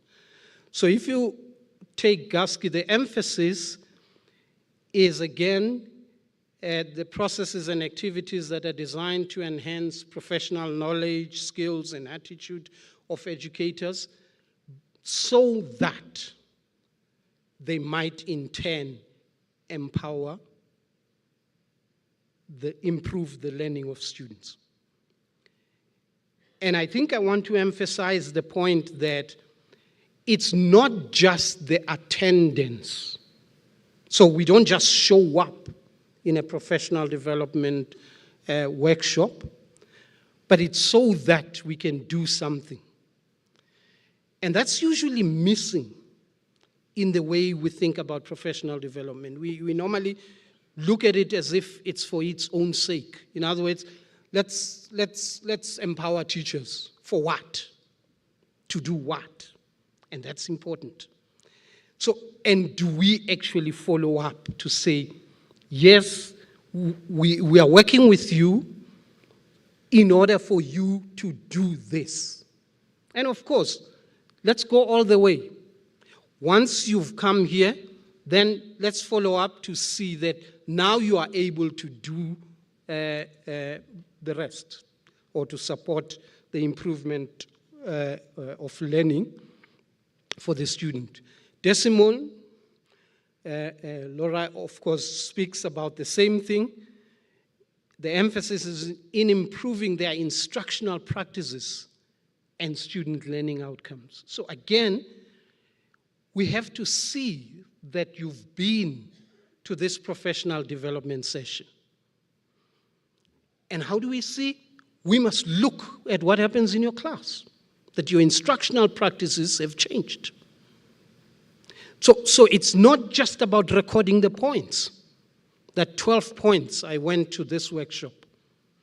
20 points on the SES PDP points. That's not the issue. Because if we do that, then we're going to corrupt the system. I'm actually chuckling because I'm reminded of something but I'll talk about it a little later.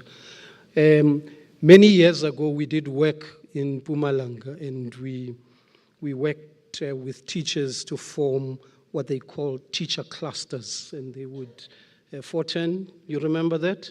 So they worked in clusters, and these were peer learning communities, and they would do exciting stuff in there. And the department liked this, and they wanted to institutionalize it. And of course, I wrote a paper that they corrupted it. But of course, part of the problem is that it then became, they bureaucratized it. And you don't want to do that. You don't want to end up running a bureaucracy on something that is working very well for the teachers and by the teachers themselves. And you start saying they must tick whether they are present, and they must start discussing the memorandum for this and that. Then you actually mess it up. It's no longer about what do we need? Why are we going to this peer learning community? It now becomes, I have to satisfy the requirement of being present, and of course, but as I say, it was not in bad faith. The government was saying, we've got to find a way to institutionalize this. But in institutionalizing it, they bureaucratized it, and it lost. So the agency from the teachers was lost. The subject advisor had to call them into a class. When are you coming to a cluster meeting? Whereas before, they didn't have to call them. They went, and we worked. I was at the University of Pretoria then, and we worked with the Japanese. They just showed up. Nobody had to force them or to ask them. They would ask, when is the next session? But of course, so we have to be mindful, and that's one of the recommendations I will make later. So I've already made 5 slides ahead. So again, just to emphasize, all these definitions, if you look, whether it's Hilda Boko or it's Darling-Hammond, all of them have an element of accountability. In other words, we develop in order to help us do something better, to improve student learning. And that shouldn't be lost in the professional development that we do. If we can always remind ourselves that the reason we're trying to better the teachers or to be better as teachers is so that we can help our students learn better. Of course, in the next slide, please, the rationale for professional development is not very difficult. It helps to enhance the quality of teaching and student achievement, and it helps teachers to adapt to curriculum changes and reform. It helps for us to build confidence and competence and be able to reflect on our practices. Often principals will come to you at university, they've recruited a young teacher, and they say, yeah, but this teacher is really timid and not confident. And of course, show me one person who started a job not being timid. New job, you get in, you're excited, but you're also nervous. And at the slightest sense that things are not going well, you panic. But it comes with experience. After a while, you know that these things will happen, and the sun will still rise the next day, And one of the beauties about education, I tell young teachers this, the beautiful thing about education is that you can actually mess up a lesson today. The parents and the learners will give you another chance tomorrow. They will not hold back their kids and say, yo, I heard that lesson was terrible yesterday. Today, you're not going to school, my child. No. They will send them back. And that's because there's a hope that you will do better. Even if you didn't do well today, tomorrow they will show up, they are still excited, and the kids, they're very forgiving, especially the younger ones. They're very forgiving. You know, you can shout at them today and whatever, be mean to them. Tomorrow they come to your class, they still want to hug, they want to do, if they are allowed to hug, by the way. But, you know, the kids, they'll still welcome the opportunity to come and work with you and for you to help them. So they always get the opportunity. So I'd say to principals, don't worry about the confidence. Get them into those situations and they will build the confidence, you know. And that's where scaffolding and support comes in. Put them in there, let them work with the difficult kids, etc. But support and scaffold them, they will. So professional development helps in doing that. Facilitates collaboration among teachers, sharing knowledge. My colleague here was just talking about that, Hasina was talking about the sharing. And it helps them build a theory. At the end, teachers need to work from the head. They don't need to be always told this is how. They need to figure out. They need to begin to develop a theory of how to work with kids who struggle to multiply, and help them to know that multiplication is repeated addition. No? They'll figure that out, you know? Or that division is repeated subtraction, you know? They'll figure out how to do that with the learners over time.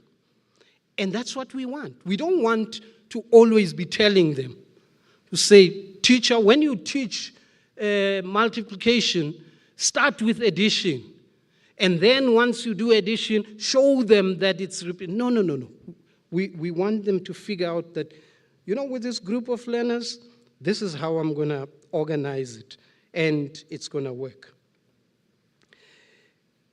Desimone and her colleagues did a longitudinal study on professional development in Pennsylvania and many other states in the US.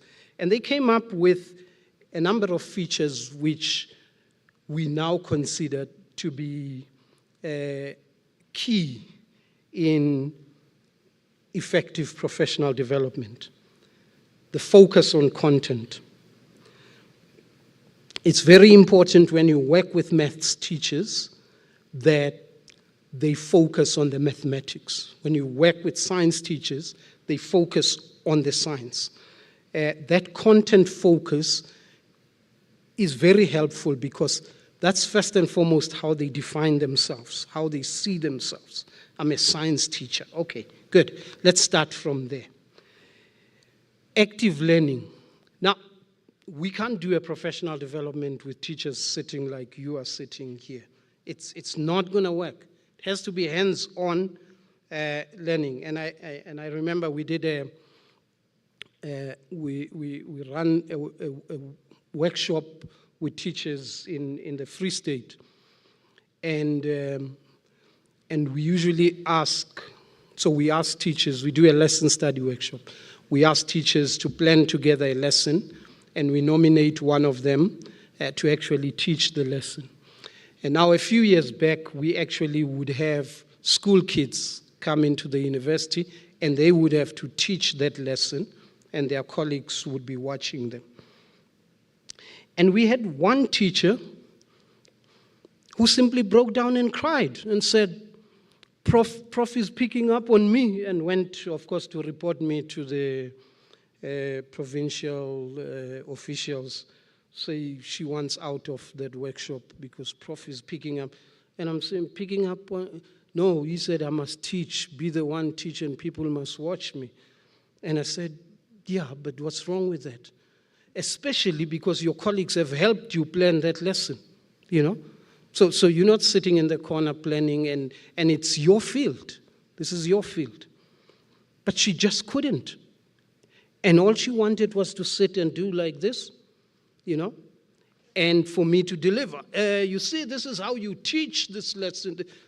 That's not. They have to be hands-on. And of course, they have to do something.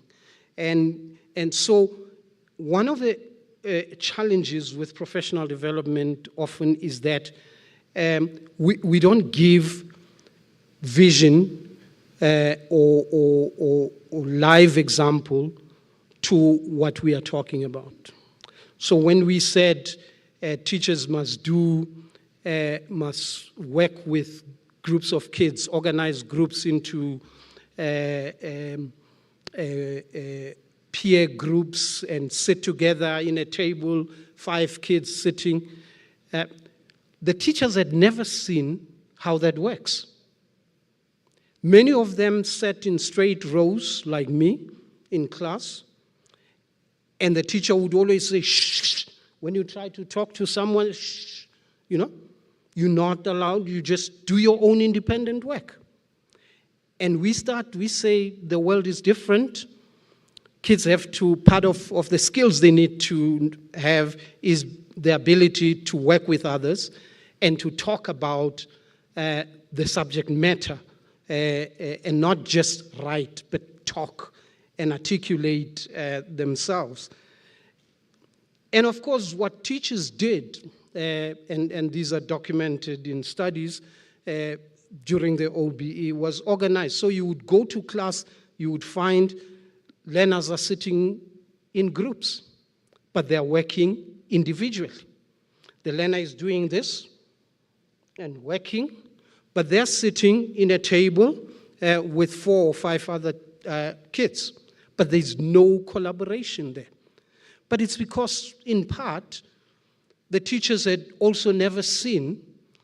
So when they went for professional development, they were told, you must organize them in groups. But the facilitator didn't actually do it, or show them what it looks like, or show a class of a colleague where that was working. So you suddenly say, okay, work in groups, and there's so much noise in the class. The principal comes running from the office. Hey, Miss So-and-so, man, what's happening with your class? It's discipline now, you know, because there's noise. But of course, if you want them to work in groups, you have to tolerate the noise. It shouldn't bother you, as long as it's constructive noise and you can hear they're discussing the subject, but it shouldn't bother you. But if you were trained like me, you got worried when there's noise in the class, and you start looking outside to see if the principal can see in your class. And other principals, of course, they walk past and they say, that teacher, he disciplined. But this is what, if we want it to happen that way, if we want learning to be collaborative, etc., we've got to show it. We've got to have examples where teachers can see, oh, this is how it works. And when there's too much noise, what does the teacher do? Okay, he goes to that group that seems to be making too much noise, participates in there and gets them to order, and then moves around. You know, you've got to see, how do you deal with the challenges in those situations? And of course, coherence, again, alignment with curriculum, assessment. It doesn't help for us to say, we're taking you to a workshop on this new topic, linear programming or whatever. And we don't show or align it with the rest of the curriculum, with the assessment. There's got to be alignment so that teachers can place and these things don't work against each other. Sustained duration, and this is the weakness of most professional development, in particular in our country, because they are once off. So we say, we look at the what's a document that is diligently prepared after every exam? The diagnostic report. So we look at the diagnostic report and we say, here are the 2 topics that learners did poorly on, and we do a workshop on those 2 topics, and that's it. Now, that's a one shot. It's not going to work, It's professional development has to be part of a planned and sustained growth program that we engage with teachers on. So you can include some topics, new topics here, but it's got to be planned. It shouldn't be something we suddenly call them, for a week we train them, or on a Saturday we train them, and that's it. No, it's got to be sustained in order for it to be effective. And again, as I mentioned earlier, collective participation is critical. The teachers themselves have to own the professional development.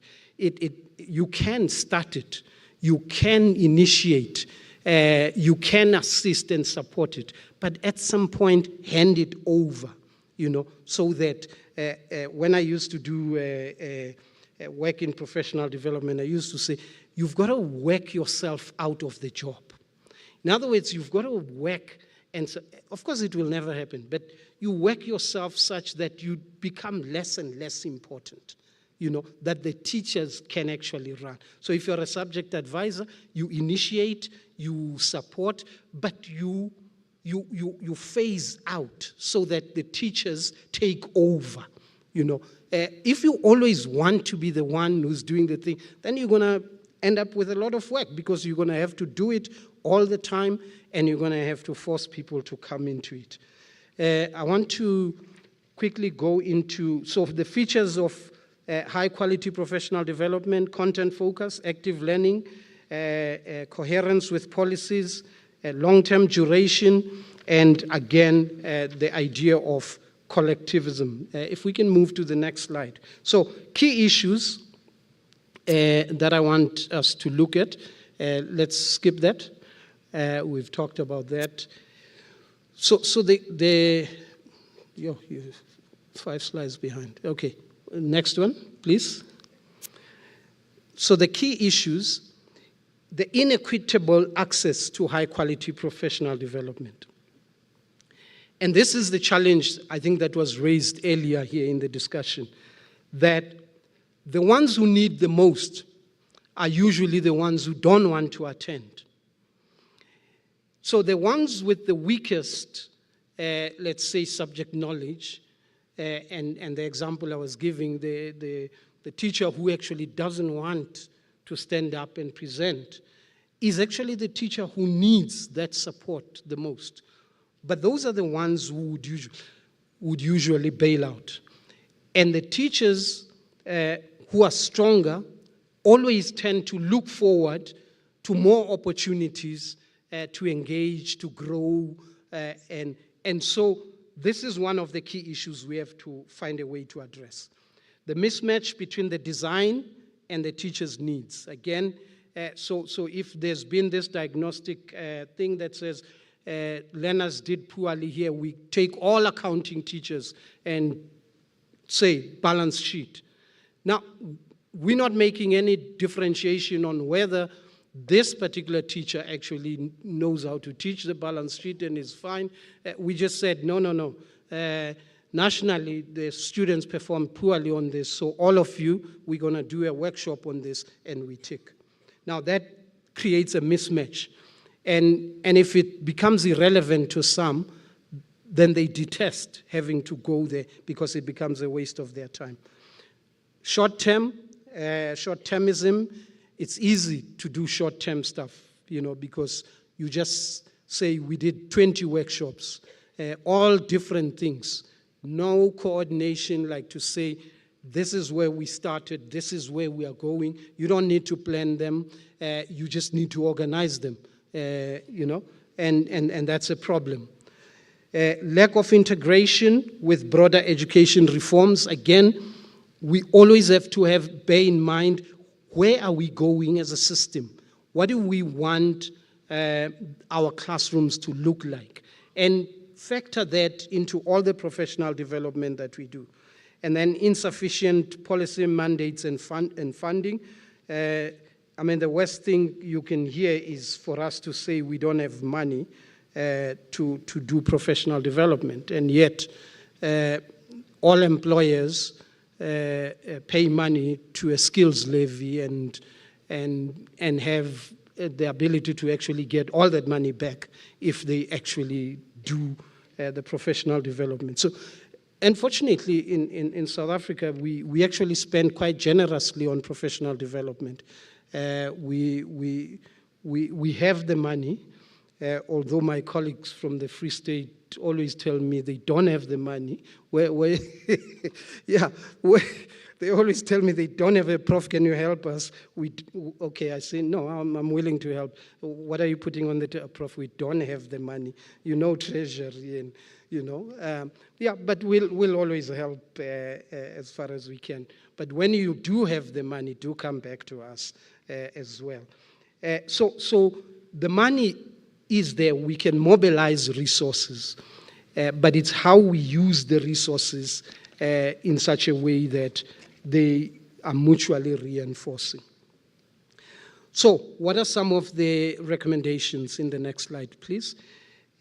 So I think we do need mandated, sustained, content-focused professional development. So I know people shy away from having to mandate certain things, but if you employ people, you do have a right to say on Mondays, we can go out on a picnic. On Tuesdays, we can go out for professional development. On Wednesdays, we will do this and this. So I do think professional development does need to be something that we cannot opt out of.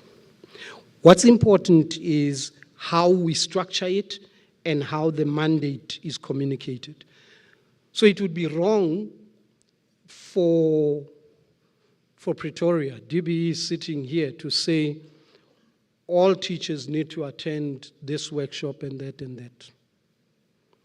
But it would not be wrong for a school principal to say, we have a challenge with discipline in this school, and I want to organize a workshop or a series of workshops on alternative forms of discipline in the school.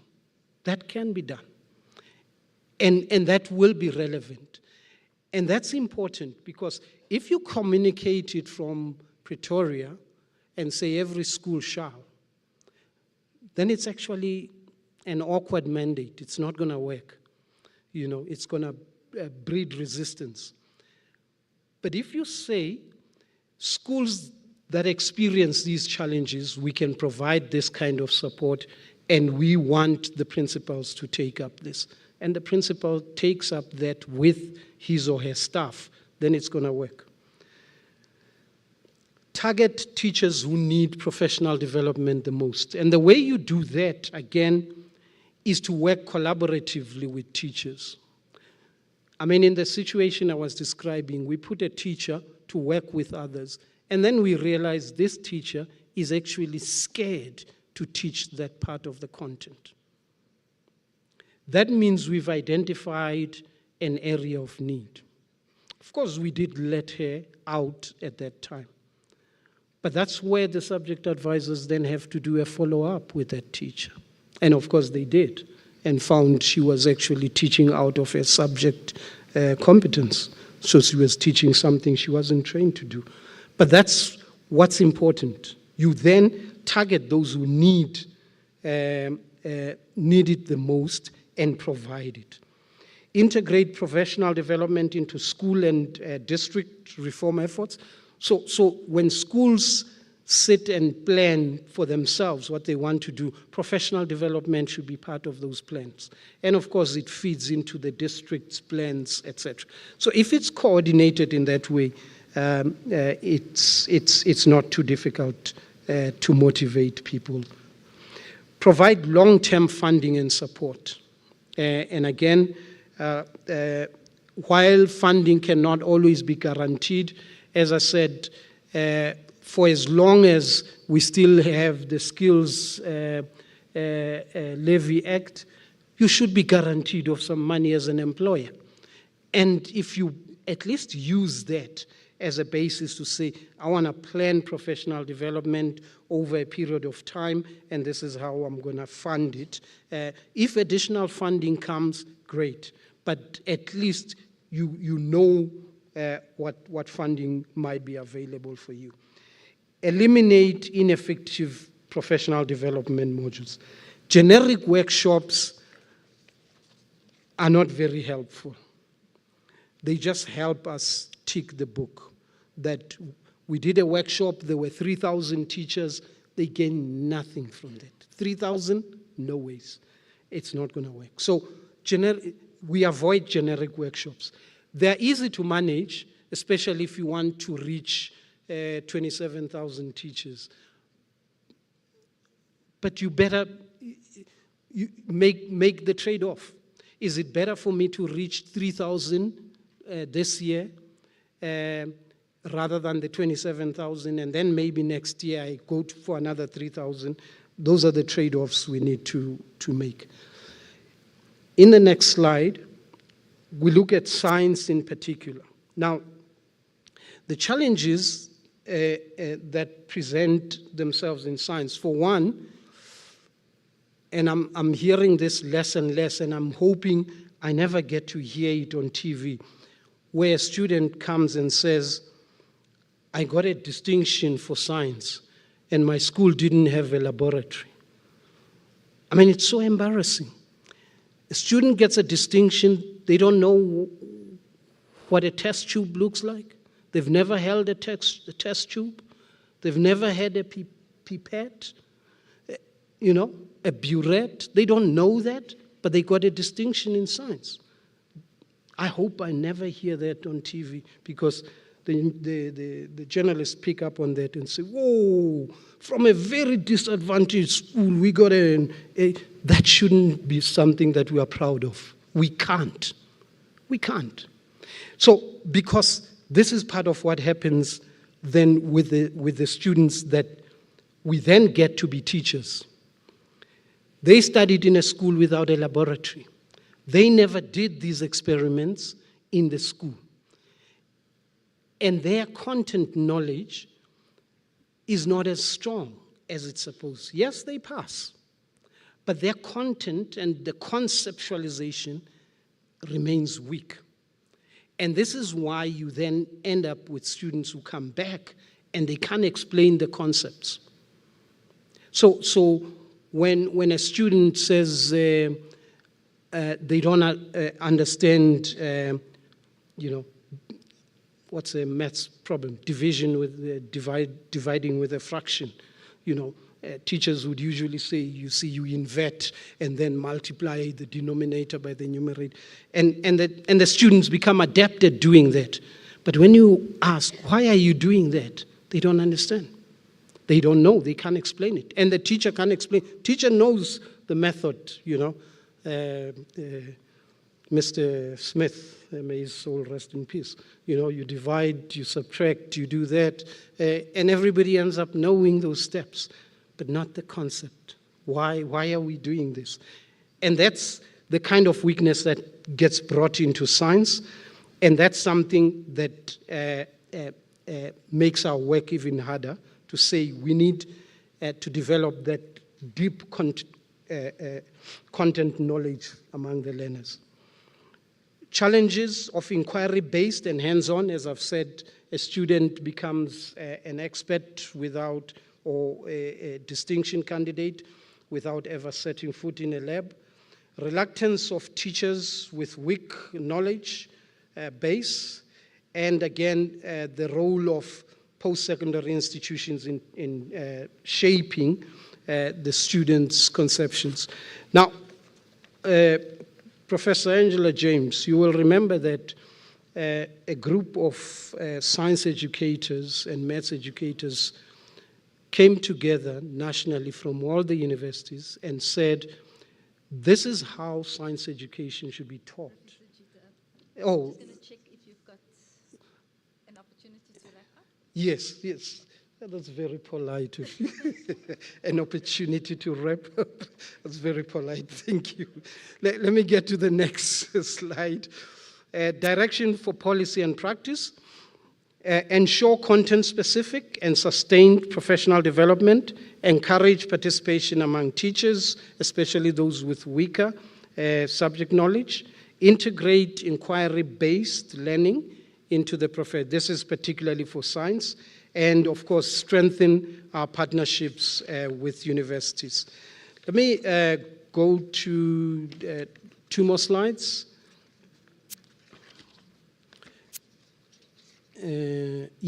So one of the things that's important, it's important for us to evaluate the success of a professional development.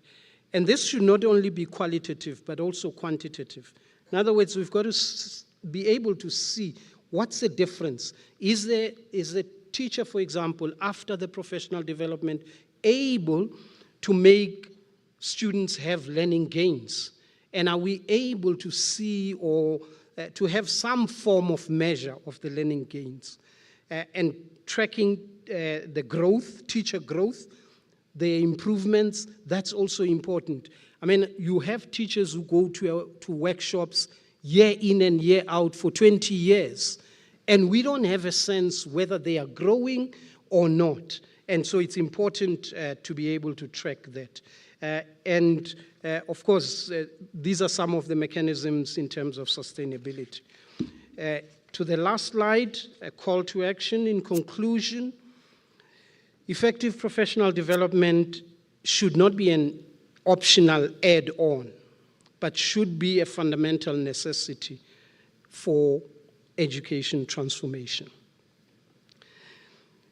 Science and early childhood development, as Asina has indicated, in particular, require perhaps some nuanced training that aligns with the complexities of each of those areas.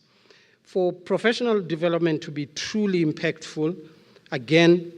Now, on the issue of, one of the other critical issues, I think, is the teachers driving their own professional development. And it's very difficult to have all teachers understanding the need and the importance of driving their own professional development. Hence, you even have instances where when teachers are invited to training activities, others just cited the teaching through Maskanda, but what about the teachers of the Maskanda? Believe me, I am maybe, because I'm charity, also my name, professors of big departments, sciences and chemistry and everything, we can arrange this teaching amongst ourselves, but let the money be not jumped. It's a gap. Nothing for Mahala. There are those things that are also that I have made. One is that, and I don't think I heard this coming out of his presentation. Maybe it was not intended to, because he spoke about recruit, develop, and retain good teachers. What I found was missing, like I said, it could be it was missed out intentionally, is an element of induction of these teachers once they've completed their. For example, now that we have a new subject, which is called coding and robotics, please come and teach this subject. Yeah. And I have concrete examples of my past students who have told me that, ma'am, I'm now teaching coding and robotics, and it's kind of, He doesn't appreciate the training that PEDs are doing after receiving the diagnostic reports. You see, because one point that I want to raise with the diagnostic reports is that if you go through them, they point at areas where teachers will need support or training. And that is part of the planning in terms of teacher development. So maybe Prof would advise us when it comes to that, because he was very strong on it and criticizing it. So to use that as a tool, or maybe the only tool to determine the teacher's needs, is incorrect. And that's perhaps the point I'm speaking to. Not that there's no value in the diagnostic report. No. There's a lot of value to that. But it's how we use that. And in addition to what? And help our schools improve. So whatever resources we can pull together, and work together, that would be really great. And especially publishers, textbook publishers. I mean, I usually, we do some work from time to time on looking at textbooks. Textbooks, they day-to-day basis, are also supported themselves, and that they know what it feels like to do that. And I must say it was very difficult for the officials, because we actually wanted them to do an intervention in schools. The teachers were going to do an intervention, come back and report. So we asked then, okay, the officials must then do that. And it was very difficult. Of course, we said you only get the certificate if you are able to do this and report in a portfolio of evidence, and some had to drop out. But the point was made that you've got to understand what you are going to support, and so it's important. So I do buy the idea that the people who support the system, the subject advisors and other district officials, are very critical. And at the moment, I can also say that they are often a second thought in many of the things that we do. If we can show that we've done workshops for teachers, very few of us pay attention to whether we've done any workshop for subject advisors or whatever. They, in fact, are the ones who are expected to do workshops, and sometimes on things they have no experience in, as the colleague was indicating. You're a subject advisor for the foundation phase or early childhood, but actually you have no expertise in that area, and so you do need that support. Teachers can, maybe as a last point, teachers can drive their own professional development. Just like learners, they don't have, we don't have to scare them, or we don't have to cajole them, or we don't have to force them. We only need to give them a reason.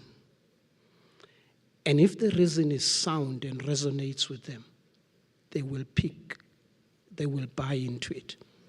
And that happens even for learners at school. You don't have to beat them up to learn mathematics. Don't have to cajole them, to mock them or whatever. Give them a good reason why this matters for them. Thank you. Thank you. A well-deserved round of applause for Professor Jita, who is our final speaker for today. And I think that we've had some three very thought-provoking questions led by three inputs from three of our speakers.